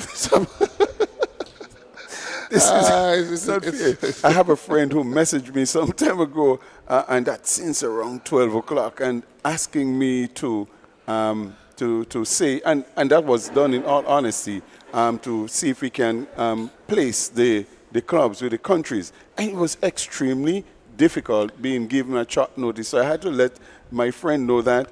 And imagine we're getting to the end of the day and we are just beginning to feel comfortable with the names and the colors and the numbers. So hopefully tomorrow, my friend, it will be a lot But better. what is one of the challenges, though? Because we saw, remember for one of the Grenadian athletes, we saw on the status sheet it says altitude, but they were in a SAS uniform. So some of those are the challenges that's not seen.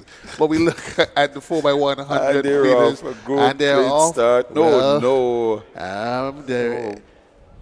Well,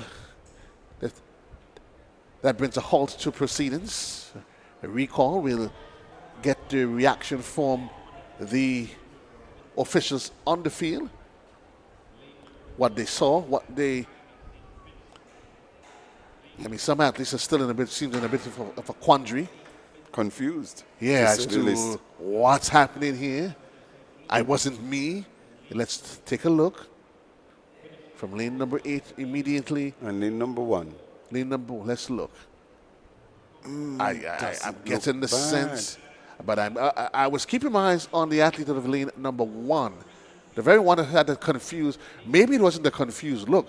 Maybe it's more like, really? I hope they didn't see it. I hope they actually didn't see it. But the lane assignments, in that out of Jamaica, out of St. Vincent, in that in 1. HP High Performance is in 2. AWAC, the Wildcats, out of St. Lucia. Finish line, Grenada runs out of 4. Concord from Trinidad is in 5. MVP Grenada occupies lane number 6. The Mustang ladies are in lane at number 7. They came down by the boat, but trust me, they have some fire under their hood. And finishing up the line, Carriacou Athletics Club in lane number 8. So, immediately to the front end of your screen, right on the right. That's 134. That's your athlete there from Carriacou Athletics Club.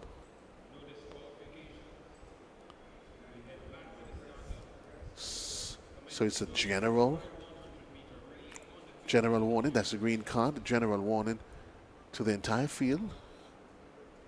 Well, okay. I was just looking and not seeing number 7, but she's sitting on the corner. I was wondering whether or not she had reasons to leave.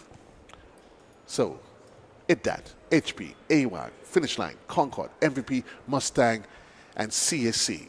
Your lane assignments for girls, 4x1 meters in the under 15 and under 17 category combined. And they are officially off. Clean start by all athletes as they get ready for the first handover on the back curve. Who's making the handover first? MVP is in there. So too is Mustang. We continue. Let's look at, they go down the back stretch. Who is going to do it? Make the handover first. Nice clean handover. And here they come. But they continue to stretch it thin. MVP isn't there. Finish line isn't there. As they make for the final handover. It is out of lane number 6. That's lane number 5. That is Concord. Concord it is. That is tearing away down the field. Out of lane number 3, look as AWAC out of St. Lucia. Unofficially, it is Concord out of Trinidad, AWAC out of St. Lucia, and we'll get the finishing position for the third finishers in just a bit for you. We wait the official one, but we can tell you that it was Concord as a club out of Trinidad and Tobago that won that one. The girls 4x100 meters, and they stop the clock in 48.88 seconds. AWAC out of, that's a Wildcat ladies out of St. Lucia, 50.31, and MVP 473 out of Grenada, 50.53 seconds. Finish line 51.24. High Performance Club, 52.05. And Texcac Mustang and Idad. So the completion there of event, the 4x100 meters combined, under 15 and the under 17. Again, for those of you that if you're just joining us, we say better late than never. Welcome to the party. You start late, but you'll be with us early tomorrow because we do this all over again. It is the back end of D number 1, session number 2 of the Whitsuntide Games inside the Kirani James Athletic Stadium. And we're getting ready for another event. That's the boys, 4x100 meters under 15. Who's it going to be? Racing runs out of lane number 1. High Performance is in 2. St. Vincent runs out of 3. South.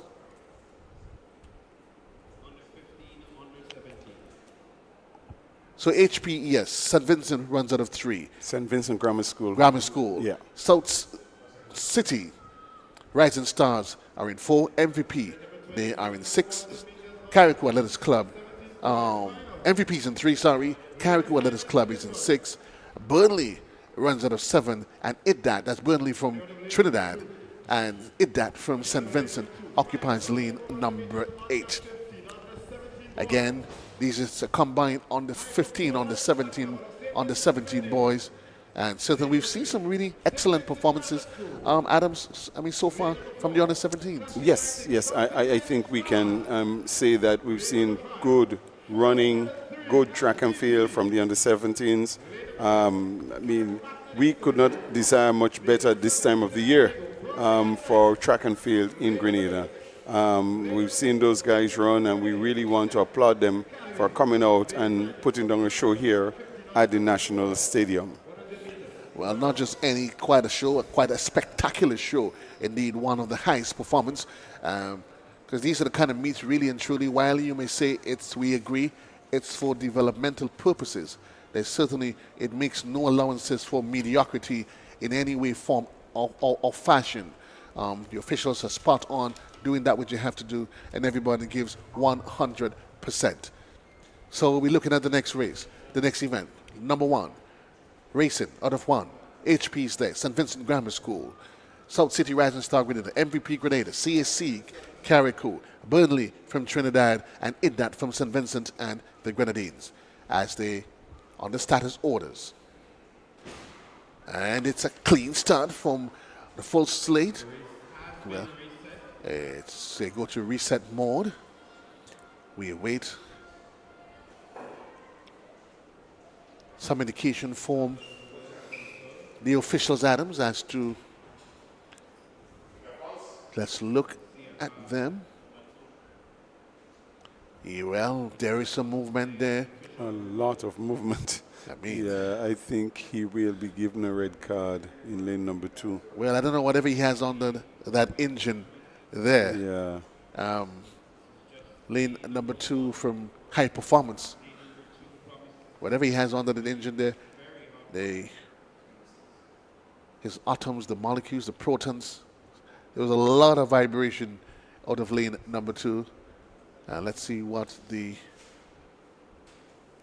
officials, what would be the card? What would be the card, indeed. We await. Is it a red that says you're gone? Is it a general one into the field?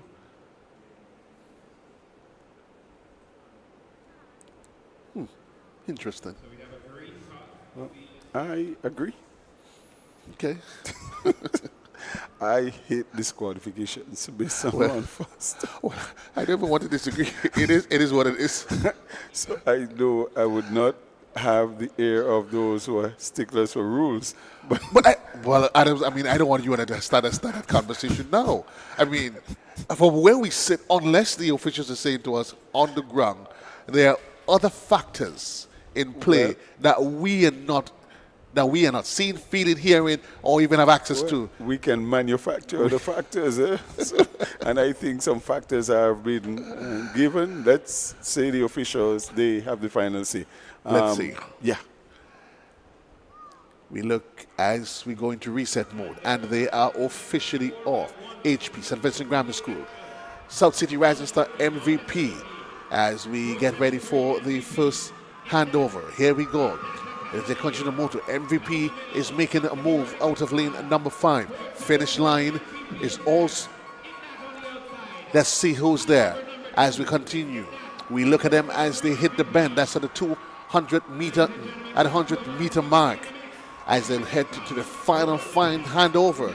That is Sam collecting, and he is gone. There's light, huge daylight between him and the rest of the field. St. Vincent Grammar School is motoring on the outside in lane number 2. So too is South City Rising Star. But out of lane number 5, we saw it was another athlete from MVP, that is, that came in to finish, that finished to bring the curtains down on that one. So Ethan Sam is just continuing his stellar performances throughout. We pray that he will remain well. But I think the Carriacou Athletic Club has done well. As a matter of fact, they sneaked in for second, and that's what I think we were struggling with, because the Carriacou Athletic Club really did sneak in. They looked well, had a bad handover in this third leg, and then they really came strong, really motored through to the end to catch that athlete from St. Vincent Grammar School, or High Performance. Yes. And that's what created the issue. But the Carriacou athlete, they were looking well for the final handover until they messed it up. So the official reading for you: MVP 43.09, CSE out of Carriacou 45.39, St. Vincent Grammar School 45.42, South City Rising Stars 45.91 to bring up the top 4 for you in the boys 400 meters, and that's the under 15 and under 17. We continue to look at Sam again, and he's just having this breakout year. And somebody could probably also say hi to Russell John, one of our stadium operators. We just caught him kind of just idly drifting. We saw you, Russell. It's been a long day. Yes. And it's interesting that where he is, the camera has been all day. But this time of the evening, you know, your mind goes different places, your legs. You just want to say, what? Let's bring this day to a close. Yes, Mr. Russell, we did see you. But he's done a tremendous job. The stadium announcers have been really fabulous today. We're really happy to have had them with us, and I know tomorrow will be another long day for them and for everyone. But I think there is satisfaction in the product that have been created here, and I think Whitsuntide 2024, we're already looking forward to a tremendous spectacle. Indeed, day number 2 is going to be really great, super great.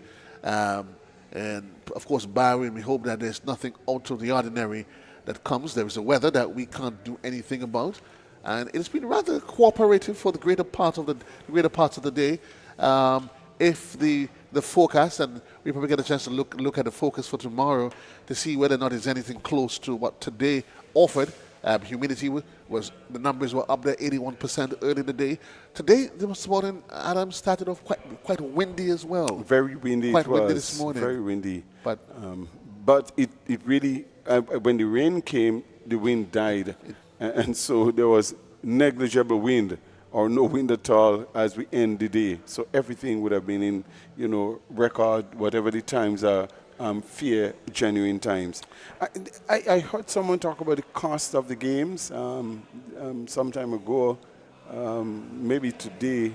I mean, they were wondering if the price could not have been lower in order to bring more people into the stadium. That's a discussion I think the organizers will want to have going forward. I'm not talking about this year, they've already made up their minds. But, I tell you something, cost is based on demand. And if I tell you, the issue of cost is always going to come. But I mean, understandably, the persons who are generally, they are interested in coming. But when you look at the multiplying effect, Adams, honestly, I think what probably Peter has to start doing, it may take a lot much more. I don't know if it's necessary. Some of you listen, either you want to come or you don't want to come. Price and demand go together. It goes demand. If you want supply, demand. Supply, yeah. And if there is a demand, then the price is going to think. If there's not a demand, so price, demand, thing, price. So and the price is also hinges on the quality of the product. If the product is good, Adams, for the customer. If the demand isn't there, still, so you have to look at the demand. Well, let's also put our eyes back onto the screen for I the know women's. you don't want to touch that. I never want to touch that. My brain's a little bit too wary to even try to dissect that one. But it's a reasonable argument. Price is always going to become a reasonable question. Some would argue $25 more than reasonable. But you do the multiplying effect. A friend of mine, as an adult, she came with her 2 kids. One 19, the other one 15. So 25 for the adults. And 25 for the 19-year-old too. Thank you. And they plan to be back tomorrow. All right. So now you understand the sort of dynamics in play. But again, when you want the vendors to sell, the vendors don't care about what you charge at the gate. All they want to see is people inside there purchasing the product, and the vendors have to pay. And you've been twisted, though. You might think you pay to come in. And I can see a family, Adams, easily, if you're here since morning, spending $150 if you come with a family of 3, 4. Mm-hmm. You buy chicken and chips, $15, $20. You get a couple of rungs of drink. We don't have the luxury as Blondell, though, to enjoy some other to sharings, to enjoy from his sharings, but so that we hope tomorrow. But we want many people. We want lots of people to be down here tomorrow. Maybe you can do a promotion to bring in more people. Listen, the first 500 people pay $20. I see that's why you're not at the LOC. You do a promotion, so if you get here by 11 o'clock. Well, let's look for it. Mustang out of 1, Finish Line in 2, Pro Farmers out of Barbados in 3, HP from St. Vincent is in 4. This is the international one, the women's 400 meters, and the off-field, as we can see, has been whittled down to 3. So they're just literally running for 1 to 3, as you can well imagine. First handover as they motor down the backstretch. Finish line isn't there. Mustang as well as Pro Farmer. They continue to monitor them as all the ladies pedaling away down the backstretch. The call is up and they continue to make their way. Mustang, Finish Line, Pro Farmers. Final hand. Oh, that's a bit of a bubble. She did manage to stay on the inside. That's Performance out of Barbados. But out of lane number 3, that's Mustang from St. Vincent and the Grenadines. She started to step on the accelerator. Well, girl, you may have 900 or whatever horsepower was under that, but these Performer girls, they know how to hold their own. They had a bit of a bubble there in the final handover, but she did enough to recover and to come away with a win in a time of 49.54 seconds. Mustang out of St. Vincent and the Grenadines, 50.13, and Finish Line from Grenada, 52.34. And that's the order of the women's 4x1 opened relay Adams. And certainly, it was just a matter of ensuring who gets the baton around first. It was just the 3 of them. Well, I mean, the performers will go to Barbados feeling that it was well worth the trip. They came, they did not return empty-handed, so really, really nice, really happy for them. But of course, 3, so Finish Line, their bronze, Mustang out of St. Vincent silver, Performers out of Barbados, so Barbados, St. Vincent, followed by Grenada in this one. Well, I'm telling you, as we get ready for the men's 4x100 meters, we've continued, we've had the conversation on varied occasions as to when would the time be right for Grenada to field a 4x100 squad that could move to the next level. The lane assignments for the upcoming event.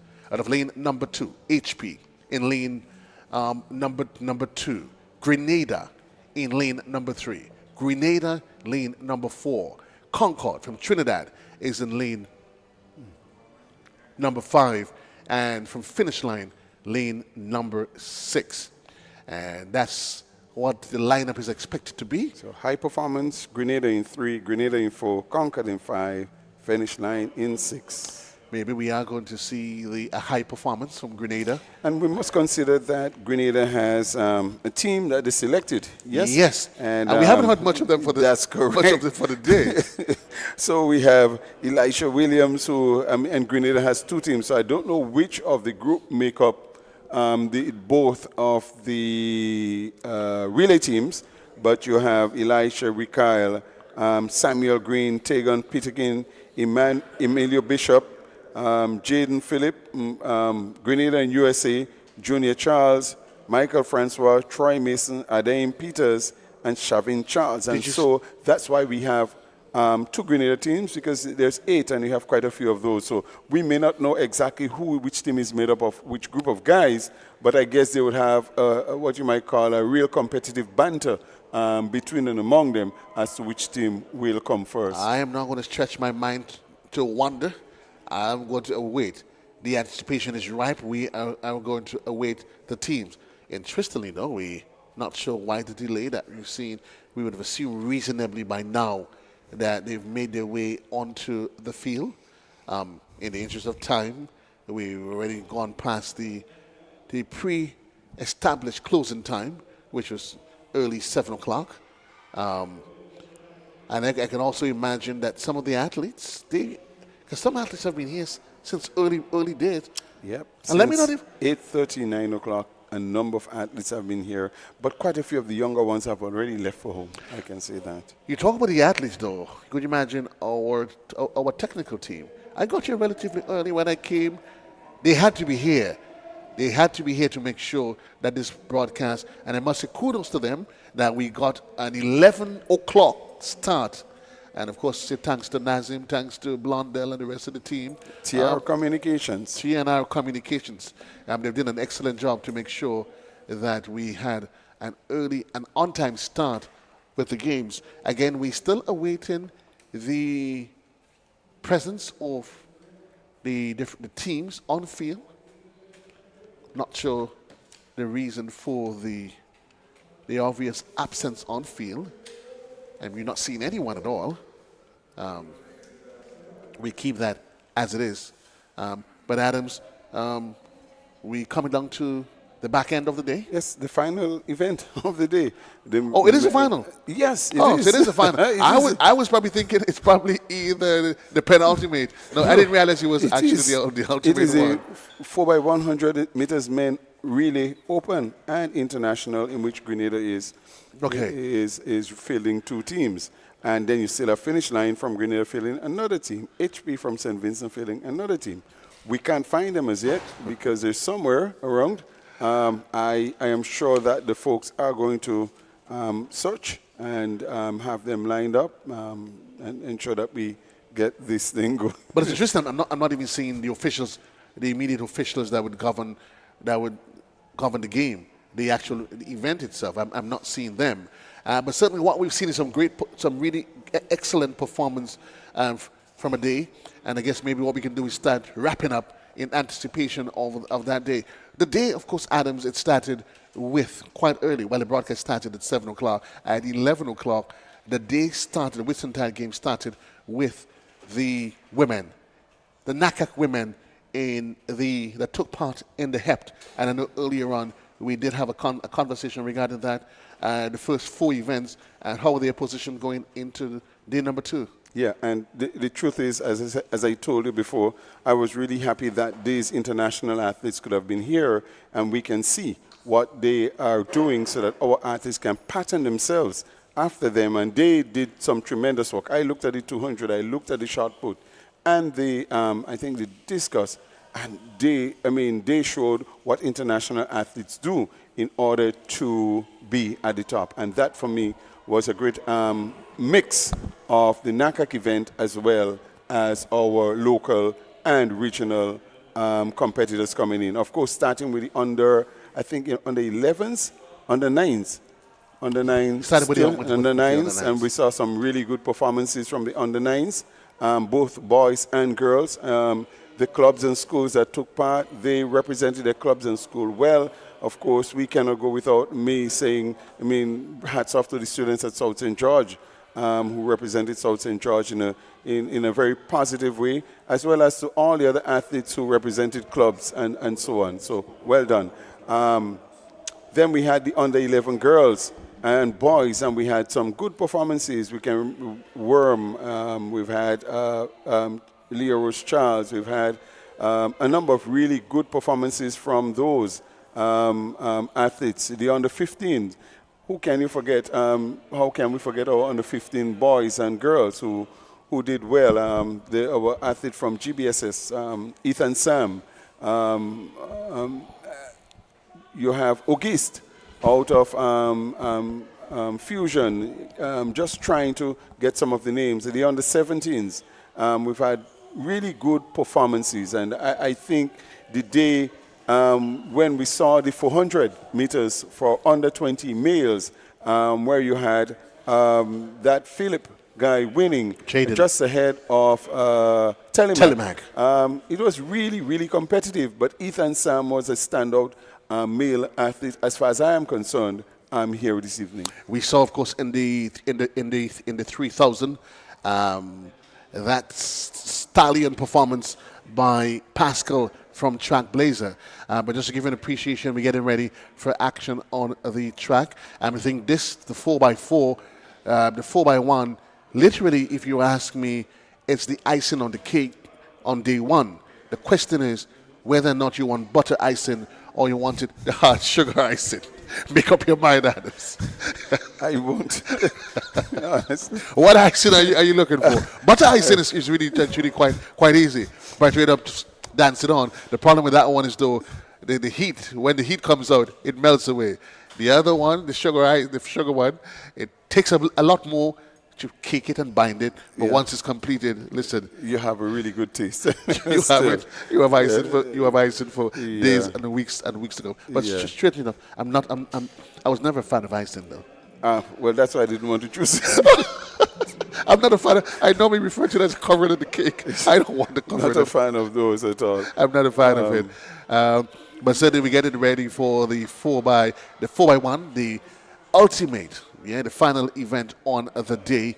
And there is HP, there's two teams out of Grenada, there is South City Rising Star, and there's a fourth one in the mix that we are going to provide you. Let me look at the uniform. So the two Grenada teams, I see Mustang is in there. I know that team out of HP is also in there. But we're going to wait till the official start. We're going to wait till the official start in just a bit.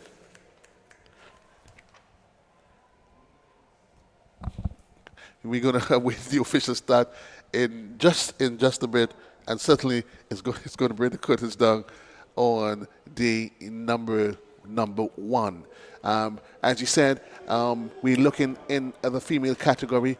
There was, I must say, I'm going to get her name in just a bit. We saw that ding-dong back and forth between herself and Chiffonia. That is Symphony Patrick out of Concord. I think Concord out of Trinidad. Out of Concord. She looked pretty good. Honestly, solid. She looked smooth. She looked solid. And I think that is a good marker for Chiffonia as she prepares for next year, please the Lord. So I think those are awakening moments that let you know, well, I'm good here. I think I am on top of the peers in Grenada, but there is always another level to go. And I think that Chiffonia would appreciate that as an athlete. So, yes, Symphony Patrick looked pretty good. I must say that, too. You're only as good as the people that's there with you to push you to the next level. And that's how growth and development takes place. You peak, and then you wait for the next evolution that allows you to go to the next level.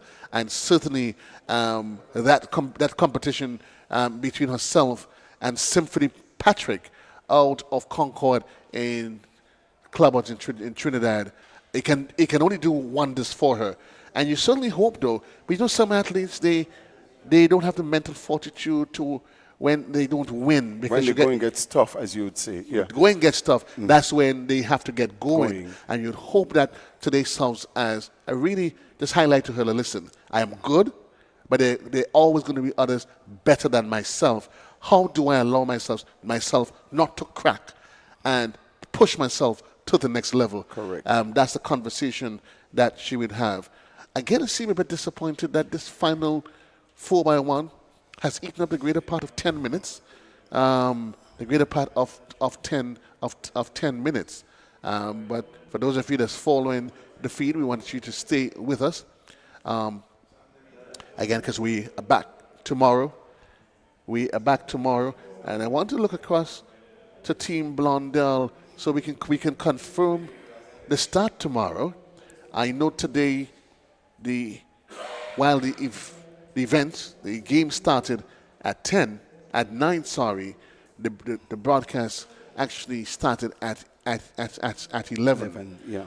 But it certainly is late into the evening, and there just seems to be nonchalant, quite relaxed down there. And I mean, you don't undo all that you would have done so well throughout the day. Yes. You don't undo it.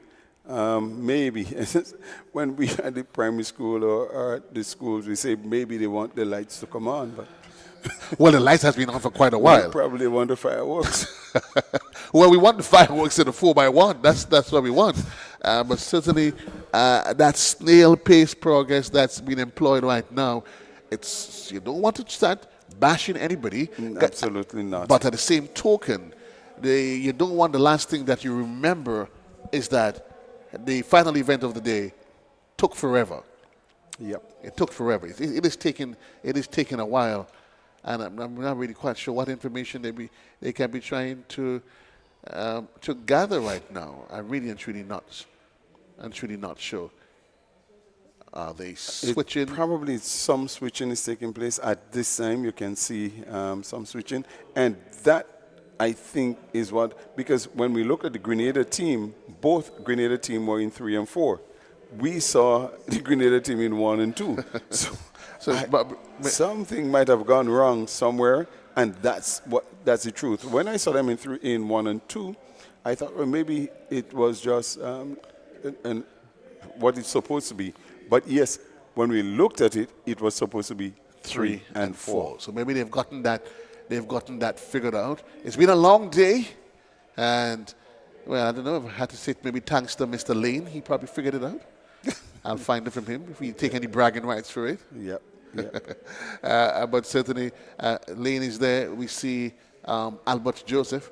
And Albert Joseph is one of the coaches that played an integral part to the emergence, the growth and development of Kirani James. You know, we hear about Kirani and we think more of his international coaches. Names are coming to my head now. But certainly... Glanville. His coach. Oh yes. I'm having a senior moment. Javi Glantz, sorry. Javi Glantz. Right. Yes. I thought I was losing it. No, actually I said Glanville because I got another name kind of modeled in my head. Okay. Javi Glantz. But it did not begin with Javi Glantz. And Javi Glantz admitted that it did not begin with him. He just managed to be able to refine a product that he got. Was already put together. Put together. Yes. And that was the... Okay. It's like, seriously? It's almost becoming... It's becoming made sure. It's almost becoming a last lap comedy here. And as you talk about the Javi Glantz, I think we need to just step back very quickly. You have Alvin Cloudland and Charlie Francis, all of those who really were pioneers in Whitsuntide Games many, many moons ago. Cloudland passed, and I mean, may his soul rest in peace, and so on. So it's good to talk about those people who pioneered Whitsuntide Games, and we are seeing now the evolution, the growth, and that new awakening.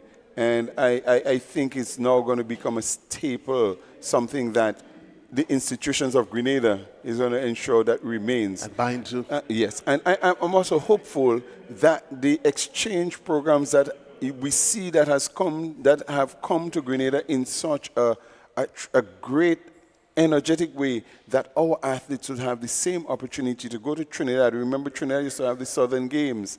Yes, and we used to have athletes going down to Trinidad. I am hopeful now that we will have that renewed investment in those things, and we can now go down to Trinidad. We can go to St. Vincent, we can go to St. Lucia. They're coming here, so now let us reciprocate those and make it where our athletes have an additional incentive to want to do well. Well, talk about coming to the Isle of Spice, and I certainly hope we get in, because Grenada is going to be hosting the CBN Win Lotto Windward Islands Games, the school games, from July the 22nd to the 9th. July 22nd, from the 22nd to the 19th. Right, so that should actually be the 22nd of July to August, because the date is all. Alvin, please, do better than that. Yeah, but that game is coming up. It goes into July, straddle between July and August. In the straddle between then. Alvin just tell me the reason what's happening on the field, but we can't. That's a conversation. Yeah, but you see, again, you look at what's happening in 2023.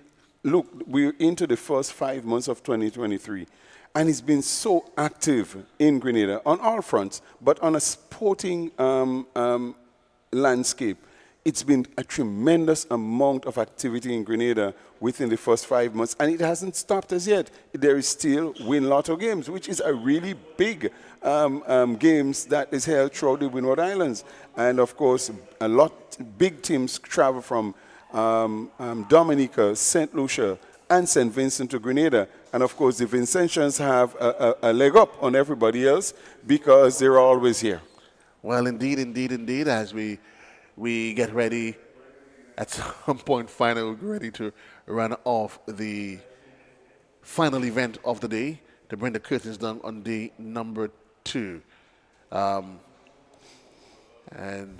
I see Joseph gesticulating quite fervently, seems a bit disgusted. I hope it's a good branded garbage bag he has there that could deal with whatever frustration that he's reeling out on it. But certainly we continue to wait. You can look at the athletes as well. Huh? They're trying to do whatever it takes to maintain their composure. How many minutes now, though, by the way, we've been? I could safely say almost 15 minutes. Because we remember we were waiting for them. We then started the recap, hoping that they would just finish the race and be done with. So certainly, this, if you ask me, would be one of the great moments of what's happening. My understanding it has to do something with the officials on the field. But whatever it is, we hope that. I hope it's not an official or officials that would have probably gone on strike for some reason. And so they've compromised some. I hope not. I'm almost tempted to tell you, but I think my producer is trying to whisper it to us, but I am not reading his lips that well. It almost sounds comical, though. It almost sounds comical. Or maybe, what I can say to you, though, the plan was this had to be timed. You come and you leave at a particular moment. Transport, when I was speaking with the president of the association, he says they need to time those elements. And from what I'm understanding is that the officials did not take into consideration that we've had some delays. So it came to a point where some officials, my understanding is, they had to do what they have to do, and that what I'm understanding is what's creating the delay. Remember, I kept telling you there's an absence of officials on the field. Well, that's why I wonder if there was a strike. Well, last race. Well, folks, wherever you are, we know we can already appreciate the frustration. But as he says, as we say, we have not been given any official info from the field. We just get it through our sources. That some parts of the delivery and planning they got right in terms of transport, but I think we hear the call that we've been waiting for quite a while. We've been waiting for quite a while. Grenada in 3 and 4. Concord is in 5. HP is in 6, based on my memory, because and HP's St. Vince, HP's in 2. Yes. And It is finally they're off and they are running. It is the men's 400 meters open. So let's see. They go down the first bend for the first handover. Grenada in 3 and 4. More there you see Concord motoring away down the back straight. Who is going to hold on to them? HP is also there. St. Vincent is doing their due. But it is Concord on the second leg as they hit the top bend and they head to the third and final handover. Up is the call. Up is the call, and well, it seems as though it is all but over from where we are. Concord is pushing, but here comes Grenada. Look at this. I'm almost don't want to amuse myself by joining in this sort of comedic relief at the end of the day. But he had to give something to take off the frustration that we would have had. And I think he's done that. And I mean, for what is what, it's not something we would encourage. But at least folks are going to leave the stadium with something to shout about. And they were so we seen. There's Bobby is in there, Telemac is in there, yes, Emilio is in there. Quite a mixed squad. The rest are coming from the others. Well, okay, I think the party is official after the long wait. Grenada doing a 1-2 in the final event of the day, the 4x100 meters, and certainly so it is. Grenada 41.18. That's the B. The B squad, then the A squad, 41.86. Concord out of Trinidad, 41.98. HP out of St. Vincent, 42.56. And finish line from Grenada, 43.89. Adams, final event of the day, has brought the curtains down on our broadcast, a broadcast that started at 11 o'clock this morning. And here we are, Adams. At 8:30. At 8:30. But we started, of course, doing our summary of the day. But let's see if we can. Let's see. But how do we summarize? The truth of the matter is, I think we've done quite a lot of the summarizing, the highlights of the day's activities. And I think we have tried our best to paint that picture of the organization that has gone so well. The fact that we've had so many athletes coming over, that is a highlight also. Almost 900 athletes represented and coming from overseas. Quite a couple hundreds have come from overseas. That for me is a tremendous success story that the Grenada Athletic Association can take. In general, we have seen, again, we have spoken about the performances. We've seen really good performances. People continuing to perform. And then we've seen, of course, Kanisha Pascal, whom, as I said, for me, I dub her the Iron Lady of distance running in Grenada over the last number of years, showing that she's still not a spent force, but she's still able to compete at a very high level. As I said, for me, those are really great success stories that we've had. Of course, at the end of the day, got a little bit blurred, but that doesn't take away. I mean, you would have wanted to have your 100%, and you made what you call it's your own error, unforced error from an organizational point of view. But we still have to give kudos to the organizing committee. They did a fantastic job. Indeed, they've done a fantastic job to bring the curtains down on day number one. A broadcast. It started with a HEP, as we established, and has ended with the 400 meters, and has quite positioned us for an early start again on day number 2. Again, some of the athletes that certainly stood out. We say well done to all of the teams, but in particular the teams out of St. Vincent that came with a contingent some 200 strong. 6 clubs coming out of St. Vincent and the Grenadines. The likes of Carriacou also in the mix. Among the regional clubs that are here, there's Concord Athletics Club out of Trinidad and Tobago. High Performance from St. Vincent. IDAT from St. Vincent. Phoenix Track Club. There's the Guyana Defense Force. There is Maximizing Athletic Potential from Trinidad. And there's Excel Track Club from St. Vincent as well. And Extreme Velocity Track Club out of Barbados. Some have argued that what the Federation, what CARICOM and OECS probably is having a difficulty in doing, that the Grenada Athletics Association, we say hats off to them, Adams, they've done a spectacular job. Spectacular job in the way the meet was run. The showers came and created a bit of an offset, but we've both agreed that in terms of the planning, execution, what happened, the officiating, that we've given them a 99.99%, barring though the last, the 4x1, whatever may have happened there. Yeah?